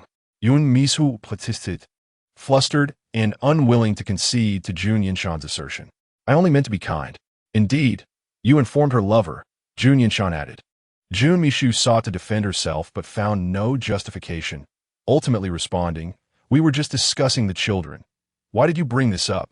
Even if, as you say, those children are innocent, if they are indeed related to Guojianghong, what do you think will happen once they are released? What will happen? Jun Mishu inquired. Perplexed. Jun Yanshan explained, the weather in Jing'an is already harsh. They should be able to endure exile. However, the common folk harbor deep resentment towards Guojianghong. If released, what do you suppose they will do? Despite legal repercussions, it is conceivable that a villager who has lost a loved one to Guojianghong may take matters into their own hands. Jun Mishu found herself at a loss for words, muttering softly, then you could send someone to protect them. Yet even as she spoke, her conviction waned, her voice diminishing. Jun Yanshan understood that Guojianghong's children had benefited from their mother's influence, and, following Guojianghong's downfall, were indeed deserving of punishment. However, she surmised that Jun Mishu would not grasp this concept, so she continued in her vein of reasoning. Jun Yanshan disregarded her foolish remark, stating, as for the men, if they were able to persuade you to disclose such significant matters, can they truly be deemed weak? They must possess some strength. Jun Yanshan rarely spoke with such candor, leaving Jun Mishu's face pale. Nevertheless, having confronted her, Jun Yanshan had no intention of letting her off easily and turned to Shundaren. Chapter 65. Punishment Shundaren. Previously, the sixth princess informed the enemy. Should she not face consequences according to the law?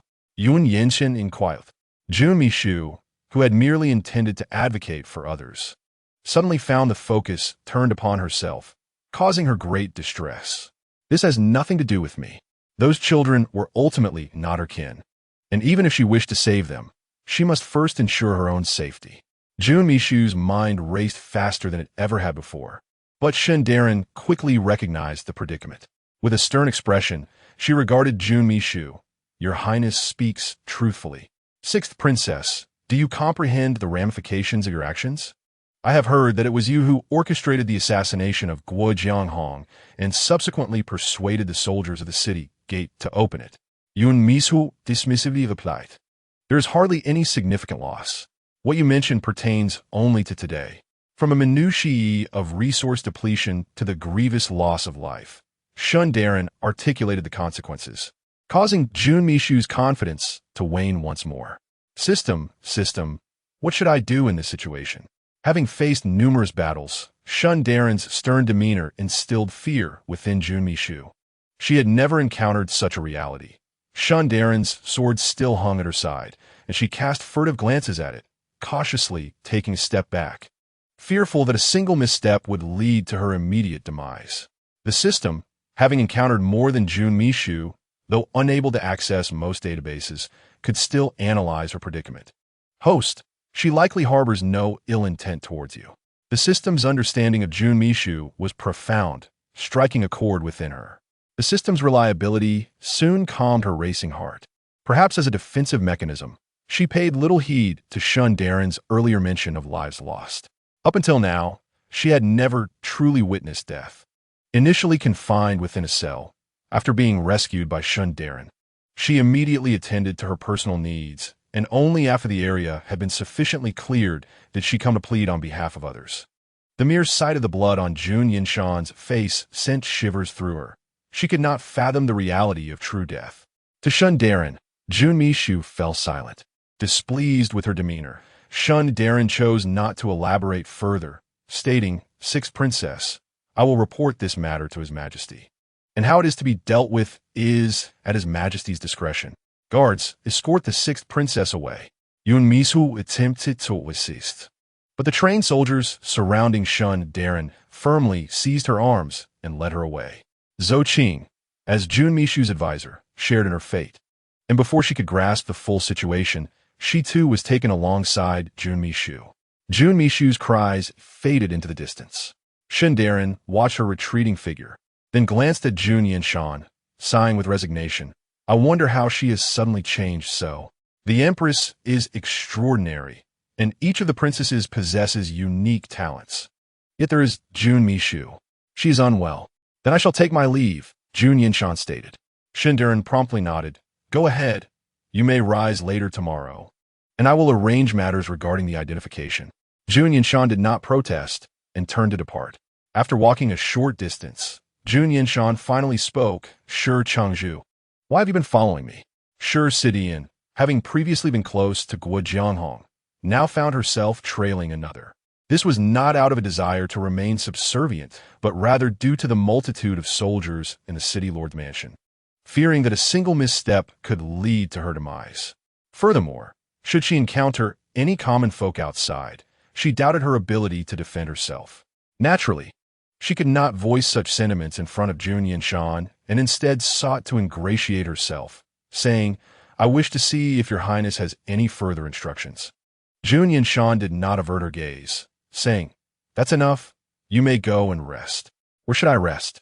She seethed and inquired jauteously. Jun Yanshan looked at her with apparent confusion. "You can return to your original residence." The soldiers they brought were well-trained and harbored no inclination for massacres. After all, this was the territory of Diqi. How could those soldiers indiscriminately kill? Shi Dan's concerns were entirely unwarranted. As a witness to Guo Jianghong's atrocities, Shi Dan was bound to return to the capital with Jun Yanshan to recount her experiences to the Empress. Jun Yanshan was not worried that Shi Dan would truly assume the position of city lord. Guo Jianghong had survived for many years due to his hidden cards. Moreover, on that day, everyone had been dispatched by Shi Dan, allowing the assassination to proceed with such ease. Noticing that Jun Yanshan did not grasp her intentions, Shi Dan had to clarify, "I fear those soldiers may misunderstand, especially since I was previously associated with Guo Jianghong." Qing Yin, who was nearby, turned to Jun Yanshan and said, "You take Shi Changzhu to the area and instruct the surrounding soldiers to keep unauthorized personnel away from the house. As long as no one approached, accidents could be averted, effectively addressing the issue at its root." Although Shi Dan found Jun Yanshan's words somewhat peculiar, she allowed Qing Yin to accompany her, feeling it inappropriate to raise further doubts. The two departed together while Jun Yanshan returned to her quarters alone.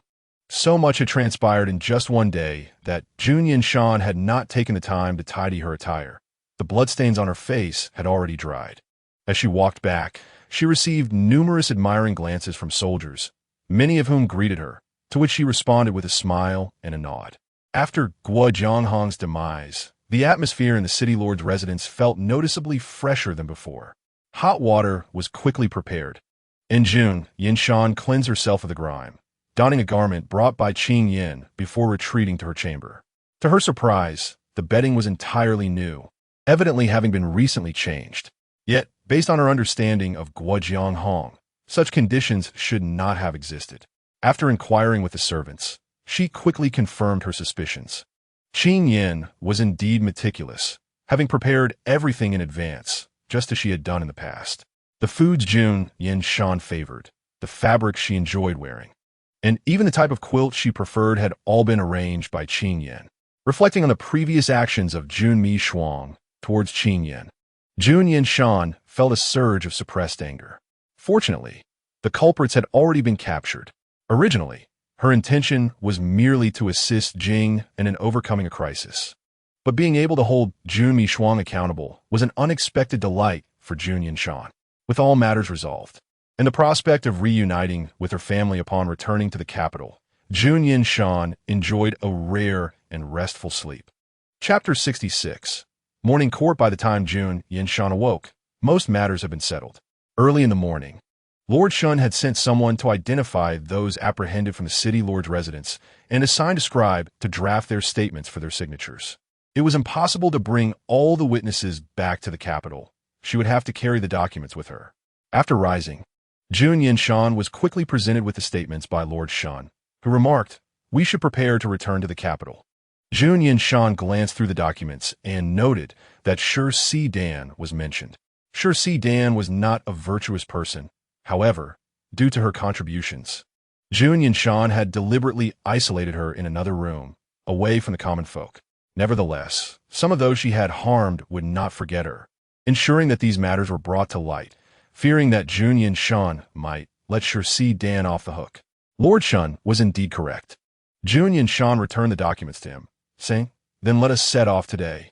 If they returned now, they would still have 2 days to rest before the spring festival. After discussing their plans, they quickly allocated tasks. Jing currently lacked a city lord. Had they not been present, chaos would have surely ensued. Lord Shin retained a few trusted subordinates to oversee matters in Jing temporarily. Once they returned to the capital to report to the Empress and appoint a new city lord, all would be well. To prevent any remaining loyalists of Guojianghong from causing trouble, Lord Shun left part of the army stationed there, taking the rest to escort those connected to Guojianghong back to the capital. Jun Mi Shuang was also among those being transported. As a princess, her conditions for travel were far superior to those of other prisoners, significantly better than her previous confinement. However, Jun Mi Shuang was far from satisfied. Unlike the other prisoners, her carriage was distinct, with guards flanking her, though she wore shackles to prevent escape. Had an ordinary person committed such an act, they would have likely faced immediate execution by Lord Shun, rather than receiving such consideration. Jun Yanshan will pest Jun Mi Shuang's case. She overheard her complaining to the guards, "How dare you treat me this way? When I return, I shall speak to Mother Empress." Despite the rhetoric of equality, when one occupies a higher status, Jun Mi Shuang instinctively reverted to a mindset of superiority. Jun Yanshan remained silent, wishing to conceal her presence just outside the carriage, and soon moved ahead. Lord Shun was engaged in conversation with his deputy when he noticed Jun Yanshan's arrival and called out, "Your Highness, have you completed your inspection? What is the situation?" "All is calm," Jun Yanshan replied. Aside from Jun Mi Shuang, everyone else was quite subdued. The journey back to the capital was uneventful. As the issues had been resolved, Jun Yanshan even made a stop at Lingtai Mountain, but it appeared that the national master was not present. She could not hear his thoughts nor find the path up the mountain, and so she had to abandon the endeavor. The sudden demise of Guojianghong had alarmed Wu Yashe. In her dealings with the two, Jun Yanshan had maintained the same demeanor, yet now, witnessing Guojianghong's death, Wu Yashe could no longer feign ignorance. She felt an impending sense of doom, convinced that she would be the next victim. During the army's passage through Qing Shicheng, Wu Yashe was in a state of perpetual fear. Her actions paled in comparison to Guojianghong's, and her crimes were not deserving of death. So Jun Yanshan refrained from pursuing matters at present. Instead, Wu Yashe reflected upon her actions, and within a few days, she seemed to have undergone a transformation, leaving the citizens of Qing Shicheng somewhat taken aback. Lord Shun, having heard about the situation from Jun Yanshan, visited Wu Yashe alongside her as a warning. She was likely to remain compliant for some time thereafter. Beyond that, the group made no further stops along the way and quickly returned to the capital. Guojianghong's severed head was presented to the Empress, while the children and male relatives within his residence were detained. All evidence had been submitted, and as for Shi Dan, she was granted an audience with the Empress. Shi Dan had always believed that those in power were merely of higher status, but upon meeting the Empress, she found herself trembling at the prospect of speaking. During the court session, the Empress did not solicit much from her, merely asking her to recount the events in Jing, and Jun Yanshan refrained from exaggeration, recounting the happenings with candor, including the actions of Jun Yanshan.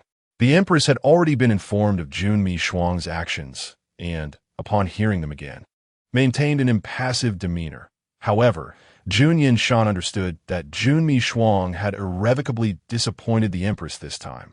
Prior to Jun Yanshan's detention, it had been to prevent her escape.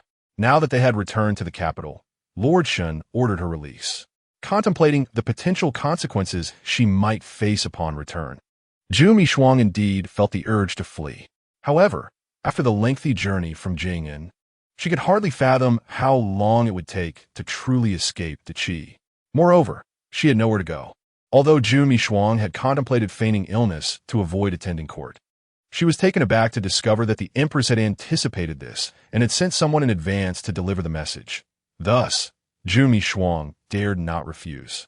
Upon hearing Jun Yanshan speak of herself in such a manner, Jun Yanshan, filled with urgency, cast a fierce glance at her and hastily stepped forward to clarify to the Empress. "Mother Empress, you have misunderstood," Jun Yanshan hurriedly exclaimed. "I was merely concerned about the devastation that war would bring upon the common people, which is why I considered negotiations. Moreover, I did not speak to Guijiang Hong about anything." The Empress surveyed the individuals before her, well aware that Jun Yanshan would attempt to argue her case. With an air of composure, she clapped her hands, summoning the witnesses. As this was a royal audience, the male consort had been tidied up beforehand, appearing considerably more respectable, to the point that Jun Yanshan did not recognize him at first. It was not until a familiar voice rang out that her complexion paled. Having been briefed by Lord Shun, the male consort dared not conceal anything and, trembling with nervousness, quickly divulged his identity and the events leading up to this moment. This is how it transpired. It was all Guijiang Hong's coercion of the commoners.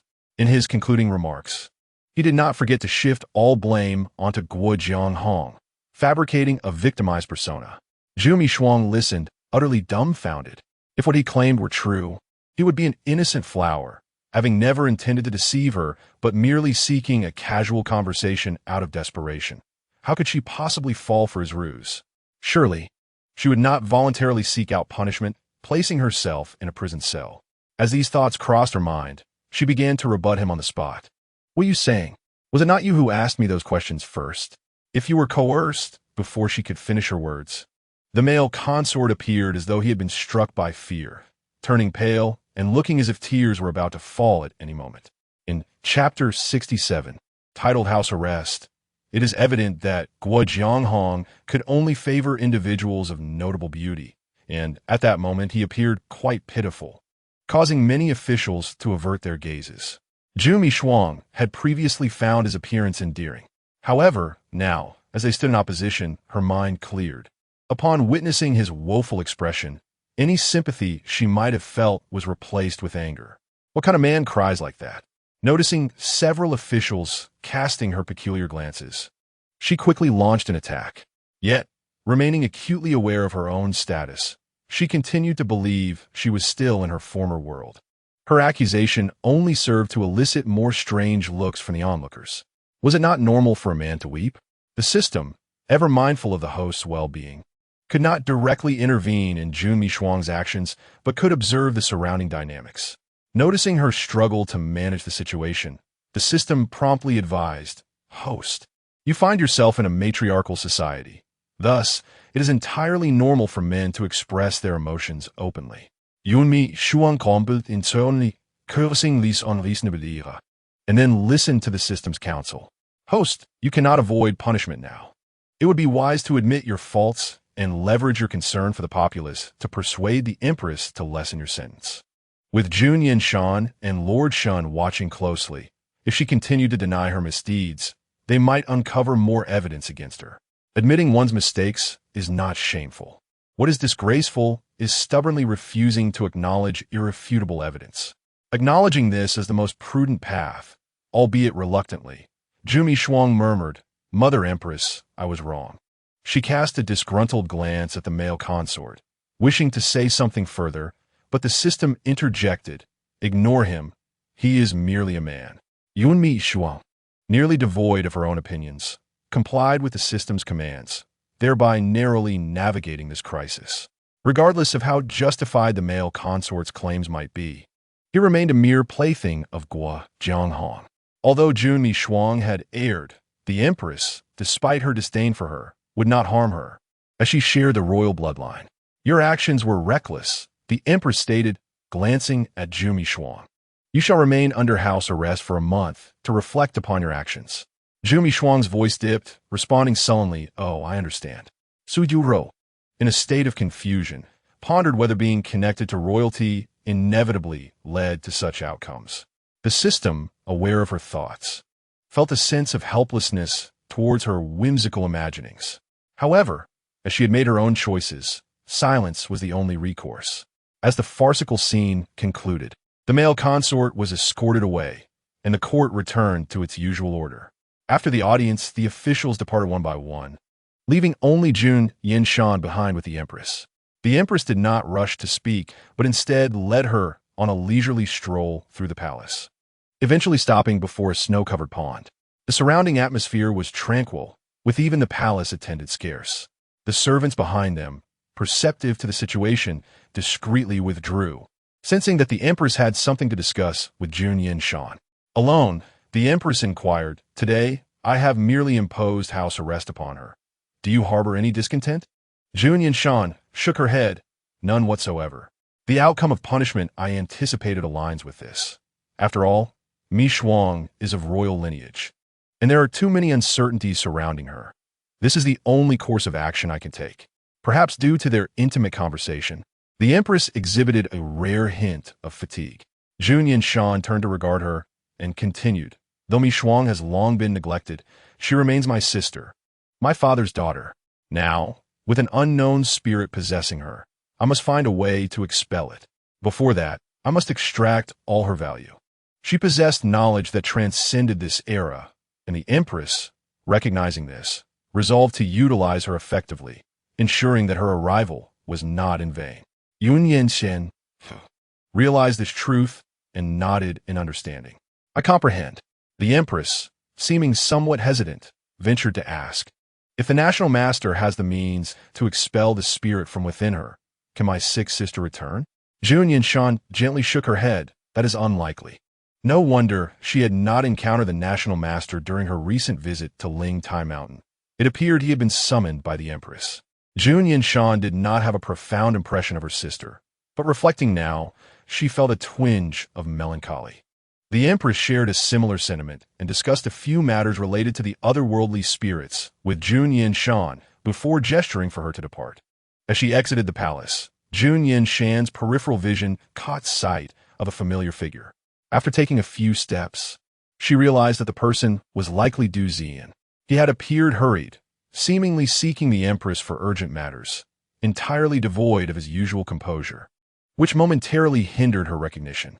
However, these matters held little significance for her, and Jun Yanshan suppressed her excess curiosity, returning to the Tai Nu mansion with Qin Yan. Following her return, she had already paid a visit to Shun Shui and briefly discussed Jing and situation before resting for a night and then attending court. Shun Shui, relieved to know she had not been harmed, resumed his usual demeanor, leisurely seated in the courtyard with a book. It was only when he felt the sunlight before him blocked by something that he looked up, meeting Jun Yanshan's gaze. Qin Yan, understanding the unspoken dynamics, led a Yuan away discreetly. Given the current rapport between the two mistresses, a Yuan saw no need to obstruct their meeting and walked softly alongside Qin Yan. Shun Shui, engrossed in his reading, remained oblivious to Jun Yanshan's sudden approach. "Why do you not take a rest?" Jun Yanshan asked as she pulled the book from his hands and set it aside. "I have been resting all day," Shun Shui replied, casting a sidelong glance at Jun Yanshan, his voice tinged with an indefinable reproach. "You, however, seem busy, though I have not seen you at home for long." Jun Yanshan had never regarded the Tai Nu mansion as home. Despite the high status of the Tai Nu, she seldom encountered anyone who resonated with her, often feeling isolated. Following her ascension, she had become increasingly solitary. Although the world belonged to her, she could not find a sense of belonging. Fortunately, ever since her return, the relationship between Jun Yanshan and Shan Shui has been restored, allowing her to gradually feel the warmth of the small courtyard within the Tai Nu Fu. She discerned the concern in Shan Shui's words and smiled, saying, "I had matters to attend to previously, but now I can finally take some time to accompany you." Shan Shui couldn't help but smile slightly, replying, "You must take good care of yourself. You have lost too much weight during this time." Chapter 68. The law does not punish the many as the Tai Nu, while not possessing the same authoritative voice as the emperor. She must still refrain from capriciously changing her mind. The handling of Shi Dan's case was entirely in the hands of Lord Shun, which spared them from expending excessive effort. Simply relocating those around her would naturally lead to someone taking action against her. Of course, as a court, they also had to impose some form of punishment on Shi Dan. Originally, the position of city lord that Jun Yanshan had mentioned transformed into a provisional city lord, dependent on performance. Despite her grievances, Shi Dan, realizing she had ultimately preserved her life, chose not to confront Jun Yanshan further.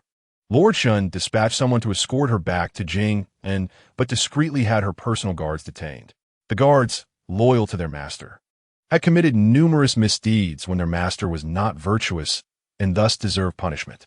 In the capital, there were countless capable individuals, and it was not difficult to apprehend someone without Shi Dan's knowledge. Just during court sessions, San alone could have been captured 800 times. The presence of this position was rather weak, and Shi Dan did not frequently seek her out. So it was only upon returning to Jing and that she realized someone was missing from her side. News of Shi Dan's return to assume the role of city lord reached Jing before she did, leaving most citizens incredulous. The soldier who had initially led the rebellion and killed Guo Jianghong's confidant before descending to open the city gates for Lord Shun explained to the crowd, "The emperor must have his reasons for this action. Perhaps it is due to the approaching year-end, and the other lords are too occupied to come?" Even she found herself doubting this assertion, but seeing the surrounding expressions of enlightenment, she swallowed her skepticism. Shi Dan's return was not met with public acclaim, which she had anticipated. To finally attain the position of city lord only to face such an atmosphere was undeniably vexing for her.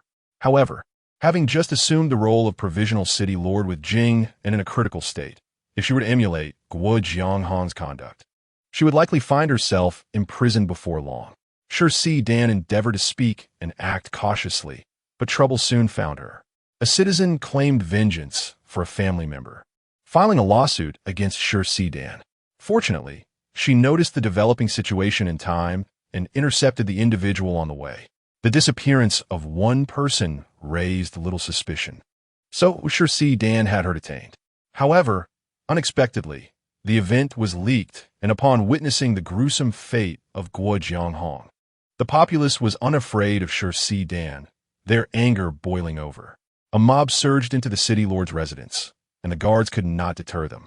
Ultimately, someone accidentally struck Shi Dan with a blade. As the blows rained down upon her, her cries were drowned in the uproar, and by the time someone noticed, she had long ceased to move. Meanwhile, her desperate calls for San echoed in the capital's prison, where he awaited his fate. Though a provisional city lord had perished, considering the multitude involved, Shi Dan had indeed committed crimes, and the court chose not to pursue the matter further. In the end, the empress appointed a minor official from Jing and as the new city lord based on Lord Shun's recommendation. Everything came to a satisfactory conclusion, and as Xiao Qingyun listened to news from his hometown, he gazed outside, feeling somewhat dazed. The nightmares that had troubled him for so long dissipated, and with the clouds parted, the atmosphere in Jing was thoroughly cleansed.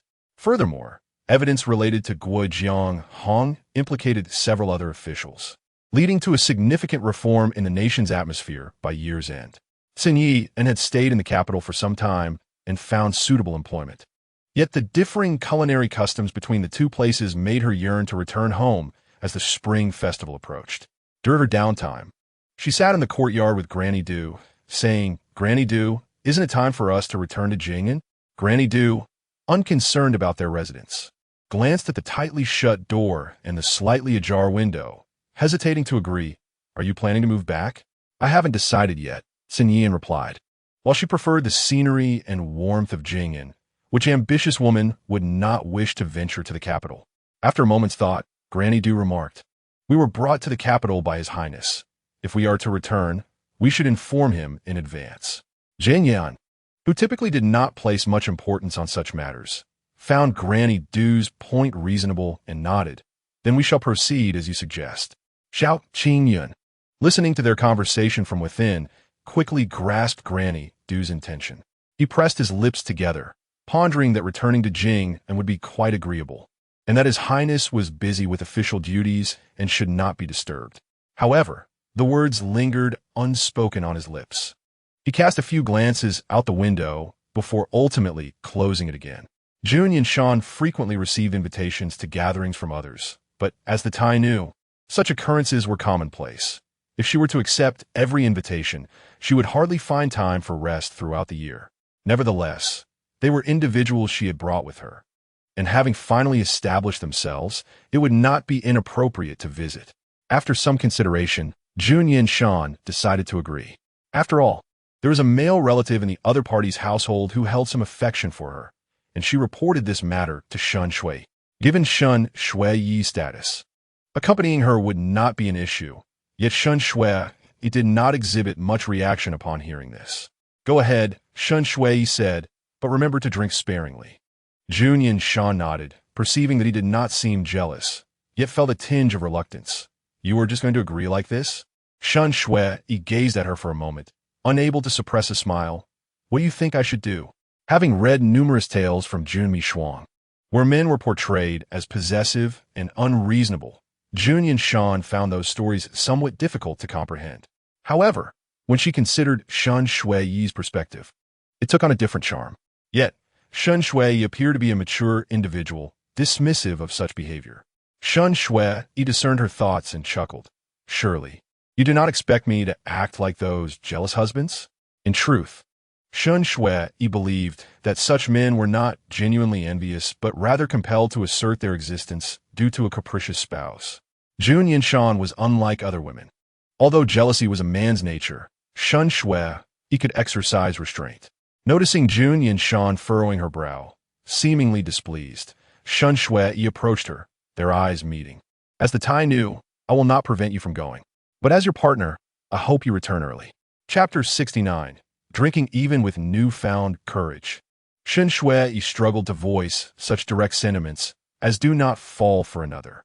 After uttering his thoughts, nearly a quarter of an hour passed before they parted. "Hurry along, do not keep them waiting," Shun Shui urged, giving Jun Yanshan a gentle push toward the door, tidying his hair slightly, yet not accompanying her outside. "It is not yet time." Jun Yanshan's gaze lingered on him for a moment before swiftly averting it, unable to suppress her smile. The two shared a brief intimacy. Yet Jun Yanshan maintained her composure, not allowing their companions to wait too long. Sun Yi and had Xiao Qingyun prepare the meal at home, while she went out to greet Jun Yanshan, who appeared almost immediately. After exchanging pleasantries and inquiring about events in Jing'an, Jun Yanshan surveyed her surroundings and chose not to elaborate. "There have been many occurrences. I will explain in detail once we arrive. Although it is not a secret, discussing it casually on the street is rather inappropriate." Sun Yian realized she had been too hasty and quickly nodded. After escorting Jun Yanshan to her doorstep, Sun Yian found herself preoccupied with other matters. "Please, Your Highness, wait inside for a moment. The commoner will return shortly." Jun Yanshan, unaware of her intentions, merely nodded slightly and watched as she hurried toward the tavern by the street. One could only imagine that this visit would likely deplete their savings considerably. Upon entering the room, Jun Yanshan glanced back at Qin Yin, silently moving her lips. Having been by her side for many years, Qin Yin instantly understood and nodded in agreement. As soon as they entered, they were warmly welcomed by Granny Du. Despite her advanced age, Granny Du was in excellent health, and the joy of the occasion made her appear even more vibrant. When confronted by Jun Yanshan, she lifted her garment to bow, But fortunately, Jun Yanshan promptly caught her. "What are you doing, Granny?" Jun Yanshan shook her head and gently guided her to a nearby chair. "Your Highness saved Jing'an. This bow is rightfully yours, even if no one sought my help. Jing'an is part of Daqi's territory, and as the Tai Mei, I am obligated to assist." After speaking, Jun Yanshan smiled and added, "In fact, I should be thanking you. Granny, despite being a commoner, you possess such courage. If it weren't for your age, I would genuinely consider recommending you as the city lord of Jing'an." Granny Du shook her head in disagreement, but before she could say much more, Jun Yanshan changed the subject. "Where is Xiao Qingyan?" This visit was merely a casual chat. She did not wish to dwell on matters of responsibility or merit. Understanding her intent, Granny Du shifted the conversation, saying Yin asked him to buy some cooked meat. Just as they were conversing, Xiao Qingyun returned, holding 2 paper bags that emanated the aroma of beef. Upon seeing that Jun Yanshan had arrived, a hint of delight spread across his face. However, being a somewhat shy man, especially one who had yet to marry, he felt a flush creep onto his cheeks after a period of not seeing Jun Yanshan. Deep down, he also understood that after this encounter, there would likely be few opportunities to meet her again. He and the 2 elders were merely commoners under Jun Yanshan's care, while she was the illustrious Tai Mei. Merely attending this gathering was already a significant honor for them. He entered the kitchen to slice the cooked meat, and once he brought it out, he sat beside Granny Du, appearing somewhat reserved. Although Qing Yan was one of Jun Yanshan's subordinates, she joined her at the table during this occasion. Sitting too closely, Jun Yanshan could hear her thoughts of affection. Jun Yanshan found herself both amused and exasperated. Previously, due to pressing matters and feeling awkward about how to broach the subject, she had not had the chance to discuss this with Qing Yan. However, on this return, it was imperative for her to allude to it subtly. Granny Du, feeling sympathetic towards Xiao Qingyun's plight, found an excuse to leave and created space for him and Jun Yanshan. As for Qing Yan, upon observing this situation, she needed no prompting and followed Granny Du to assist. Xiao Qingyun sat before Jun Yanshan, maintaining a particularly formal demeanor. He encouraged himself silently. They had shared a bed before. What was there to be nervous about now? As Jun Yanshan lifted her cup to take a sip, intending to ease the awkwardness, she nearly choked upon hearing Xiao Qingyun's inner monologue. Without a moment's hesitation, Xiao Qingyun asked, "Is something wrong, Your Highness?" "Nothing." Jun Yanshan waved her hand dismissively. Fortunately, she had not consumed much water, and it was quickly resolved. This small episode eased Xiao Qingyun's anxiety considerably, allowing him to converse with Jun Yanshan more naturally. Unfortunately, before they could delve deeper into their conversation, Sun Yin returned, followed by several attendants from the tavern, each carrying food containers. When they opened the boxes on the table, the spread was lavish. After everyone finished their meal, Sun Yin planned to return the dishes to the tavern. The attendants appeared somewhat familiar to Jun Yanshan, and upon examining the insignia on the plates, she fell silent. Glancing at the dishes, she recognized them instantly. Sun Yin had been to Guangyuan Lu. "Thank you. I will return the plates once we finish eating," Sun Yin said, walking to the courtyard entrance to see the attendants off. Once they had departed, Sun Yin closed the courtyard door and returned, asking, "Where has Granny Du gone?" It seemed she had not been away for long. Yet Granny Du was nowhere to be seen. Hearing the commotion from the courtyard, Granny Du emerged from inside. "I had something to attend to when I went in." Sun Yin cast a curious glance at her, and Qing Yin, placing the wine jar she had been carrying aside and finding a seat closer to Jun Yanshan. "Your Highness, shall we eat?" During her time working outside, Sun Yin had managed to save a bit of money, but it felt as if half of it was spent in the time it took to eat a single meal. Observing the sumptuous food and fine wine spread before them, Sun Yin felt no remorse and invited everyone to sit down and enjoy the feast. While dining, she once again inquired about Jun Yanshan's situation with Jing'an. Both Granny Du and Xiao Qingyun were equally concerned and turned their gazes toward Jun Yanshan. Jun Yanshan had recounted her experiences to the Empress during the morning court session, then repeated them to Shun Shuei upon returning home, and had even informed Yusong. She had shared this account several times, rendering it almost second nature to narrate, akin to a storyteller recounting a tale. When Xiao Qingyun heard of Guo Jianghong's untimely demise, the tension in his body eased significantly. Though the scene had been somewhat gruesome, Xiao Qingyun felt no fear upon hearing it. Rather, he wished for Jun Yanshan to expound further on the details. Aware of his trepidation towards Guo Jianghong, Jun Yanshan complied with his request. Chapter 70. A letter after all the news had been shared. Darkness was beginning to settle. Sun Yin attempted to persuade Jun Yanshan to drink, but after several rounds of refusal, Jun Yanshan merely sipped lightly from her cup. By the time Sun Yin was nearly intoxicated, Jun Yanshan remained lucid. Winter nights fell early, and as Jun Yanshan glanced up at the darkening sky, she stood to take her leave. Until the moment she was about to depart, Xiao Qingyun had not said a word. Granny Du, watching anxiously from the side, tugged at his sleeve. As Jun Yanshan rose to leave, Xiao Qingyun merely stood to bid her farewell. Granny Du, please escort Her Highness. I will stay to look after my aunt, he suggested. It was customary to have someone remain to care for the inebriated, and given Xiao Qingyun's youth and agility, he was the most suitable choice. However, Granny Du was filled with a sense of helplessness. With a resigned glance at Xiao Qingyun, she nodded and accompanied Jun Yanshan outside. Due to her advanced age, Jun Yanshan did not allow her to walk too far and soon urged her to return. You may go back now. There is no need to see me off. Granny Du hesitated but finally addressed Jun Yanshan. Your Highness, I have a question to ask. Jun Yanshan paused. What is it? Please speak. After the incident with Qingyun has developed some trepidation towards ordinary women and is hesitant to approach them. So I wanted to inquire if he could be admitted into the Tai Mei residence. Granny Du pressed, her determination evident. Xiao Qingyun had no grand aspirations. Merely being accepted into the Tai Mei residence would suffice for him. Having another mouth to feed would not burden Jun Yanshan, yet she still declined. He is still young. He will inevitably encounter a woman he admires. Such evasive words conveyed her intent, and Granny Du understood, feeling it was best not to press further. Upon returning to the courtyard, Granny Du spotted Xiao Qingyun hurriedly emerging with a pouch of coins. Granny Du, I found this in the corner of the courtyard just now. Might it belong to the princess? Granny Du accepted the pouch, weighing it in her hand, and without needing to open it. She knew it contained far more than the value of their meal. Where did you find it? She inquired. Xiao Qingyun walked to the corner of the courtyard and pointed beneath the tree, declaring, right here. Granny Du reminisced about the path they had taken and shook her head, returning the pouch of coins to Xiao Qingyun. It seems this was intentionally left by His Highness. You should keep it for yourself. Xiao Qingyun was taken aback for a moment, then nodded, lowering his gaze to the pouch in his hand, a myriad of unexpressed feelings swirling within him.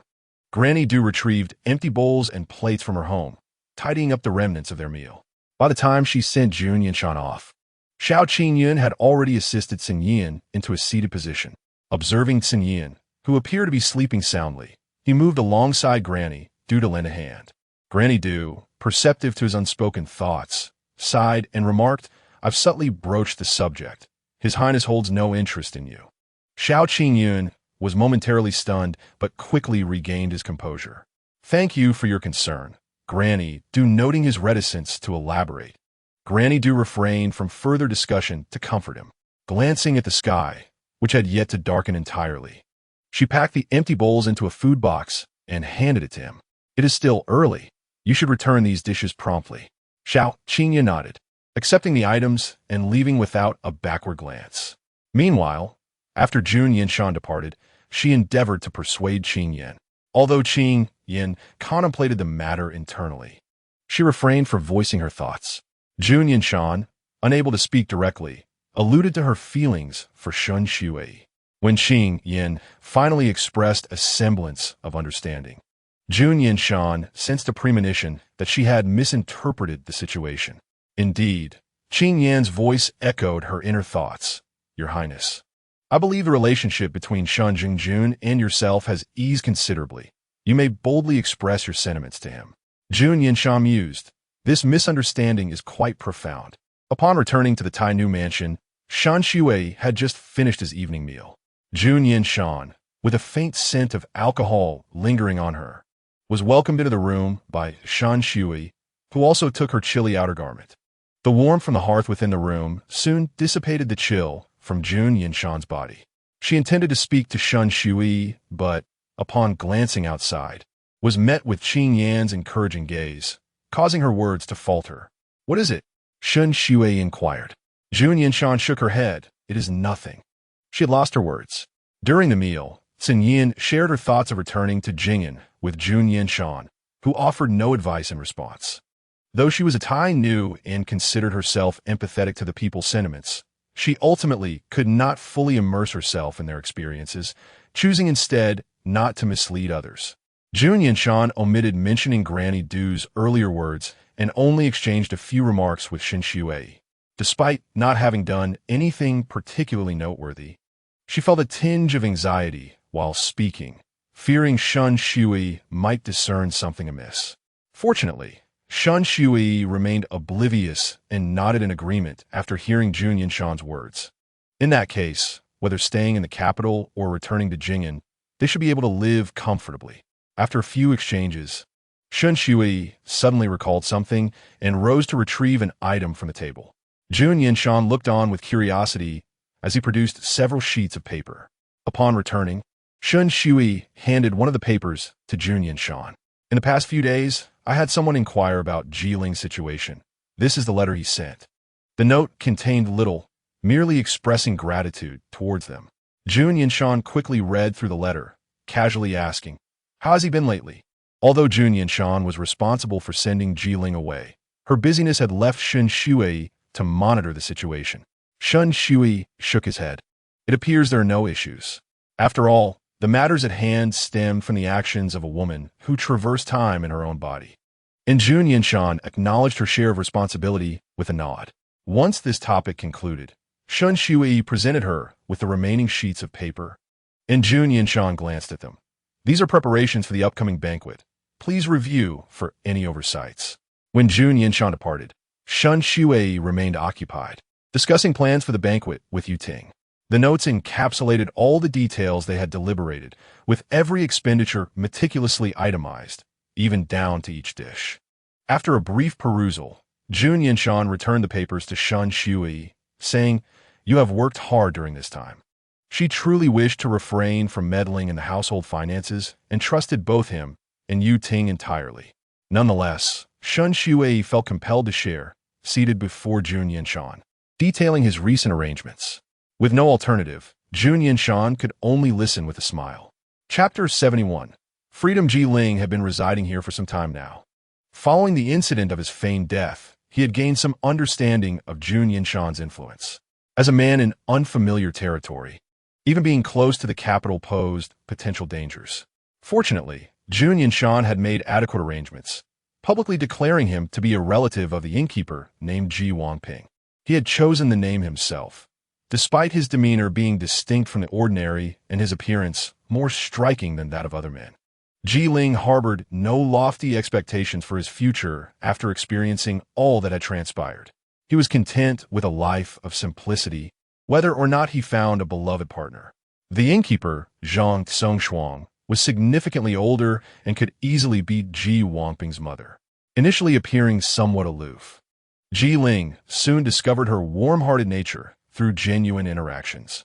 Regardless of whether it was due to Jun Yanshan's instructions or her innate kindness, Zhang Songshuang frequently visited him, which deeply moved him. Having adapted to his surroundings over time, Ji Wangping had become familiar with the city. The location chosen by Jun Yanshan was not remote. The climate and prosperity mirrored that of the capital, allowing Ji Ling to adjust quickly to daily life. As for his means of livelihood, Ji Wangping was not without skills. He often engaged in embroidery within the courtyard, presenting his finished works to Zhang Songshuang, who would then sell them to other customers. Although he had not dedicated much time to needlework, being more proficient in singing, he was determined never to return to his former profession. Fortunately, his keen aptitude allowed him to quickly adapt. With Zhang Songshuang providing clientele, sustaining himself proved not to be a challenge. Initially hesitant to venture outside, Ji Wangping gradually acclimated. He was no longer the Ji Ling of the brothel or the side consort of the Tai Nu mansion. He was now Ji Wangping, endowed with a pure identity and the freedom to make choices. Though solitary in the courtyard without the company of servants, he relished this newfound solitude. As he stepped outside and locked the gate behind him, he had not taken more than a few steps when he heard a call from the neighboring inn. "Wangping, where are you headed?" "I plan to take a stroll around the street," Ji Wangping replied, turning to see Zhang Songxuang peering out from the doorway. "I've been here for quite some time, but haven't fully explored the surroundings. Will you be able to find your way back?" Zhang Songxuang expressed her doubts. She withdrew her gaze, scanning the inn for a more relaxed attendant to accompany him. "Let me find someone to go with you." Having previously been escorted around a few times, Ji Wangping was familiar enough with the area, albeit mostly for purchasing goods. Sensing Zhang Songxuang's intent to find assistance, he promptly declined. "No need. I intend to wander casually and can find my way back." He cheerfully glanced at the signboard of the inn, adding, "Besides, even if I get lost, your establishment is so large that surely no one in the city would be unaware of it. I can simply ask for directions." Zhang Songxuang observed him for a moment, confirming he was not merely being polite, and finally nodded. "Very well, but do be careful." Zhang Songxuang's face bore no smile. Yet the concern embedded in her words was unmistakable. As Ji Wangping was about to leave, she called out to him, "Wait a moment."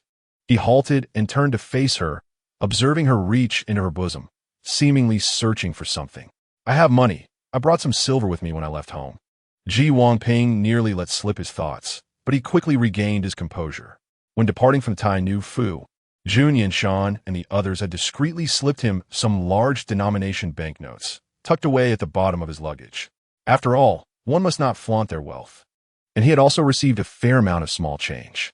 On ordinary days, he could easily manage any purchases with just the small coins. Nevertheless, Zhang Songxuang remained skeptical, shaking her head and forcefully placing the money pouch into his hands. "Take it." A man of striking appearance, walking alone on the street, clutching large banknotes, could inevitably stir ill intentions, regardless of the strictness of the system. To avert such occurrences, Ji Wangping had made prior arrangements. He had previously tasked someone at a cosmetics shop to procure some powder for him. While most men used such powders to enhance their looks and attract suitable companions, Ji Wangping required the opposite, to dull his features. After applying a layer of powder, his complexion appeared darker, and his facial features seemed more blunt, rendering him inconspicuous in the throng of the crowd. This was also thanks to his previous experiences in the brothel. Typically, someone of his caliber would have a tendency to assist with makeup, but after being sabotaged by a rival who bribed his servant to almost swap his cosmetics, Ji Wangping resolved that henceforth, no one would touch his powder. He would handle his own makeup. When Zhang Songxuang first saw him emerge from his room after applying the powder, she mistook him for someone else until she scrutinized him closely. Therefore, she was not overly concerned about Ji Wangping venturing out alone. As Ji Wangping wandered the streets, he observed everything around him with heightened curiosity. He remained mindful of his identity, deliberately stooping to blend into the crowd, ensuring that no distinctive traits were apparent. When he encountered items of interest, he would gaze at them more than once, hesitating before purchasing. His past experiences had instilled a fear in him. Even with some spare money in hand now, he was wary of drawing attention and returning to his previous predicaments. The items Zhang Songxuang had procured for him were of commendable quality, particularly the cosmetics. Jun Yanshan had previously instructed her to take good care of him, allocating a substantial sum for Zhang Songxuang to manage. Additionally, there was another reason. While most women of Zhang Songxuang's age would typically have 5 or 6 children, she bore none. She had once had a legitimate son, but he had passed away too soon, leaving no heirs. A devoted person, she had refused to remarry. Now, seeing her peers with children to dote upon, she felt a pang of envy. Ji Wangping conveniently filled that void. Chapter 72. Oversights no matter how one attempts to change. The habitual manner of walking is not easily altered. Ji Wangping forced himself to hunch, yet the habits ingrained over 20 years were not so easily modified. After a short distance, his back straightened once again. He stood in front of a stall, gazing around, unknowingly reverting to his previous habits, and a genuine smile surfaced on his face. Even with his deliberate attempt to obscure his features with powder, that smile captivated the stall owner momentarily. After a brief pause, The stall owner regained her composure, finding it somewhat amusing, and scrutinized him a bit more, though he appeared quite ordinary. How could a mere smile imbue him with an indescribable charm? Observing Ji Wangping's clear gaze, the stall owner quickly composed herself and pointed to the items on the stall. Is there anything you fancy? Feel free to take a look. Ji Wangping nodded, entirely oblivious to any hint of misalignment in her demeanor. Though he had often felt out of place in the past, possessing such a visage generally elicited additional patience from others, and he had grown accustomed to this treatment. While most of his purchases in the brothel had been jewelry, he was secretly more intrigued by smaller trinkets. Selecting a few small items, Ji Wangping paid without hesitation, tucking them into his sleeve as he continued on his way, unaware that he had attracted someone's attention. Who is that? I don't think I've seen him before. A woman's voice murmured from a distance. Having lived in the area for over a decade, she may not have encountered every individual in the city, but she was certain she would not overlook someone of notable demeanor. Her maid, hearing this, glanced over. Given his attire, he doesn't seem to be from any distinguished family. Could he be a recent arrival? After a brief exchange, the young lady took the lead, saying, "Let us go and take a closer look." The maid, always obedient, nodded and followed her closely. Ji Wangping, being new to this place and seeking a quiet life, had not thought to inform Zhang Songshuang about the local powers and factions. Among them was a wealthy merchant surnamed Qin, who controlled nearly half the city's economy and maintained connections with local officials. Unfortunately, this merchant seemed to harbor a secret affliction. Despite having numerous concubines, he had only recently fathered his first and only child at over 40 years of age, Qin Yunlu. Women are required to learn a multitude of skills, especially in merchant families where inheritance is concerned. However, Qin Yunlu had no such ambitions, with no siblings to contest her inheritance. Everything would belong to her upon her mother's passing. As long as she steered clear of gambling, the Qin family's wealth could sustain her for 3 lifetimes. Now approaching her coming of age, she remained devoid of any skills. Her mother, worried that no one would care for her after her death, sought a suitable husband for her. Yet, Qin Yunlu was notoriously selective. The well-bred young men deemed her unsuitable, while she found the rustic commoners unappealing. Typically, women marry by a certain age, but Qin Yunlu had become an exception. In a city of this size, news of a handsome young man would spread swiftly, yet she had yet to encounter such a figure. Curiously, she trailed behind, seemingly browsing the street vendors, but her gaze frequently darted in Ji Wangping's direction. When she finally caught a clear glimpse of his face, her hopes were dashed. Initially, she had thought his silhouette promised beauty, but upon seeing his face, she found his complexion far darker than those her mother had selected for her. Furthermore, his features lacked any vitality, save for his eyes, which sparkled like scattered stars, momentarily captivating Qin Yunlu. The maid accompanying her also noticed Ji Wangping's appearance, surmising he would not be to her mistress's taste. Seeing Qin Yunlu standing there in a daze, the maid quickly advised, "Miss, let's head back. Young Master Gay from Nuangxiang Lu is waiting for you." Unable to find a suitable husband, Qin Yunlu had soon become a frequent visitor to Nuangxiang Lu, where young Master Gui was her closest acquaintance. As she followed Ji Wangping, her sleeve concealed a gift of fine perfume intended for young Master Gui. "No rush. Let us observe a little longer." Although Qin Yunlu expressed her sentiments, her gaze seemed to be glued to Ji Wangping. He reached out to examine a clay figurine at the stall, inadvertently exposing a segment of his wrist. Its fair complexion instantly captivating Qin Yunlu's attention. To be honest, such a mundane action would typically go unnoticed by most. However, Qin Yunlu had been observing him intently, and thus noticing such details came as no surprise. Although Ji Wangping had taken care to apply powder to his face, the thick winter clothing obscured his wrist, a detail he had overlooked, which turned out to be a significant flaw. He frequently found himself the center of excessive attention from the crowd, and Qin Yunlu's gaze had become almost scorching, leading Ji Wangping to finally recognize this scrutiny. He placed the item down, offered an apologetic smile to the stall owner, yet furrowed his brow slightly. Unsure of who was observing him from behind, he wondered if his attire would lead to any peril. Regardless, Ji Wangping heightened his vigilance to the utmost. Such prying eyes extinguished his desire to continue browsing, prompting him to consider returning directly. In this unfamiliar setting, Ji Wangping did not attempt to compare his familiarity with the paths to anyone else. Although he was reluctant to trouble Zhang Songshuang, he understood she was, after all, a person of the prince.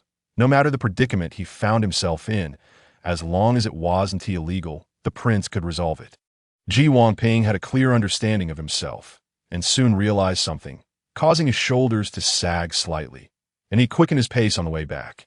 The maid, disinterested in Ji Wangping, paid little mind to his intention to leave, and was just about to speak to Qin Yunlu when she noticed a glint in Qin Yunlu's eyes.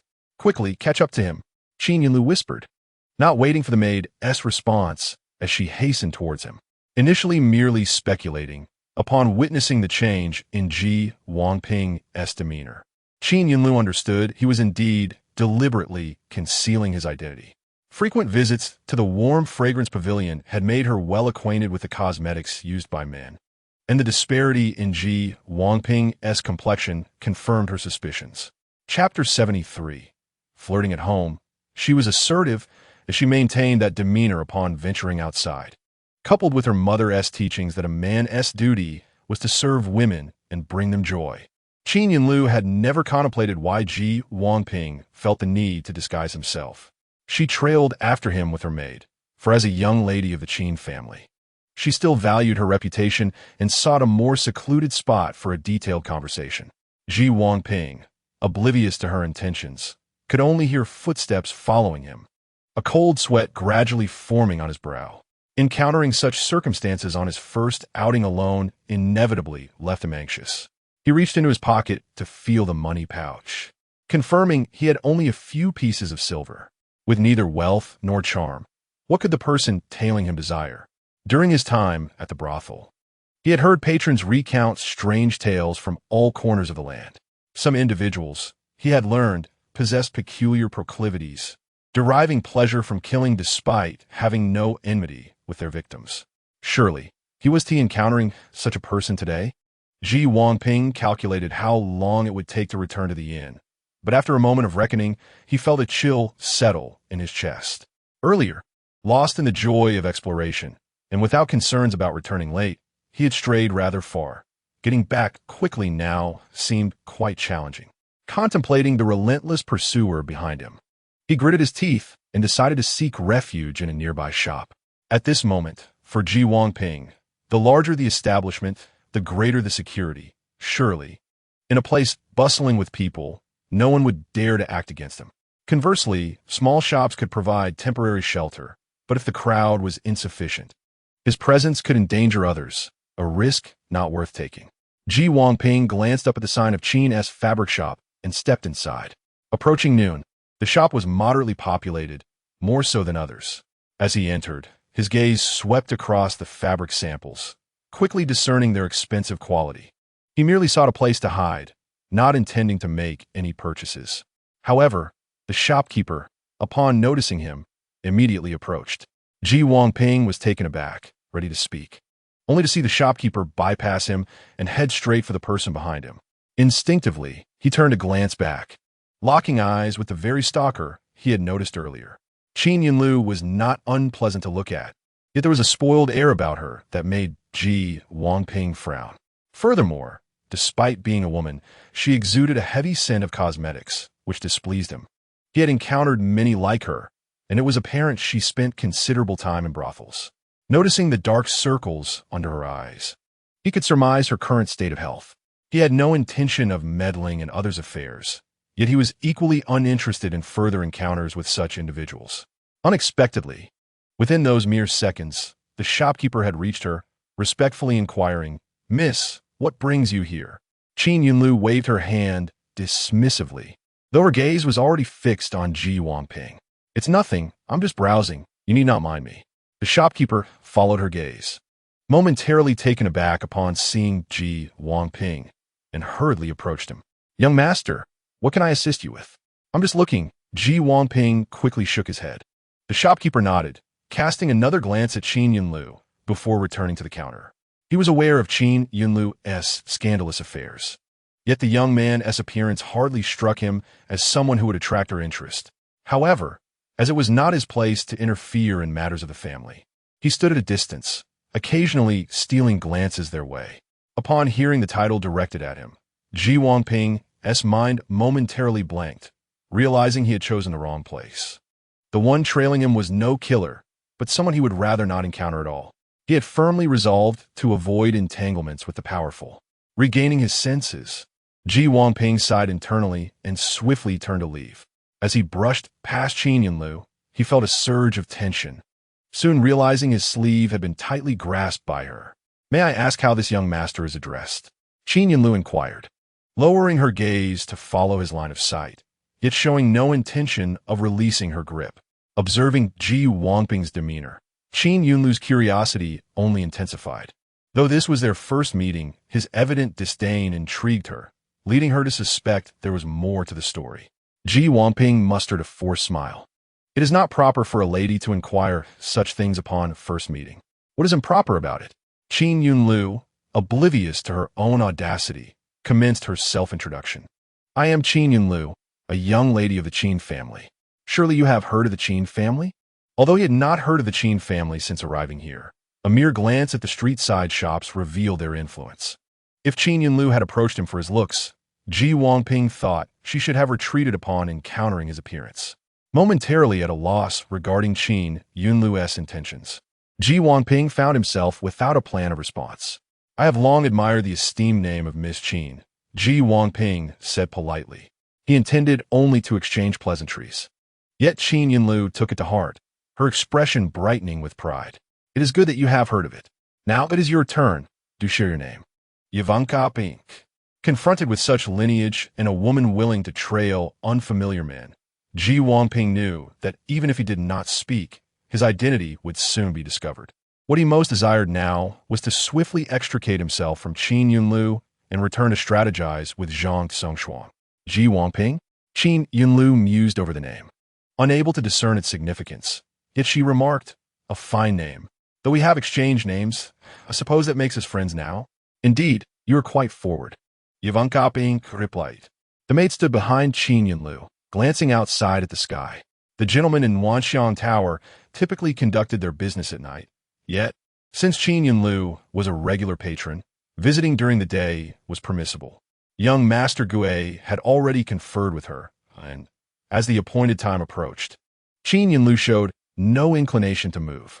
She cast a cursory glance at the unremarkable, somewhat rustic Ji Wangping and tugged at Qin Yunlu's sleeve, saying, "Miss, young Master Gue is waiting." Qin Yunlu, preoccupied with engaging the individual before her, felt a sudden jolt at the mention of her old acquaintance. "Oh dear, if there's nothing important, please do not disturb me. Can't you see I am busy?" After saying this, she flashed a smile at Ji Wangping. "I'm not busy. Shall we find a place to sit and chat?" Ji Wangping, having spent time in the brothel, immediately understood the implications of the name mentioned. This young Master Gue was likely a prominent figure in the establishment. Ji Wangping had once held a similar title, but had cast it aside after being redeemed. "I have some matters at home," he offered casually, trying to sidestep Qin Yunlu. However, she was not easily dissuaded. With a quick flick of her eyes, she devised a solution. "Is there anything in the city that my Qin family cannot resolve? Let me accompany you. I would like to see where you live, making it easier for me to visit next time." He's certainly one to be adorned in such makeup at home. Then I shall finally glimpse his true visage.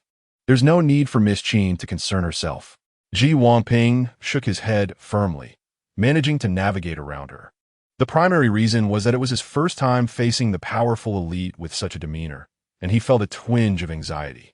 Observing his retreating figure, Qin Yunlu felt her pride stung and refrained from pursuing him.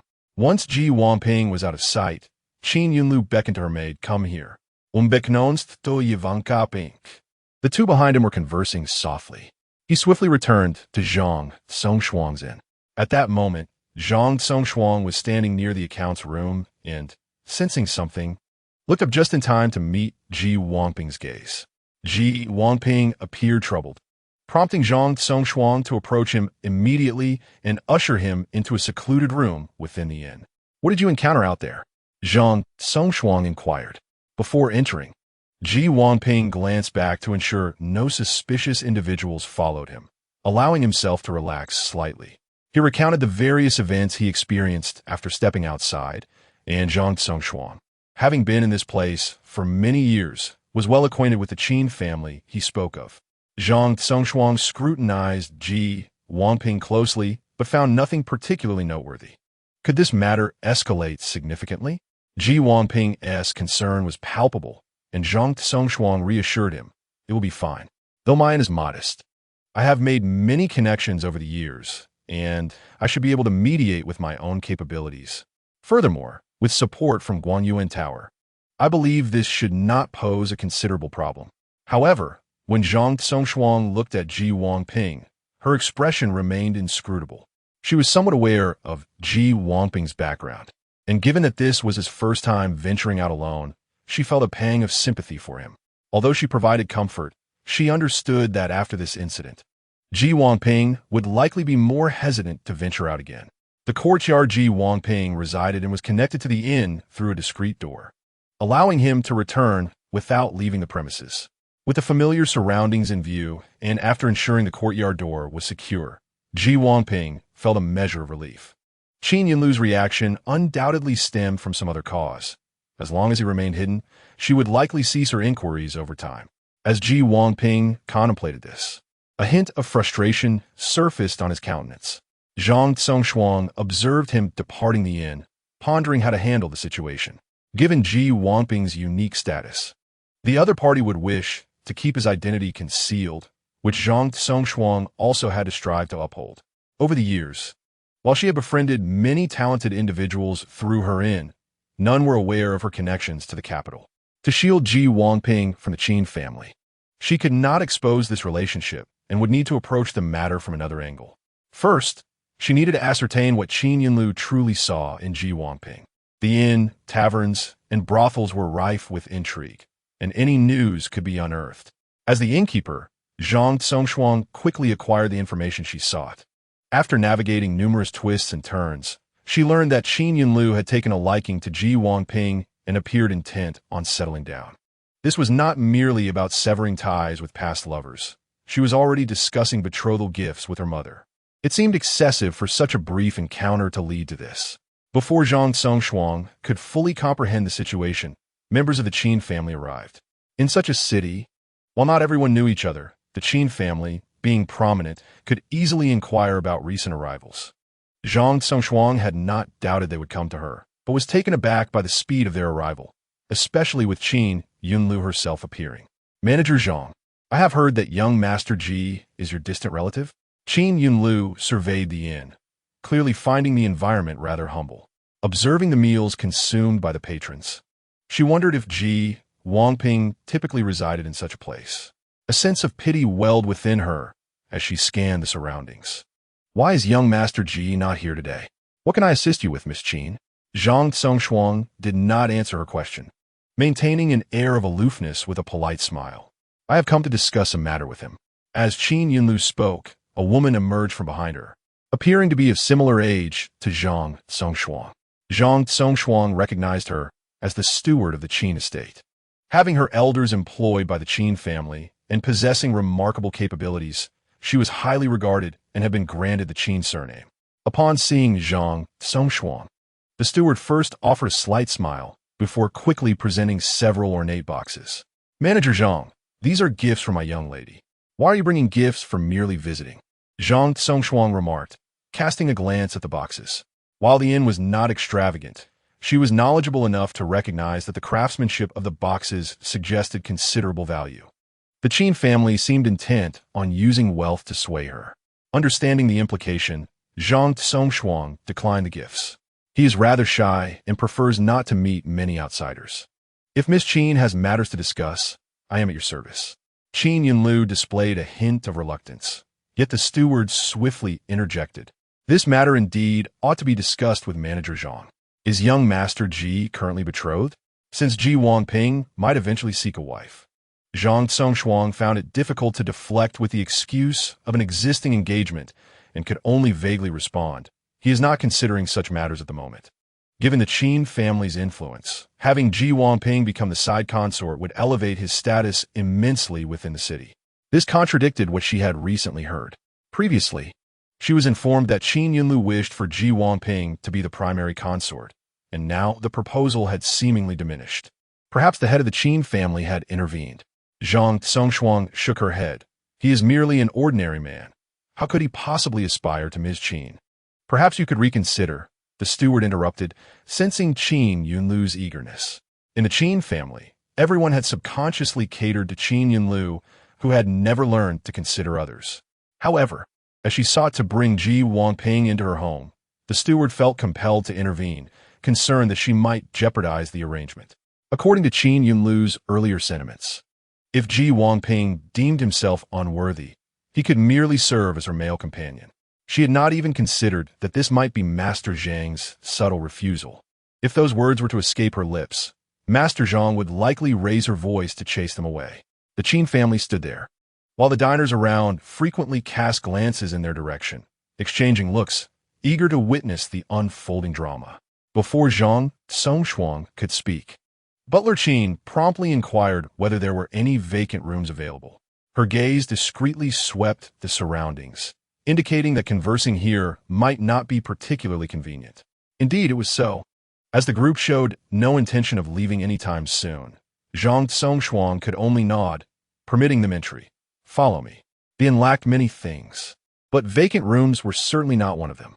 Leading them to the courtyard, Zhang Songshuang reiterated her stance. He is currently not considering marriage. So I kindly ask Miss Qin to abandon such thoughts. Qin Yunlu was obstinate. If I marry into the Qin family, I shall treat him well. Even if you do not trust me, do you not have faith in the decades-long reputation of Qin Ji? Zhang Songshuang countered. Can such matters be weighed together? She restrained her gaze, refraining from looking around, yet internally pondered whether Ji Wangping might suddenly appear, to prevent any unforeseen circumstances. The small door between the inn and the courtyard was typically locked only from Ji Wangping's side. This meant that if anyone were to intrude into the courtyard, Ji Wangping could swiftly escape into the inn. In essence, he could come over at any moment. What Butler Qin had said was precisely what Zhang Songshuang dreaded hearing. Master Zhang, perhaps it would be best to await the wishes of young Master Ji.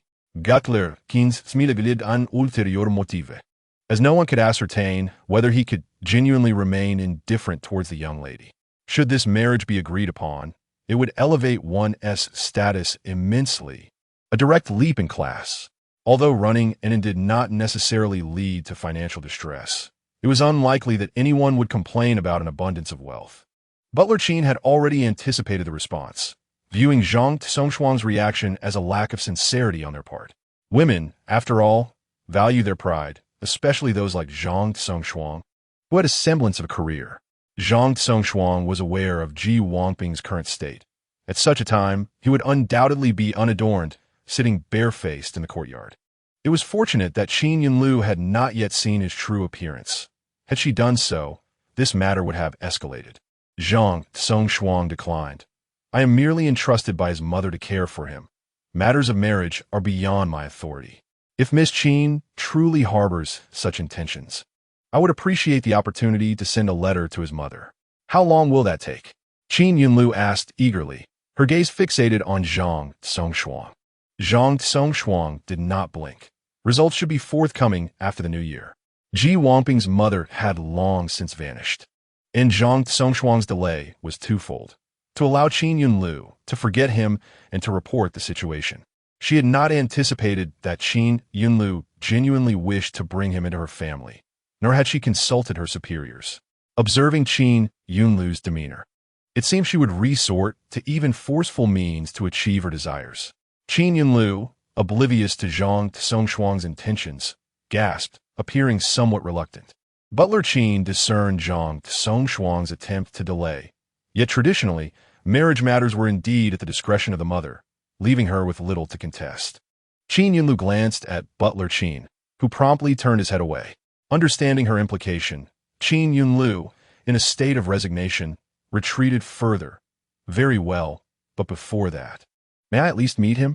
Before Zhang Songshuang could respond, Qin Yunlu suddenly appeared astute. You mentioned he is shy. He must be hiding at home. Having met him once before, we had a delightful conversation. He surely would not object to seeing me. Qin Yunlu was like a sticky mud, and Zhang Songshuang felt a headache coming on. Fortunately, this situation did not persist for long. As soon as the group arrived, Zhang Songshuang had discreetly signaled to a nearby attendant.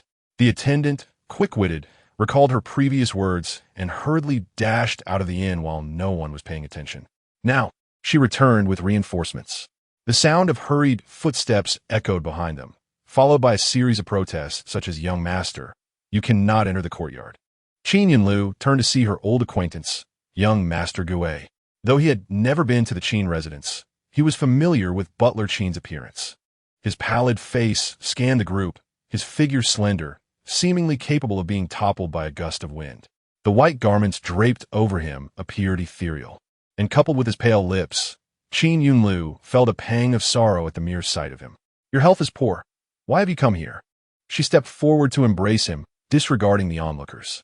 Young Master Gui gazed at her with a melancholic expression. "Had I not come, I would have remained unaware that the young lady has found someone else." His eyes flitted over the several brocade boxes, and recalling Qin Yunlu's recent distraction. Along with the rumors he had heard, understanding dawned upon him. He had served Qin Yunlu for so long that everyone had come to regard him as her possession. Aside from her, he had no other guests, and yet she had never once mentioned redeeming him. Yet this Ji Wangping, rumored to be unremarkable in appearance, had captured Qin Yunlu's attention in an instant. Young Master Gui suppressed the jealousy in his gaze, a single tear hanging precariously, which Qin Yunlu instinctively reached out to wipe away. "How can you say such a thing?" She wished to explain, but young Master Gui's statement was entirely factual, leaving her at a loss for words. Fortunately, he was easily appeased. Upon hearing Qin Yunlu's response, he quickly lifted his gaze to her. "Will Miss Qin be visiting me today?" Qin Yunlu, already captivated, nodded eagerly. "Yes, I shall go now." After agreeing, she seemed to finally realize their surroundings and released young Master Gui, bowing slightly to Zhang Songshuang. "Master Zhang, I shall return another day." Zhang Songshuang replied, "It would be best not to return." She glanced at Butler Qin, whose expression mirrored her displeasure, evidently caught off guard by Qin Yunlu's actions. Zhang Songshuang empathized with her feelings. It was immensely frustrating to assist a master who brings trouble upon themselves, only to have them hinder progress. Butler Qin quickly regained his composure, instructing someone to set down the gifts. "Master Zhang, until we meet again." Chapter 76. Guidance. Jun Yanshan would not miss this news. Unexpectedly, even after leaving the capital, Ji Wangping could encounter such matters. Having resolved to aid Ji Wangping in faking his death to escape, Jun Yanshan would not allow this situation to unfold unchecked. However, devising a method to make Qin Yunlu retreat without exposing her background was indeed a considerable challenge. Thus, although the majority of the Qin family's influence did not reside in the capital, she still encountered 2 or 3 officials bearing the Qin surname during morning court sessions. From her understanding, these officials were distantly related to the Qin family Ji Wangping interacted with. Although not of the same lineage, they still held connections. Jun Yanshan did not dwell on this issue for long before facing another dilemma. She had initially believed that Ji Ling's feigned death would attract Jun Hanmei's attention, allowing her to exploit the situation to tarnish her reputation, forgetting entirely how Ji Ling had entered her residence. Had it not been for Su Yuru's prior possession, Jun Yanshan might not have recognized Ji Ling at all. Now that Ji Ling was publicly declared dead, it seemed reasonable for Jun Mishuang to feel discontent.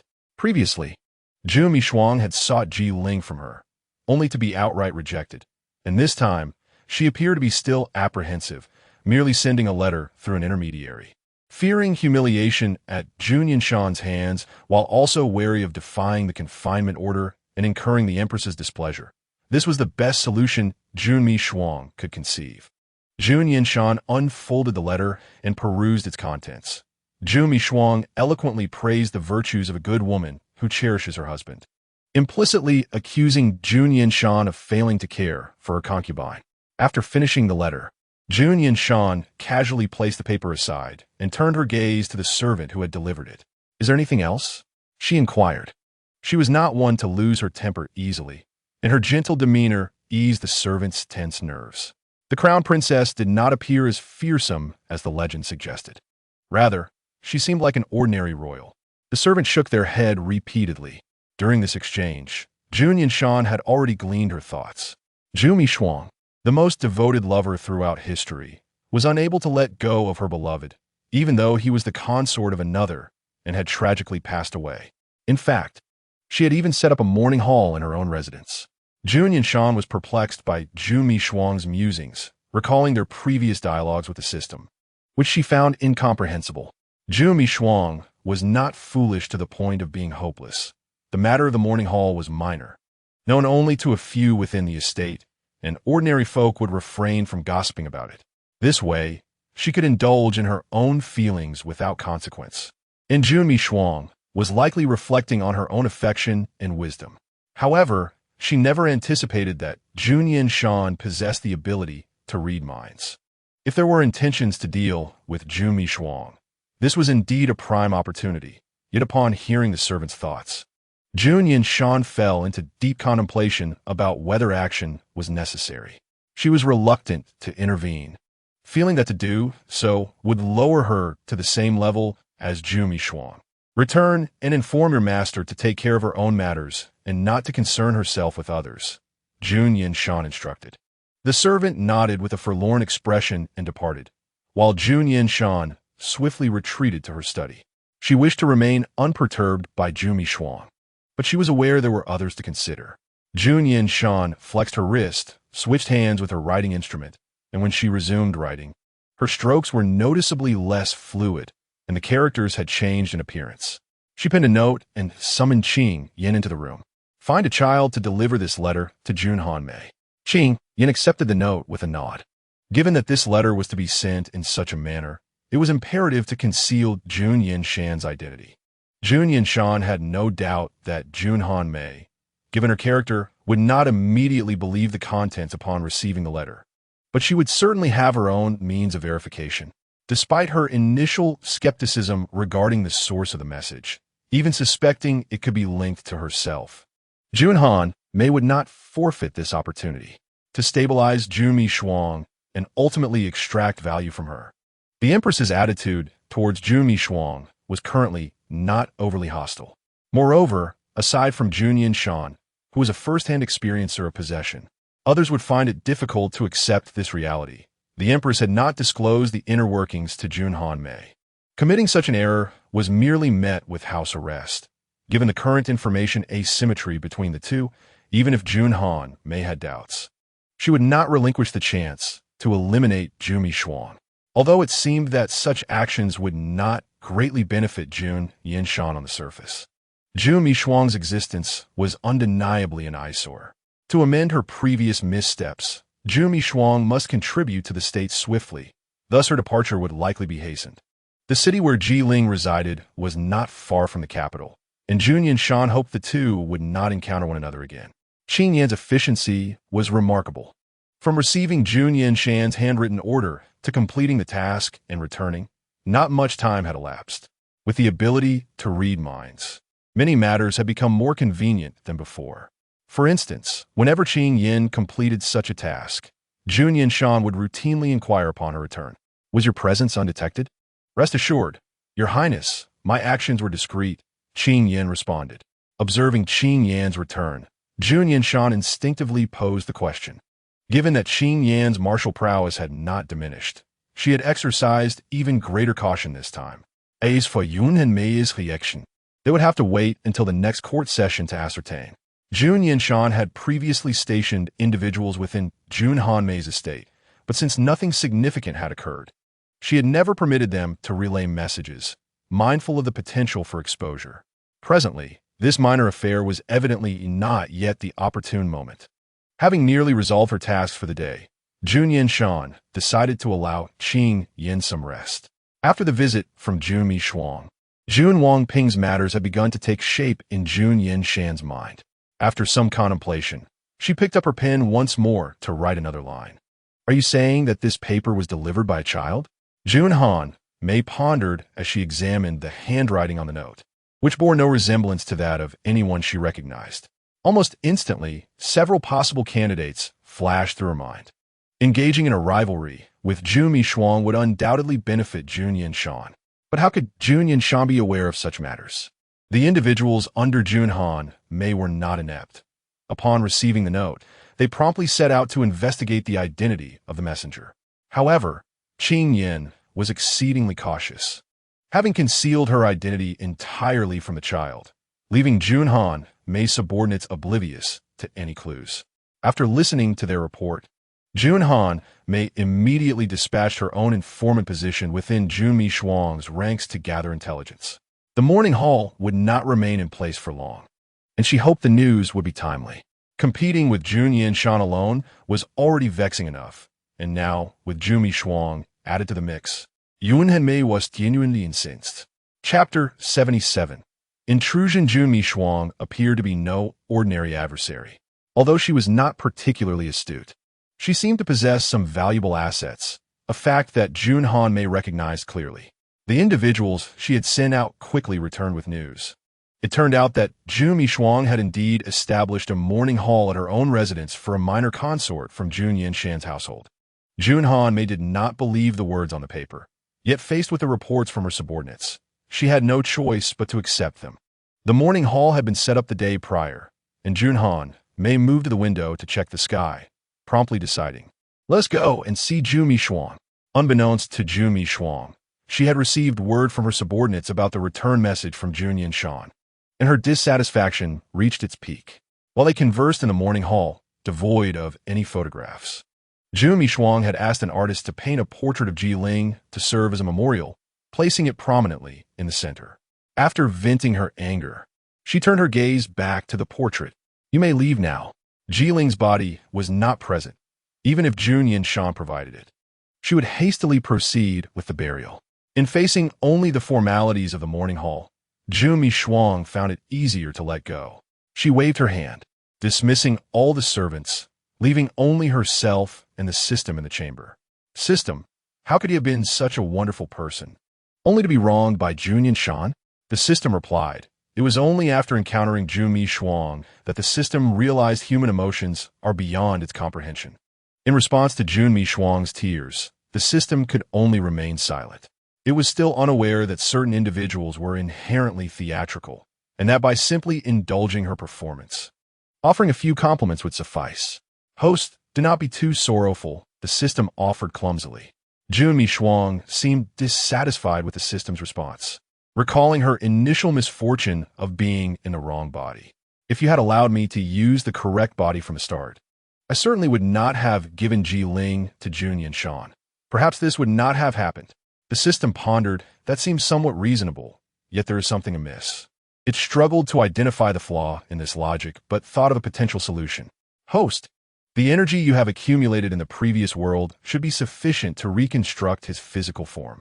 Jun Yanshan was taken aback. "And what happens after resurrection? How much energy will I have left?" The system responded promptly, "It will exhaust all of your current energy." Jun Yanshan fell into silence.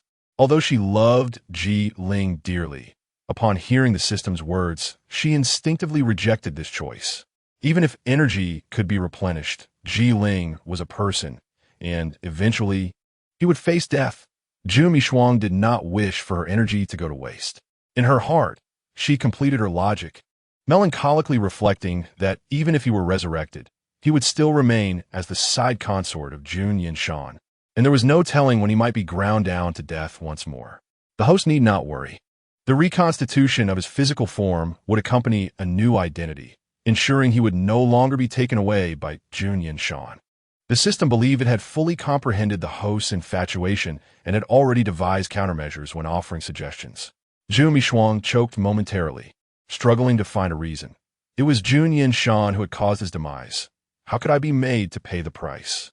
The system finally detected a flaw in Jun Yanshan's words, yet it also recognized that it was best not to further refute her. She nearly shattered her image of a lovesick person before the system, and now she directed her grievances solely towards Jun Yanshan's cold-heartedness. She also lamented that indeed, Women in politics were seldom virtuous, whereas she, being a genuinely good person, possessed no cunning. Just as Jun Yanshan wept, the door was suddenly pushed open from the outside. Startled, she instinctively turned to look. Did I not say no one was allowed to enter? Before she could finish her sentence, she fell silent upon locking eyes with Jun Han-mei. Oh dear, Yun Han-mei insisted dramatically, surveying the courtyard as if someone had perished within. Jun Yanshan's gaze swept past Jun Han-mei, where her attendant had just released the servants beside her. Clearly, Jun Yanshan had not heard a single sound previously, not only due to her engrossment, but primarily because these individuals had been restrained by Jun Han-mei. In contrast, Jun Yanshan realized how feeble her chosen companions appeared. Once subdued by those behind Jun Han-mei, she felt utterly powerless to resist. The system had previously advised Jun Yanshan to prioritize her mission over her lingering attachments, cautioning against unnecessary complications. Now that someone had indeed arrived, the system felt nothing but helplessness. How dare you intrude into my abode without fear of my reporting to the Empress Mother? In her anxiety, Jun Yanshan finally grasped the crux of the matter. It is precisely because I worry you might encounter misfortune. Jun Han-mei replied with a smile that did not reach her eyes. This courtyard was too conspicuous. Although confined to this area, it was not something Jun Yanshan could easily tidy up. She stepped forward to tear down the white flowers adorning the pillar. But Jun Han-mei stopped her with a swift motion. What are you doing? Yun Han-mei inquired. What I do in my own residence is none of your concern. Yun Yanshan retorted, mimicking Jun Yanshan's tone. Yet here remained unresolved. Upon reflection, perhaps saying what business is it of yours would be more straightforward. While Jun Yanshan's mind raced with thoughts, the individuals behind Jun Han-mei had already stormed into the courtyard, positioning themselves in various corners to prevent Jun Yanshan from damaging the scene. Jun Han-mei approached the portrait that Jun Yanshan had commissioned, bending slightly to squint at it. Is this not Jisoo Jun? Jun Yanshan was certain she was being deliberate. If she was aware of matters within her own residence, she would undoubtedly recognize the figure in the painting. Jun Yanshan dashed towards Jun Han-mei, reaching for the portrait, but her height and speed proved insufficient, allowing Jun Han-mei to effortlessly withdraw it. She turned around, admiring it closely. The brushwork seems familiar. It must be the work of a renowned artist from the capital. You truly spared no expense. The side consort beside Jun Yanshan has perished, which Jun Han-mei found somewhat unbelievable. Now that Jun Yanshan was equally invested in the matter, rather than engaging in a rivalry with her, it would be more prudent to involve Jun Yanshan as well. Resolutely, Jun Han-mei proposed, since you harbor such deep feelings, how about I assist you in negotiating with her to transfer Ji Ling to you? Jun Yanshan was taken aback. What do you mean by transfer? To relocate the remains here. Chapter 78, The Trap Absurd. Prior to Jun Yanshan's unusual behavior, the Empress had never imagined she would hear such words. Although there had indeed been instances of sisters vying for the affection of a single individual since the founding of the nation, those were merely tales of common folk. What royal kin would engage in such conduct? The minister who spoke, witnessing the Empress's expression, was already drenched in cold sweat. When Jun Han-mei entrusted this matter to her, she had intended to refuse. However, having already chosen her side, if she rejected Jun Han-mei now, she would likely find herself without a refuge. After uttering those few words, she felt as though the Empress's gaze might slay her. Jun Han-mei had clearly orchestrated everything. Yet upon hearing her words, she maintained an appearance of astonishment. She turned to the minister who had just spoken. Lord Zhao, one must speak with evidence. Are you aware of the consequences of slandering a royal princess? Lord Zhao muttered inwardly, but could only feign righteousness. If there is a single falsehood in my words, I willingly accept punishment. As for what I have stated, if your majesty does not believe it, you may visit the 6th prince's residence or casually inquire among the servants. Jun Han-mei adopted a slightly serious demeanor, glancing at the Empress. It was one thing to instigate a few words, but if she said more, the Empress's ire would likely be directed at her. The Empress inquired sternly, Lord Zhao, from whence did you acquire this information? To report back to your majesty. I heard it from the servants in the 6th prince's residence, Lord Zhao replied. The empress nodded. Her expression made it difficult to discern her thoughts. The other ministers fell silent, none daring to provoke her ire, as no one knew whether a single word could incite the empress's displeasure. The empress then turned her gaze to Jun Yanshan, who was taken aback to find that Jun Han may had indeed exposed this matter. No wonder. Even while still under house arrest, she had been summoned to court abruptly. Jun Yanshan found herself at a loss. She bit her lip, struggling to articulate any rebuttal. Witnessing Jun Yanshan's demeanor, the empress comprehended the situation. The absurd accusation Lord Zhao had just voiced was entirely true. The system, as always, provided counsel for Jun Yanshan. Host, there is still room for redemption. All you need to do is admit your fault to the empress. Jun Yanshan silently argued in her heart. What fault do I have? Immediately cannot abide Jun Yanshan's demeanor. However, though she remained unconvinced, she recognized that the best option at this moment was to grit her teeth and prepare to concede. Jun Yanshan had painstakingly schemed to reach this point. He would not allow Jun Yanshan to escape so easily. Preempting her response, Jun Yanshan interjected. Mother Empress, I believe the sixth princess is still quite young. Her actions may simply stem from a playful spirit. I implore you, Mother, not to punish her. Jun Yanshan's plea took Yun Han may be surprise. She, not fully understanding Jun Yanshan, instinctively retorted, Your Highness, no matter how much you cherish the sixth princess, you cannot overlook such remarks. To dismiss it solely based on her age seems rather hasty, does it not? Jun Yanshan's intentions were certainly not to absolve Jun Yanshan. In facing Jun Han Mei, her words remained in favor of Jun Yanshan. Yet this time, Jun Han may faintly sense something amiss. Jun Yanshan's defense of Jun Yanshan continually emphasized her lack of seriousness towards Ji Ling. This, in turn, struck a nerve with Jun Yanshan. After listening to their exchange for a moment, she could no longer contain herself. You speak nonsense. My feelings for him are as evident as the heavens. A profound silence enveloped the surroundings. No one could comprehend Jun Yanshan's meaning. To the onlookers, it appeared that Jun Yanshan was putting aside past grievances to speak on behalf of her sister, while only the system vaguely sensed something, yet could not confirm it. Jun Yanshan cast a glance at Jun Yanshan, seemingly exasperated. Sixth princess, you must think carefully. Do you truly have feelings for Ji Ling? At that moment, Jun Yanshan finally grasped Jun Yanshan's implication. As a half-sister coveting a sibling's affections, causing such a commotion was undeniably outrageous. Jun Yanshan's words undoubtedly provided Jun Yanshan with an escape route. However, it is unfortunate that Jun Yanshan has elevated herself to such heights that she can only stubbornly refute Jun Yanshan, asserting, I have certainly considered it. I simply like him. At this juncture, the displeasure etched upon the Empress's face became increasingly apparent. Jun Han Mei, with trepidation, cast a glance at Jun Yanshan, having begun to comprehend her intentions. By using words to trap Jun Yanshan in a dead end, apart from Jun Yanshan's own stubbornness leading to her suffering, the machinations of Jun Yanshan were indeed formidable. She had initially intended to take the opportunity to annoy Jun Yanshan, but now, with the words on the tip of her tongue, she found herself unable to voice them. If this was indeed part of Jun Yanshan's scheme, the ultimate misfortune could befall anyone. Jun Yanshan had not anticipated that her mere act of ensnaring Jun Yanshan could incite such suspicion in Jun Han Mei. Yet she reveled in the misunderstanding and offered no explanation. Under the scrutiny of all, Jun Yanshan felt a fleeting moment of panic.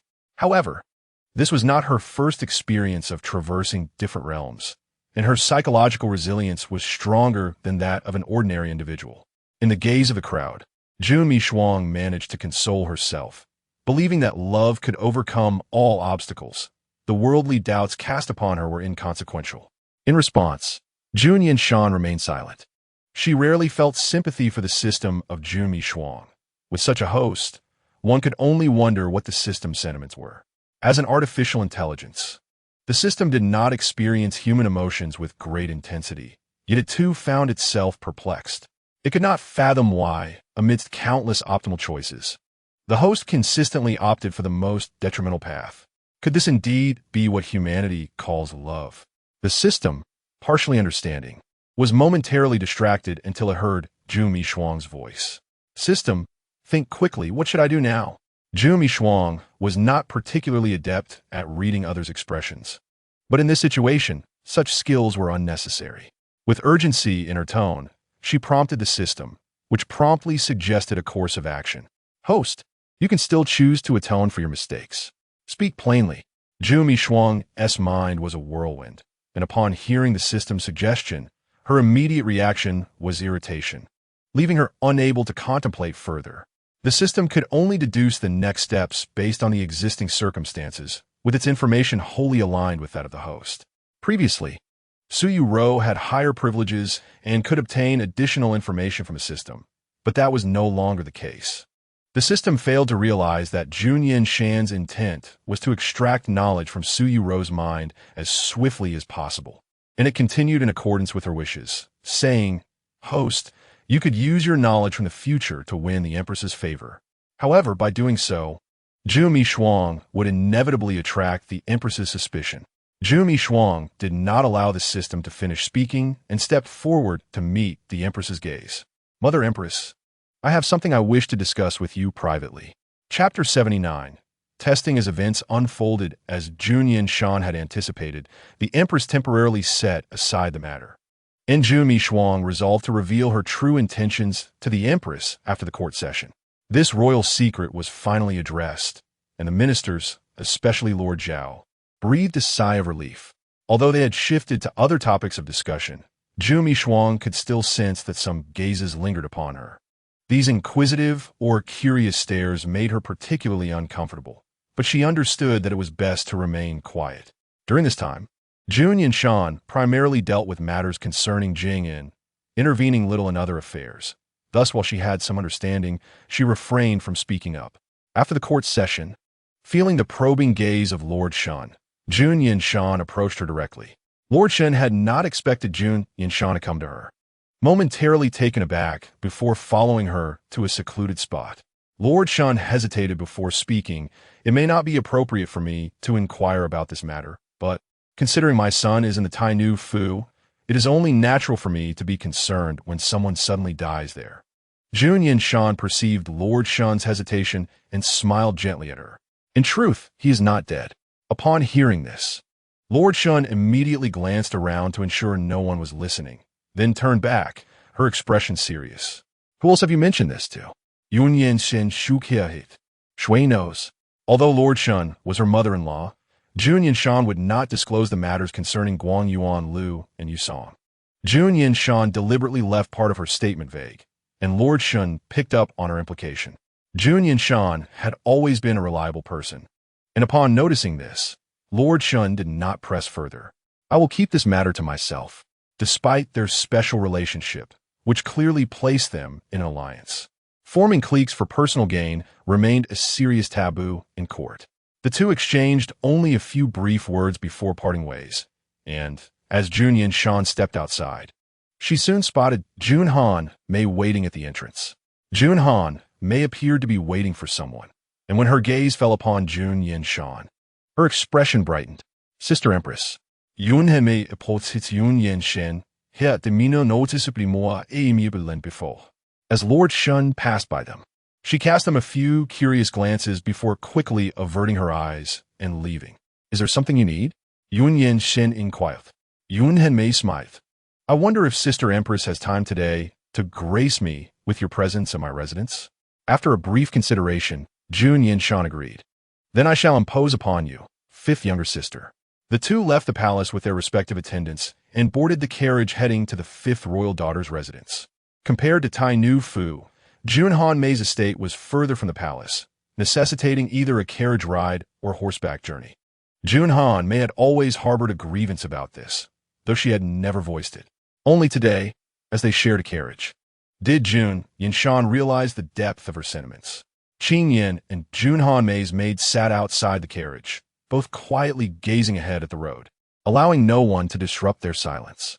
Sister Empress, your guidance of Jun Yanshan today has truly opened my eyes, Jun Han Mei remarked. Yun Yanshan replied. What are you talking about? I did not comprehend.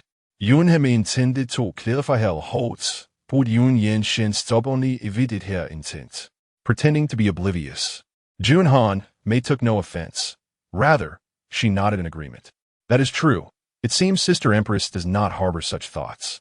It is just a pity that sixth younger sister has disappointed you. I fear she may provoke the Empress's ire. Jun Yanshan regarded her intently. What are you trying to convey? Jun Han Mei smiled again. I'm merely chatting casually. Jun Yanshan responded with a non-committal hum, not initiating any conversation with Jun Han Mei.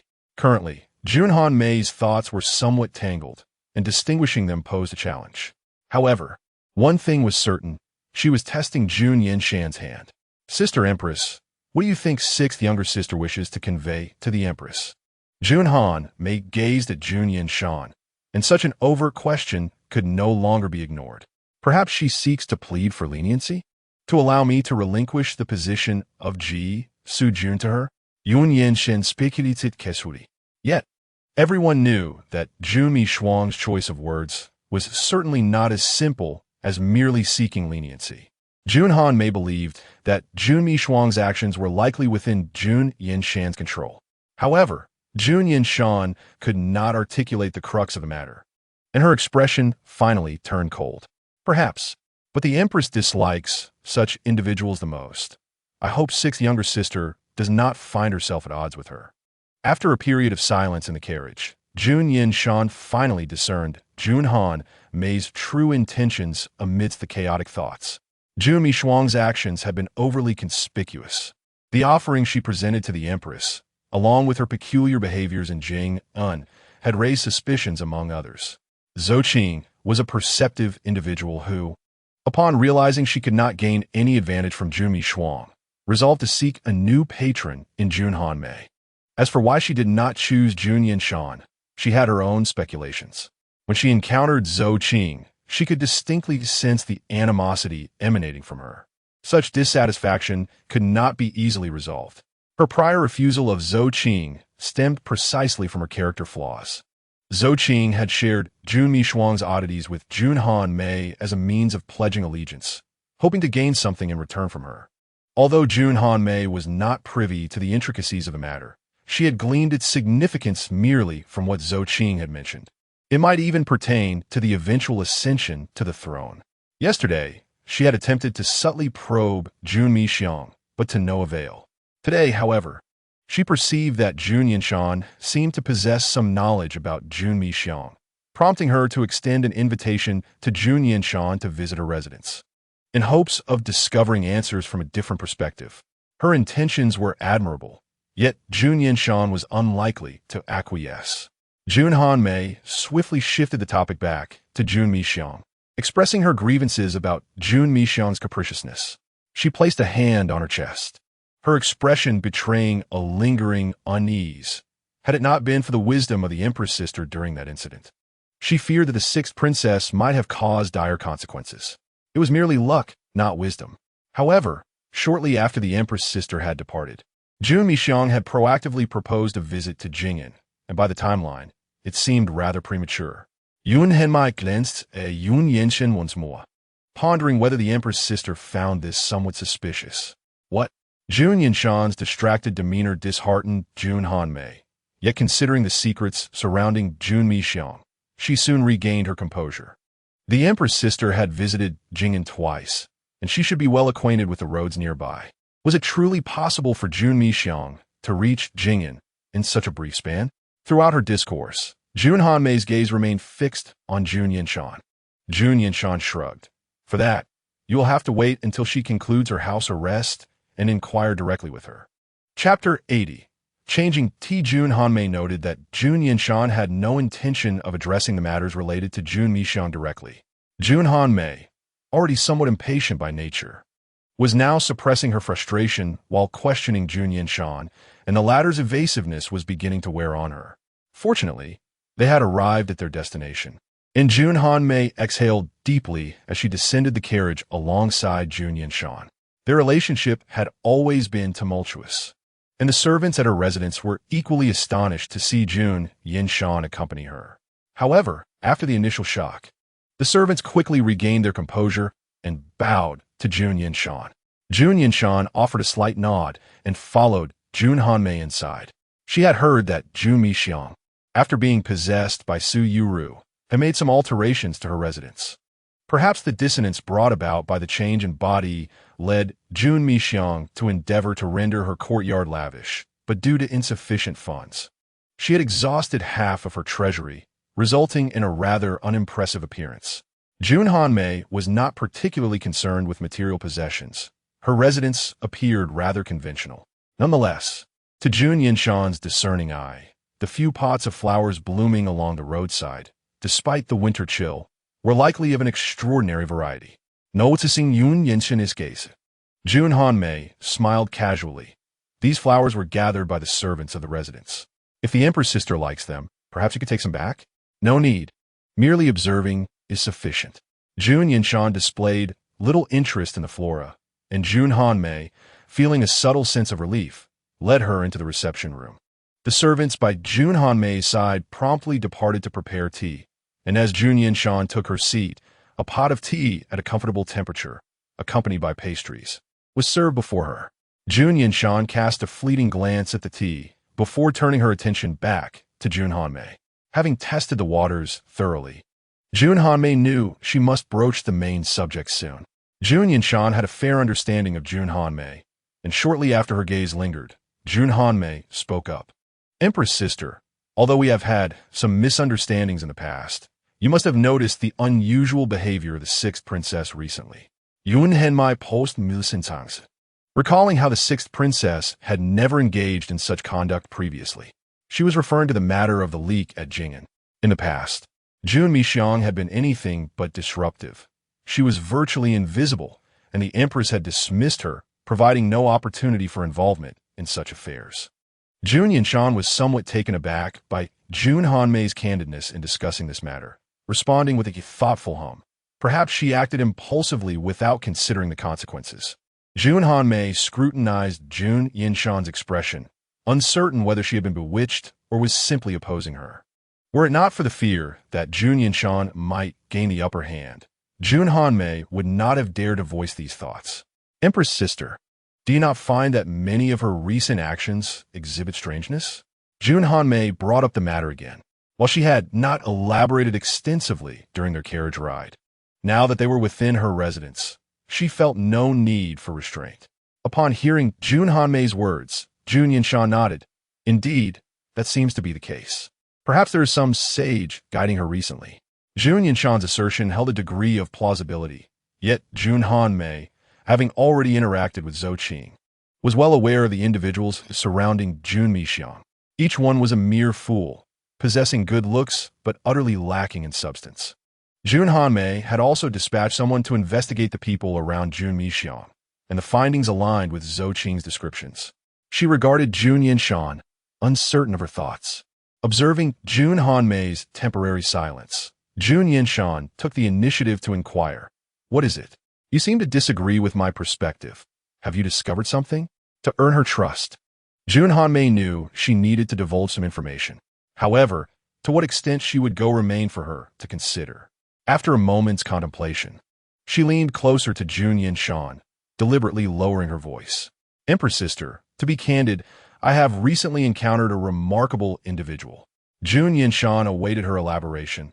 What remarkable individual? Seeing that Jun Yanshan exhibited genuine interest, Jun Hanmei further lowered her voice. "She is a disciple of the former national master, capable of deciphering celestial phenomena. She claims that the sixth princess is possessed by malevolent spirits." Jun Yanshan, malevolent spirits. While Jun Hanmei spoke of malevolent spirits, in her heart, she contemplated marvels. She aimed to have Jun Yanshan cooperate with her in unearthing the secrets surrounding Jun Mixiang. When Jun Yanshan was caught off guard, she could seize the opportunity to claim the marvels for herself. It dawned on Jun Yanshan that her understanding of this sister was not as profound as she had presumed. The very notion that Jun Hanmei would believe such things struck her as peculiar. Observing Jun Yanshan's expression, Jun Hanmei mistakenly assumed she doubted her words. "Empress sister, I too am reluctant to believe this. However, since the master has asserted it, it is better to err on the side of caution." What if the malevolent spirits affecting Jun Yanshan jeopardize the realm? Will we not become eternal sinners? How about this? Jun Yanshan feigned a wavering demeanor. Summon that master. I would like to speak with her in person. Although a portion of Jun Hanmei's words was based on conjecture from Zhou Qing, the master indeed existed. Jun Yanshan recognized that the national master might indeed possess some abilities, and she was quite curious about the prowess of this former national master's disciple. After a brief contemplation, Jun Hanmei nodded. You speak wisely, Empress Sister. However, the master is no ordinary person. I kindly ask you to wait here while I personally fetch her.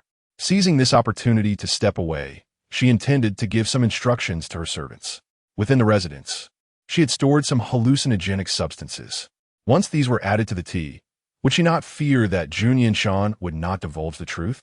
Such a situation, where one was schemed against face-to-face, was a novel experience for Jun Yanshan, inevitably sparking her curiosity. As Jun Hanmei passed by her, Jun Yanshan suddenly spoke. Enough. Jun Hanmei turned her head, a flicker of unease emerging within her. In the next moment, Jun Yanshan stood up and continued. Since you claim she is a disciple of the former national master, it stands to reason that I should extend her due courtesy. Thus, I shall accompany you. Jun Yanshan was not easily deceived, and Jun Hanmei, seizing this rare opportunity to converse privately with the servants, could not let it slip away easily. She interjected, Empress Sister, you are the guest. Please rest here while I attend to this matter. That simply will not do. Jun Yanshan's stance was resolute. You mentioned her identity earlier. I must exercise utmost caution. Otherwise, should I offend a sage, it would not bode well. Jun Hanmei was unable to command her servants to change the tea, resulting in a failure of the task. Chapter 81. The Master. Perhaps fearing contact with others, Jun Hanmei accommodated the esteemed figure within her own residence. As Jun Yanshan approached the courtyard, a sense of familiarity washed over her. Previously, Guo Jianghong had seemingly settled himself in the best courtyard as well, though it remained unclear whether this so-called master possessed any genuine abilities. Despite Jun Hanmei's suspicions regarding Jun Mi Shuang largely stemming from Zhou Qing, she held a profound respect for this esteemed individual, not perceiving her merely as a tool to deceive Jun Yanshan. Upon reaching the courtyard entrance, Jun Hanmei halted her steps, instructing, Sister, please wait a moment here. With that, she stepped forward to knock on the door, calling out, Master Zhongsuan, Jun Hanmei seeks an audience. From Jun Hanmei's thoughts, Jun Yanshan learned that the full name of this Master Zhongsuan was Zhongsuan Wanyan. It remained uncertain whether she possessed real skills, but her demeanor was quite imposing. The more ostentatious a person was, the more likely they were to obscure Jun Hanmei's vision. When she adopted a humble stance, she felt as if she were on the brink of obtaining the throne, harboring no dissatisfaction toward Zhongsuan Wanyan. A somewhat hoarse voice emerged from within the courtyard, inquiring, What is it? Jun Yanshan stepped forward, raising her voice to introduce herself briefly. Master Zhongsuan, I have matters I wish to discuss. The courtyard fell silent for a moment before the door swung open before them, revealing a slender figure whose pallid complexion rendered her ghostly. In Dachi, women were typically esteemed, and thus possessed taller statures. Zhongsuan Wanyan was an exception, with the ability to read minds. Jun Yanshan easily discerned the matter of utmost concern to her. She indeed possessed some divination skills, yet they had come at a cost, leaving her with a childlike form, a fact she loathed deeply. Hearing Zhongsuan Wanyan's thoughts, Jun Yanshan found herself momentarily distracted. Previously, during her visit to Ling Tai Mountain, she had encountered the current state master, yet had detected nothing unusual. What, she wondered, was the flaw carried by the present state master? Zhongsuan Wanyan cast a faint glance, and moments later, her previously calm expression vanished entirely. You are Jun Yanshan? From Zhongsuan Wanyan's voice, Jun Hanmei sensed a hint of alarm. Since her arrival at their residence, Zhongsuan Wanyan had exhibited little emotional fluctuation, making this reaction unprecedented. Jun Hanmei nearly thought she had misheard, and answered on Jun Yanshan's behalf. Yes, my royal sister is the Tai Nu. Despite having introduced themselves earlier, Zhongsuan Wanyan asked again, prompting Jun Yanshan to instinctively attempt to probe her thoughts. Yet, Her mind-reading ability faltered at this moment. Zhongsun Wanyan's mind appeared void, revealing nothing to Jun Yanshan. Furrowing her brow, she turned her gaze back to Jun Hanmei, whose thoughts remained as clear as ever, indicating the issue lay with Zhongsun Wanyan. After a brief contemplation, Jun Yanshan noted that Zhongsun Wanyan awaited her response. Although Jun Hanmei had already addressed the inquiry, it seemed Zhongsun Wanyan desired a response directly from Jun Yanshan herself. Noticing the master's disregard, Jun Hanmei felt a tinge of embarrassment, yet both remained indifferent to her presence. What difference did it make whether she was the Tai Nu or not? In the absence of her mind-reading ability, Jun Yanshan resolved to act rationally. Previously, she had dismissed the supernatural, yet after Su Yuru's arrival, she felt compelled to exercise caution. This master before her seemed devoid of threat, yet Jun Yanshan sensed an undercurrent of malice.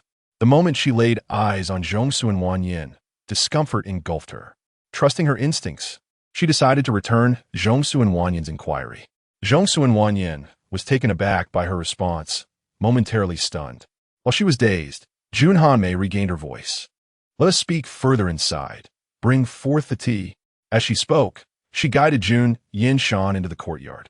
Zhongsun Wanyan permitted entry to the courtyard but barred anyone from her own chambers. The courtyard was meticulously clean, attended to daily. This time, the two did not ignore Jun Hanmei, following her into the courtyard and taking their seats. Zhongsun Wanyan's gaze fixated on Jun Yanshan, as if attempting to discern something from her visage, yet ultimately found it fruitless. "You are quite astute," Zhongsun Wanyan remarked. While Jun Hanmei remained unaware of the silent exchange between them, Jun Yanshan smiled gently at Zhongsun Wanyan. Soon, tea was served, and finding it untainted, Jun Yanshan took a sip, much to Jun Hanmei's evident disappointment. "What is it that you wish to inquire of me, Master Zhongsun?" Jun Yanshan asked. "Did you not previously suggest that my sixth imperial sister has issues?" Zhongsun Wanyan readily affirmed. "Yes. The sixth princess is now drastically different from her former self." However, she refrained from elaborating on the specifics of the differences. Jun Yanshan gazed into her eyes, attempting to glean further insights. Even if one could predict the future, there are always variations in strength. If Zhongsun Wanyan could merely perceive an anomaly, her abilities would be nearly inconsequential. Should she possess the capacity to discern deeper truths, such as the essence of a soul from another realm, Jun Yanshan would need to contemplate carefully. Regrettably, following her earlier lapse, Zhongsun Wanyan quickly regained her composure, revealing no cracks in her demeanor. Jun Hanmei listened intently, perceiving that Zhongsun Wanyan had merely stated the obvious. Anyone with a slight understanding of her would recognize the anomalies without such explicit mention. Nevertheless, Jun Hanmei began to speculate on Zhongsun Wanyan's attitude. Previously, Zhongsun Wanyan had been somewhat cold toward her, yet had spoken candidly. Now, in the presence of Jun Yanshan, she hesitated to reveal critical information. Jun Hanmei pondered whether Zhongsun Wanyan had foreseen something regarding Jun Yanshan, hence her reluctance to disclose the crucial details. While Jun Hanmei speculated, Jun Yanshan discreetly cast her a glance. Initially, she had perceived Jun Hanmei as of little utility, but her perspective shifted.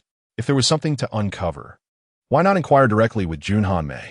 After she sought external assistance, Jun Yanshan could then read her thoughts, effectively resolving the matter. Jun Yanshan raised her gaze towards Zhongsun Wanyan. "Master Zhongsun, do you know the route my sixth imperial sister took to Jing'an?" Zhongsun Wanyan gestured, appearing to calculate. After a moment, she solemnly declared, "That is a path that does not exist." Jun Yanshan was taken aback by this assertion, pausing momentarily. "Does not exist? Could you elaborate, Master Zhongsun?" Chapter 82. The Lapse. However, Zhongsun Wanyan did not respond to Jun Yanshan's inquiry further. She shook her head. "It cannot be spoken of." Jun Yanshan wished to ask more, but Zhongsun Wanyan interjected. "Your Highness must have encountered some unusual circumstances recently, correct?" "Indeed, Master. My recent visit to Jing'an can certainly be deemed unusual," Jun Yanshan acknowledged. After all, it was uncommon for a Tai Nu to take such risks to resolve matters. Jun Yanshan recognized that Zhongsun Wanyan's true inquiry likely lay beyond this surface-level discussion. Yet as a master, she ought to possess the ability to divine such matters without needing Jun Yanshan to disclose them. Upon hearing this, Zhongsun Wanyan furrowed her brows. Aside from this matter, do you have no other exceptional occurrences? Master, you jest. What could possibly be remarkable about me? Jun Yanshan responded nonchalantly, though Jun Hanmei discerned something beneath the surface. Initially, she had merely intended to confer with Jun Yanshan regarding Junmi Shuang, but now, observing the exchange between Zhongsun Wanyan and Jun Yanshan, it seemed as though Jun Yanshan herself harbored issues. Your Highness, it is feared that concealing certain matters may not serve your own interests. The voice of Zhongsun Wanyan carried a hint of threat, yet Jun Yanshan remained unfazed, her demeanor unchanged. Zhongsun Dashi seems to have misunderstood. She deftly steered the conversation back, inquiring whether the master had acquired knowledge regarding the malevolent presence afflicting my sixth royal sister. Zhongsun Wanyan remained silent, awaiting her continuation. Jun Yanshan, seemingly convinced by their assertions, expressed genuine concern. Might I inquire whether Zhongsun Dashi has discovered a method to dispel the malevolence? Naturally, such a solution was yet to be found. Had Zhongsun Wanyan possessed a remedy, Jun Hanmei would not have sought her assistance. After posing her question, Jun Yanshan noted that Zhongsun Wanyan's expression remained inscrutable, her eyelids unmoved. When the time comes, a solution will present itself. Another vacuous statement uttered, and although Jun Yanshan could not decipher her thoughts, she was nearly certain. Zhongsun Wanyan was, at best, a moderately skilled charlatan, lacking substantial ability. Jun Hanmei, listening intently, appeared utterly convinced, treating Zhongsun Wanyan's words as if they were divine decree. There was little purpose in lingering any longer with Zhongsun Wanyan, yet before taking her leave, Jun Yanshan posed another question. As a disciple of the former national master, might I ask whether you are his senior or junior apprentice? Jun Yanshan was merely curious about the national master. However, upon hearing this question, it seemed to strike a nerve with Zhongsun Wanyan. Her countenance shifted dramatically, losing the previous air of calm. Jun Hanmei, having never witnessed this expression before, gazed at her with curiosity, but Zhongsun Wanyan disregarded her surroundings, abruptly rising. I'm feeling unwell today. I must ask you both to leave. Zhongsun Wanyan had no intention of returning indoors, her gaze coldly fixed upon Jun Yanshan. In that moment, Jun Yanshan felt as if she were being scrutinized by a venomous serpent, surprised by Zhongsun Wanyan's sensitivity to the topic. Just as she contemplated whether to speak further, Yun Henmai talked to her. Jun Hanmei stated, then we shall take our leave. Zhongsun Dashi, please rest well. Should you require anything, do not hesitate to instruct your servants. She led Jun Yanshan out of the courtyard, the gates slamming shut behind them. It was evident that Jun Hanmei had afforded Zhongsun Wanyan considerable respect. Otherwise, she would not have dared to display such disdain in Jun Hanmei's domain. Jun Yanshan wished to say something, yet Jun Hanmei appeared exceedingly anxious, and only after they had distanced themselves did she speak. She did not wish for Zhongsun Wanyan to overhear their discussion of this matter. In Jun Hanmei's recollection, Zhongsun Wanyan had always been a rather eerie and composed individual. Such a sudden change in demeanor must surely conceal some secret. Your Highness, should you encounter Zhongsun Dashi again in the future, refrain from speaking in such a manner. Jun Yanshan speculated that perhaps the position of national master was of great significance to Zhongsun Wanyan, causing her to lose her composure upon hearing the topic. She did not voice her conjecture to Jun Hanmei, instead asking, you mentioned earlier that she possesses genuine abilities. Have you ever witnessed or demonstrate them? Without hesitation, Yun Henmai nodded, indeed. She was not easily deceived. Had she not verified Zhongsun Wanyan's capabilities, she would not have addressed her in such a manner. Jun Yanshan pressed further. What has she demonstrated? Based on her limited interaction today, Jun Yanshan believed she had discerned Zhongsun Wanyan's master's methods. When confronted with matters she was familiar with, she would cryptically divulge a portion. When faced with the unfamiliar, she would assert her inability to speak, always managing to find an explanation. Jun Hanmei paused before responding. She can lift a massive stone from a distance of 10 paces. Although Jun Hanmei articulated it thus, Jun Yanshan sensed there was more to the story. From your description, it seems this Zhongsuan Dashi simply possesses considerable strength. Jun Yanshan remarked nonchalantly. Upon hearing her words, Jun Hanmei appeared to recall something extremely alarming, shaking her head vehemently. It is not merely as you think. Midway through her sentence, Jun Hanmei remembered who she was addressing and swallowed her words. Noticing Jun Yanshan's continued scrutiny, she awkwardly concluded, "Her divination abilities are remarkably strong. I have sought her counsel before." Jun Yanshan regarded her for a moment, then nodded with a smile. "I see." This segment of Jun Hanmei's memory seemed somewhat hazy, and the sounds Jun Yanshan gleaned were intermittent. Had she not been deliberately attentive, she might have overlooked them entirely. When Zhongsuan Wanyan first relocated, Jun Hanmei had merely placed her in the courtyard casually, but after one visit to find Zhongsuan Wanyan, her attitude shifted dramatically. During that visit, Jun Hanmei knocked on the door, but received no response, so she pushed the door open herself. The courtyard gate was unlocked, and she entered without hesitation. Calling out Zhongsuan Wanyan's name, she searched the courtyard but found no one. Zhongsuan Wanyan remained silent, leading her to believe she was absent. She sought a key from someone to enter the room, curious about any artifacts Zhongsuan Wanyan might possess. To her astonishment, Zhongsuan Wanyan was indeed inside.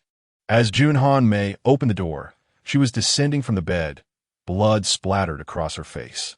From Jun Hanmei's vantage point, she could see a nearly drained corpse upon the bed. One of the servants in Zhongsuan Wanyan's residence had vanished, and no one knew of her whereabouts. The last memory Jun Hanmei held was of Zhongsuan Wanyan approaching her. Jun Yanshan surmised that Zhongsuan Wanyan had employed some method to obscure Jun Hanmei's memory. Chapter 83. The masterstroke. Yet it remained unclear why this memory was not entirely concealed. After Jun Yanshan posed her question, Jun Hanmei was still able to recall fragments. Initially intending to probe Jun Hanmei for information, Jun Yanshan found herself with unexpected insights.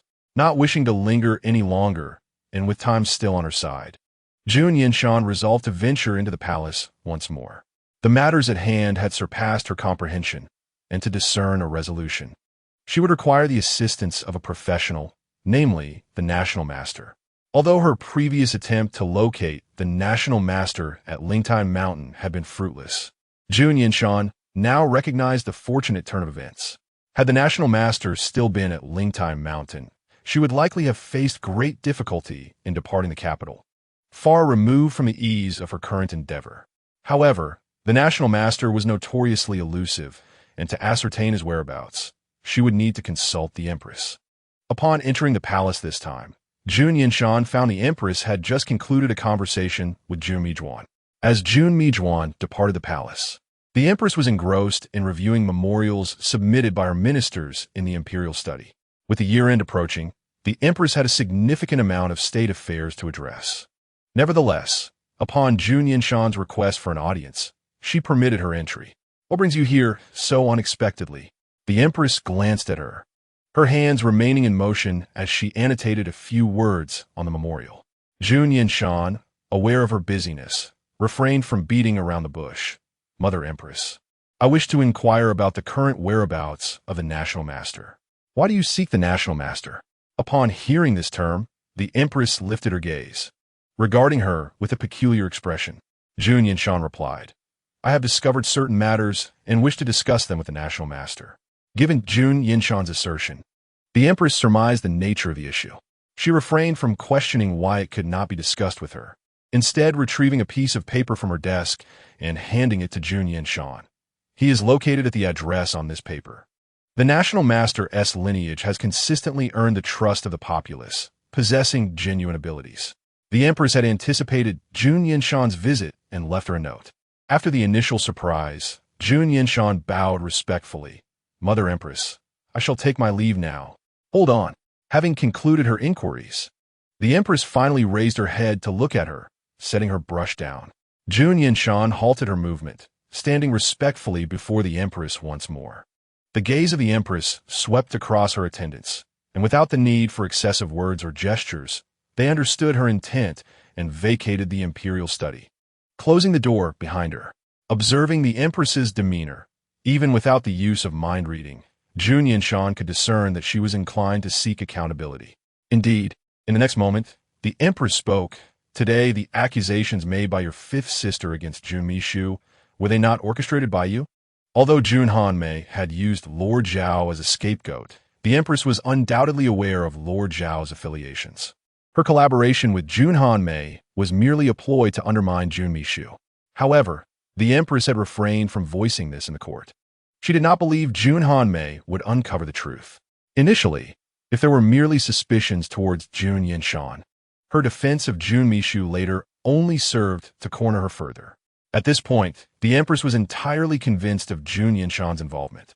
With the empress having deduced this, it seemed futile for Jun Yanshan to deny it any longer. Yet, an outright admission would inevitably displease the empress, disregarding royal dignity. Weighing the implications in her mind, Jun Yanshan soon spoke. Mother Empress, it is indeed I who informed my fifth sister about Jun Mishu setting up a mourning hall in her residence. However, I was unaware that she would voice such claims in court. It was uncertain whether the empress would believe this statement. The empress furrowed her brow slightly, appearing disapproving of Jun Yanshan's actions.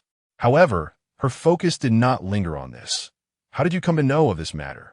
Upon the Grand Master's return to the capital, he had not disclosed much to the empress, yet she had gleaned some understanding. The affairs of the Qi were increasingly tumultuous, and the empress harbored suspicions towards all. To speculate on the imperial will was a grave taboo. Should the empress learn of her mind-reading abilities, even if she did not impose punishment, the resulting discomfort would be inevitable. Jun Yanshan feared such inquiries from the empress and was taken aback by her incisive question. Thus, she replied, she sent someone to seek me out, and, sensing something amiss, I investigated the matter. She refrained from elaborating on how she had discovered it. Not wishing to commit the sin of deceiving the sovereign, she spoke vaguely. Before the empress ascended the throne, she had also placed spies within the other princesses' residences. Hearing Jun Yanshan's words, the empress quickly formulated a reasonable explanation in her mind, surmising that Jun Yanshan had likely positioned someone close to Jun Mishu. However, this was not a particularly honorable deed. Everyone engaged in such behavior, yet no one would openly admit to it. The empress regarded Jun Yanshan with newfound understanding. Returning to her earlier question, your words in the court were not genuinely intended to assist her, were they? This time, Jun Yanshan responded decisively, nodding. I am aware that my sixth sister has been possessed by another, hence our prior interactions were limited and there was little emotional bond. Yet, I still felt a sense of sorrow. She paused momentarily. Moreover, I have personally experienced the sensation of possession, and my disdain for that impostor only intensifies. I hope to extract her abilities swiftly for the benefit of the people of the Qi, after which I shall expel her from my sixth sister's body. This is also a personal desire of mine. Jun Yanshan did not shy away from expressing her aversion towards Su Yuru in the empress's presence, and her frankness only served to deepen the empress's trust in her. Indeed, upon hearing Jun Yanshan's words, the empress's gaze softened, reflecting a hint of compassion. After a moment of silence, the empress sighed, you have worked hard in this matter. However, should you encounter something similar in the future, remember to report to me promptly. In truth, the empress did not fully trust Jun Yanshan's words. If Jun Yanshan could discern so much about the impostor she had been with for a year, then she ought to be well acquainted with Jun Hanmei, with whom she had clashed for years. The empress believed the entire affair was orchestrated by Jun Yanshan. Yet considering her experiences over the past year, she refrained from voicing her suspicions. Listening to the empress's sentiments, Jun Yanshan finally breathed a sigh of relief. A measured display of vulnerability had its advantages. For instance, the empress's wariness toward her had lessened significantly. As Jun Yanshan departed this time, the empress did not impede her. Exiting the palace, she unfurled the letter left by the Grand Master, and upon seeing the address inscribed upon it, she made her way there without hesitation. Chapter 84. Divergence given the Grand Master's status. Even a woman could reside within the palace. However, he had no such need. Even upon arriving in the capital, he merely sought out a modest courtyard for his stay. As Jun Yanshan hurried towards that direction, she suddenly realized something. The distance between the Grand Master's residence and the palace, as well as the fifth princess's estate, appeared to be strikingly similar. Uncertain if she was overthinking it, she pondered whether the Grand Master truly possessed knowledge of Zhongsun Wanyan's existence, and if he might have corresponding solutions. Contemplating this, she knocked upon the door of the Grand Master's humble abode. Before she could announce her identity, the door swung open, revealing the Grand Master seated at a distance. Instinctively, she glanced around, noticing the absence of attendants in the courtyard, suggesting it was indeed the Grand Master's prowess at play. As she pondered this, she suddenly heard the Grand Master's voice close the door and take a closer look behind it. The Grand Master's commanding tone felt entirely natural, and Jun Yanshan instinctively complied. As she shut the door, she suddenly realized something. A thin line connected the door. If not scrutinized closely, it would be nearly imperceptible. Following the line, she discovered it was attached to the Grand Master's hand. A sudden understanding dawned upon her. In the moment their eyes met, Jun Yanshan heard his voice. "Soon, you shall inquire how I managed to open the door." Indeed, she had contemplated this question. How much finesse was required to open a door that was latched? Yet, the principle was remarkably simple. The Grand Master had not latched the door at all. It had remained ajar, appearing stiff and aged, and in her distracted state while knocking, she had failed to notice the anomaly. The principle was so straightforward, and observing the Grand Master's composed expression, Jun Yanshan felt a surge of scrutiny. The words he spoke did not seem fitting for one who bore the demeanor of a reclusive sage. A chair was positioned not far from the Grand Master, and without hesitation, Jun Yanshan took a seat. The Grand Master's expression remained unchanged, though he felt a twinge of curiosity. It seemed the Grand Master had already discerned her intentions. "Speak. I'm listening," he invited. Jun Yanshan replied. "Shouldn't those of your esteemed stature be able to deduce this themselves?" For a long time, the Grand Master had maintained an air of mystery before others, his every action exuding an aura of superiority. Even Jun Yanshan had previously misinterpreted his character.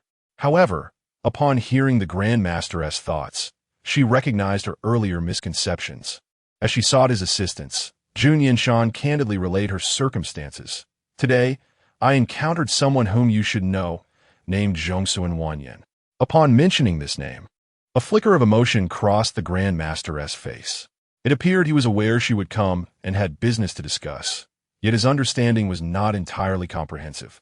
Jun Yanshan mused to herself. Is the Grand Master aware of this esteemed Zhongsun's intentions? After a moment's silence, the Grand Master refrained from directly answering her question. Where did you encounter her? Information regarding Zhongsun Wanyan was scant for Jun Yanshan, which bred her suspicions.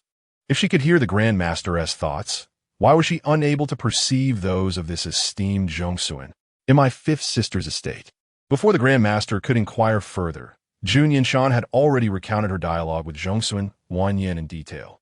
The National Master listened attentively and nodded, indicating his understanding. However, he chose not to reveal to Jun Yanshan precisely what he had comprehended. Observing his expression, Jun Yanshan pondered whether her arrival in the capital signified fortune or misfortune for Tachi. She attempted to lead the National Master into divulging more information about Zhongsun Wanyan, but to her surprise, he easily discerned her intentions. He cast a glance at her and asked, "Why do you inquire, Your Highness? Have you perhaps discovered something amiss with Zhongsun Wanyan?" In encounters with others, Jun Yanshan often attributed the insights she gleaned through her mind-reading abilities to the National Master, feigning that he had provided her with such intelligence. Yet now, face to face with the National Master himself, she found no reason to continue. It was merely an instinct. Upon seeing her, she felt an unsettling discomfort. This time, the National Master refrained from further questioning and instead nodded in agreement. Your intuition is remarkably accurate. Given the gravity of the matter, he took a few moments to deliberate before relaying the information to Jun Yanshan. Your Highness, you may not be fully acquainted with Zhongsun Wanyan, he began. She was originally my senior sister, and her expertise differs from mine as my sect encompasses various traditions. Upon hearing the National Master speak of his past with Zhongsun Wanyan, Jun Yanshan immediately perked up. The narrative was straightforward, devoid of unnecessary complications. Both Zhongsun Wanyan and the National Master possessed commendable talents, leading the former National Master to hesitate when deciding who would succeed the position. While he favored the current National Master, he was hindered by certain reasons the National Master did not disclose. Jun Yanshan was aware that the hesitation stemmed from the issue of gender, which delayed any final decision. However, such indecision soon became irrelevant as Zhongsun Wanyan vanished without a trace. Her competitive spirit had always been strong. Upon realizing she might not measure up to the National Master, she departed without leaving a single letter behind. According to the traditions of the National Master's lineage, once a new National Master ascended, the predecessor would retreat into obscurity, and the few disciples under her tutelage would also fade into the mundane world, leaving Ling Taishan deserted. The National Master, still youthful, had no intentions of taking on disciples, resulting in Ling Taishan remaining desolate. After Zhongsun Wanyan's departure, the former National Master seemed to understand her intentions and refrained from searching for her. Yet, the National Master sought to uncover her whereabouts, only to find that she had strayed down a dark path. His divination abilities were unparalleled, yet when it came to Zhongsun Wanyan, he often found himself at a loss. Ancient texts he perused on Ling Taishan indicated that she had likely delved into some nefarious practices. It was no surprise that he could predict Jun Yanshan's visit, but failed to foresee Zhongsun Wanyan's arrival in the capital. After all, having once been fellow disciples, the National Master felt a tinge of melancholy regarding his senior sister's departure. He glanced at Jun Yanshan, uncertain whether to inquire about Zhongsun Wanyan's condition. Before he could voice his thoughts, Jun Yanshan preemptively remarked, "She seems to be well at present." After hearing the National Master's account, Jun Yanshan began to question her previous assumptions. Earlier, she had gleaned from Jun Hanmei's mind that Zhongsun Wanyan's physique was a consequence of her being a practitioner. She had even contemplated whether there might be some issue with the National Master as well. Now, it appeared that the influence might indeed stem from her engagement with the dark arts. Chapter 85. Divination. The National Master displayed some concern for Zhongsun Wanyan's current state. Jun Yanshan, aligning with his sentiment, shared her observations. Upon hearing her mention Zhongsun Wanyan's unusual physique, the National Master paused momentarily. When they were accepted into the sect by the former National Master, they were quite young, and at that time, Zhongsun Wanyan was already taller than her peers. However, based on Jun Yanshan's description, it was evident that some external force had influenced her subsequent development. After a brief silence, the National Master slightly nodded at Jun Yanshan. "I see." Having obtained the information he sought, Jun Yanshan quickly transitioned to the main topic. "If there is any malicious intent from her during her visit to the capital, can you intervene, National Master?" Learning that even the National Master could not ascertain Zhongsun Wanyan's intentions left Jun Yanshan feeling uncertain. If that was the case, it seemed she would need to postpone her plans regarding Jun Mixiang and first address Zhongsun Wanyan. Even if she was a practitioner of the dark arts, there must be a way to deal with her. The National Master pondered for a moment. "Naturally.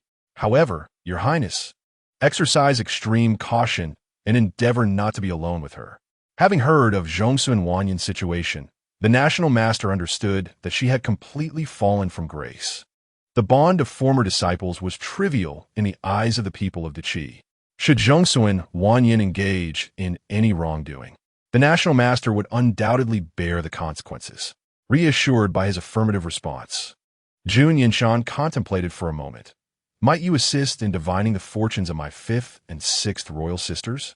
Since he could not discern Zhongsun Wanyan's motives, she thought it prudent to approach the situation indirectly, starting with those close to her.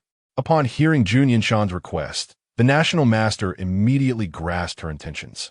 However, given that this matter was somewhat connected to Zhongsun Wanyan, he felt compelled to proceed with caution. Individuals of their caliber would certainly possess an awareness if they were being plotted against. Knowing that Zhongsun Wanyan intended to come to the capital, she would undoubtedly remember his existence, necessitating careful maneuvering on his part. Typically, the National Master could ascertain results with just a few calculations, but today he deliberately retrieved a tortoise shell from within the chamber. Jun Yanshan, known for her keen learning ability, found herself at a loss in this scenario, unable to comprehend the proceedings. After completing the ritual, the National Master focused intently on the information revealed by the tortoise shell, murmuring incantations that were beyond Jun Yanshan's understanding. While some practitioners maintain an air of mystery to deter others, the National Master exhibited no such reticence. The patterns on the tortoise shell were laid bare for her gaze. And despite her faith in his abilities, a thought crept into her mind. If one were to encounter a charlatan, it would be nearly impossible for an ordinary person to discern the deception. Moments later, the National Master emerged with the results he sought. His expression was somewhat grave as he returned the items to the room, and Jun Yanshan, not wishing to interrupt his thoughts, remained silent, observing his actions. Upon re-emerging, before Jun Yanshan could pose a question, the National Master proactively shared the results of his divination. The situation regarding the fifth prince is quite complex.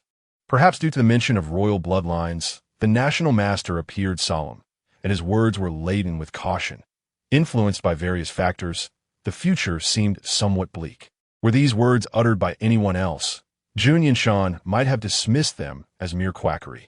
However, she patiently awaited the National Master's elaboration. After a moment of contemplation, the National Master revealed 4 words. There may be a danger of Li Dai Tao Jiang. Upon hearing these words, Jun Yanshan's immediate reaction was disbelief. She thought he had misidentified the individual. Li Dai Tao Jiang was a phrase that should pertain to Jun Yanshan's possession. So how could it relate to Jun Hanmei? Are you referring to my 5th royal sister, Jun Hanmei? To ensure the National Master did not confuse the individuals, she emphasized Jun Hanmei's name. Nevertheless, upon hearing this, the National Master nodded affirmatively. Yes, it is indeed the 5th prince. Given that Zhongsun Wanyan had already approached her, the identity of this replacement seemed to be coming into sharper focus. Jun Yanshan still found it difficult to fathom. Su Yuru had come from another world, a fact she had gradually accepted. However, the notion of someone from the chi-swapping bodies left her feeling somewhat disoriented. After a moment of silence, she inquired, "Did you ascertain anything else regarding my 5th royal sister?" The National Master furrowed his brow, seemingly deep in thought, yet he refrained from voicing his conclusions. For someone of his caliber, there were words better left unspoken than risked being miscommunicated. Jun Yanshan discerned the hesitance in his demeanor and was eager to hear his thoughts. However, since the divination began, she found it difficult to grasp the National Master's inner voice. "Then, might you speak of the 6th princess?" Jun Yanshan inquired. The National Master's expression grew more troubled. He appeared hesitant, yet after a brief moment, he uttered, "The 6th princess may be in danger of bloodshed. The royal daughters of the Qi are not limited to just the 3 of them, yet the others are deemed unworthy, with some having already requested from the Empress to retire to a remote fief." As of now, he had casually divined for 2 individuals, neither of whose circumstances were particularly favorable. Jun Yanshan temporarily set aside her thoughts regarding Jumi Shuang and was stirred by the National Master's words. What does the National Master believe has caused this impending calamity? When it comes to such specific matters, the National Master could not provide an answer just yet. It would take a few more days to ascertain the truth. However, it could be confirmed that this disaster would not be fatal. Jun Yanshan nodded. "Thank you, National Master." She did not wish to divine her own fate, nor did she find it necessary. Yet, having expended considerable energy on the 2 individuals, she decisively took her leave. "I have no further matters, so I will take my leave." As the National Master, even while residing on Lingtai Mountain, he possessed some awareness of the various happenings in the Qi. The changes in Tai Nu Jumi Shuang and the 2 royal daughters had not escaped his notice. Following this return to normalcy, the National Master was particularly concerned about Jun Yanshan's condition. Long before Jun Yanshan underwent her transformation, the National Master had already divined for her. However, the fortunes then were starkly different from those now, considering the various occurrences during this period. The National Master had reason to suspect that Jun Yanshan was privy to many secrets, perhaps even more than he himself knew. Jun Yanshan's telepathy had yet to be restored, and upon meeting the National Master's gaze, her heart momentarily halted. "Is there anything else, National Master?" Jun Yanshan inquired. The national master nodded and invited her to sit. Earlier, I mentioned Li Dai Tao Jiang. Why was your first reaction to assume I was referring to the sixth princess? It seemed he had indeed uncovered something. Chapter 86. Coercion. Jun Yanshan had anticipated such suspicions in her heart. Her transformation was so evident that it would be strange for the national master to remain unconvinced. However, based on the national master's line of questioning, it seemed he merely harbored doubts, without having divined anything conclusive. Jun Yanshan wished to keep her telepathic abilities concealed. Yet with the unknown variable of Zhongsun Wanyin now present, she was not prepared to completely obscure the matter concerning Suyu Ro. After a moment of contemplation, Jun Yanshan refrained from directly answering the national master's inquiry. Might I ask if the national master has heard of other places beyond the borders of the Qi? The question she posed was not about other nations. The national master pondered for a moment. Are you referring to the other side of the sea? It was commendable that the national master could arrive at this thought, yet that was not what Jun Yanshan intended to convey. She shook her head and shifted the topic. The sixth princess has changed significantly since that incident. Previously, she achieved little, but afterward, she suddenly conceived many novel ideas, even ones unheard of by the empress. The national master listened in silence, yet Jun Yanshan's voice faltered, and she ceased to continue. Her words initially appeared unrelated, yet upon further contemplation, the national master seemed to grasp something. Are you suggesting that the sixth princess has obtained information from other places? Though he posed the question, his solemn expression made it clear to Jun Yanshan that he had likely surmised the truth. If she had merely learned something, it would not have caused such a drastic shift in her temperament. Having said all she needed to, Jun Yanshan rose to take her leave.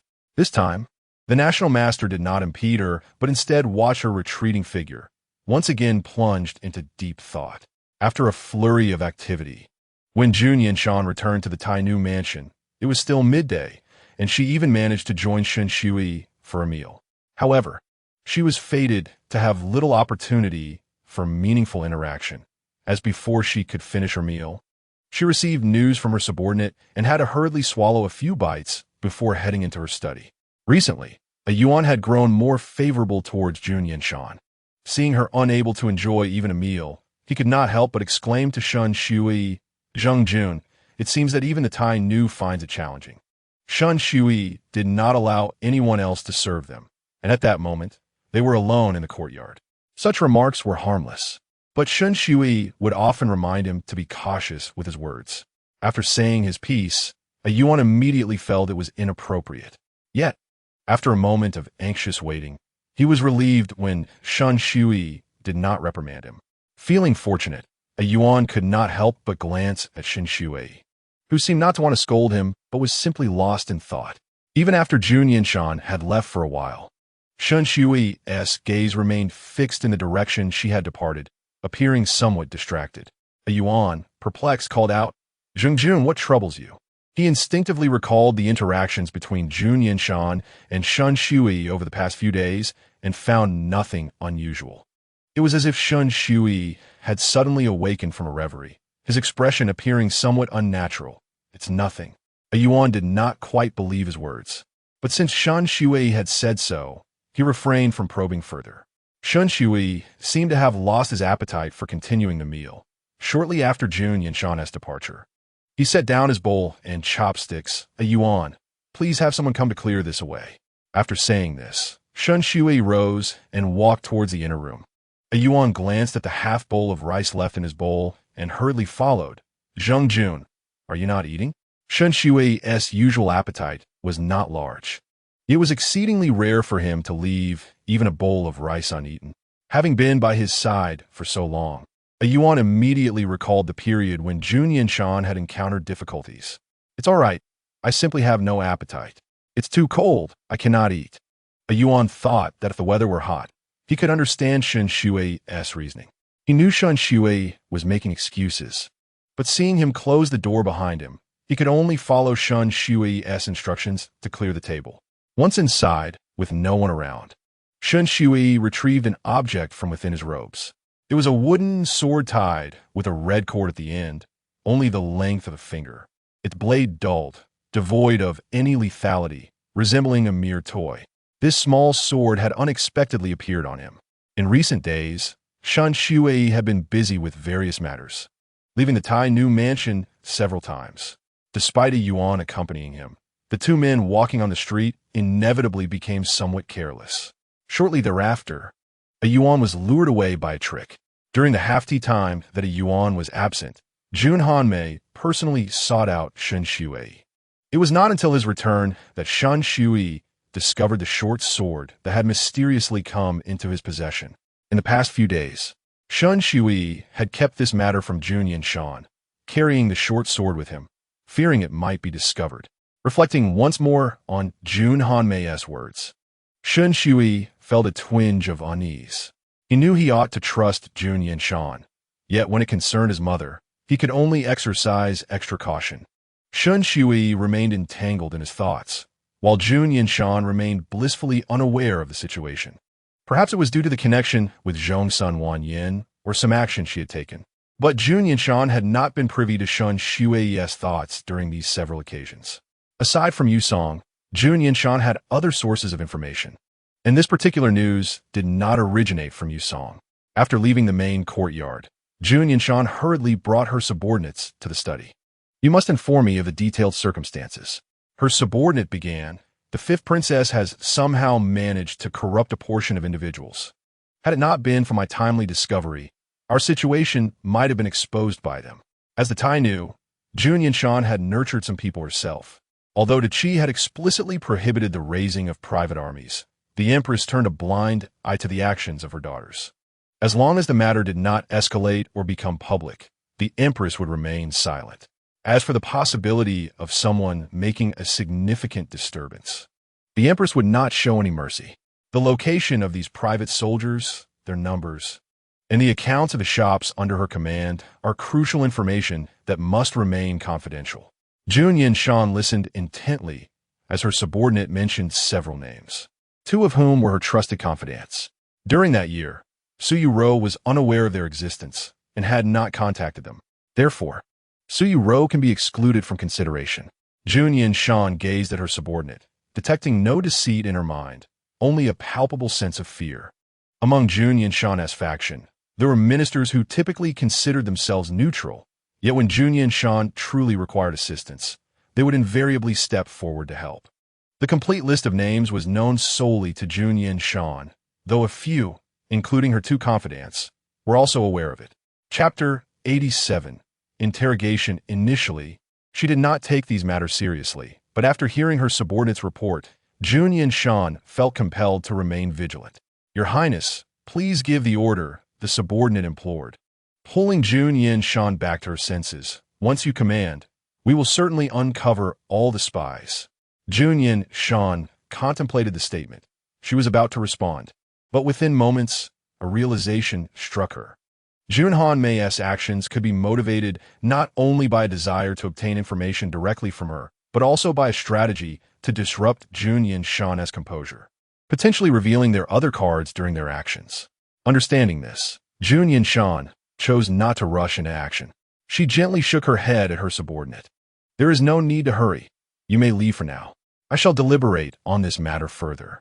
The subordinate, puzzled by Jun Yanshan's calm demeanor, refrained from pressing further, recognizing her usual decisiveness. Jun Yanshan watched her subordinate depart, her mind still occupied with the earlier considerations. She would not publicly order an investigation, as doing so would undermine her faction's morale. However, this did not imply that she would remain inactive. From those who had been bribed, she might glean the information she sought. Rather than returning to the main hall, Jun Yanshan felt an unseen pressure looming, an ominous premonition she could not quite pinpoint, compelling her to immerse herself in work to alleviate the strain. As night deepened, she departed the Tai Nu Fu with Qing Yan. The streets of the capital were relatively deserted at night, and Jun Yanshan and Qing Yan deliberately chose less traveled paths to avoid detection. Before Suyu Ro had possessed her, Jun Yanshan had already established her own influence. As she navigated the alleyways with Qing Yan, they soon discovered a small door to enter. Qing Yan had not visited this place for a year and found the surroundings somewhat unfamiliar, her mind reflecting on recent experiences with a sense of nostalgia. Jun Yanshan had little time to indulge in her sentiments, leading them deeper into the premises. A considerable number of individuals had been compromised, totaling 5 or 6. The subordinate who had reported earlier was unsure of when exactly Jun Han may had ensnared them or how much information had been leaked. To ascertain these details, only Jun Yanshan could conduct the interrogation herself. After all, they had once been her trusted allies, and she decided to first observe their conditions. Given that Jun Han Mei now had Zhong Sun Wan Yin by her side, if their manipulation had involved sorcery, Jun Yanshan was willing to grant them another chance. Jun Yanshan did not establish a private dungeon. Instead, these individuals were held separately in different rooms within the courtyard, each under strict watch. Upon her arrival, everyone present saluted her, but Jun Yanshan waved her hand dismissively, foregoing such formalities. "Where are Ai Lize and Feng Manjing?" Jun Yanshan inquired. Despite other betrayals, her relationships with those individuals were not particularly close, so she intended to question these two first. Once her question was posed, someone promptly guided her. Ai Lize, known for her vivacious nature, often acted impulsively in serious matters but was exceptionally skilled in combat.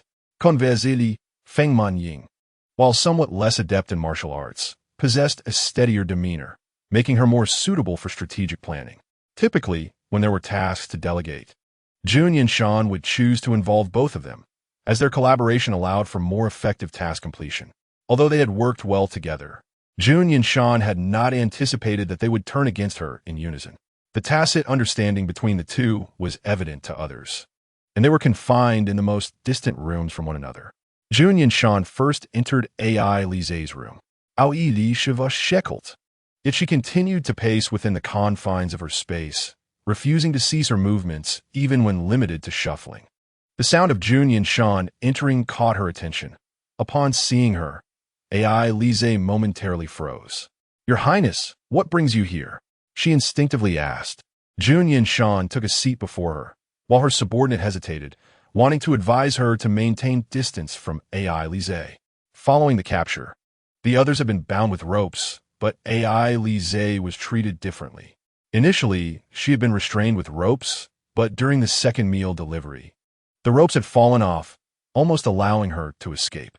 Consequently, they had no choice but to lock her up, securing her to a bedpost.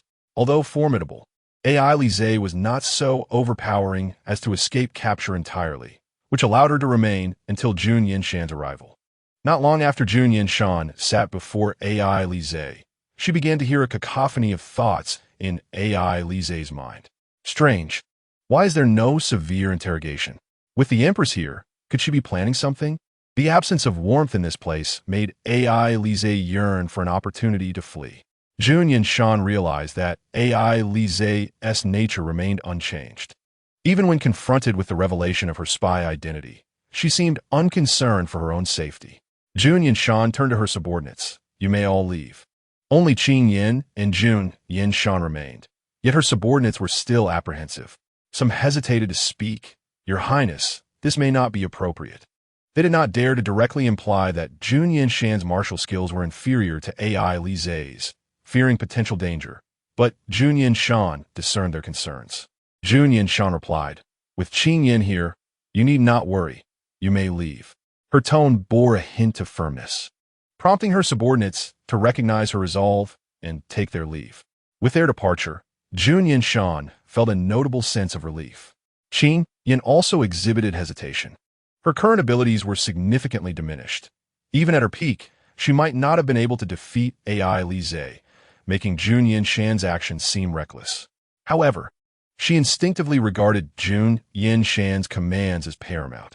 Despite her underlying worries, she turned to shut the door, settling into a position distant from Jun Yanshan to avoid interrupting their conversation. Ai Lize observed the movements of the others, and once Qing Yin was seated, she spoke. "Your Highness, are you not afraid of what I might do?" "You would not," Jun Yanshan replied with certainty, with no fear in her heart. Ai Lize, despite her desire to escape, felt no animosity towards her former mistress, nor did she harbor intentions of dragging her down with her. Jun Yanshan did not allow her the opportunity to divert the conversation further. Have you truly been bought by Jun Hanmei? It cannot be stated so simply. AI Lise shook her head, as if preparing to elaborate, but quickly halted. This matter I cannot disclose to you. Chapter 88. Threat. She hesitated. The voices in AI Lise's mind seemed temporarily muted, making it difficult for Jun Yanshan to discern. Jun Yanshan was well acquainted with such situations. Zhongsun Wanyin perhaps had intended to evade the scheming of the national master. Yet this inadvertently facilitated Jun Yanshan's understanding. I have already grasped the general situation. Jun Yanshan fixed her gaze upon AI Lise. Which one of you first suggested seeking refuge with Jun Hanmei? Upon careful reflection regarding those who have betrayed, it becomes evident that they frequently engage in activities together. The camaraderie between Feng Manjing and AI Lise is undeniable, as they are almost always assigned to missions as a pair. The remaining individuals are also under their influence, implying that someone must have taken the lead in persuading them to follow Jun Hanmei this time. AI Lise hesitated for merely 2 seconds before Jun Yanshan discerned the answer. It must be Feng Manjing, correct? AI Lise is a person of great loyalty and possesses a commendable spirit of accountability. Had she led the charge herself, she would have readily admitted it. Initially, AI Lise contemplated denial, but upon seeing Jun Yanshan's unwavering expression, she resignedly nodded, understanding that nothing could escape the prince's scrutiny. She was acutely aware of her own position as the most suitable candidate for such inquiries. Your Highness, you have yet to visit Feng Manjing, correct? Jun Yanshan, not concealing the truth, nodded affirmatively. Yes, you're the first I have come to. AI Lise expressed a knowing demeanor, as if to say, indeed, that is the case. Were it another individual, discovering that they were the focal point of investigation might provoke intentional non-cooperation through silence. However, AI Lise was different. The person who confined her was well aware of her character and was exceedingly cautious of her abilities, resulting in a prolonged silence from others. Being inherently restless, she felt suffocated by inactivity during her confinement, and even though Jun Yanshan was there to interrogate her, she was eager to engage in conversation. Have you encountered anyone from Jun Hanmei's circle? Given AI Lise's familiarity with Feng Manjing, Jun Yanshan felt compelled to ask. She genuinely suspected that even if AI Lise had not met anyone from Jun Hanmei's entourage, the mere suggestion from her friend could lead her to switch allegiances. I have, AI Lise affirmed just once. Jun Yanshan inquired further, when approximately, did you meet Jun Hanmei herself? Lise reflected for a moment, recalling an individual from her circle who had sought her out just a few days prior. The same individual who had previously attempted to undermine her now extended an invitation to visit her residence, prompting Jun Yanshan to scrutinize Jun Hanmei more closely. Lise, growing increasingly bored, awaited the next question from Jun Yanshan. As Jun Yanshan posed several inquiries, AI Lise answered honestly, allowing Jun Yanshan to discern that she was not lying. It was only when Jun Yanshan inquired about her agreement with Jun Hanmei and the reason for her betrayal that AI Lise fell silent, her demeanor shifting as if she had become a different person. Observing AI Lise's transformation, Jun Yanshan surmised that similar responses would be obtained from others as well. She rose to depart, but was halted by AI Lise's voice. Do you not have any further questions? Jun Yanshan paused, but did not turn around. What else do you wish to discuss with me? Is there nothing else? Are you not planning to employ any harsh methods of interrogation?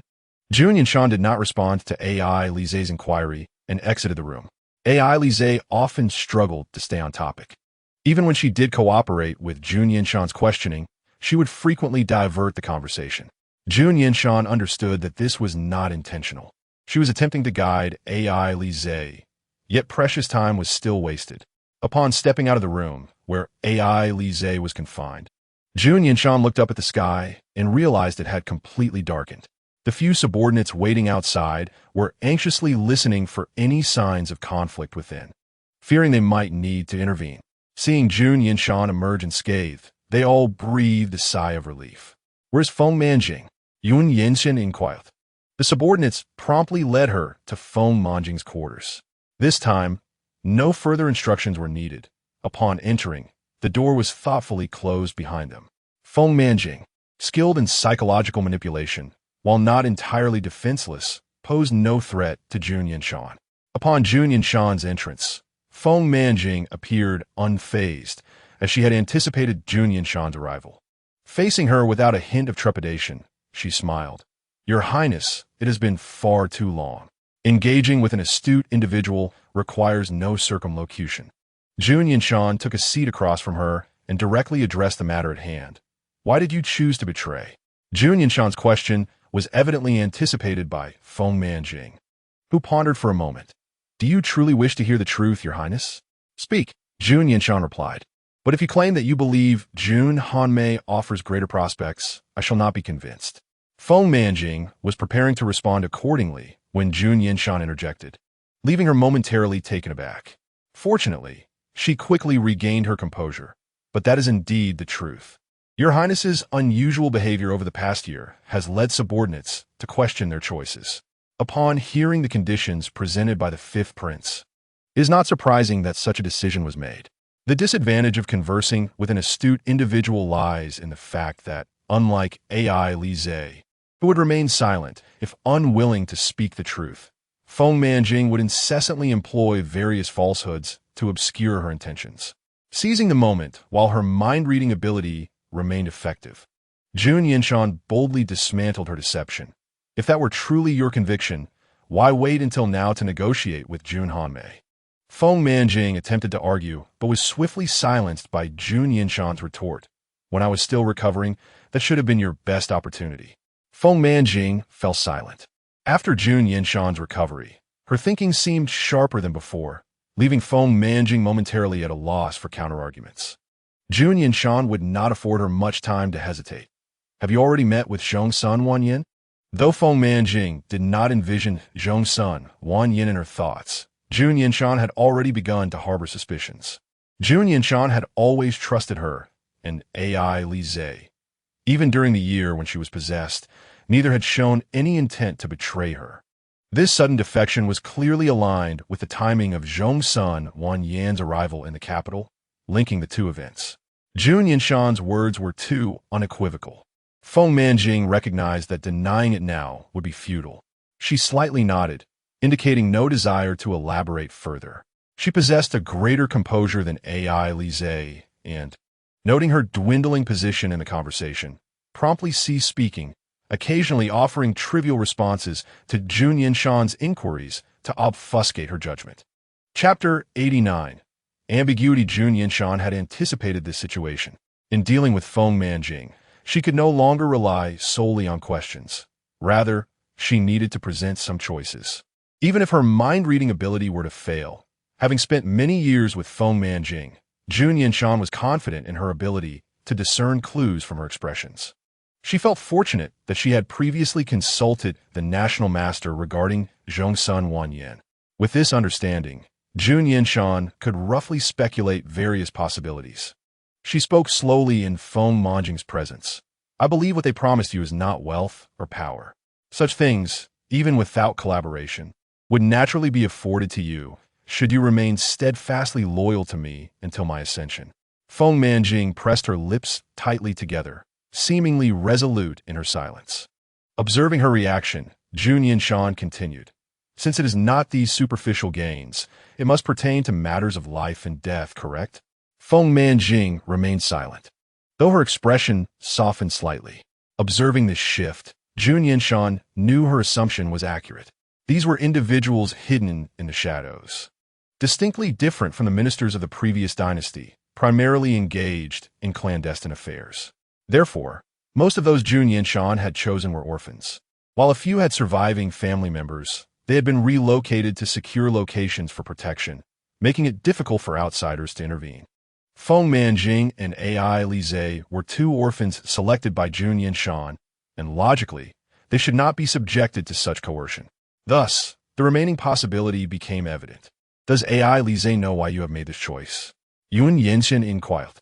Her question evidently struck a chord, as Feng Manjing's demeanor finally shifted from its earlier calmness. She gazed at Jun Yanshan with a complex expression. "Your Highness, there's no need for further speculation.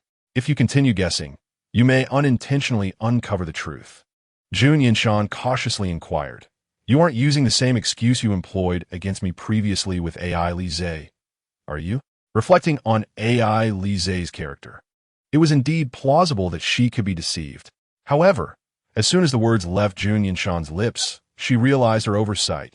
Judging by AI Lizhe's reaction, it was evident that she must possess some knowledge of the situation. Even if Jun Yanshan's deductions were imprecise, Feng Manqing's brow remained furrowed. Your Highness, since we have been discovered, we must accept our fate. Yet, I implore you not to probe further into this matter, for knowing too much may not bode well for you. Jun Yanshan, aware that Zhongsun Wenyin must have employed no ordinary means, was nearly amused by Feng Manqing's words. Ignoring her comments, she continued to speculate. Surely, they must be threatening you with AI Lizhe's life? As Jun Yanshan's assumptions began to strike closer to the truth, Feng Manqing showed no sign of cooperation. Instead, she grew increasingly resistant, closing her eyes and remaining still, not even fluttering her eyelids. As for the turmoil brewing in her mind, Jun Yanshan could not hear it all. The confrontation with Feng Manqing was not in vain. Jun Yanshan had largely pieced together the events, yet she remained oblivious to how Zhongsun Wenyin had wielded her threats. Standing to leave, she turned back only to hear Feng Manqing's voice. Your Highness, even if we depart, it will not bring you harm. Please do not continue your investigation. Consider this a piece of advice from your subordinate. Her words were earnest, and Jun Yanshan could discern the truth in them. However, having already confronted Zhongsun Wenyin, Jun Yanshan felt no inclination to evade. Feng Manqing appeared to harbor doubts about her capabilities as a sovereign, contemplating taking others to Jun Hanmei's residence. While Jun Yanshan had no intention of revealing that she had already met Zhongsun Wenyin, she merely responded with a soft and left the room accompanied by Qing Yin. Once outside, Jun Yanshan made no effort to seek out others, nor did she show any desire to revisit AI Lizhe. Qing Yin followed closely behind, and after a while spoke up. Your Highness, shall we not inquire further? No need. I have grasped the essence of the situation. Jun Yanshan replied, shaking her head. She quickly asked, Qing Yin, you must be acquainted with them, correct? Qing Yin, who had been by Jun Yanshan's side, nodded in affirmation. Jun Yanshan pressed on. Do you believe they're the type to betray easily? Upon hearing this, Qing Yin immediately shook her head, though she did not know them deeply. Having exchanged only a few words, she considered her judgment to be sound. Moreover, during Jun Yanshan's questioning, both women had maintained a respectful demeanor, and even when Feng Manqing resisted answering, she did not act disrespectfully towards Jun Yanshan. I share your sentiment, Jun Yanshan mused, reflecting on Feng Manqing's earlier statement. Although she had deduced the general circumstances, her curiosity for more details remained unquenched, leading her to consider alternative perspectives. Shaking her head to dispel her tangled thoughts, she returned to the Tai Nu mansion with Qing Yin. When Shun Shui and she had recently wed, Su Yuru had unexpectedly intervened, causing Shun Shui to sleep restlessly. However, now that Jun Yanshan had returned, their relationship had improved, and Shun Shui's sleep was considerably more peaceful. Even when returning late at night, Jun Yanshan could move quietly without fear of disturbing Shun Shui's slumber. With her mind in disarray, Jun Yanshan merely wished to rest beside Shun Shui. Unexpectedly, upon her return, as she was removing her outer garment, Shun Shui turned over and sat up in bed. Your Highness has returned. His voice sounded alert. Although he was only clad in his undergarments, it seemed he had not truly been asleep. Upon noticing her movements, he immediately rose to light the lamp for her. Jun Yanshan had refrained from lighting the oil lamp to avoid disturbing him. Yet seeing Shun Shui awake puzzled her. Why are you still awake at this hour? I cannot seem to sleep, he replied. Jun Yanshan scrutinized him skeptically, tucking him back under the covers and feeling his forehead. His temperature was normal. He appeared to be in good health. Shun Shui helplessly moved her hand away from his forehead and smiled at her. I merely cannot sleep tonight. There is no need for concern, Your Highness. Despite her lingering doubts, Jun Yanshan expressed her worries for him, continuing her gentle ministrations until she had changed into her night clothes and extinguished the lamp. Having washed up before entering the room, she nestled into bed beside him, drawing close as she listened intently to his heartbeat. Yet after a short while, Jun Yanshan sensed something amiss. Ordinarily, at such proximity, she would hear clearly, but now it seemed. Chapter 90. Elopement. Ji Wangping's recent days had improved somewhat. Following news from the capital, it was unclear what had transpired there, but suddenly, Qin Yunlu's mother arranged a marriage for her. Qin Yunlu was now causing quite the uproar at home, temporarily unable to seek trouble with Ji Wangping. Zhang Songshuang had once asked Ji Wangping if he wished to find another place to live, but he had declined. Since Qin Yunlu was preoccupied with other matters, he saw no need to move. Even if he did relocate, what would he do if he encountered Zhang Yunlu or Li Yunlu again? Zhang Songshuang understood this logic and, having consulted Ji Wangping, did not press him to take any action. Ji Wangping had not been closely monitoring the situation with Qin Yunlu, and in recent days, he had not encountered any trouble while out and about. The novelty of life had captured much of his attention, leaving him little room to dwell on Qin Yunlu.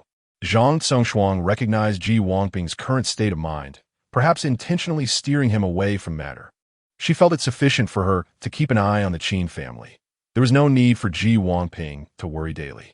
Life among their group could be described as comfortable, while Qin Yunlu's situation was decidedly less pleasant. The man she was to wed was a well-known figure in the city, and their reputations were equally tarnished.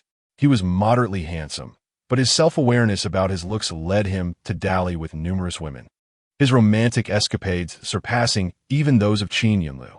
However, Qin Yunlu was less concerned with appearances and more with his overall demeanor. A man who constantly pondered how to exude charm. What kind of character could he possess? Qin Yunlu prided herself on her discernment and was resolute in refusing to marry such a man.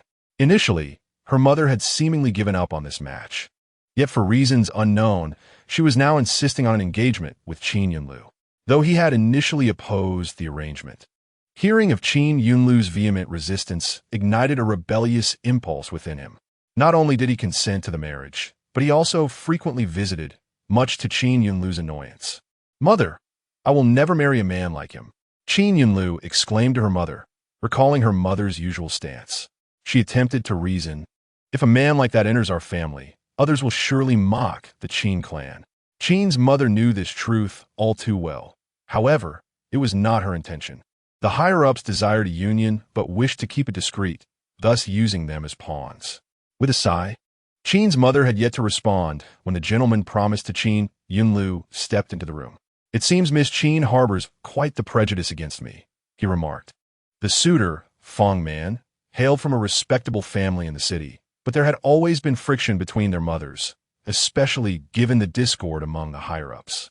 Nevertheless, when it came to matters concerning their children, both heads of the families found common ground. Fong Man was adorned with an enticing fragrance. Wafting into the room even before he entered, Qin Mu subtly retreated a step, evading the pungent fragrance that permeated the air.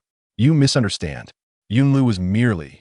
Despite her disapproval of Fong Man's flamboyant demeanor, Qin Mu felt compelled to maintain a facade of cordiality due to the impending union of their families.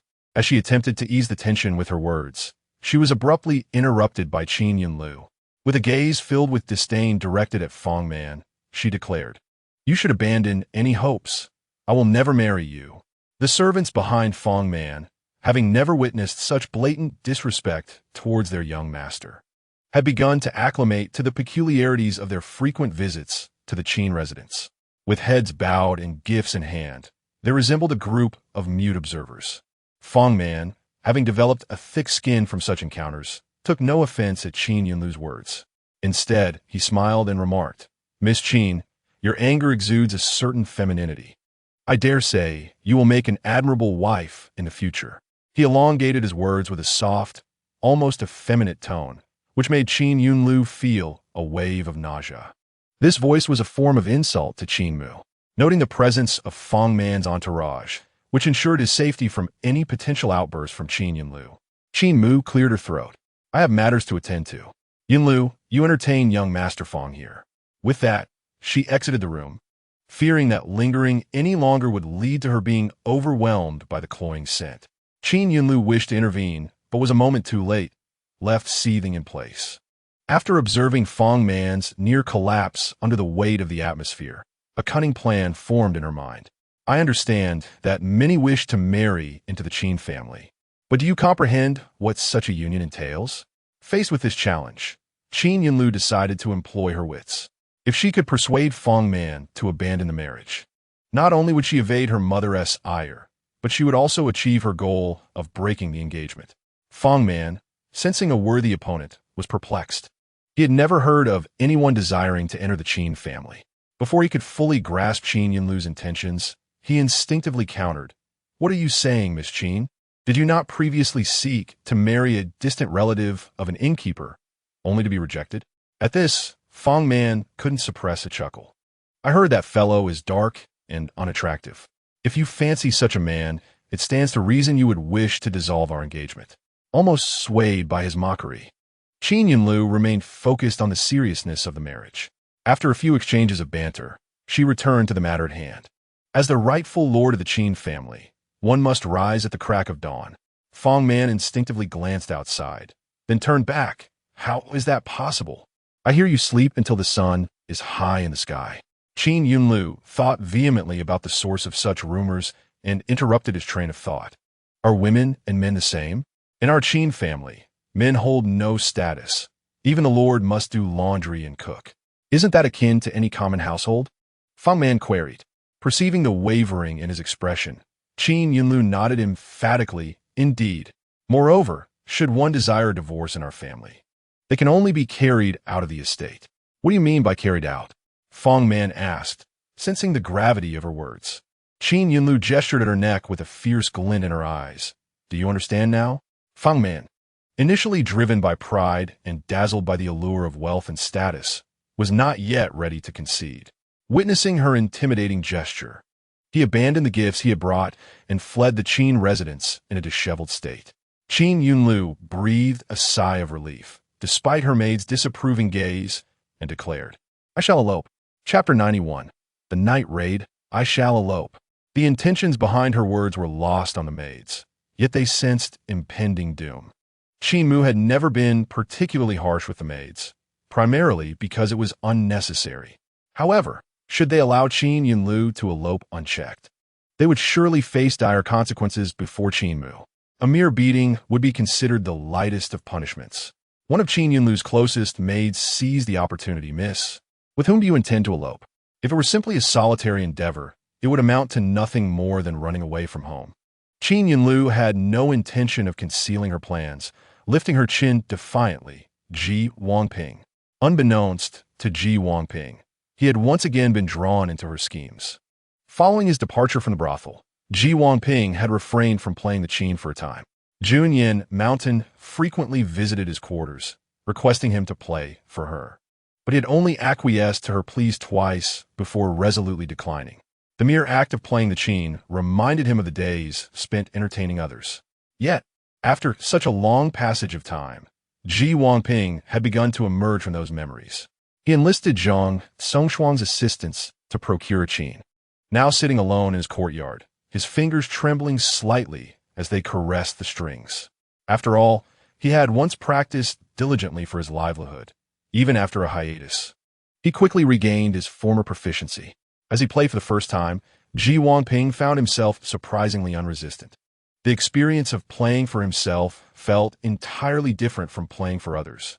Zhang Songshuang, standing in the back courtyard of the inn, initially intended to knock on the door, but paused upon hearing the serene sound of the Qin. She lingered for a moment, but when a staff member approached her, she waved them off, wishing to avoid disrupting him. Understanding Ji Wangping's current state of mind, she soon departed. Ji Wangping had assumed this tranquil existence would persist, but just as he began to settle, a loud crash echoed through the courtyard late at night. It sounded as though a heavy object had fallen. Remaining vigilant, he donned his robe and approached the door without opening it. Given the proximity of Zhang Songshuang's inn, a loud call would easily attract attention. After the noise subsided, he discerned faint voices, somewhat familiar, yet he could not immediately identify them. Scanning the room for something useful, he seized a chair in hand. Outside, the sound of rustling grew louder as a figure pushed open the doors one after another, softly calling his name. As the voice drew nearer, Ji Wangping recognized it belonged to Qin Yunlu, who had intruded upon his courtyard. A surge of emotion ignited within him, a fleeting impulse to rush out and strike her with the chair he held. Why could these affluent individuals not occupy themselves with other matters and leave him be? Fortunately, Ji Wangping retained his composure, remaining still as he listened to the commotion outside. It seemed that only Qin Yunlu was making noise. She appeared oblivious to the need to open the courtyard door to admit her companions. Once inside, she lingered on the left side of the courtyard, effectively blocking Ji Wangping's path to seek Zhang Songshuang. He could not guarantee that he would be faster than her. Perhaps, if he pretended not to be present, she might leave without further ado. Yet before long, he heard an urgent sound outside, reminiscent of bird calls. But as Qin Yunlu approached the door, her movements suddenly halted. Realizing this, Ji Wangping understood the implications. Under normal circumstances, such calls would not occur at this hour. The source of the noise was likely one of Qin Yunlu's accomplices. The faces of her maids flashed through his mind as he quietly observed the door, locking eyes with Qin Yunlu from across the threshold. Unaware of the impending danger, Qin Yunlu, hearing the prearranged signal from her maid, intended to leave swiftly, yet she hesitated, torn. She bit her lip and gently tapped on Ji Wangping's door. After hearing no response, she swiftly moved on to the next room. The courtyard contained only a handful of rooms, and Qin Yunlu heard no signs of life. She could only speculate that Ji Wangping was not present tonight. If he was indeed absent, continuing her search would prove futile. With a sigh, Qin Yunlu prepared to leave, but was taken aback when she noticed the bird calls outside had ceased. This indicated that the danger had dissipated. With this thought in mind, she chose not to prolong her search within the courtyard, but instead decided to open the courtyard gate. After all, Ji Wangping was not there, and leaving the door open at night posed no threat. Unbeknownst to Qin Yunlu, if Ji Wangping were truly absent, the gate would have been locked from the outside, not secured from within. Several maidservants, their mouths gagged with cloth, stared at the doorway, hoping that the young lady would demonstrate some cleverness and find another way out. The moment the courtyard gate swung open, despair washed over them. Zhang Songshuang stood at the entrance, her gaze locking onto Qin Yunlu's, her tone decidedly unfriendly. Might I ask how Miss Qin found her way to Wangping's courtyard at such a late hour?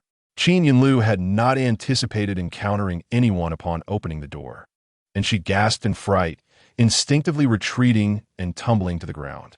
The dim moonlight allowed her to vaguely discern Zhang Songshuang's features, and with a lingering sense of dread, she explained, "I came to invite him to admire the moon, but to my surprise, he is not here." Zhang Songshuang spoke without softening her voice, and Ji Wangping, who had been attentively monitoring the sounds outside, quickly realized that Zhang Songshuang had arrived. He let out a sigh of relief, setting down his chair and donning his outer garment. Meanwhile, Qin Yunlu remained outside, attempting to defend herself. She had already caught sight of the maidservants bound by several men and silently cursed their ineptitude, yet she maintained a smile toward Zhang Songshuang. Zhang, you must be mistaken," Qin Yunlu insisted. "The truth is, Ji Wangping invited me here. Otherwise, how could I have entered the courtyard?" Given that Ji Wangping was not present, she resolved to temporarily place the blame on him for the sake of their future happiness. "Is that so?" Before she could fully exhale her relief, a voice emerged from behind her. "I don't recall ever making such an assertion." In the shadows of the night, Ji Wangping had no desire to further embellish his appearance. After tonight's ordeal, he had come to realize that no amount of disguise would be effective against Qin Yunlu's persistence. She had already become attached to him. Regardless of how unappealing he appeared, she would not relent until he was hers. Qin Yunlu stared at him, momentarily entranced. Chapter 92. Assistance. It was not her lack of ambition that rendered her speechless, but rather the stark contrast of Ji Wangping's demeanor compared to his usual self, further amplified by the moonlight, which cast an extraordinary glow upon him. The moonlight illuminated his pale countenance, resembling that of a ghost. Yet this only added an air of mysterious allure. As Qin Yunlu regained her senses, one of the attendants by Zhang Songshuang had already approached with ropes to bind her. The rough fibers of the ropes against her wrists jolted her into the harsh reality of her predicament. She turned to Ji Wangping, pleading, "I only came to admire the moon with you. I mean no harm." Ji Wangping ignored her, instead turning to Zhang Tsongxuang. "Thank you." I rushed out without sufficient attire. Zhang Tsongxuang merely gave him a cursory glance before frowning and instructing him to return indoors. "I will handle this matter. You should go and rest." Ji Wangping glanced at Qin Yunlu, and under her hopeful gaze, he nodded before turning to leave. Qin Yunlu had initially believed Ji Wangping would speak in her defense, only to find herself momentarily stunned as he coldly departed. The well-trained attendants surrounding Zhang Tsongxuang swiftly secured Qin Yunlu before she could gather her wits. The vicinity, aside from Ji Wangping's residence, was predominantly commercial, and the stillness of the night went unnoticed by anyone. The oppressive darkness weighed heavily on Qin Yunlu, who feared what Zhang Tsongxuang might do to her. "Zhang Zhuangguo, the situation is not as you perceive it. If it were merely a matter of reporting to the authorities, Qin Yunlu would not have been concerned. The Qin family's influence was extensive, encompassing not only wealth, but also connections within the government. As the daughter of the Qin family, infiltrating a commoner's courtyard at midnight, she felt assured that, regardless of her actions, as long as no lives were lost, she could manage the repercussions. What troubled her was the possibility that Zhang Tsongxuang might resort to extrajudicial measures. If she were to suffer, any subsequent retribution against Zhang Tsongxuang would be inconsequential. Zhang Tsongxuang was well aware of the mindset of someone like Qin Yunlu. Upon hearing her voice, she could anticipate her intentions. "This is all a misunderstanding. How about this? You take me to the Yamen tomorrow, and we can clear up this misunderstanding." Taking her to the Yamen would essentially mean releasing her. Even if Ji Wangping were not a person of significance, merely an ordinary individual, Zhang Tsongxuang held disdain for those who bullied men. Without uttering a word, she grasped the rope binding Qin Yunlu and began leading her toward the inn. In an instant, countless scenarios of violence surged through Qin Yunlu's mind. She opened her mouth to scream, only to have the fabric stuffed into her mouth by someone who had been closely monitoring her. Before becoming a mere innkeeper, Zhang Tsongxuang had a fiery temperament. Had she encountered this situation in her previous life, she might have seized the opportunity to eliminate Qin Yunlu under the cover of darkness. But now, she could not jeopardize her task of overseeing the inn for such trivial matters. Once Qin Yunlu and the others were moved into the inn, Zhang Tsongxuang led her into a well-kept guest room that had not been occupied for some time. The room appeared clean, albeit simpler compared to the opulence of the Qin residence. Zhang Tsongxuang lit the oil lamp on the table and pulled out a chair for Qin Yunlu. "Miss Qin, please have a seat." She seemed genuinely devoid of malice, yet Qin Yunlu remained skeptical, reluctantly taking a seat across from her. Zhang Tsongxuang made no move to sit down, instead towering over her, which made Qin Yunlu somewhat uncomfortable. However, this feeling quickly dissipated as Zhang Tsongxuang's expression softened, as if the earlier sense of pressure was merely a figment of her imagination. Qin Yunlu's expression appeared somewhat forced as she cleared her throat twice, attempting to regain some semblance of dignity. "You must have brought me here for a reason, right? According to the laws of the Qi, taking a life demands a life in return." Zhang Tsongxuang was nearly amused to the point of laughter by her subsequent remark. It was surprising to see that Qin Yunlu was aware of the law. She suppressed the coldness in her eyes and smiled. "It is merely a trivial matter. Miss Qin need not worry."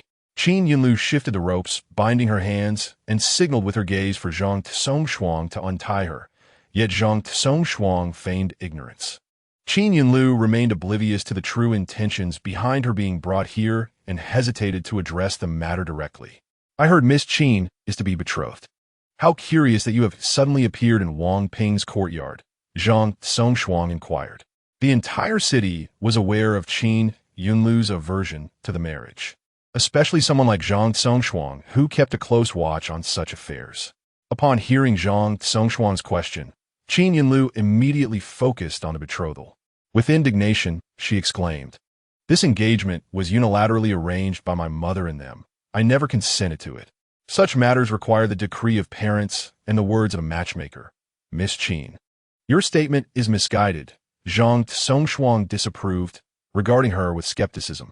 Zhang Songshuang was indifferent to whom Qin Yunlu married, as long as she ceased to disturb Ji Wangping thereafter.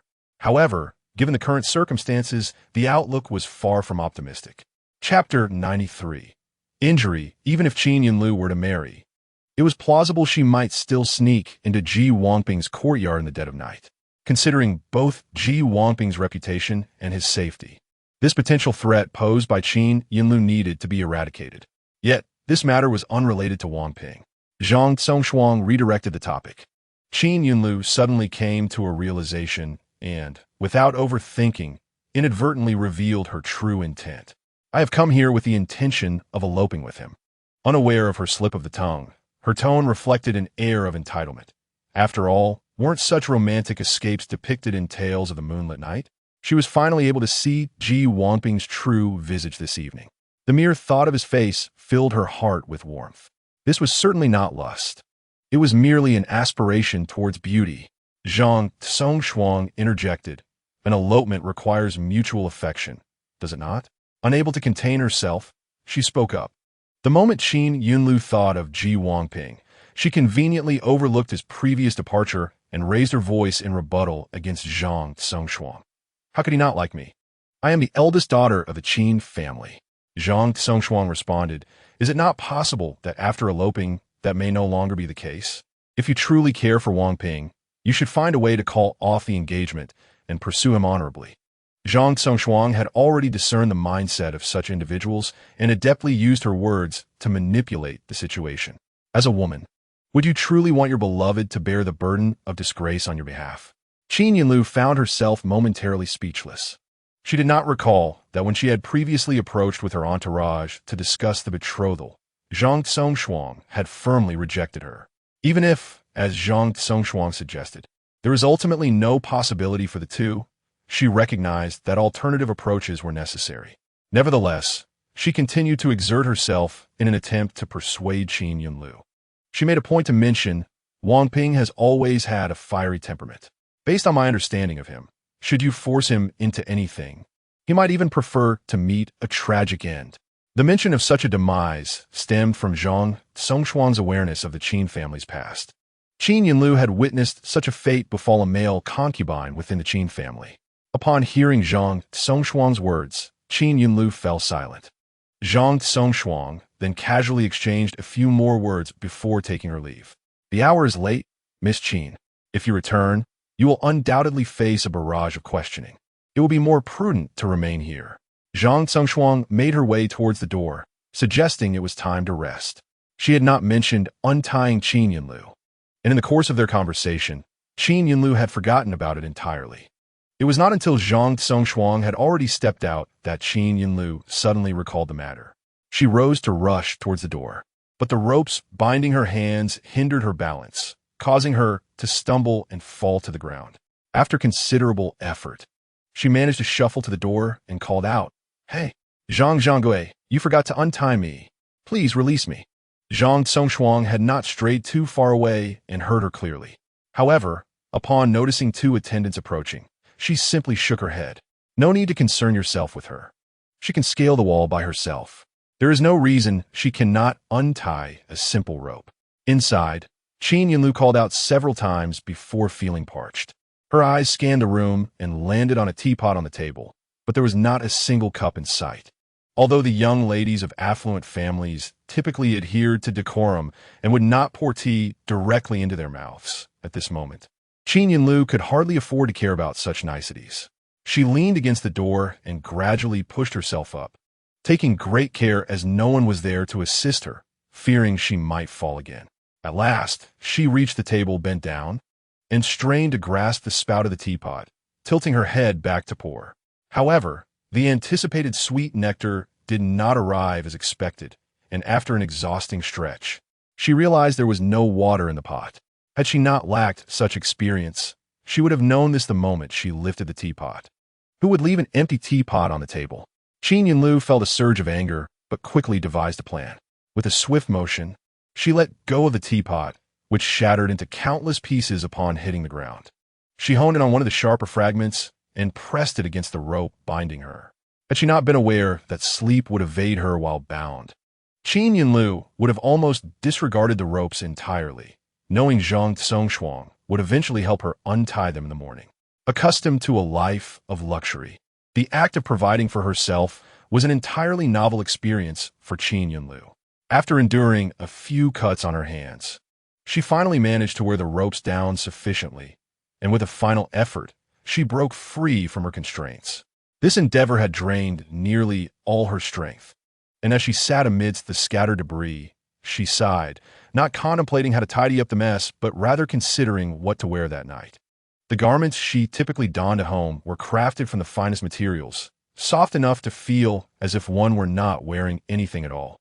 Having arrived here, Qin Yunlu took a moment to compose herself, then stood up and opened the wardrobe in the room, running her hand over the clothes inside. She found them to be inferior to the attire she was currently wearing. Clearly, Zhang Tsongxuang would not be providing her with water to wash up. So Qin Yunlu resolved to make do for the night, planning to rest comfortably upon her return home the following day. Having come to this conclusion, Qin Yunlu paid no further mind to the debris on the floor and, without looking back, climbed into bed. That night, the commotion in Qin Yunlu's room did not escape Zhang Tsongxuang's notice, but by the following morning, someone came to report to her. Upon hearing that Qin Yunlu had broken a teapot in her room, Zhang Tsongxuang seemed to connect the dots and nodded, "I see." After the attendant left, Jiang Kongshuang approached Qin Yunlu's door. To prevent any mischief, she had locked the door from the outside immediately after leaving the previous night. However, Qin Yunlu had been oblivious to the commotion at the door and remained unaware of this. Zhang Tsongxuang removed the lock and knocked on the door. "Miss Qin, are you awake?" Inside, there was an eerie silence, as if no one resided within. Based on previous reports, she assumed Qin Yunlu was still asleep. And given the ruckus from the prior night, it was likely she would wake even later. Zhang Tsongxuang instructed one of her attendants to keep a discreet watch and then turned to tend to her own matters. By the time Zhang Tsongxuang had completed her tasks that morning and returned after soothing Ji Wangping next door, she was informed that Qin Yunlu had finally awakened. In the morning, Qin Yunlu's treatment was still quite decent. The few maidservants around her had been dismissed, allowing them to fetch water for her to wash up and to dress her wounds. When Zhang Tsongxuang arrived, Qin Yunlu was in a fit of rage due to the pain from her injuries. Upon seeing Zhang Tsongxuang's face, her commotion subsided slightly, but as the maidservants moved, she winced in pain again. "Can't you be a bit gentler?" Qin Yunlu scolded. Having heard about Qin Yunlu shattering the teapot the previous night, Zhang Tsongxuang could surmise that it was an attempt to free herself from her bindings. Now, seeing the injuries on her body, she quickly pieced together the events. "How did Miss Qin get injured?" Zhang Tsongxuang asked knowingly. Before receiving an answer, her gaze fell upon the shards of the teapot swept into the corner. What happened to the teapot? Qin Yunlu had initially intended to complain to her, but upon hearing the surprise in Zhang Tsongxuang's voice and seeing her furrowed brow, her attention was diverted. "You left in such a hurry yesterday that you forgot to untie the ropes for me, so I had no choice but to break the teapot," Qin Yunlu explained. Zhang Tsongxuang's expression grew serious, her gaze still fixated on the fragments of the teapot. "This teapot is no ordinary vessel. How extraordinary can it be?" Qin Yunlu retorted casually. She had numerous antiques and artworks at home and had never encountered any teapot of great significance. Zhang Tsongxuang began to speak slowly. "This teapot was crafted by an artisan a century ago and has been in my collection ever since. I momentarily forgot to put it away when Miss Qin rested here last night." Her voice paused before continuing. "This teapot is quite valuable, and the artisan has long since passed away. The items created by his hand have become rare and precious." Qin Yunlu understood Zhang Tsongxuang's implication. She was not merely stating the teapot's rarity, but was subtly suggesting that Qin Yunlu should compensate her for it. It was not unreasonable to pay for the broken item, and with a considerable sum of silver on her person, Qin Yunlu nodded in agreement. "I see. How much is this teapot worth?" "I will compensate you." Zhang Tsongxuang remained silent, merely raising a finger to signify 100 taels of silver. Qin Yunlu observed her gesture and nodded, then turned to the maidservants. "Why are you not hastening to return the silver to Zhang Zhuanggue?" Zhang Tsongxuang shook her head. 1,000 taels in gold. The maidservants froze at the mention of such an amount, which even for Qin Yunlu was a significant sum. Although Qin Mu doted on Qin Yunlu and provided her with a generous allowance, she had a penchant for extravagant spending, and her total wealth was only around 1,000 taels of gold. If she were to part with that amount, she would have to tighten her belt for quite some time. Qin Yunlu felt that Zhang Songxuang was asking for too much, a hint of displeasure surfacing on her face. Zhang Zhuangwei, I genuinely wish to compensate you. Why must you toy with me in this manner? The value of the teapot was indeed substantial, but if Miss Qin doubted it, she could take the shards back for appraisal. Once shattered to this extent, an appraisal would yield no significant results. Zhang Songxuang was aware of this, which lent her confidence in her words. Qin Yunlu's expression darkened further as she surveyed the fragments on the ground. What if I choose not to pay? In broad daylight. Even if Zhang Songxuang attempted to extort her, she would likely not dare to act against her, and would ultimately have to release her. A small teapot would not fetch much silver outside, and if Zhang Songxuang were wise, she would accept a lesser sum. If she proved unwise, then Qin Yunlu would not pay a single coin. Coming to this realization, Qin Yunlu straightened her back defiantly. Zhang Songxuang anticipated this response, nodding slightly. If Miss Qin does not have such a sum, I shall have no choice but to seek compensation from the head of the Qin family. After all, this is no trivial amount. Go ahead. Even if you do, my mother will not give you this money. Qin Yunlu retorted with a mocking smile. Compared to her mother would be even more reluctant to part with her wealth, leaving Zhang Songxuang with nothing. Realizing that Zhang Songxuang had not grasped the situation fully, she added, If the head of the Qin family inquires, I will have no choice but to reveal the events of last night. After all, I am not one to excel in deception. Qin Yunlu's smile froze upon hearing this. How had she forgotten this aspect? Zhang Songxuang was not merely concerned about the teapot, but was using the events of last night to threaten her. There were numerous witnesses present, and her absence from home was an undeniable fact. If Zhang Songxuang were to disclose this, no matter how she defended herself, her mother would surely understand the truth. Eloping was a matter of principle, and the fury of her mother would be something she could not withstand. The thought of her mother's reaction to such disgrace made Qin Yunlu shudder. She withdrew her bandaged hand from the maidservant, her anger bubbling within, and glared fiercely at the maidservant beside her. It is merely 1,000 taels of gold. I hardly regard it.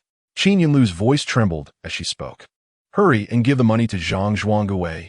The maidservant promptly complied, opening her money pouch to count out the banknotes.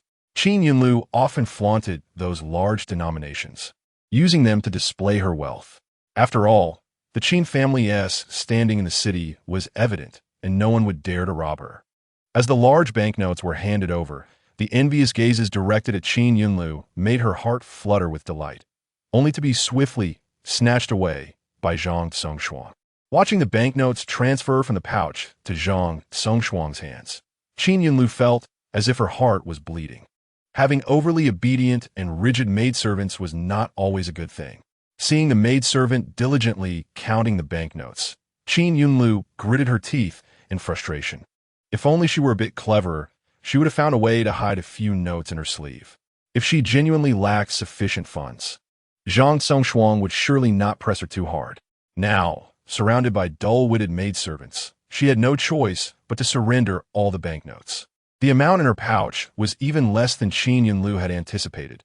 After emptying it, she still could not reach 1,000 taels of gold. Although her family possessed numerous gold and silver artifacts, suddenly parting with them would surely raise her mother's suspicions.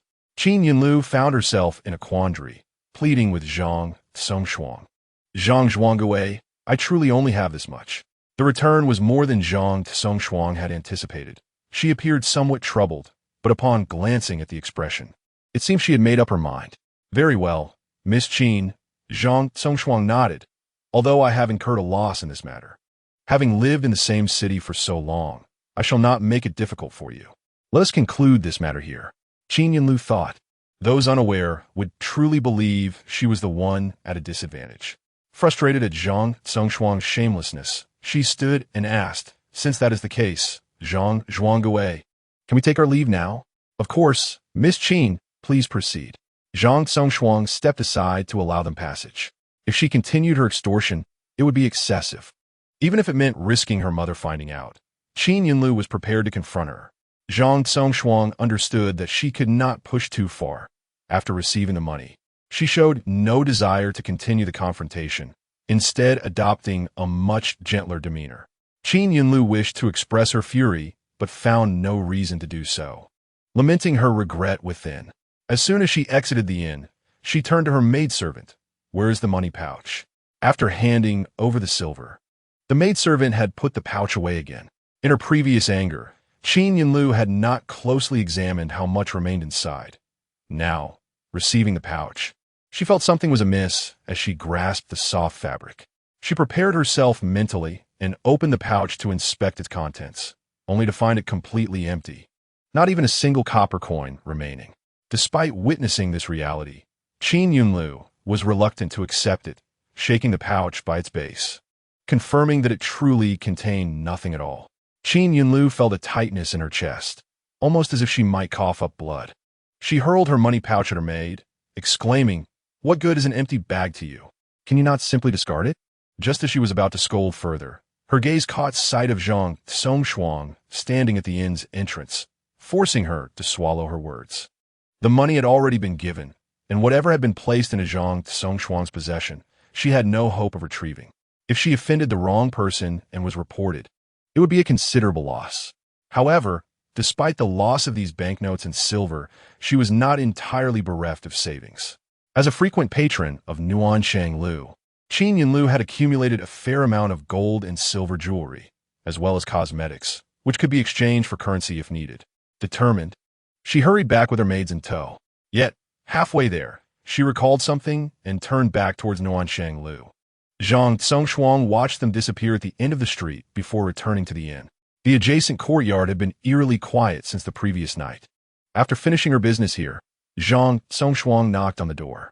Ji Wangping opened it promptly, having apparently been sitting in the yard, though for reasons unknown, had not made a sound. Zhang Songshuang glanced around the yard, noticing the absence of books or poetry on the table, indicating that Ji Wangping had merely been idly sitting. "Is it convenient for me to come in for a moment?" she inquired. Ji Wangping nodded, appearing more subdued than usual. "It is convenient." Zhang Songshuang took a seat at the table, but before she could speak, Ji Wangping's voice broke the silence. "Since I arrived here, it seems I have caused you much trouble." His tone carried an indescribable heaviness, making Zhang Songshuang feel somewhat uneasy. "No, it hardly counts as trouble," she replied, shaking her head, but seeing Ji Wangping's expression, she realized he was unconvinced. It was understandable.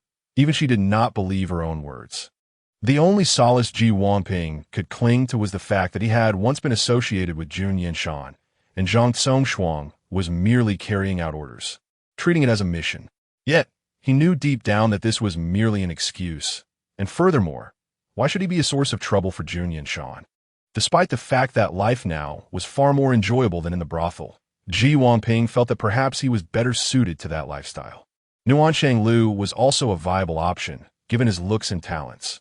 He presumed he would be welcome there. Zhang Songshuang was oblivious to Ji Wangping's contemplations. Lacking experience in dealing with younger individuals and accompanied by boisterous attendants who were not as subtle as men, she could only muster the resolve to hand Ji Wangping the silver she had extorted from Qin Yunlu. "Take a look at this." Ji Wangping's thoughts were interrupted as he received the cloth pouch and glanced inside, visibly taken aback by the sight of the money. "What is this for?" he asked, hesitating, his mind racing with possibilities. However, even if he were to relocate, would it necessitate such a sum? "This is what I obtained from Qin Yunlu," Zhang Songshuang explained. Ji Wangping returned the pouch, and she offered him a smile, recounting the events that had transpired. Extorting Qin Yunlu had turned out to be fortuitous. Ji Wangping could tell at a glance that this money represented her entire fortune.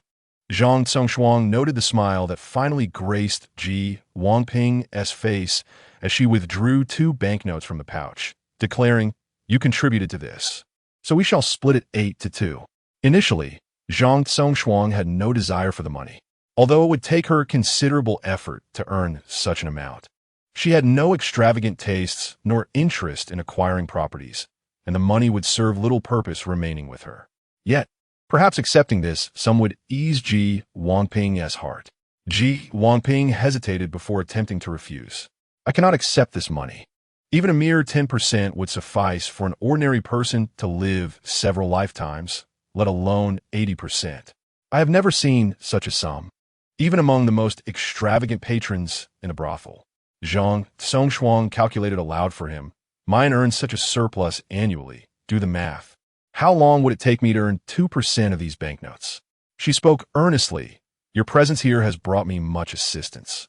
Ji Wangping seemed to absorb Zhang Songshuang's words, ultimately yielding to her insistence and accepting the banknotes. However, before Zhang Songshuang departed, Ji Wangping called after her, urging her to seek him out should she find herself in need of funds. Saying and doing were not in conflict, as long as it brought Ji Wangping some comfort. Zhang Songshuang readily agreed. The attendants at the inn were unaware of Zhang Songshuang's connections in the capital, but having spent considerable time together, they had formed a familial bond. The events of the previous night could not have transpired without the assistance of these attendants, since she had already set aside 2 portions of the wealth. Zhang Songshuang saw no reason to keep it all to herself, and thus distributed a significant portion among the staff. Meanwhile, Qin Yunlu's spirits were far less buoyant. Having lost her wealth and suffered emotional wounds, she pondered why she had to endure such indignities when all she desired was to elope with someone. On this visit to Nuanshang Lu, Qin Yunlu had not informed young Master Gui in advance, catching him completely off guard. Young Master Gui had been deep in slumber when he was roused by a few knocks at the door. Realizing that there were usually no patrons at this hour, he understood that something of importance must be afoot, and hurriedly approached the door without pausing to groom himself. What is the matter? Upon opening the door, he found himself locking eyes with Qin Yunlu. Chapter 96. A test to be fair, young Master Gui's appearance was certainly not lacking. Even without makeup, he appeared rather plain. It's still far more handsome than the average man. However, upon seeing him, Qin Yunlu felt a pang of discomfort. Instinctively, she peered into the room, asking, "Where is young Master Gui? Is this not his chamber?" In a place like the brothel, those who made a name for themselves were undeniably capable. Even if some individuals had their quirks, they rarely displayed coldness towards patrons. Yet this time, young Master Gui nearly failed to retain his smile. It took him a moment to comprehend the implication of Qin Yunlu's words, and without a second thought, he abruptly shut the door. After quickly applying some lip color, young Master Gui reopened the door. Qin Yunlu stood frozen at the threshold for a moment, then turned to her maid, inquiring, "Why did he close the door?" "That was young Master Gui," the maid replied, her face flushed as she softly explained. Qin Yunlu finally grasped the situation. Young Master Gui's makeup was not overly extravagant. She had simply been caught off guard and mistakenly thought someone else was inside. Though young Master Gui felt a sting from Qin Yunlu's remarks, he soon emerged from the room. The cosmetics added a touch of allure to his features, and as Qin Yunlu gazed at his face, she felt an urge to question his appearance. Fortunately, she understood men well enough not to voice her thoughts directly, instead treating the earlier incident as if it had never occurred. "I have something to discuss with you," Qin Yunlu stated, then glanced at her maid, instructing, "You may all leave for now. I wish to speak with him privately." Typically, at such moments, Qin Yunlu would engage in intimate exchanges with young Master Gui. The others in the brothel exchanged knowing smiles, and after a shared glance, they took their leave with Qin Yunlu's maids. With only the 2 of them remaining, Qin Yunlu felt considerably more at ease. She entered the room with familiarity and sat at the edge of the bed, which still held a hint of warmth from when young Master Gui had recently risen. Noticing Qin Yunlu seated, young Master Gui glanced at the closed window before turning back to shut the door, instinctively starting to loosen his garments. Others had already seated themselves beside Qin Yunlu, but their gestures were immediately halted by her. A hint of awkwardness flitted across Qin Yunlu's face as she grasped their hand, smoothing their garment with care. "Let us speak of other matters today," she suggested. The young Master Gui was momentarily taken aback by her words, recalling the events that had transpired since Qin Yunlu's arrival, and he seemed to grasp her intent. With a smile directed at her, He leaned against her shoulder and mused. I see. You wish to converse about poetry and prose? Although Gue had received an education, it was primarily to attract patrons. Only after becoming acquainted with Qin Yunlu did he indulge in a few poetic pursuits. Their attempts at verse often meandered off course. Gue naturally assumed that Qin Yunlu harbored similar thoughts this time. Yet he was mistaken. Although Qin Yunlu felt a flutter of emotion, it was fleeting, and she quickly resolved to articulate her purpose. She shook her head, stating, I genuinely have a matter to discuss with you today. Upon observing her demeanor, Gui's expression turned serious. What is it? It concerns my absence from home last night. If my mother inquires, please inform her that I am here with you tonight. Initially, Qin Yunlu spoke with a hint of bashfulness, but upon reflection, she felt no shame in asking for such assistance. After all, she frequently visited Gue and had spent a considerable sum on him. Requesting his aid in fabricating a lie seemed reasonable. Gue, though somewhat puzzled, readily acquiesced, understood, Miss Qin. Rest assured. However, he couldn't help but inquire. But where did you go last night? Qin Yunlu glanced at Gue, deeming him trustworthy, and mustered the courage to confess. I sought out Ji Wangping. Gui's eyes widened in surprise. He had anticipated a different answer, likely involving other establishments, but he did not expect this revelation. Initially, Qin Yunlu had her own reservations about divulging such information, yet she had always held the upper hand in their interactions. Even now, when she required Gui's assistance, she quickly adjusted her mindset. Meeting Gui's bewildered gaze, she nodded affirmatively, indeed. Gue inquired further, Oh, may I ask what business you had with Ji Wangping? Even if Qin Yunlu were oblivious, she understood that she could not divulge the truth. Yet, recognizing Gui's perceptive nature, she felt ill-equipped to deceive him, prompting her to awkwardly shift the conversation. Why do you ask? Naturally, I had legitimate matters to attend to. Her tone betrayed a hint of unease, leaving Gue momentarily speechless as he observed her hesitation. Then, Miss Qin, please state your business directly. Hearing Gui's noticeably cooler tone, Qin Yunlu felt a twinge of discomfort. I have come to request the return of the silver notes I previously entrusted to you. Even the thick-skinned might feel a hint of embarrassment in reclaiming gifts once given, and her voice trailed off to a whisper. Gue was momentarily stunned. Miss Qin, what are you saying? He found it difficult to believe that such words were uttered by Qin Yunlu, a woman renowned for her generosity throughout the city. Gazing intently at her, he soon heard her repeat her request. This time, ignoring it became impossible. It was understood that women of Qin Yunlu's stature did not retrieve money spent in establishments like these. Should anyone dare to do so, the gossip would surely render them the subject of ridicule. Realizing Gui's silence, Qin Yunlu reflected on this point. I have not spoken of this to anyone else, so please keep it to yourself. Gue reluctantly nodded in agreement. Qin Yunlu's earnest tone compelled him to reconsider the validity of her words. He rose and approached his dressing table. Shall I fetch the money for you now? Gue suspected that her sudden request for funds must pertain to a significant matter. Though he found her actions somewhat absurd, he appreciated her kindness towards him and, despite his doubts, was willing to assist. Moreover, he perceived this as a test of sorts. However, it was not until the silver notes were placed in Qin Yunlu's hands that she did not offer a laugh or stand to clarify her intentions. After counting the bills twice, Gui's compliance eased her tension somewhat. She nodded, her expression turning discerning. Is this all? I genuinely have urgent needs for money. Chapter 97. New plans. Once her mother provided her with funds, she intended to repay Gue handsomely. Gue had never thoroughly calculated how much silver Qin Yunlu had previously given him. He had merely taken a few notes on a whim. Noting her dissatisfaction, he explained, This is all I have. Most of what you gave me were cosmetics and jewelry. Qin Yunlu preferred to purchase exquisite adornments rather than hand over cash. Prompted by Gui's reminder, she quickly recalled this detail. The cosmetics had already been utilized by Gue, making them unsuitable for return. But the gold and silver treasures she had acquired were top-notch and should be easy to part with. Then bring forth those ornaments, Qin Yunlu declared. And to alleviate any potential misunderstanding, she added, Once I resolve this matter, I will procure even finer gifts for you. This was not merely a test. Gue discerned that Qin Yunlu's character was far too straightforward to feign such a pretense.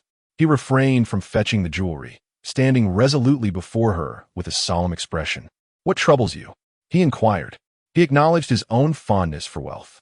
Yet, after spending considerable time with Qin Yunlu, even knowing her numerous flaws, he remained willing to share her burdens. "This matter is indeed embarrassing." Qin Yunlu hastily fabricated an excuse. "My maid misplaced the money pouch." Gue was well aware of Qin Yunlu's habit of carrying large sums of silver notes. Upon hearing her explanation, he grew grave. "This is no trivial matter. Have you reported it to the authorities?" "Report what?" "The money was given willingly."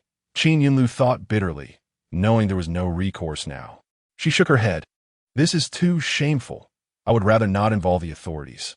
Gue studied her intently for a few moments, coming to a realization. If she was willing to place herself in such a predicament, her reluctance to report must surely stem from deeper reasons. Qin Yunlu hailed from a wealthy family and had previously displayed her substantial wealth to him. It would not be an exaggeration to say that the sum she had spent was substantial enough to purchase an entire establishment. Gui's reaction left Qin Yunlu feeling somewhat displeased. She urged, "Please bring forth those ornaments. I shall send you new ones after the new year." If her mother remained unaware of this incident, it was likely she would provide her daughter with some silver for the festivities. As long as she managed her expenses prudently this time, she could gradually replenish her funds. Gui's expression grew cold. He was unaware of Qin Yunlu's intentions. Even if he were, he would likely not acquiesce to her request.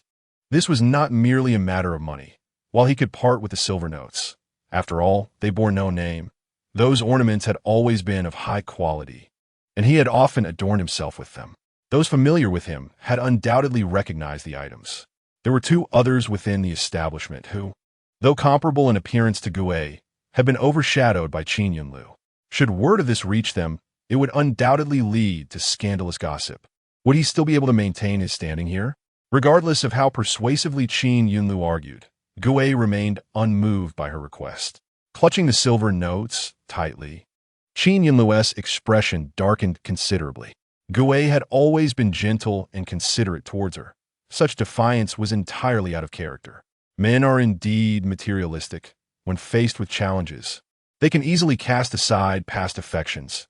Qin Yunlu thought bitterly as she stormed out. Gue Gongzi stared blankly at the departing figure of Qin Yunlu, still reeling from the earlier events. Having worked at Wanxianglu for many years, he was well aware of the fickleness of his patrons, particularly women like Qin Yunlu, who flitted among the flowers. Yet, everyone in the city knew of the special place she held in his heart, and he couldn't help but indulge in that sentiment. Today, her demeanor felt like a bucket of icy water thrown in his face, leaving him momentarily at a loss for how to respond. Then Wanxianglu was quiet during the day, lacking customers, and the sudden sound of a door slamming piqued the curiosity of several onlookers. Noticing Qin Yunlu's displeasure, none dared to approach her, but some ventured into Gue Gongzi's room to offer him counsel. "Did you have a quarrel with Miss Qin?" Gue Gongzi forced a smile for his visitors, replying, "It's nothing." A man could be a bit indulgent at times, but excessive behavior would not endear him to a woman. "You are our top performer. You should know how to navigate this balance." Gue Gongzi recognized the misunderstanding, but chose not to clarify the truth. Lowering his voice, he said, "I understand. You may leave now. I wish to rest for a while." The man, seeing his fatigue, refrained from further persuasion and closed the door behind him as he exited. The silver notes in Gue Gongzi's possession had nearly been depleted by Qin Yunlu, leaving only jewelry to exchange for some additional funds. What could be troubling Miss Qin today, despite once harboring feelings for her? He pondered her circumstances for a moment before summoning his attendant. "Please go check on the recent state of the Qin family's business. Has anything gone awry?" The attendant, confused but eager to comply, nodded rapidly. "Understood. I will go at once." Alone in his room, Gue Gongzi attempted to rest, but his mind grew increasingly agitated, making sleep elusive. Meanwhile, Qin Yunlu was equally discontented. Despite receiving money from her old acquaintance, she felt unsatisfied. After leaving Wanxianglu, she glanced at the silver notes in her hand, realizing they represented merely a fraction of her original savings. though her mother had never directly scrutinized her accounts. She had a general awareness. If she were to discover the extent of Qin Yunlu's expenditures, it would likely lead to trouble. The more Qin Yunlu contemplated, the more conflicted she became, distracted from seeking new targets. Having just depleted her resources for Ji Wangping, she now hesitated to meet him. The mere thought of his stunning visage caused her heart to ache. That was 1,000 taels of gold. Upon entering the Qin residence, Qin Yunlu had little time to catch her breath before her maid rushed in. "Miss, young Master Fong has come again. The head of the household requests your presence." "Absolutely not. It's infuriating." Qin Yunlu waved her hand dismissively. "Tell my mother I am unwell and do not wish to receive guests." "But miss, you just returned from Wanxianglu." The maid stammered, hesitating to voice her thoughts. Qin Yunlu was about to scold her when a sudden thought struck her. The Fong family was of comparable status to her own, and young Master Fong must possess some idle wealth. Perhaps she could devise a means to procure some from him. Chapter 98. The Contract, Your Highness. This is the current situation regarding young Master Ji. An underling reported respectfully. Jun Yanshan nodded, "You understand." Although Ji Wangping was not brought into the Tai Nu Fu by her, she felt a sense of responsibility due to their connection. The idea of uniting the Qin and Fong families in marriage was conceived by Yu Song. Listening nearby, Yu Song smiled at Jun Yanshan as the subordinate departed. "With this, you can rest assured." After exchanging a few pleasantries, they quickly returned to the matter at hand. "What have you discovered about Zhongsu and Wanyan?" Jun Yanshan inquired. Yu Song's smile faded as she shook her head. "I have only found that she became a disciple of the former national master. Beyond that, I know nothing." After joining the former national master's tutelage, her traces seemed to vanish entirely, leaving no record for decades. Jun Yanshan's expression darkened as she listened. And before she could respond, Yu Song added, "Moreover, some of my agents sent to investigate have gone missing. It appears Zhongsu and Wanyan is not a simple character." Jun Yanshan wholeheartedly agreed, letting out a sigh. "Withdraw your people for now. I have learned some additional matters in recent times. Continuing this investigation may prove perilous for ordinary individuals in the presence of Zhongsu and Wanyan." "What?" Jun Yanshan lowered her voice. "The national master recently divined that Zhongsu and Wanyan seems intent on exchanging souls with Jun Hanmei. This was merely a hypothesis, but in her recent inquiries with the national master, Jun Yanshan had learned of several conditions required for such an exchange. Zhongsu and Wanyan currently resided within Jun Hanmei's household, making it feasible for her to fulfill those conditions. Realizing the danger, Yu Song promptly dispatched orders to withdraw her agents. After ensuring their safety, she inquired, "Is this situation similar to the last time? Perhaps somewhat different?" Jun Yanshan replied, having been reluctantly possessed and lacking full understanding of the circumstances. However, one originated from another world while the other was lying in wait beside Jun Hanmei, suggesting they were not entirely comparable. Yu Song lifted her teacup, observing the floating leaves. "Your two royal sisters do not pose a significant threat. It is only Zhongsu and Wanyan who present a challenge. Perhaps we should find an opportunity to eliminate her." Jun Yanshan is powerful. Her mastery of dark arts may prove difficult to confront. If we do not proceed with caution, we risk alarming her. She was not the type to adhere rigidly to principles, and resolving issues promptly was ideal. However, recalling the fragmented memories of Jun Hanmei, she felt it prudent to exercise caution. "You might consult with the national master," Jun Yanshan suggested, uncertain if the national master would be willing to take decisive action. After a brief exchange, Jun Yanshan made her way home, leaving the current political climate unaddressed. In recent days, Zhu Mishuang's popularity had surged, and with the assistance of her insights from the future, the empress had indeed produced numerous admirable creations. The uninformed populace praised her, and Jun Yanshan felt no sense of her glory being overshadowed.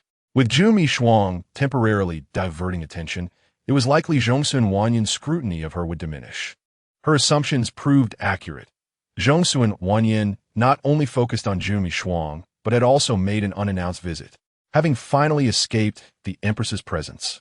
Zhu Mishuang entered her quarters only to find someone standing before her. Who could endure such an encounter? Startled, Zhu Mishuang let out a scream that echoed throughout the courtyard. prompting the servants to rush in. Zhongsu and Wanyan, standing before her, felt her eardrums nearly shatter from the noise. Doubting the correctness of her decision, Jun Yanshan instinctively attempted to flee, but for reasons unknown, her legs betrayed her. Instead of retreating, she turned and shut the door, moving a few steps closer to Zhongsu and Wanyan. Sixth Princess, it is a pleasure to meet you. Allow me to introduce myself. I am Zhongsu and Wanyan, here to assist you in ascending to the throne of Empress.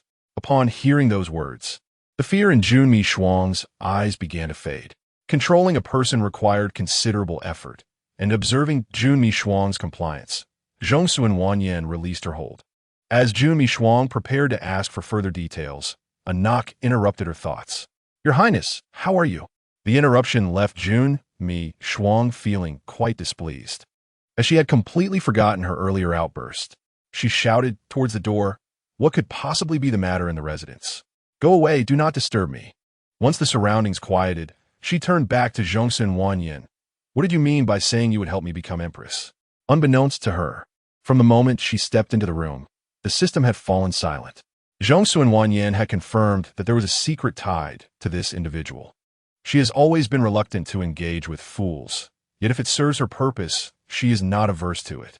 The words of an ordinary charlatan are already rife with deception, let alone those of Zhongsu and Wanyan, who possesses genuine skills, making her words all the more convincing to Jun Yanshan.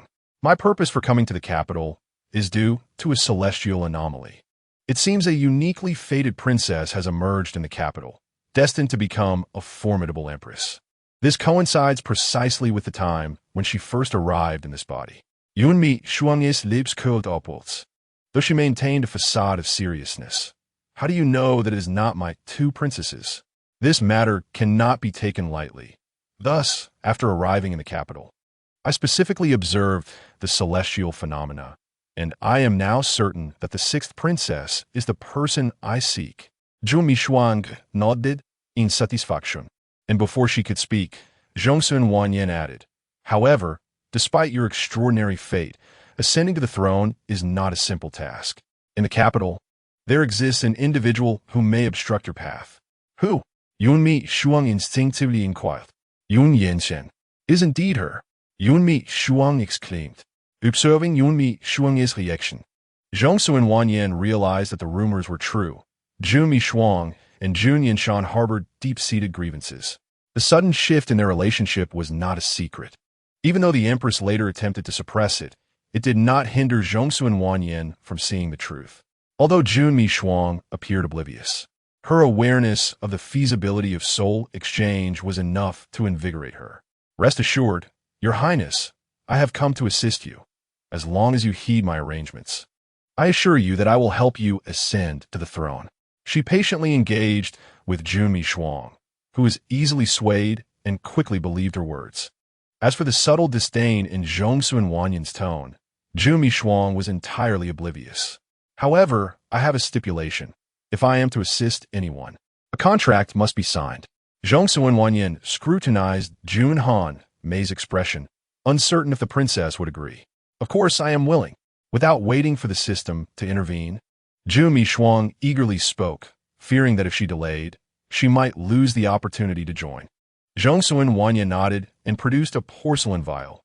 Please prick your finger and let a drop of blood fall into this vial. The system was in a state of panic, almost ready to refuse for Jun Yanshan. Yet inexplicably, it found itself unable to communicate with her at that moment. Jun Yanshan hesitated for a moment, but her hesitation was not born from concerns about Zhongsu and Wanyan's intentions, but from fear of pain. Zhongsu and Wanyan did not anticipate this reaction, her expression darkening. And soon she heard Jun Yanshan ask, "Is there no other way?" After all, having already envisioned herself as the future empress, Jun Yanshan felt embarrassed to reveal the truth, merely stating, "It seems rather unseemly to draw blood." Zhongsu and Wanyan's expression turned inscrutable as she finally grasped Jun Yanshan's thoughts. There is indeed an alternative. Zhongsu and Wanyan retrieved a short knife from her sleeve. "May I borrow a strand of your highness's hair?" Jun Yanshan instinctively covered her head. "How much?" "Just a single strand will suffice." Glancing at the knife in her hand, Jun Yanshan nodded in agreement without much thought. "Very well." Zhongsu and Wanyin cut a strand of her hair, and with some unknown method, transformed it into fine black ash in an incredibly short time. She cast her gaze around the nearby table, took a piece of paper, sprinkled the ash upon it, and then, after cutting her own finger, inscribed the terms of their contract. Zhu Mishuang could not fully comprehend the writing, but sensed the aura of mystery surrounding the method. She leaned closer, her eyes fixed intently on the paper, faintly perceiving a chilling presence. Zhongsu and Wanyin paused her actions and turned to Zhu Mishuang. "Your Highness, if you consent, please press your fingerprint here." "But there is no ink here." Zhu Mishuang looked at Zhongsu and Wanyin in confusion. "No matter. Hieng Songsun Venyanis Esuangse Yun Mi Shuang." Albeit skeptically, pressed her fingerprint onto the paper.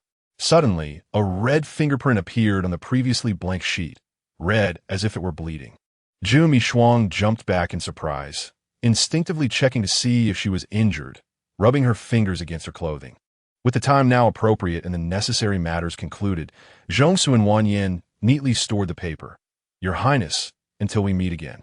Zhu Mishuang had no time to inquire further as she watched Zhongsu and Wanyin open the door and take a few steps before vanishing, leaving her stunned as she rubbed her eyes. System, did she just disappear in a thin air? The system paused for a moment before responding. It must be some sort of illusion. Zhu Mishuang, still in a daze, felt a sense of being belittled by the system's remark. To her surprise, the system added, "The aura of that person was quite peculiar and somewhat familiar. I sensed a dangerous presence from her. Now, I still have some energy left. For safety's sake, it would be best if I assist you in dispelling it once." Since arriving in this world, Zhu Mishuang had finally attained the status of a protagonist, and she was not about to let the system ruin it. The system, being overly cautious, would likely remain stagnant throughout its existence. Zhu Mishuang scoffed. "There is no need for your concern. You were of no assistance when I was imprisoned, so why feign kindness now? You should focus on ensuring my ascension." The system wished to offer further counsel, but Zhu Mishuang had already lost her patience. Understanding her sentiments, the system fell silent. Having guided numerous hosts, Zhu Mishuang was undoubtedly the least promising of them all. In a place unbeknownst to Zhu Mishuang, the system quietly submitted a report to headquarters, preparing to abandon this task and seek a new host. However, even if she were aware, she would not mind, for the system had yet to provide her with anything tangible. This time, Zhongsu and Wanyin was genuinely poised to assist her in ascending to the throne. The mere thought of this caused an uncontainable smile to grace Zhu Mishuang's face.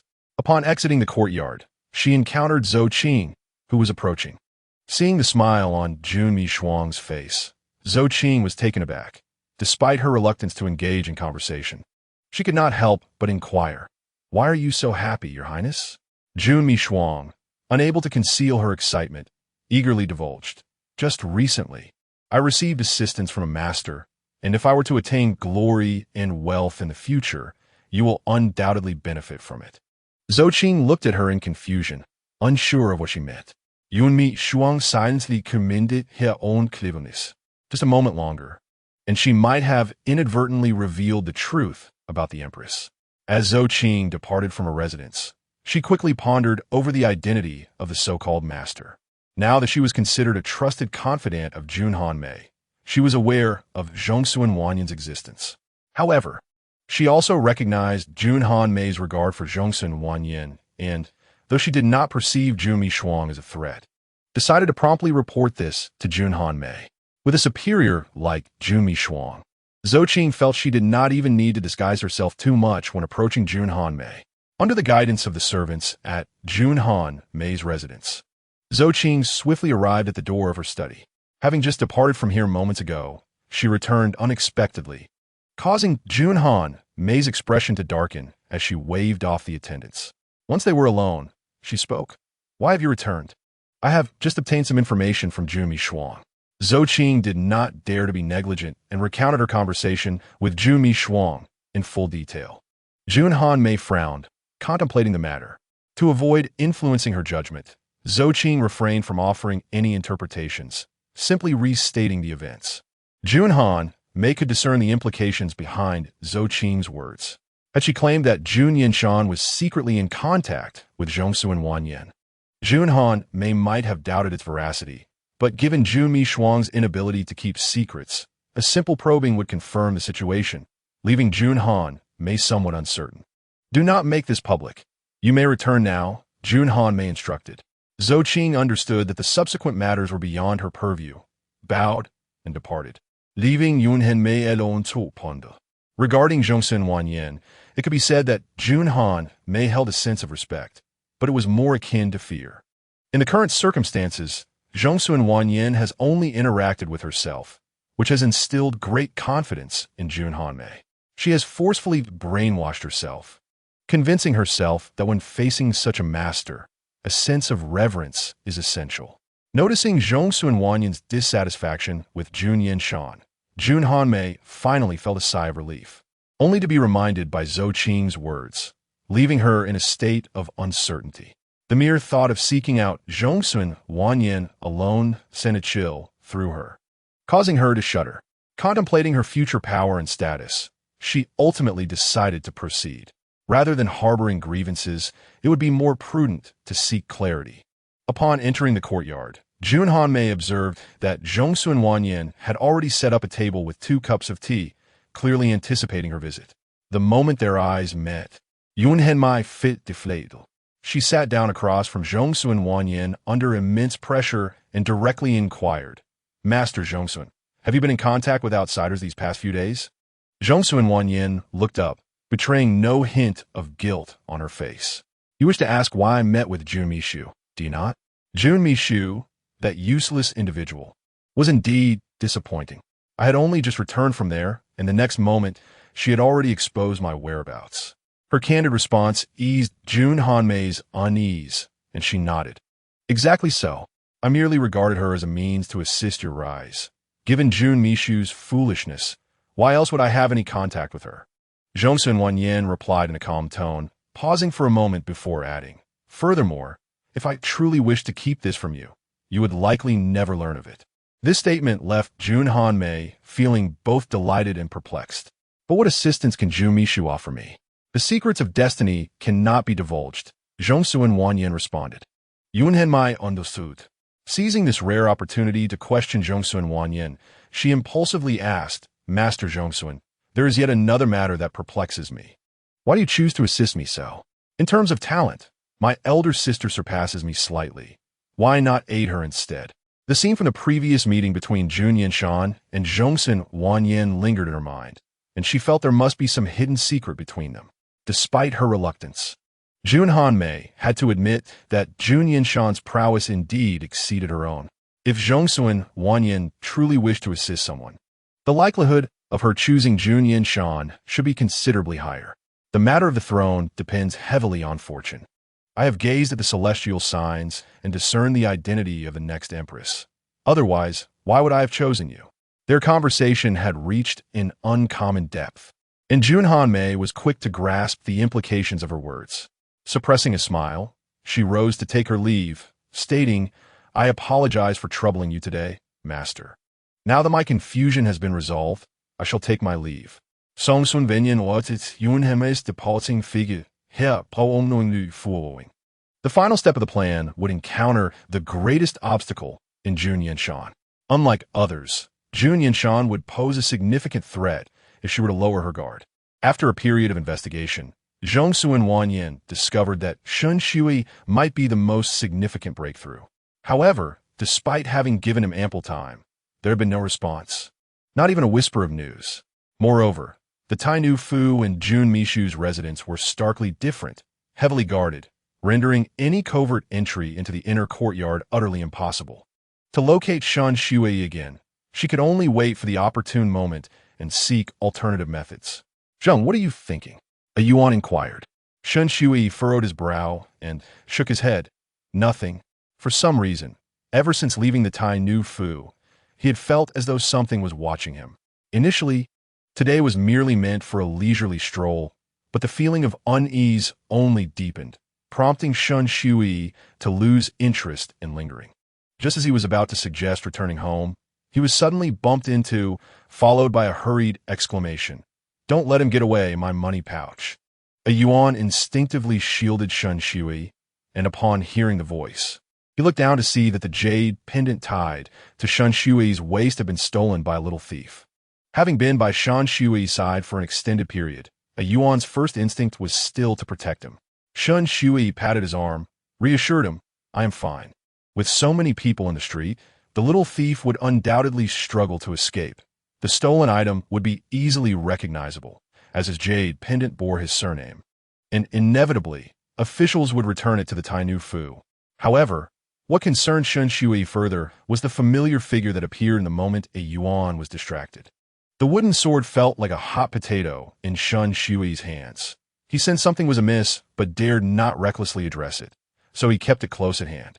Upon spotting someone reminiscent of their last encounter, Shun Shui wasted no time, dismissing his protective entourage and taking only a yuan to pursue the figure. Zhongsun Wanyan had been waiting for Shun Shui, deliberately slowing her pace until she entered a secluded alley before finally stopping. Shun Shui instructed a yuan to wait at the alley's entrance before following. Upon entering, Shun Shui quickly scanned the area. This was a dead end, and even without protection, there was little chance he would be abducted. Zhongsun Wanyan had not come to capture anyone. She casually scattered a few stones, temporarily using an illusion to disperse the surrounding crowd and prevent any accidental discovery. Then she spoke, "What have you been contemplating during this time, young Master Shun?" Shun Shui remained composed, retrieving the wooden sword to return it. "I will not be using this item. It should be returned to its rightful owner." Zhongsun Wanyan had not anticipated that Shun Shui would still be indecisive. The use of various techniques drained her significantly, and given that the plan was still incomplete, she had expended considerable energy during this period. Yet, seeing Shun Shui's resolute determination, Zhongsun Wanyan gritted her teeth and summoned her last ounce of magical energy. "Young Master Shun, have you forgotten how Jun Yanshan treated you previously?" Such overt provocation was too obvious. Shun Shui believed he would not fall into such a trap. He mentally noted the figure's shape and appearance, preparing to retort, when he suddenly felt a wave of dizziness wash over him. Zhongsun Wanyan keenly observed his changing expression and inwardly sighed in relief. Since Jun Yanshan acted unjustly first, whatever you choose to do is justified. Zhongsun Wanyan's tone softened. "Do not feel guilt for this. She must bear the consequences of her prior actions." Shun Shui gazed into her eyes, clearly struggling internally, yet soon regained his composure. "Keep the wooden sword safe. You will find use for it when necessary," Zhongsun Wanyan advised. Shun Shui nodded absently, returning the wooden sword to its place. Noticing that Shun Shui had grasped her hint, Zhongsun Wanyan exhaled in relief, concealing her presence and departing from his side.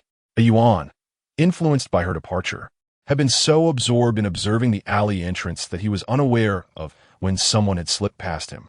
A waft of unfamiliar fragrance passed by, causing a yuan's memories of following Shun Shui to blur. After Zhongsun Wanyan left, the illusion in the alley quickly dissipated. Shun Shui stepped out, appearing somewhat dazed. "A yuan, let's return." At this moment, Jun Yanshan had already returned to the courtyard and, puzzled by Shun Shui's absence, spotted him returning with a yuan. She casually inquired, "Shui, where have you been?" The moment he saw Jun Yanshan, Shun Shui momentarily froze, but quickly, the feeling of disorientation faded. His memories were reinstated, albeit missing the recollection of his encounter with Zhongsun Wanyan. "I merely wish to step out for some fresh air," Shun Shui replied, choosing not to disclose the incident of the stolen item, fearing it would cause Jun Yanshan unnecessary concern. Their time together had fostered an incredible familiarity, and Jun Yanshan could easily discern Shun Shui's unusual demeanor. After stepping outside, "Did anything occur?" Jun Yanshan inquired. "Your Highness, just now." Zheng Jun. A yuan attempted to speak, but Shun Shui interrupted him. Perhaps the exertion from their outing had drained too much energy, for not long after returning, Shun Shui felt an overwhelming fatigue. He bowed to Jun Yanshan and said, "Your Highness, I am somewhat weary." "Then you should return and rest," Jun Yanshan replied, a faint smile gracing her lips, although unease began to churn within her. Shun Shui was a man who reported only good news, concealing any troubles. From a Yuan's heartfelt thoughts, Jun Yanshan had already gleaned the details of the earlier incident. Although the matter was not severe, Shun Shui feared it would trouble her. Thus he refrained from speaking.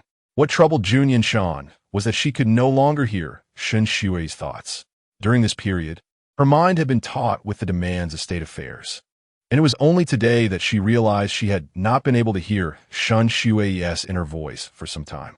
Today, she heard nothing at all, as if she had not possessed the ability to read minds before. Jun Yanshan had never been inclined to pry into others' thoughts, but with Shun Shui, her concern was undeniable. To disturb the guisher regarding matters of the rear courtyard seemed inappropriate, yet she resolved to do so. After instructing Yuan to take care of Shun Shui, Jun Yanshan rose and departed the residence, heading straight to the quarters where the guisher resided. However, to her surprise, the guisher was not present. Within, there was not even a whisper of thought to be heard. According to the guisher's usual methods, his visit here should have been anticipated. Jun Yanshan harbored doubts. Yet recalling recent events, it seemed reasonable. The guisher was likely at the palace meeting the empress at this hour. She indeed had little time to manage these matters. News had recently arrived from Yusong, indicating that Jun Hanmei's forces outside the city were showing unusual movements, and she awaited her arrival for discussions. Both matters required immediate attention, so Jun Yanshan turned to leave. Meanwhile, the guisher had just exited the palace. After taking several steps, he abruptly halted, as if struck by a thought, and immediately changed direction. After a brief moment, he found himself at the entrance of the Tai Nu Fu. Your Highness is not present today. I must ask the esteemed guisher to return. Shun Shui's voice sounded coldly from within, his smile clearly insincere, revealing his displeasure. It was inappropriate for a woman from outside to meet a man from within the inner court. Had it not been for Shun Shui's unique status, the guisher might not have been permitted entry today. Additionally, Shun Shui felt an inexplicable aversion. The guisher, seemingly unfazed by his demeanor, stated, Jun has misunderstood. I have come to seek you. Shun Shui stared at the guisher in astonishment, and the guisher continued, there are matters I wish to discuss with you privately. May I request this individual to leave? After a moment's hesitation, Shun Shui nodded to a Yuan. You may step outside. His expression darkened. A Yuan sensed the tension between them, but, noting Shun Shui's demeanor, dared not speak further and reluctantly exited. To avoid suspicion, he left the door ajar, and the guisher made no comment upon seeing this. Now that we are alone, please speak, Shun Shui said, as the confidant of His Highness. Shun Jingjun must have noticed how the prince had transformed over the past year. I wonder if Shun Jingjun harbors any other thoughts regarding Tai Nu? Upon hearing this question, Shun Shui turned to face the guisher, his gaze lingering for a moment before swiftly averting. What thoughts could there be? Best destino. There are many outstanding women in the capital. Given Shun Jingjun's background, having faced such humiliation upon entering Tai Nu Fu, it would be understandable to develop feelings for another. The guisher wore a smile, yet the implication in his words was far from cordial, and Shun Shui found them grating. He retracted his previously polite smile. If the guisher has come merely to utter such nonsense, then I must ask you to leave. Observing Shun Shui's expression, the guisher detected no abnormality. When Shun Shui stood to depart, he called after him, if I am not mistaken. Shun Jingjun must have received something from outside in recent days. Shun Shui paused momentarily before sitting back down. The guisher possessed great insight, so it was not surprising that he knew something, yet Shun Shui had already discarded that item. Wait, had he truly discarded it? A small void appeared in his memory, and as he subconsciously tried to recall it, a sharp pain erupted in his head as if pierced by silver needles.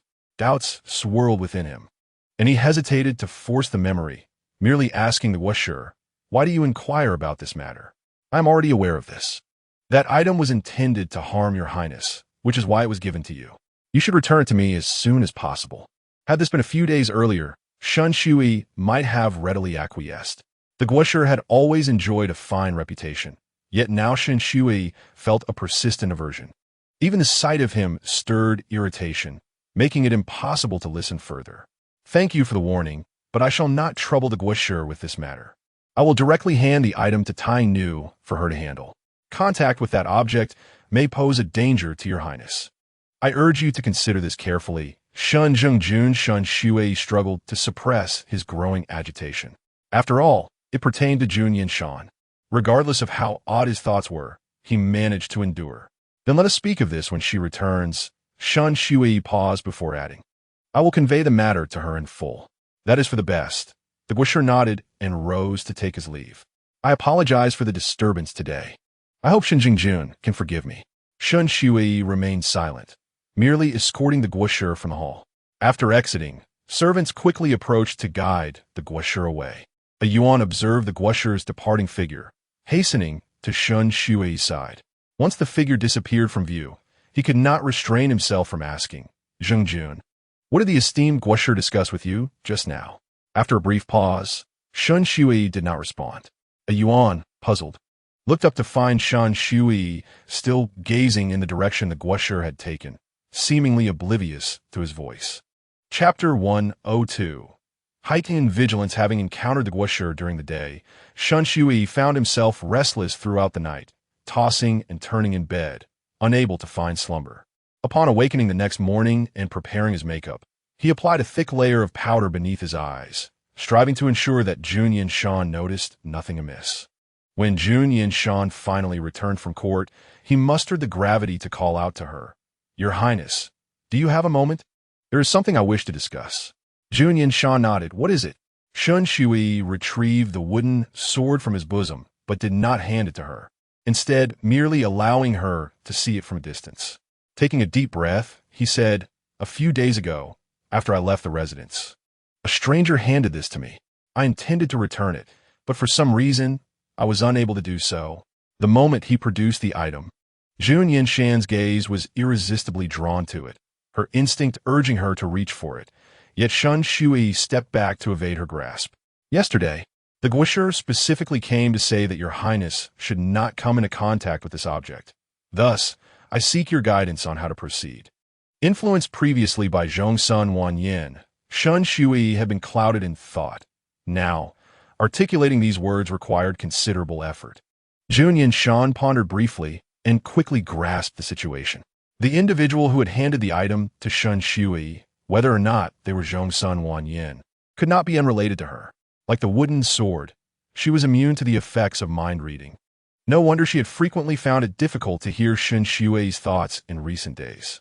Jun Yanshan contemplated this, noting Shun Shui's anxious expression, and refrained from approaching him. Instead, she calmly stated, Did the Guosher mention that you should return the item to him? Shun Shui nodded. She clapped her hands together. Then I shall accompany you to return the item to the Guosher, and we can put this matter to rest. She had intended to inquire of the Guosher why Shun Shui had been acting strangely of late, and now that he had broached the subject, she felt a sense of relief. The item could not be entrusted to Jun Yanshan, and since Shun Shui was not at ease with others holding it, he decided to keep it for the time being. Jun Yanshan did not harbor any intentions of reproach. He hesitated before speaking. I had kept this matter concealed from you all along. Now that you are aware of the truth, you must be quite disappointed, are you not? His voice was heavy, betraying his current unease. However, Jun Yanshan was not overly preoccupied with thoughts on the matter. Having experienced possession, she understood that some occurrences could not simply be resisted by willpower alone. For instance, her regaining her body was only possible because Junmi Shuang had created chaos with the identity of Tai Nu, thus prompting the departure to a more suitable vessel. Zhongsun Wanyin was no ordinary individual, and for Shun Shui to articulate this matter under her influence was already commendable. She looked at Shun Shui earnestly and said, This is not your fault. It was my oversight. With the conversation progressing, Jun Yanshan decided to divulge the situation regarding Zhongsun Wanyin, leaving Shun Shui momentarily stunned. Seizing the opportunity, she grasped Shun Shui's hand and led him outside. The warmth of her palm brought him a sense of comfort, and he nodded, following Jun Yanshan closely. Perhaps due to some fateful connection, on their way to the residence of the national master, they encountered Junmi Shuang. Junmi Shuang had been experiencing a streak of misfortune until recently, when her association with Zhongsun Wanyan allowed her to regain a semblance of dignity. Or so she believed. Upon seeing Jun Yanshan and Shen Shui together, she approached them without a second thought. "How delightful to see you, royal sister. Out so early with a gentleman," she remarked. Recently, Zhu Mishuang had not been in high spirits. Despite her pride and her deep affections, she sensed a sudden chill in the Empress's demeanor towards her after their last encounter. Jun Yanshan was truly detestable. Not only had she failed to cherish Ji Ling, leading to his demise, but she was now cavorting with a man. Unbeknownst to Jun Yanshan, she was unaware of Zhu Mishuang's sudden provocations. Her mind was still preoccupied with the wooden sword Shen Shui he carried, and she cast a cold glance at Zhu Mishuang. "If you find yourself with nothing to do, perhaps you should visit the palace and request confinement from Mother Empress. It would be less bothersome for everyone." She had no desire to engage further with Zhu Mishuang and turned to leave with Shen Shui. Zhu Mishuang, however, was intent on lingering, but those around Jun Yanshan were not to be trifled with. Qing Yin swiftly intervened, blocking Zhu Mishuang's path and subtly revealing her sword at her waist. "Lis rente yun mi shuang momentalis titlis." As she imagined the glint of the blade but dared not utter another word. Once Jun Yanshan and Shen Shui had proceeded a fair distance, Qing Yin rejoined them, leaving Zhu Mishuang alone, seething with resentment. As Zhu Mishuang's figure gradually faded from view, Jun Yanshan quietly beckoned Qing Yin closer. "Qing Yin, find 2 individuals to keep watch over Zhu Mishuang, ensuring she does not stir up any trouble." "Yes, Your Highness," Qing Yin replied promptly, bowing before departing. Jun Yanshan felt entirely at ease in trusting the task to Qing Yin, whose diligence was commendable. Even Jun Han might not discern her movements, let alone Zhu Mishuang. Watching Qing Yan's retreating figure, Jun Yanshan paused for a moment before turning her attention back to Shen Shui. His face still bore traces of worry. Sensing his thoughts, Jun Yanshan offered reassurance. "Zhu Mishuang's temperament poses no real threat. I've already dispatched someone to monitor her, so you need not be concerned." Shen Shui nodded and continued walking beside her. This time, no further disturbances occurred, and they swiftly arrived at the National Master's abode. In that small courtyard, Shen Shui produced the wooden sword he had obtained. At the mere sight of it, Jun Yanshan felt an indescribable discomfort and instinctively moved away. Observing her reaction, the National Master promptly stowed the sword and addressed the two. "Fortunately, we discovered this matter in time. Otherwise, it could have led to unforeseen calamities." Though both held significant status, they were somewhat inexperienced when faced with such issues. Fortunately, the National Master recognized this and promptly provided them with guidance, effectively quelling the potential risks at their inception. After hearing the explanation, Shen Shui could not help but feel a sense of dread and slightly rose to bow to the National Master. "Thank you for your counsel. Otherwise, we might have unwittingly invited disaster." He then prepared to bow to Jun Yanshan, but she stopped him, grasping his hand to keep him seated. Concernedly, she turned to the National Master. "Since Zhongsun Wanyan needs to be in close proximity to exert such an influence, does this imply that there may still be residual harmful factors within him?" The National Master nodded. "Indeed, there are still remnants. However, Your Highness need not overly worry. Once the wooden sword is removed, the remaining effects will gradually dissipate. It is advisable that Shen Zhengjun refrain from venturing out for the time being, and the Tai Nu residence should bolster its defenses to prevent any further contact." Jun Yanshan nodded, suddenly recalling something, her expression becoming slightly grave. "If she is capable of targeting my Zhengjun, then what of the others who have crossed paths with me?" In Chapter 103, The Internal Turmoil, Jun Yanshan felt a lack of self-preservation regarding such dangers. Even with her mind-reading abilities, they lacked offensive power. Throughout their previous encounters, she had discerned that these abilities proved ineffective against Zhongsun Wanyan, rendering her incapable of foreseeing the latter's intentions or safeguarding others, merely allowing them to exercise caution. To alleviate her concerns, Jun Yanshan also sent messages to Granny Du and her companions. The seasoned elder, familiar with adversity, was undeterred by such matters and instructed the messenger, "Please inform the princess that I appreciate her concern. I am well aware of the situation." Once the messenger departed, Xiao Qingyun emerged from within, gazing anxiously at Granny Du. Are we causing trouble for Tai Nu Princess by being here? Perhaps we should leave the capital.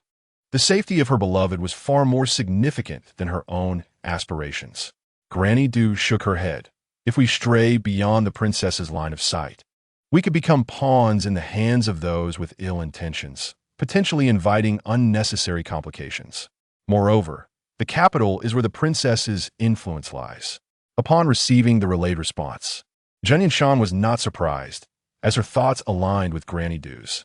She merely nodded to dismiss her subordinates and proceeded to the palace. The national master had long been obedient to the empress's commands, and everything revolved around her directives, maintaining a close relationship with her. Now that Jun Yanshan had established a rapport with the national master, she could naturally convey more matters to the empress. The empress, engrossed in reviewing petitions, inquired upon Jun Yanshan's arrival. What brings you here? Mother Empress, I have been pondering some matters lately, Jun Yanshan replied with slight embellishment. The fifth princess has recently gathered advisors who seem quite capable, yet I cannot shake the feeling of an unsettling familiarity. Afterward, I could not quell my unease and consulted the national master, who indicated it might be related to the matter of life exchange. Subsequently, she highlighted several pressing issues to the empress, subtly implying that her past year's experience, akin to being possessed, may indeed correlate with these events. The empress had few offspring. Besides Jun Yanshan and her two contentious sisters, the rest resided beyond the capital. This time, with her only 3 daughters embroiled in dark arts, the empress's ire flared, and she nearly ordered the apprehension of Zhongsun Wanyan on the spot. However, after rubbing her temples, the empress managed to compose herself, her expression darkening. This matter is of great significance. I entrust it to you to resolve. Ensure the safety of your 2 sisters. Having received her mother's approval, Jun Yanshan nodded. I shall not fail in this duty. Before departing, her peripheral vision caught sight of a half-open petition on the table, prominently featuring the House of Feng's impeachment of the Qin family. It appeared that the main faction under Jun Han may had encountered discord, even reaching the empress's desk. Jun Yanshan speculated, but refrained from inquiring further.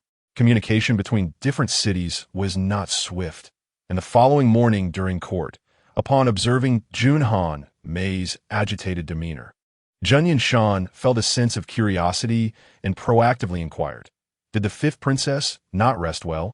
Her tone was mild, devoid of discernible emotion. Yet Jun Han Mei perceived only irritation, assuming Jun Yanshan was there to revel in her misfortune. She retorted, no need to concern yourself. It would be better if you refrained from meddling in others' affairs. After answering these impolite remarques, Jun Han Mei hastily departed. The relationship between the 2 individuals had always been strained, and this manner of speaking was a first for Jun Yanshan, who was increasingly taken aback. It was not until she returned to the Tai Nu Fu after the morning court session that she heard the news and learned the ins and outs of the situation. Qin Yunlu had failed in her pursuit of her beloved, had been betrayed by her longtime confidant, and now found her purse utterly empty. It was unclear whose brilliant idea it was, but she had audaciously set her sights on the marriage alliance with Feng Man previously. Feng Man had been frightened off by her words, and the Feng family was already displeased. Now, with Qin Yunlu deliberately trying to win him back and having absconded with a considerable amount of his savings, how could the Feng family not be infuriated? They immediately brought guards to cause a scene at the Qin residence, and even though they knew the fault lay with their daughter, Qin Mu, as a woman, could not remain indifferent in such a humiliating situation. The relationship between the 2 families had soured, and with the addition of various embellishments regarding the matter reaching the main household in the capital, along with recent minor frictions, both sides began to suspect that the other had long harbored malicious intentions. After hearing the details, Jun Yanshan, astonished, could not help but reflect on the unexpected consequences of sending Ji Ling away. Jun Han Mei indeed sought to bring down Jun Yanshan and was preparing to conspire with Zhongsun Wanyan to orchestrate something using Jun Mijuan's influence. However, she retained her rationality, understanding that the most pressing matter was to solidify her own power. Jun Mijuan alone could not stir up much trouble, so for the past few days, Jun Yanshan had savored the rare, tranquility. So much had transpired recently that her heart remained unsettled, leading her to gather a considerable amount of relevant intelligence. Yet she had yet to uncover a solution. Finally, after 2 more days, news arrived from Guangyuan Lu. It was another maidservant beside Yu Song, whom Jun Yanshan recognized. She respectfully bowed to Jun Yanshan and said, "Your Highness, Guangyuan Lu has recently introduced new dishes. You may wish to visit and taste them when you have time." Jun Yanshan quickly grasped the implication and responded with a nod and a smile. "I happen to have time today. I shall accompany you to have a look." Although they had not established any specific signals, the indirect communication signified Yu Song's keen vigilance regarding the current circumstances, ensuring that no one detected anything amiss. As Guangyuan Lu was the largest tavern in the capital, it was entirely reasonable for them to seek out their major patrons to sample new dishes. Upon entering Guangyuan Lu, Jun Yanshan discovered 2 individuals she had not anticipated, in addition to Yu Song. "What are you two doing here?" Jun Yanshan questioned, casting a curious glance at them. The 2 bowed to her. It was Ji Wangping and Zhang Tsungshuang. Before arriving, Zhang Tsungshuang had already prepared her words and replied, "Your Highness. Recently 2 factions have begun to investigate Ji Gongzi's identity. One of these forces seems to have emerged from the capital. I was concerned it might lead to suspicions. So I claimed we were visiting relatives and brought Ji Gongzi to the capital first, given that they were already being watched. Going directly to the Tai Nu Fu would likely draw even more attention and increase the risk of exposure, so they decided to make a stop at Guangyuan Lu first." After a brief contemplation, Jun Yanshan surmised that the force in the capital was likely connected to Jun Hanmei, although she was uncertain if Zhongsun Wanyan was also involved. If Zhongsun Wanyan was indeed participating, it was likely that they had already uncovered the truth. "You handled this well," Jun Yanshan acknowledged, nodding. "For now, let us stay here. Yu Song, I must trouble you once again to arrange for their accommodation." "It is but a small matter," Yu Song replied nonchalantly. Chapter 104, Slaughtering the Pig. On the surface, Guangyuan Lu had little direct connection to Jun Yanshan, making it an ideal refuge. However, Ji Wangping appeared somewhat troubled, looking quite remorseful. Sensing his inner turmoil, Jun Yanshan comforted him. Even without the matter of feigned death, Jun Hanmei would resort to various tactics. "This is not your fault. You both should rest here for a while. Do not overthink it." She then recounted the unusual behavior of Jun Hanmei at court over the past few days, finally witnessing a relaxation in his expression. Ji Wangping was ultimately someone she and Shen Shui had decided to send away, now that he had returned. Jun Yanshan felt it was necessary to inform Shen Shui. Upon returning to the Tai Nu Fu, she dismissed the attendants and immediately relayed the situation to Shen Shui. Shen Shui nodded, but could not help but sigh. "I wonder when this turmoil will finally settle. Will this incident impact your future plans?" "Not all. Jun Yanshan Shu Kiahit. Being in the capital will actually make it easier for me to keep an eye on things." Nevertheless, her expression remained tense, as she sensed that something was about to transpire. In recent days, the National Master had also begun appearing in court. The position of the National Master was not insignificant, yet he was afforded minimal constraints, often existing like a carefree wanderer, with no one knowing his whereabouts. Now, with the National Master attending court daily, the Empress's demeanor also darkened, and many ministers noticed the shift, wary of provoking trouble, fearing that they would be the first to suffer should unrest arise. Continuous rain had fallen in the capital for several days, the air thick with dampness and chill. Perhaps due to age and mounting worries, the Empress had contracted a cold. Though not severely ill, she showed no signs of recovery. Jun Yanshan believed that if Zhongsun Wanyan had any ulterior motives, this would be the perfect time to strike. Indeed, as Jun Yanshan had anticipated, shortly after the Empress fell ill, Jun Hanmei's health began to deteriorate day by day. She did not appear overtly frail, but her spirit was notably diminished compared to before. Jun Yanshan seized an opportunity to provoke her, only to find that Jun Hanmei merely glanced at her before outright refusing to meet. There was no hint of emotion, as if she were a mere puppet. While pondering this matter in her residence, Jun Yanshan was alerted by an announcement. The National Master had arrived. His expression was frosty, his brow slightly furrowed. Upon entering the courtyard, he promptly closed the door behind him and approached Jun Yanshan, stating, "Your Highness, I suspect that the fifth princess's current condition is dire." Jun Yanshan's heart skipped a beat. "What do you mean? She appears to be suffering from a condition akin to the soul loss affliction I have read about." The national master succinctly described the symptoms, which indeed aligned closely with Jun Yanshan's observations.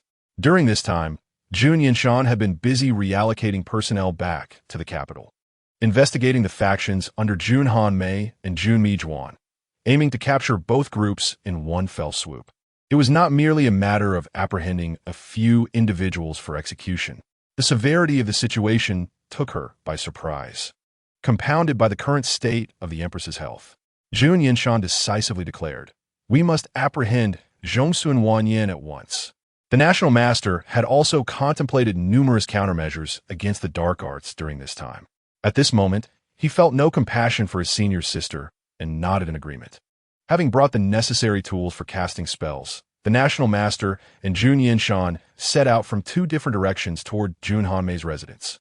However, upon arrival, they discovered that both Jun Hanmei and Zhongsun Wanyan had vanished, and the tea on their table still bore warmth. "They haven't left for long," the national master remarked. Jun Yanshan nodded, her expression grave as she said, "While we do not know how she discovered our approach, since they have chosen to flee, they are likely to employ drastic measures. We must locate them swiftly." At that moment, Zhongsun Wanyan and Jun Hanmei were in Zhongsun Wanyan's personal residence. The courtyard was not particularly large, but it was sufficient for their purpose. Zhongsun Wanyan spoke in a low voice, "This feels a bit too rushed." Wasting no time, she swiftly cut the wrists of both herself and Jun Hanmei, pouring their mingled blood into a cup before spilling it onto the ground, forming a mysterious and eerie pattern. Jun Hanmei felt as though she had awakened from a long slumber, and upon being roused by the sharp pain, her first sensation was one of agony and confusion, quickly followed by terror as she realized the air was thick with the scent of blood, and fresh blood was flowing continuously from her wrist. The fear that had been lurking within her suddenly surged to the surface. "What are you doing?" Jun Hanmei exclaimed in horror. Zhongsun Wanyan approached her, pressing a dagger against her throat, and uttered in a voice laced with latent menace, "Be quiet if you wish to live." Given the present circumstances, even compliance might yield little in the way of favorable outcomes. Jun Hanmei's mind was unusually clear, and while she feigned tranquility on the surface, she was secretly gathering her strength.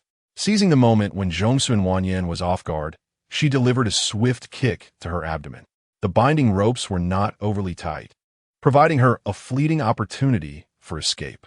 Undeterred by the fresh cut on her neck, Jun Hanmei hastily tore free from her restraints and fled.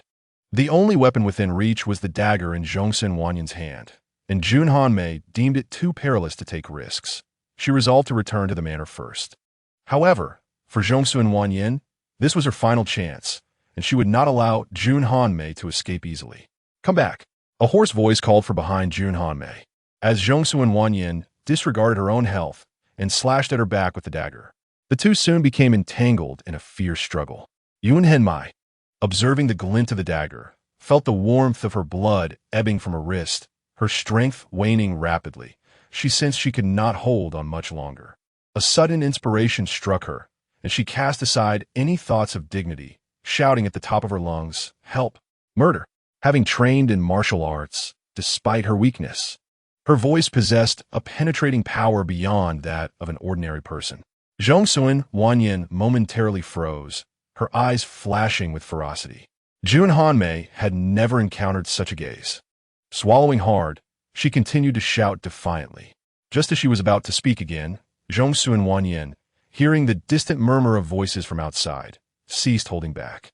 Throughout their time together, she had planted a seed within Jun Hanmei's body. Activating this seed would allow her to control Jun Hanmei, but it would also leave Zhongsun Wanyan weakened for a time after the exchange. "I had no intention of doing this," Zhongsun Wanyan stated coldly. Rising to her feet and looking down at Jun Hanmei, who had once again lost consciousness, she approached the courtyard door, cracking it open, and with a feigned smile, addressed the concerned neighbors gathered outside. "I'm slaughtering pigs. Would you like to come in for a taste?" Chapter 105. Delayed. Jun Yanshan arrived at the scene and quickly caught a whiff of the pungent scent of blood in the air, passing by several townsfolk. She swiftly pieced together the information she sought from their murmured thoughts. The slaughter of pigs had not been elaborated upon to the public, and, as she reached the courtyard, she kicked the door with force, splintering the internal latch. Blood stained the ground, and there lay Jun Han-mei, seemingly unconscious, her fate uncertain. Zhongsu Wanyan circled around her. Momoyin conditions, utterly oblivious to Jun Yanshan's arrival. Jun Yanshan would not allow her to continue unimpeded. She swiftly turned to her subordinate, whispering orders before stepping into the courtyard. Drawing her sword to strike at Zhongsu Wanyan. Do you not want to know what I've done to her? Zhongsu Wanyan laughed hoarsely, evading Jun Yanshan's attack. Jun Yanshan discerned that Zhongsu Wanyan was intentionally stalling for time. She offered no response, focusing solely on her assault, soon slicing through Zhongsu Wanyan's shoulder. Just as she prepared to subdue Zhongsu Wanyan, Jun Han-mei, who had been lying motionless, suddenly stirred. Her eyes opened, yet they appeared vacant, as if trapped in a nightmare. She stumbled toward Jun Yanshan and Zhongsu Wanyan, prompting Jun Yanshan to hastily retract her sword. Had she not withdrawn so swiftly, the result might have been more than a mere lock of hair severed.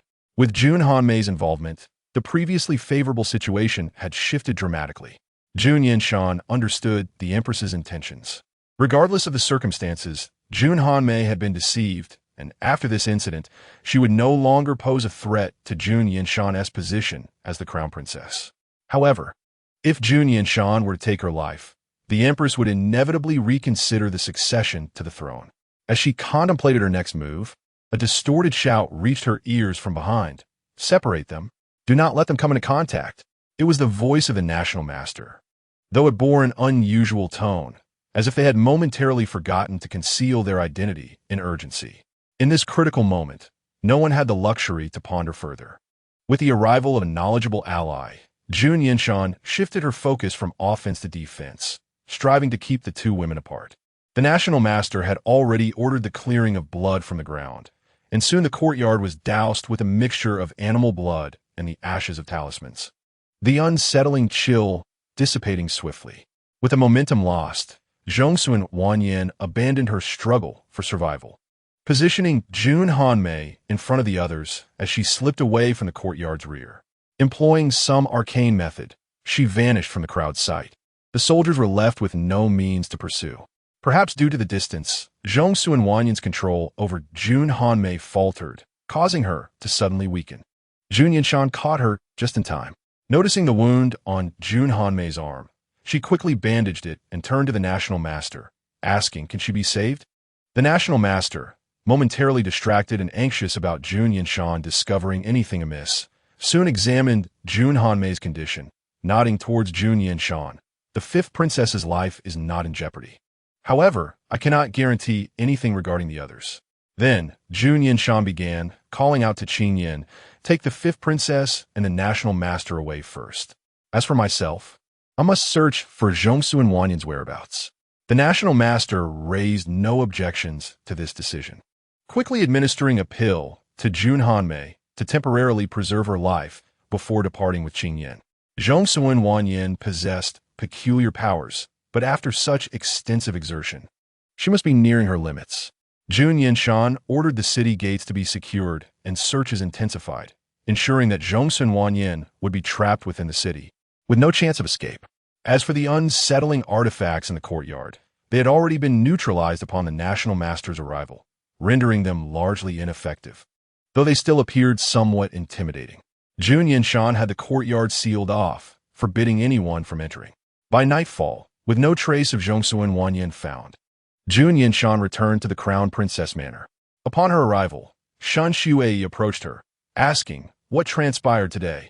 The national master had recently sent Qin Yin back, reporting that the fifth princess's life had been saved, but her future circumstances appeared grim.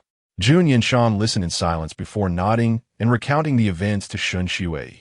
Finally, she gazed at Shen Shui's increasingly grave expression and reassuringly patted the back of his hand. Do not worry. I will manage everything. Shun Shui understood his role as merely a man assisting Jun Yanshan with her concerns within the inner quarters, yet he could not help but feel anxious. As if recalling something, he posed another question. Your Highness, do you intend to inform Her Majesty the Empress about this matter? Jun Yanshan had not yet contemplated this question. Momentarily taken aback, she hesitated before responding. Mother's health has been poor these past few days. If it can be concealed, I would prefer not to tell her. Given Zhongsun Wanyan's attempt to escape, even if you do not inform Her Majesty, there will undoubtedly be those with ulterior motives who will stir the waters.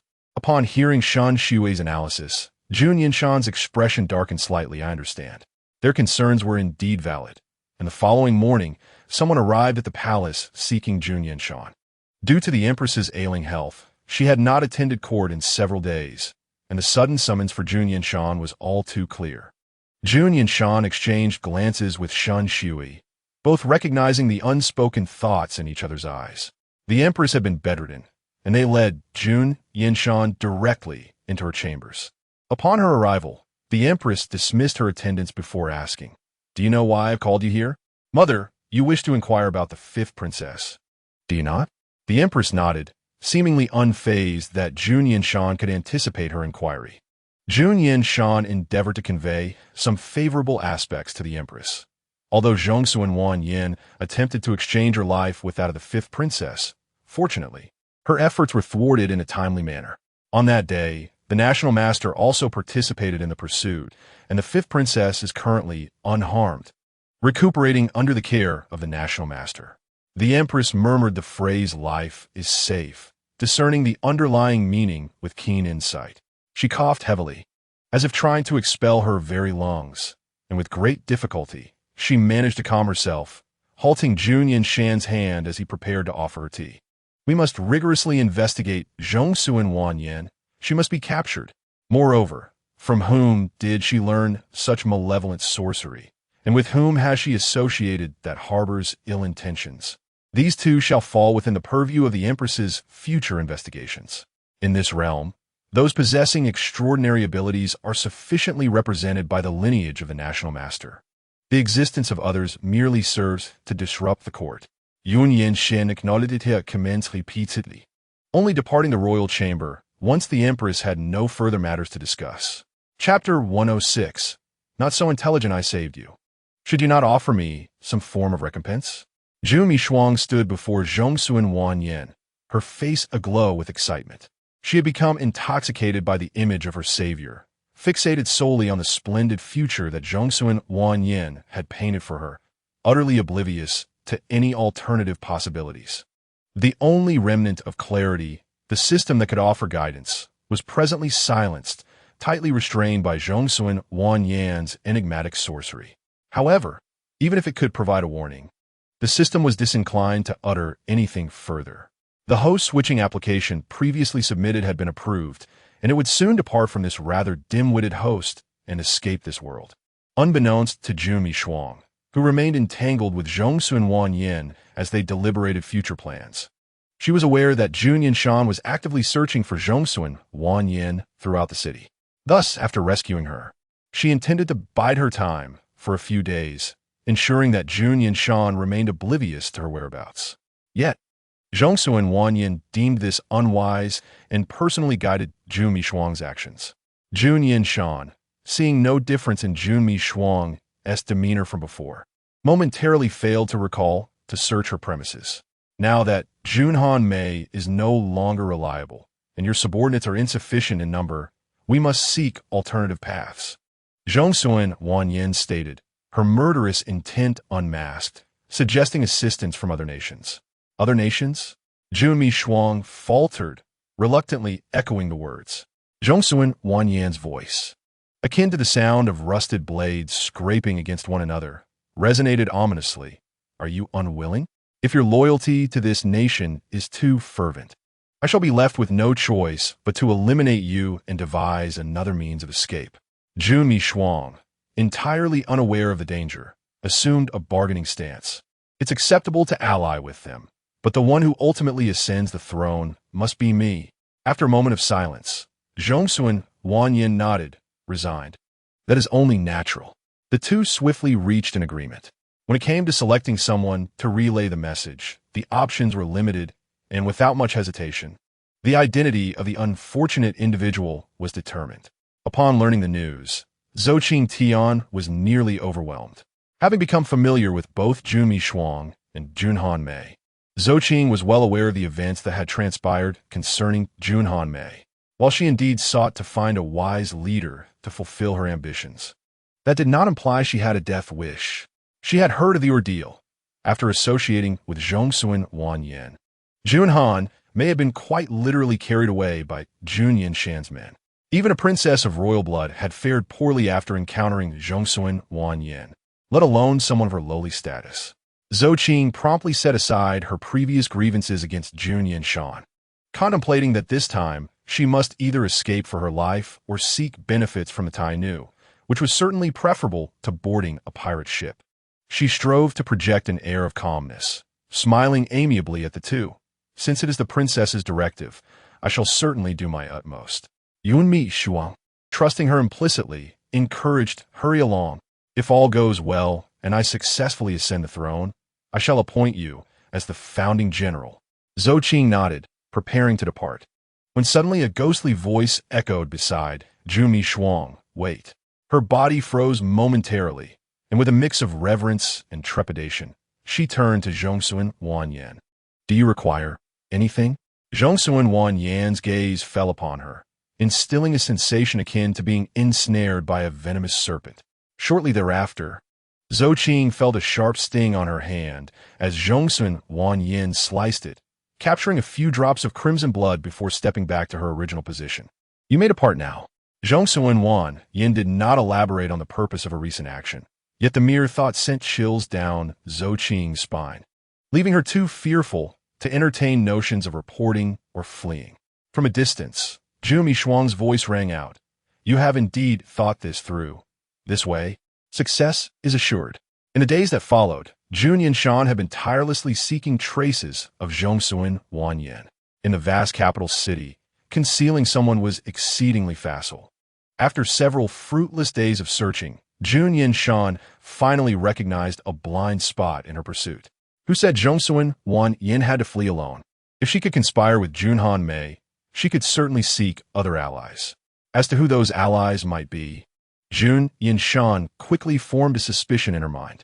Aside from Jun Mishuang, who remained oblivious to the circumstances, there was likely no one else bold enough to collaborate with Zhongxuan Wanyan. As she prepared to leave, Jun Yanshan cautioned Shin Shui. Zhongxuan Wanyan has now gone mad. She is capable of anything. Be cautious at home. Shin Shui reassured her with a smile. I have a Yuan and others to look after me. There will be no issues.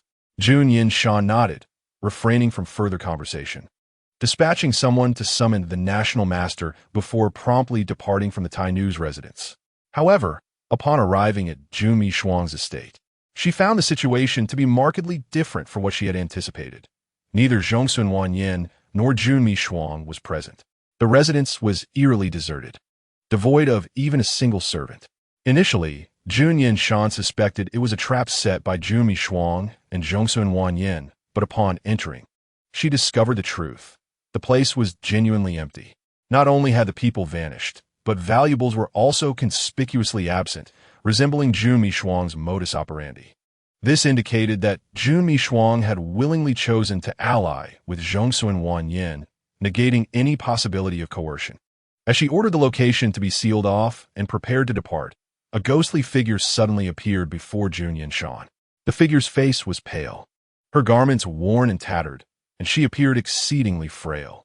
Upon raising her head, Jun Yanshan recognized her and gasped. Zhou Qing?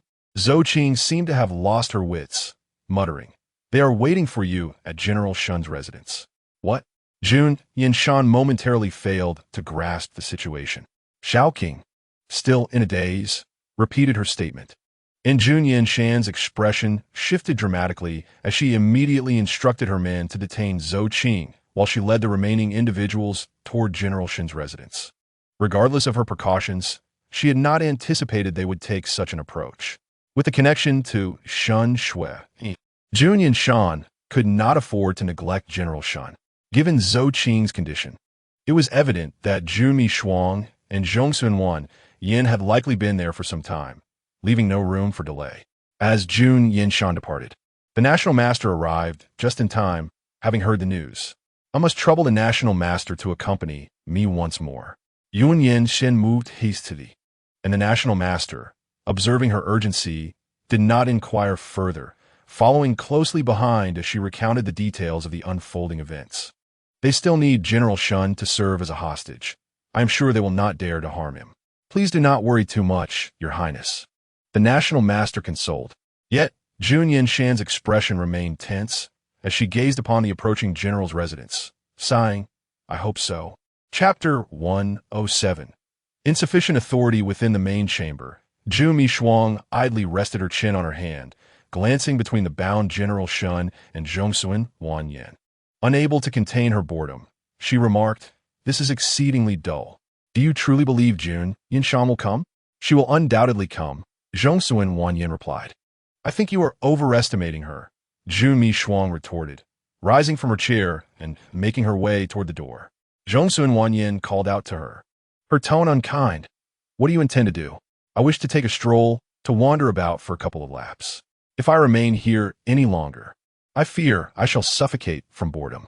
After traversing into this world and acquiring a modicum of power, Jun Shuang could still manage to find some amusement. Yet upon arriving at the general's residence, she found herself surrounded by nothing of interest. The decor was meticulously arranged, adhering strictly to regulations, and the only unfamiliar sight was the weaponry adorning the table. Yet, who would find such things enticing? You cannot leave. Zhongsun Yin rasped, her voice betraying an undeniable authority.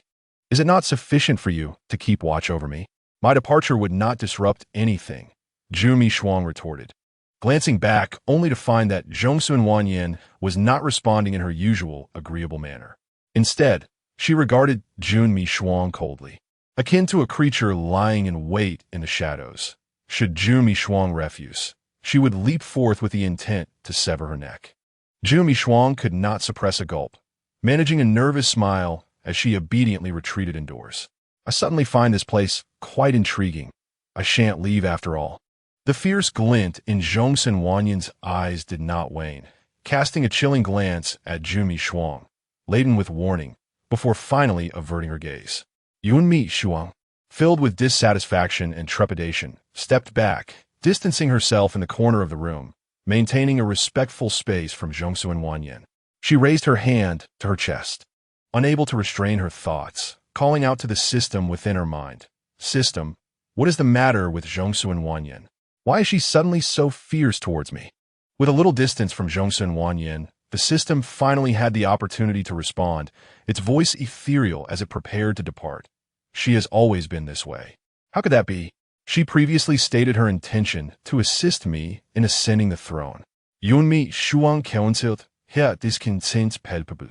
The system, feeling helpless, reflected internally that Zhongsun Yin may have uttered similar reassurances to others, such as Jun Mei, who was still lying incapacitated at the State Masteress residence, with no indication of when she might return to normalcy. Yet, fortunately, these matters would soon no longer concern it. Jun Shuang sat in solitude, finding her conversation with the system increasingly targeted toward her. She pondered whether she could converse with General Shun, but upon observing his vacant expression, she realized he was under Zhongsun Yin's influence and abandoned that thought. What if she incited Zhongsun Yin's ire once more?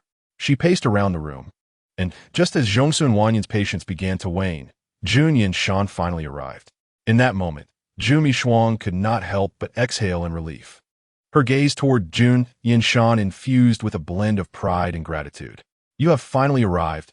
We have awaited your presence for quite some time. Jun Shuang raised her chin haughtily. You had better release General Shun.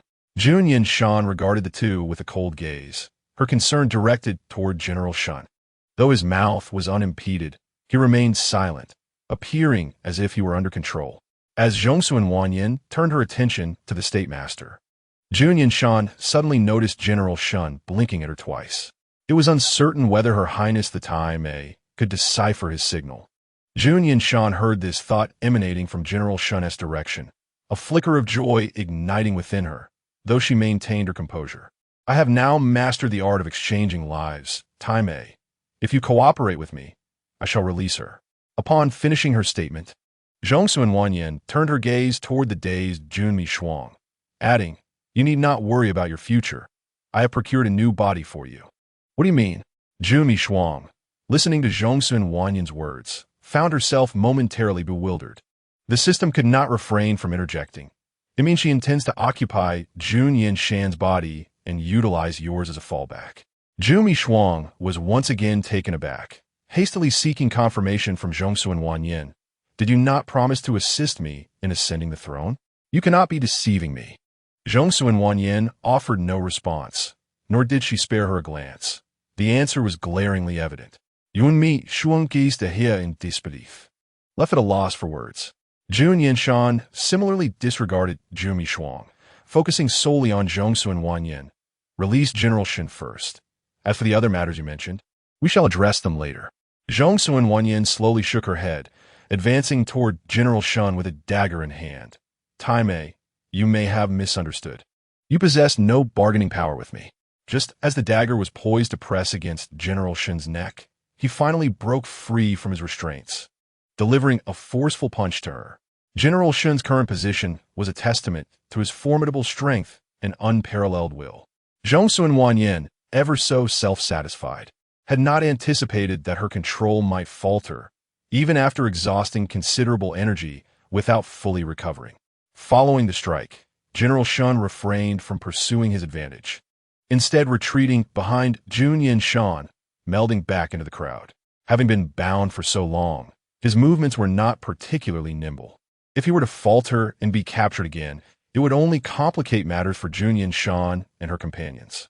With the hostage successfully escaped, Zhongsun Wanyan's final scheme unraveled. She could have fled, yet her unwillingness to concede compelled her to prove herself in this very place, leading to her current predicament.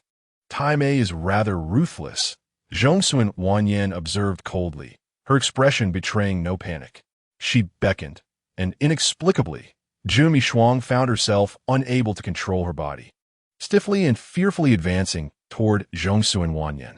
Having traversed to this realm, Jun Yanshan possessed slightly better control over her body than Jun Han Mei, and she could still articulate her thoughts. When the icy dagger pressed against her neck, panic finally seized Jun Yanshan, and she cried out internally, "System, come on me quickly. What should I do now?" "Host, you currently lack the relevant permissions." "Useless. In such a dire situation, is my life not more significant than your trivial permissions?" Jun Yanshan shouted in her mind. Yet the system remained obstinate, merely repeating its mantra of inadequate permissions. Initially filled with curses, her pleas soon transformed into desperation. "What permissions do you require? I can accumulate them slowly. I implore you, assist me just this once." Chapter 108. System detachment. This time, the system fell silent, and after a brief pause, Jun Yanshan heard new information. "The system is about to detach. Please prepare yourself." Detach? Jun Yanshan could scarcely believe her ears. Detecting disturbances in the world line, storing backup energy. "If you still possess energy, then save me just once." The urgency was evident on Jun Yanshan's face, which Zhongsun Wanyan naturally did not overlook. She cast a glance at Jun Yanshan, unfazed by her unusual demeanor, and soon redirected her gaze to Jun Yanshan. If outsiders were to learn that Her Highness the Tai may turn a blind eye, resulting in the demise of the sixth princess, they would surely question your reputation. Jun Yanshan regarded the time-traveling woman, who had proven more detrimental than beneficial, and fell into deep silence. She was not particularly concerned about Jun Yanshan's fate. This person had committed numerous heinous acts with her body, nearly endangering those around her, and her resentment was palpable. As for her so-called reputation, it was an ephemeral concept. The only concern that lingered was the current state of the Empress. Already ailing, the news of her fifth daughter's severe injury would likely prove overwhelming, and if Jun Yanshan were to meet with misfortune, Jun Yanshan feared the Empress would not withstand the blow. Observing the hesitation in Jun Yanshan's eyes, Zhongsun Wanyan believed she had seized upon a vulnerable point. Her voice laced with triumph, as she turned to the state master. "If you cooperate, once I successfully exchange lives, I shall not make things difficult for your disciple." Upon hearing this designation, those nearby stiffened, casting their gazes toward the state master, while Jun Yanshan remained steadfast, as though she had long been aware of this fact. Zhongsuan Wanyan. As the standoff persisted, a voice emerged, frail yet commanding. Jun Yanshan turned in astonishment to see her mother, the empress, standing behind her. "Mother, why have you come?" The empress nodded at her before directing her gaze towards Zhongsun Wanyan. "No one in the capital will protect you any longer. It is best for you to surrender." The empress's arrival disrupted all of Zhongsun Wanyan's plans. The dagger she held pressed tightly against Jun Yanshan's throat, and she demanded, "Are you not afraid that I might kill her right now?"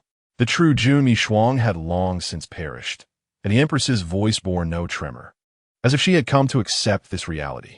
Zhongsun Wanyan's heart jolted, reaffirming the feasibility of exchanging lives. At that moment, Jun Yanshan suddenly screamed, "System!"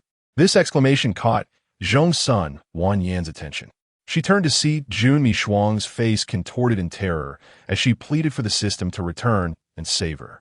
For days, Zhongsun Wanyan had never encountered anyone named System. An instinct told her that Jun Yanshan harbored some significant secret. Yet, this was not the time for exploration. Zhongsun Wanyan had already concluded that Jun Yanshan held no value for her. The empress showed no concern for her daughter's fate, so Zhongsun Wanyan pushed her towards the empress and attempted to flee once more. Her figure began to fade, prompting the national master to counter her with a spell, resulting in a stalemate as both sides unleashed their powers. No one paid attention to Jun Yanshan, but her cries suddenly ceased. She stood, her demeanor transformed entirely. With a sweeping glance around, she seized a long knife from a soldier and lunged at Zhongsun Wanyan. Realizing the imminent danger, Zhongsun Wanyan instinctively sought to evade, but her body was inexplicably held back, unable to escape. The blade plunged deeply into her flesh, and blood gushed forth. The national master seized the opportunity, swiftly gaining the upper hand and rendering Zhongsun Wanyan defenseless. At the moment Zhongsun Wanyan was captured, Jun Yanshan heard an ethereal voice resonate from above. "The world line has been adjusted. The reserve energy has been depleted." With this proclamation, Jun Yanshan suddenly found herself unable to hear any other voices. That extraordinary ability had vanished without a trace. Strangely, she felt a sense of relief. The so-called system had departed, and with Zhongsun Wanyan apprehended, no further variables remained. She turned to the empress, only to find her gazing at the fallen Jun Yanshan, her expression complex, as if she had aged significantly in that instant. General Shun stood behind the empress, meeting Jun Yanshan's gaze and silently sighing. "Mother, allow me to escort you back." Jun Yanshan stepped forward, positioning herself beside the empress. General Shun promptly understood, saying, "Your Majesty should return to rest. I will handle the aftermath." The empress said little more, gently closing her eyes as she walked with Jun Yanshan back towards the palace. The recent pursuit in the capital was not a secret, aside from eliminating the instigator. Calming the populace was also a crucial aspect. General Shun instructed the area to be cleared, not neglecting to send someone to find those who had been imprisoned. Fortunately, Zhongsun Wanyan had shown no interest in the lives of ordinary people. The detained individuals were merely weak from a few days without food. Yet their lives were not in jeopardy. As for the national master, he had maintained vigilance over Zhongsun Wanyan since capturing her, even refraining from personally consulting Jun Yanshan regarding her fate, instead seeking someone to act as an intermediary. Following this event, everyone tacitly acknowledged Jun Yanshan as the next empress. While awaiting her response, the national master finally spoke. This time, he did not feign a feminine voice, but reverted to his original tone, infused with disappointment and exhaustion towards Zhongsun Wanyan. "Senior sister, why have you acted thus? When our master favored you, your fate was sealed." Zhongsun Wanyan regarded his face, thinking it was indeed my opportunity, rather than being the national master. It would be better to ascend as the sovereign. The national master fell silent, momentarily taken aback by her words. Unexpectedly, Zhongsun Yin seemed to find newfound enthusiasm. Looking at the national master and inquiring, "You must regret your choices now, do you not?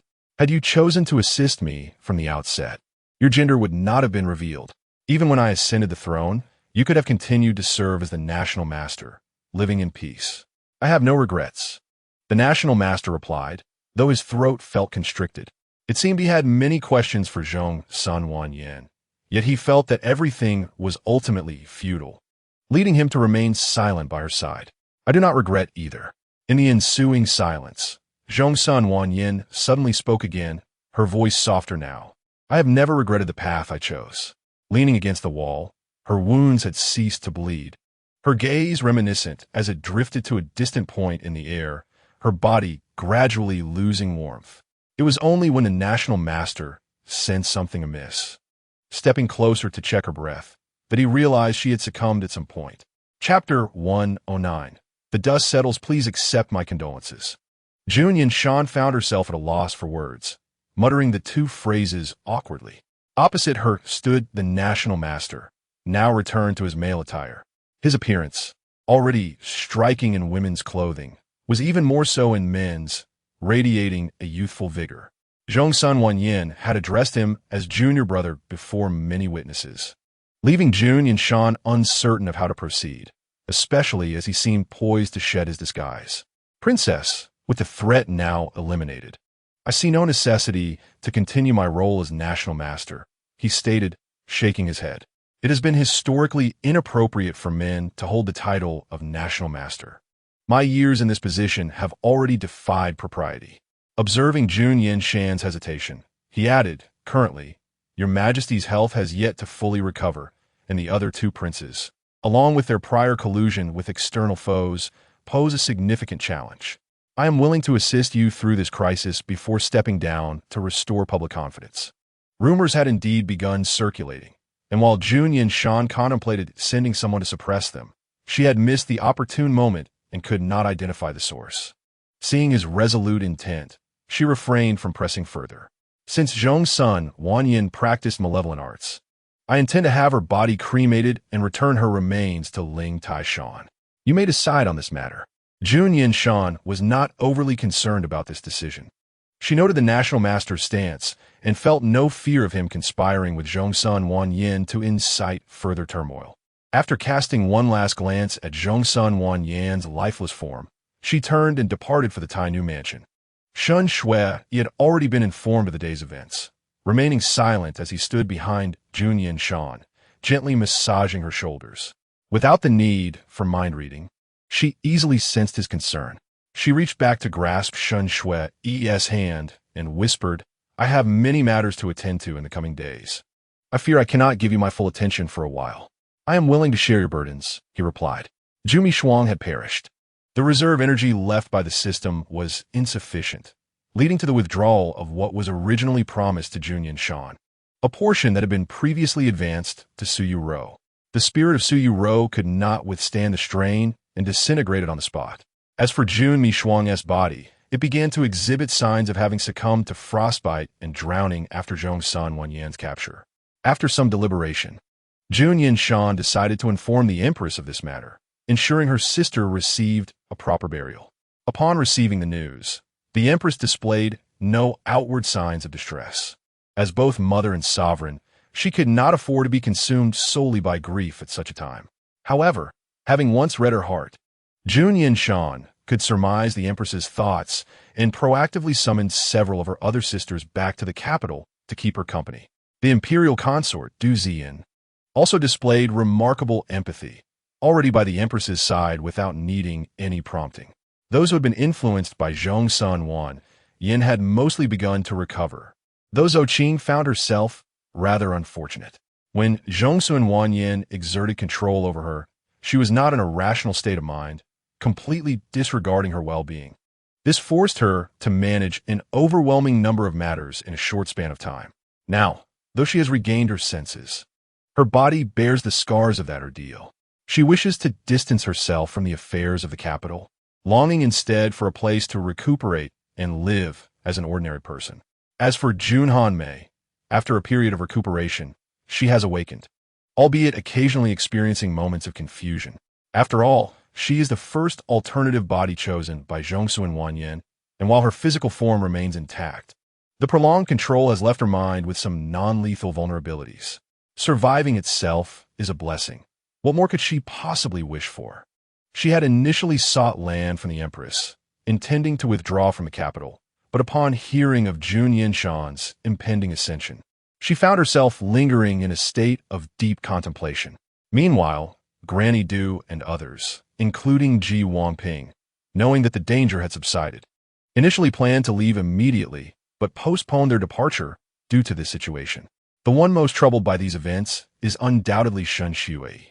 His upbringing included the education on becoming an emperor, yet he cannot quell his own anxiety. He tried on the ceremonial garments repeatedly, fearing that he might inadvertently breach decorum and become a subject of ridicule. He bore the weight of Jun Yanshan's tension alongside his own. As for Jun Yanshan herself, she busied herself with fostering relationships with the ministers, or rather, being unilaterally engaged in this endeavor. Regardless of whether those individuals had previously favored Jun Hanmei or Jun Mishu, they are now flocking to the Tai Nu mansion in droves, nearly trampling its threshold. To this, General Shun could only respond with disdain, harboring no concern for how this might affect his relationship with Jun Yanshan. After nearly half a year of relentless toil, the domestic turmoil gradually subsided. The national master successfully stepped down, with a female disciple from his sect assuming the new position. Those who had previously interacted with Zhongsun Wanyan had long been revealed through multiple investigations, and any problematic individuals were dealt with by Lingtai Mountain, causing no disturbance to the populace. Following these events, the empress finally began planning for Jun Yanshan's coronation. After extensive deliberation, the people of Lingtai Mountain painstakingly selected the most auspicious date for the ceremony, which was finalized after consultations with various parties, a process fraught with difficulty. Since the date was set, Jun Yanshan rehearsed the event in her mind repeatedly, anxious about any unforeseen occurrences on the day itself. On the day of the coronation, Jun Yanshan rose exceptionally early. Under the watchful gaze of Shen Shui, she donned the resplendent ceremonial robe that had been meticulously prepared, exuding the aura of a sovereign.